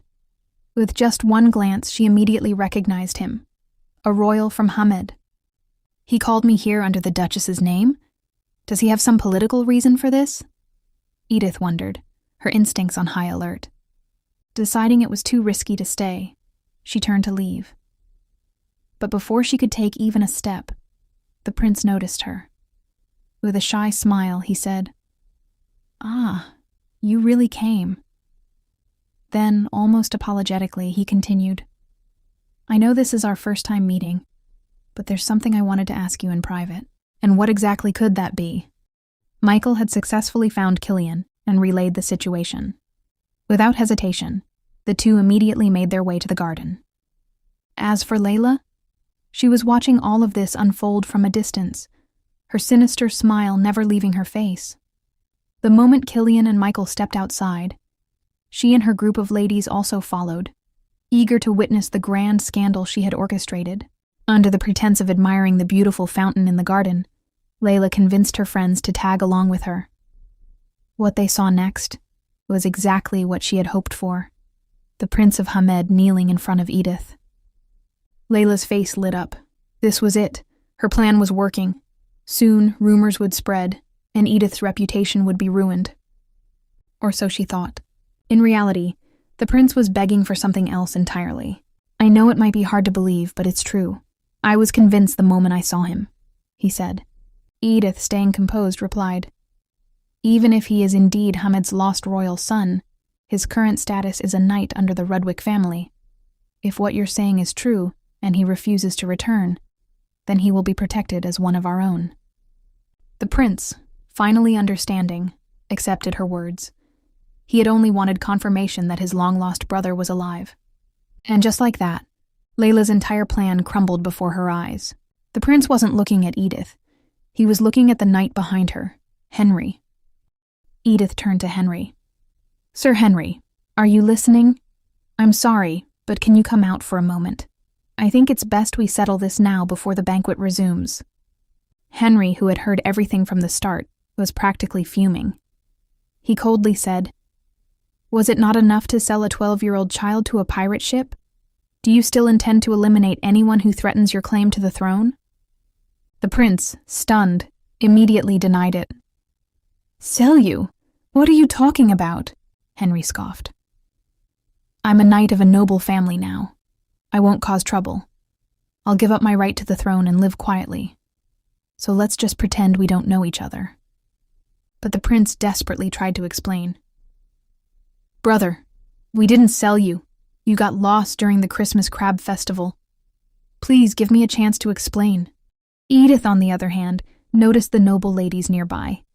It also eventually catches the attention of the prince and Henry, and when the prince mentioned who helped him meet Edith in secret, it was game over for Layla. Damien's warning from earlier echoed in her head. It was over, completely over. Blinded by rage, she acted without thinking.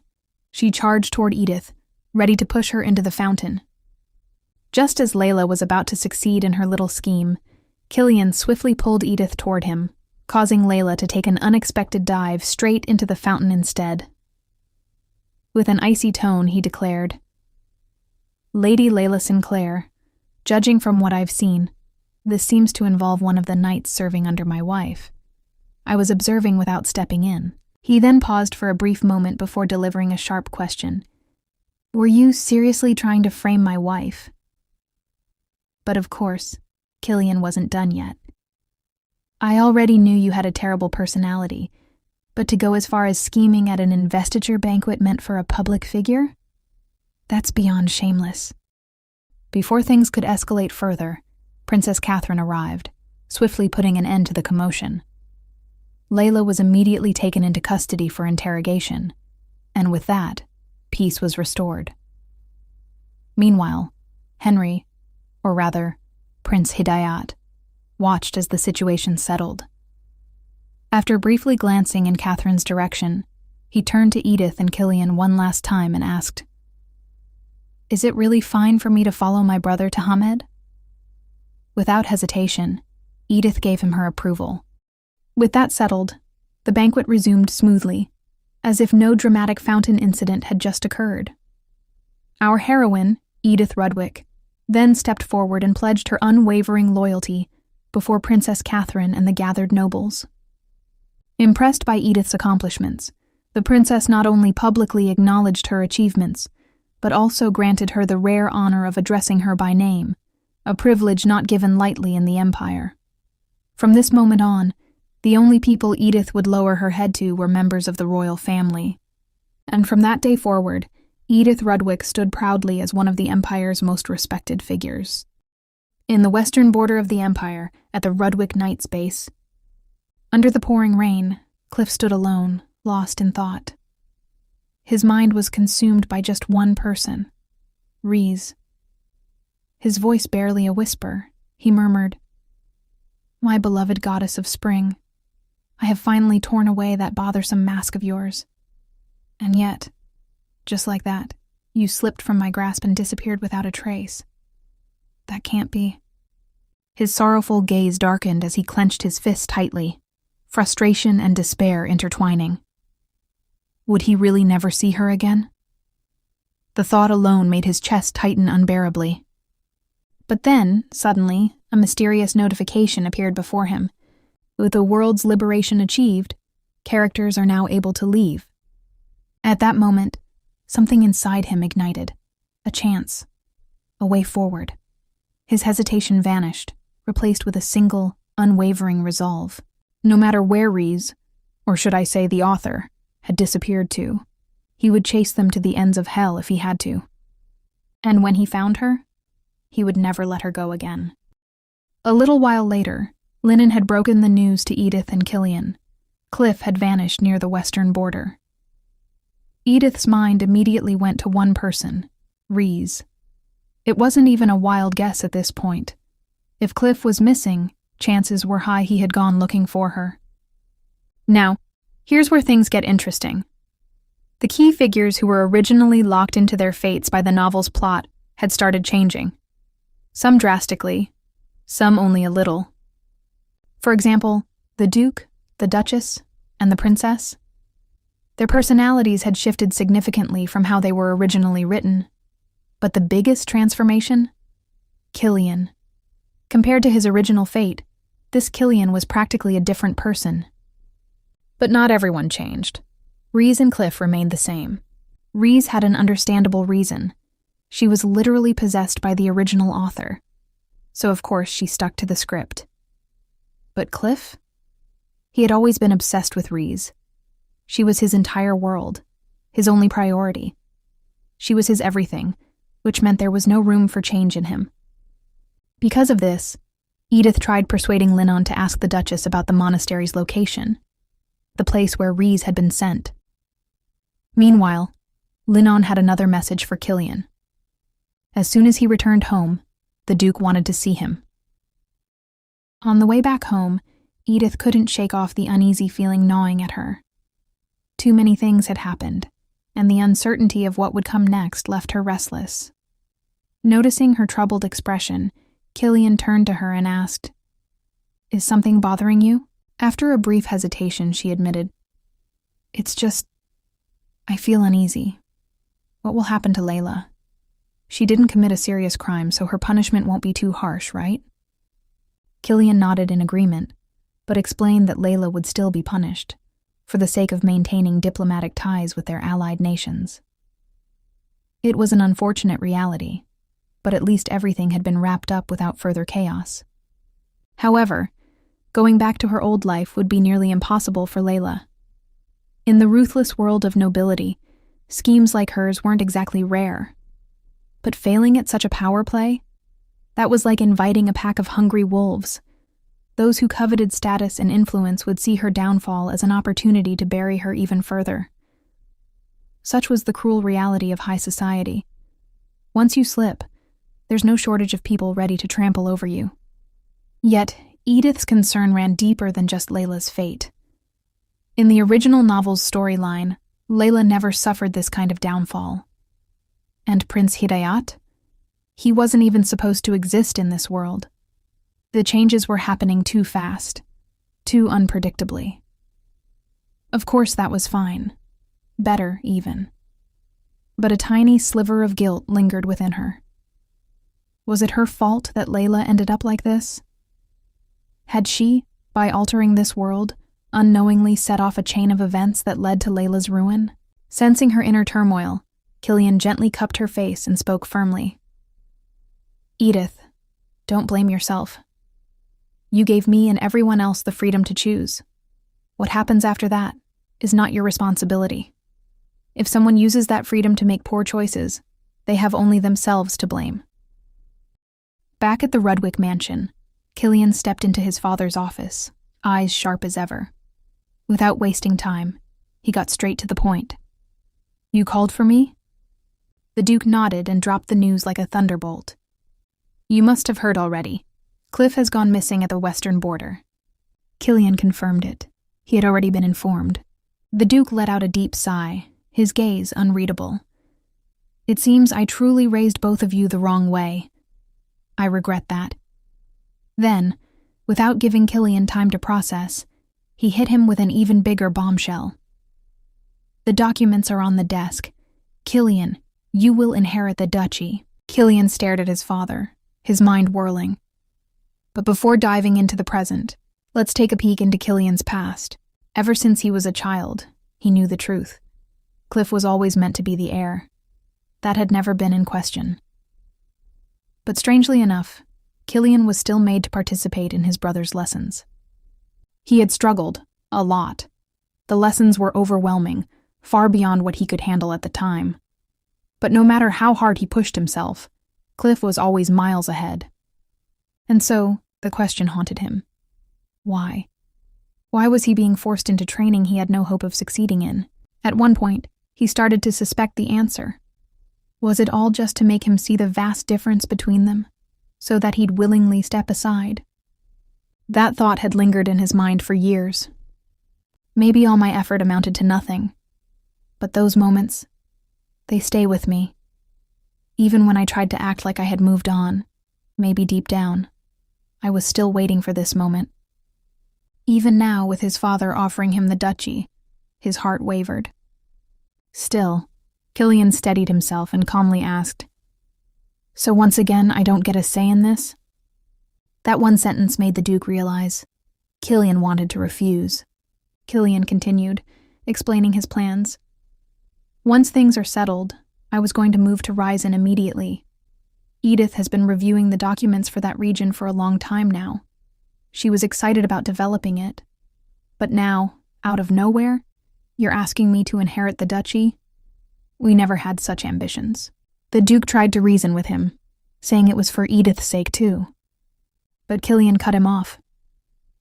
I know what people say about Edith's reputation, but in reality, she's the most humble person I've ever met. Then, with a calm voice, he added, Compared to the ruthless high society of the capital, I'm sure she'd much prefer the peaceful life in Ryzen. But the Duke wasn't backing down either. His voice remained calm yet firm as he looked at his son.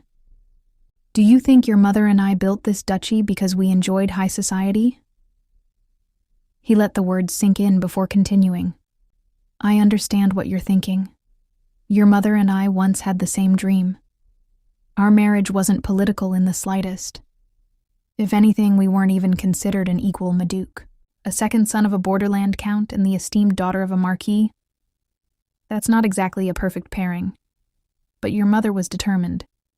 She made our will known, and together we dreamed of a simple life, just like you and Edith do now. So his parents had the same wish once? The Duke's expression turned thoughtful as he recalled the past.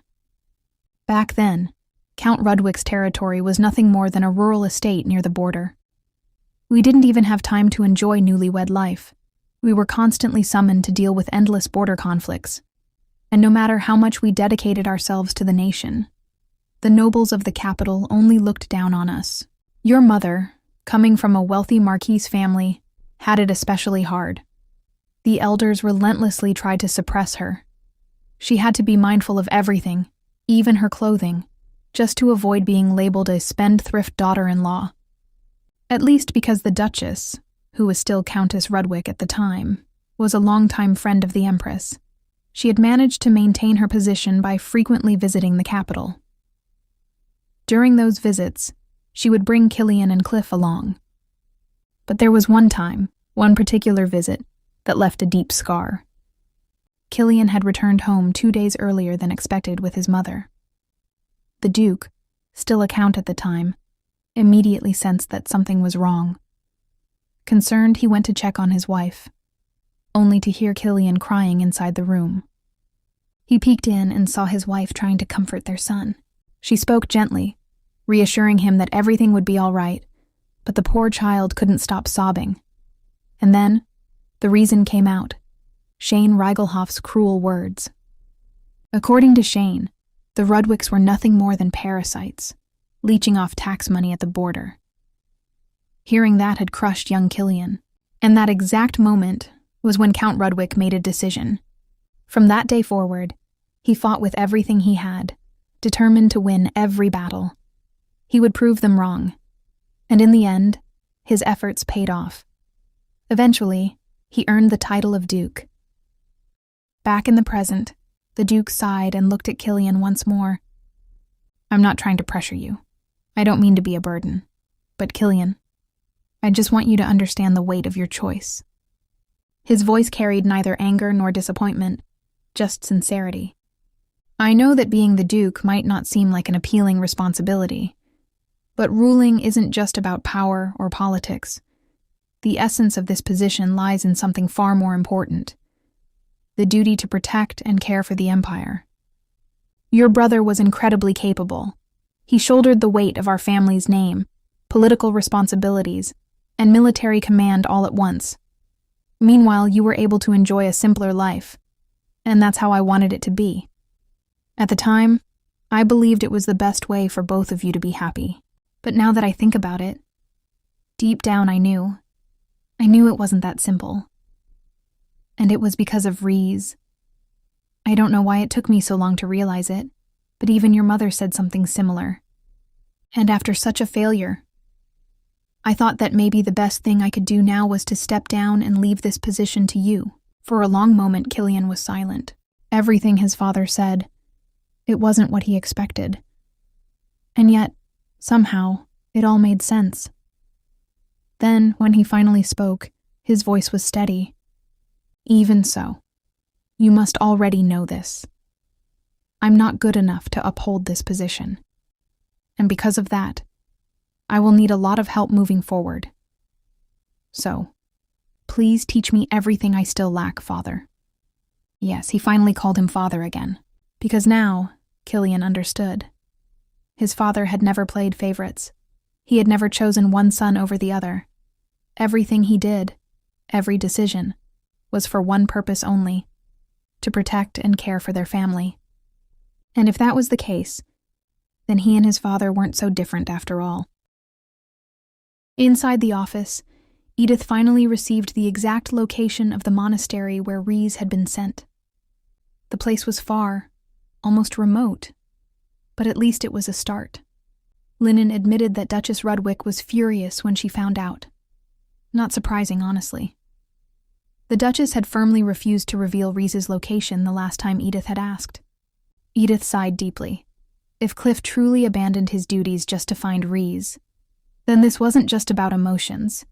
It could throw the entire estate into chaos. But still, she couldn't help but think, if this leads the original Reese and Cliff to reunite, the main couple from the original novel, then maybe it's fate working as it should. What Edith didn't know was that Cliff wasn't searching for the sweet, gentle Reese. He wanted the version possessed by the author. In short, the Villainess. In the end, Edith and Linen departed for the monastery. Killian, now busy with ducal matters after being declared heir, couldn't come with her, but sent trusted knights to protect her and promised he'd follow soon. Edith had hoped for a peaceful journey, at least enough time to chat with Anna. But something strange kept bothering her. She felt dizzy the entire ride. She simply blamed it on motion sickness, or maybe nerves from being next in line as Duchess. The pressure was real. After a long, bumpy journey, they finally arrived at the convent. Edith still looked pale, so much so that one knight offered to carry her, though she politely declined. Anna, sharp as ever, discreetly ordered another night to find a nearby obstetrician, just in case. But the truth behind Edith's dizziness wouldn't be discovered until later. And you know what it means, right? Moving on, while Linen spoke with the head nun, Edith continued with her true purpose, meeting Reese. She entered the chapel and found a nun kneeling quietly before the altar. Her heart tensed. Would seeing Reese bring back memories of the author who once possessed her? But as the nun turned and greeted her with a kind, familiar smile, Edith's doubts vanished. This wasn't the author.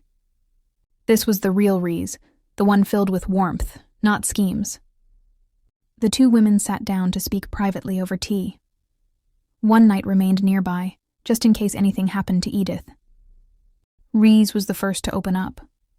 She assumed Edith already knew most of the truth, but she sensed this Edith wanted to hear it from her, personally. She began with her earliest memories, being born as Reese Sinclair, bright and hopeful like the goddess of spring. But life wasn't gentle. As the illegitimate daughter of the Sinclair family, she was treated like dirt, constantly scorned and used. It wasn't until she was taken in by the kind-hearted Duke and Duchess of Rudwick that things seemed to change. They welcomed her, treated her well, and gave her a home. Then came the day of Edith's introduction, the woman who would marry Killian. That was the first time Reese met her. Fast forward to the wedding day, Edith and Killian's big day. Reese wore a white dress, confused, but hopeful. She thought it was a gesture from Killian. The maid had said it was his wish, under the excuse that relatives sometimes wore white to noble weddings. Reese, unfamiliar with noble customs, thought nothing of it. In fact, she was excited at the idea of having a sister-in-law and a friend. Until reality crashed in.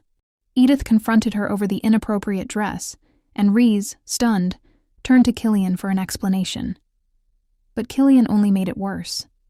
He cruelly insulted Edith, calling her gaudy, vulgar, even suggesting Reese had no reason to worry about upsetting her.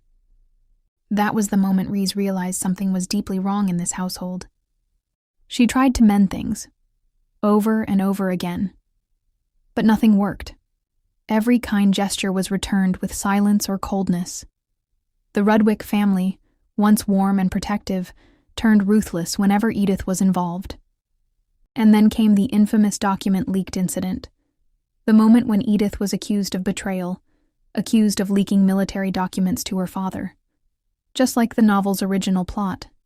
Everything unraveled exactly as written. Once again the scene shifts, but this time it was back to the days just before the attack on the Rudwick estate. Despite everything, Reese made one last attempt to speak with Edith, who was confined to her room under strict watch. Reese didn't just come to apologize. She came asking for something far more difficult, an honest conversation. Edith, understandably confused, and still burning with hate, didn't hold back. She reminded Reese of everything that had happened. The poison, the lies, the manipulation, all of it. Yes, Reese nearly died. And yet, Reese had still come to her, eyes full of sorrow, admitting that she had always wanted to meet Edith, even before both of them came at Rudwick's mansion. This was a truth Edith never expected, and that's where it all began. Long before the novel's plot, back when she was still suffering under the Sinclair household. She was treated like a servant, cleaning up after Layla's tantrums and enduring Damien's insults. One day, Damien told her something that stuck. An amusing tale from a party about a popular socialite named Edith Reigelhoff.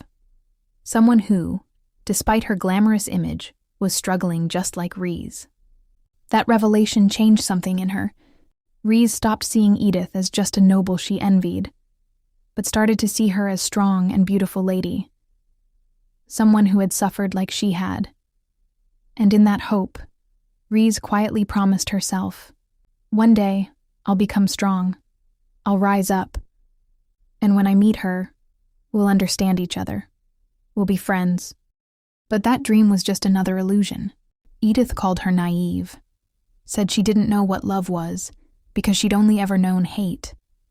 After all the suffering Edith had in her life, how could Reese thought that she could be friends with her? Then, when the original story reached its darkest moment, when Shane Reigelhoff kidnapped Reese and she cried out for help, Edith never came. Because by then, nothing could be salvaged. So, Edith accepted her fate just like that.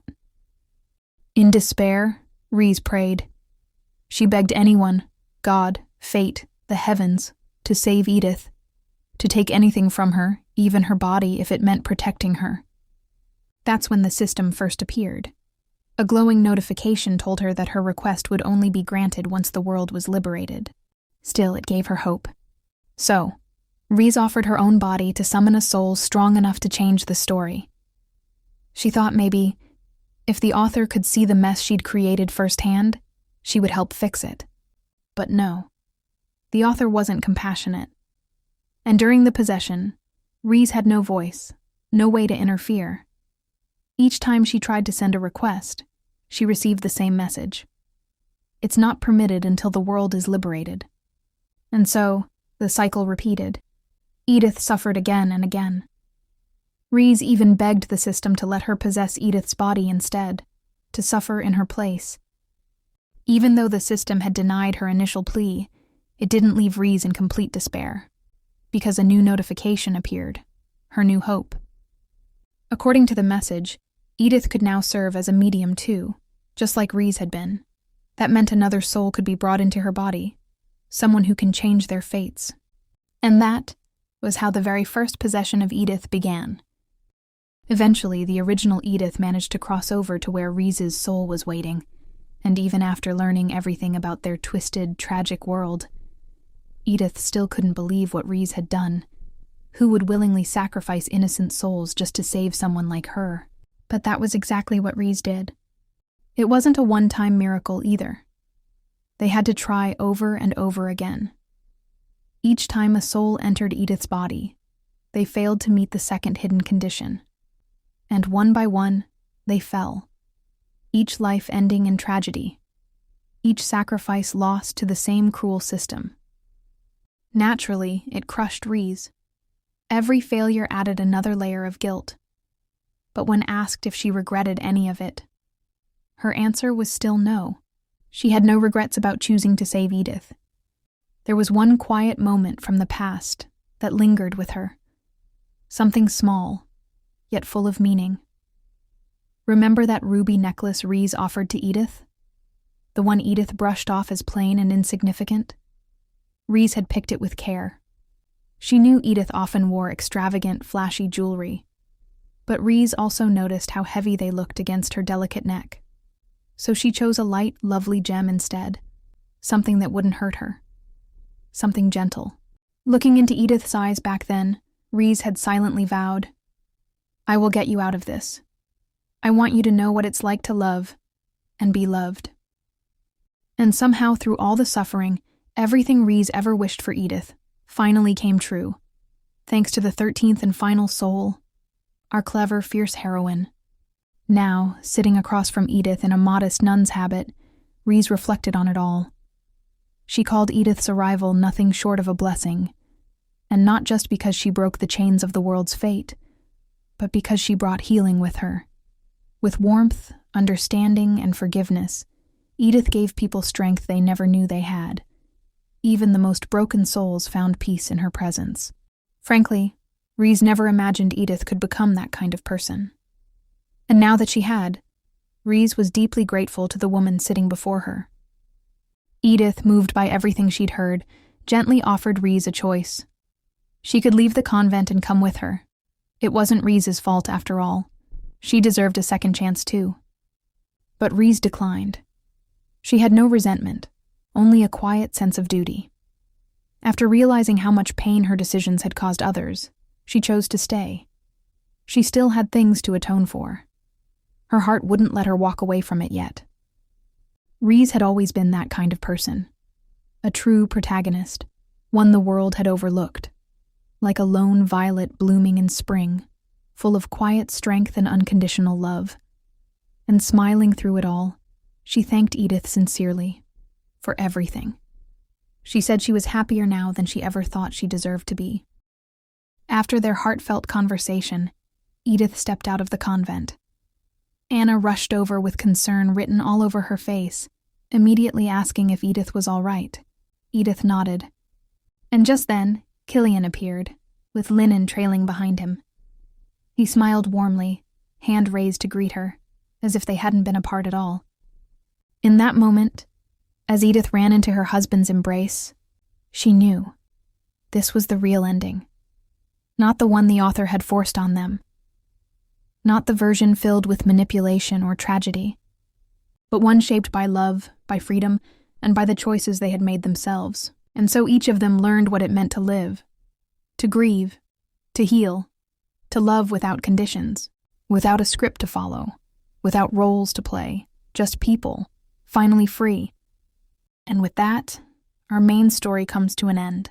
Thank you for staying with me through the beautiful journey of Edith and Killian, all the way to the end.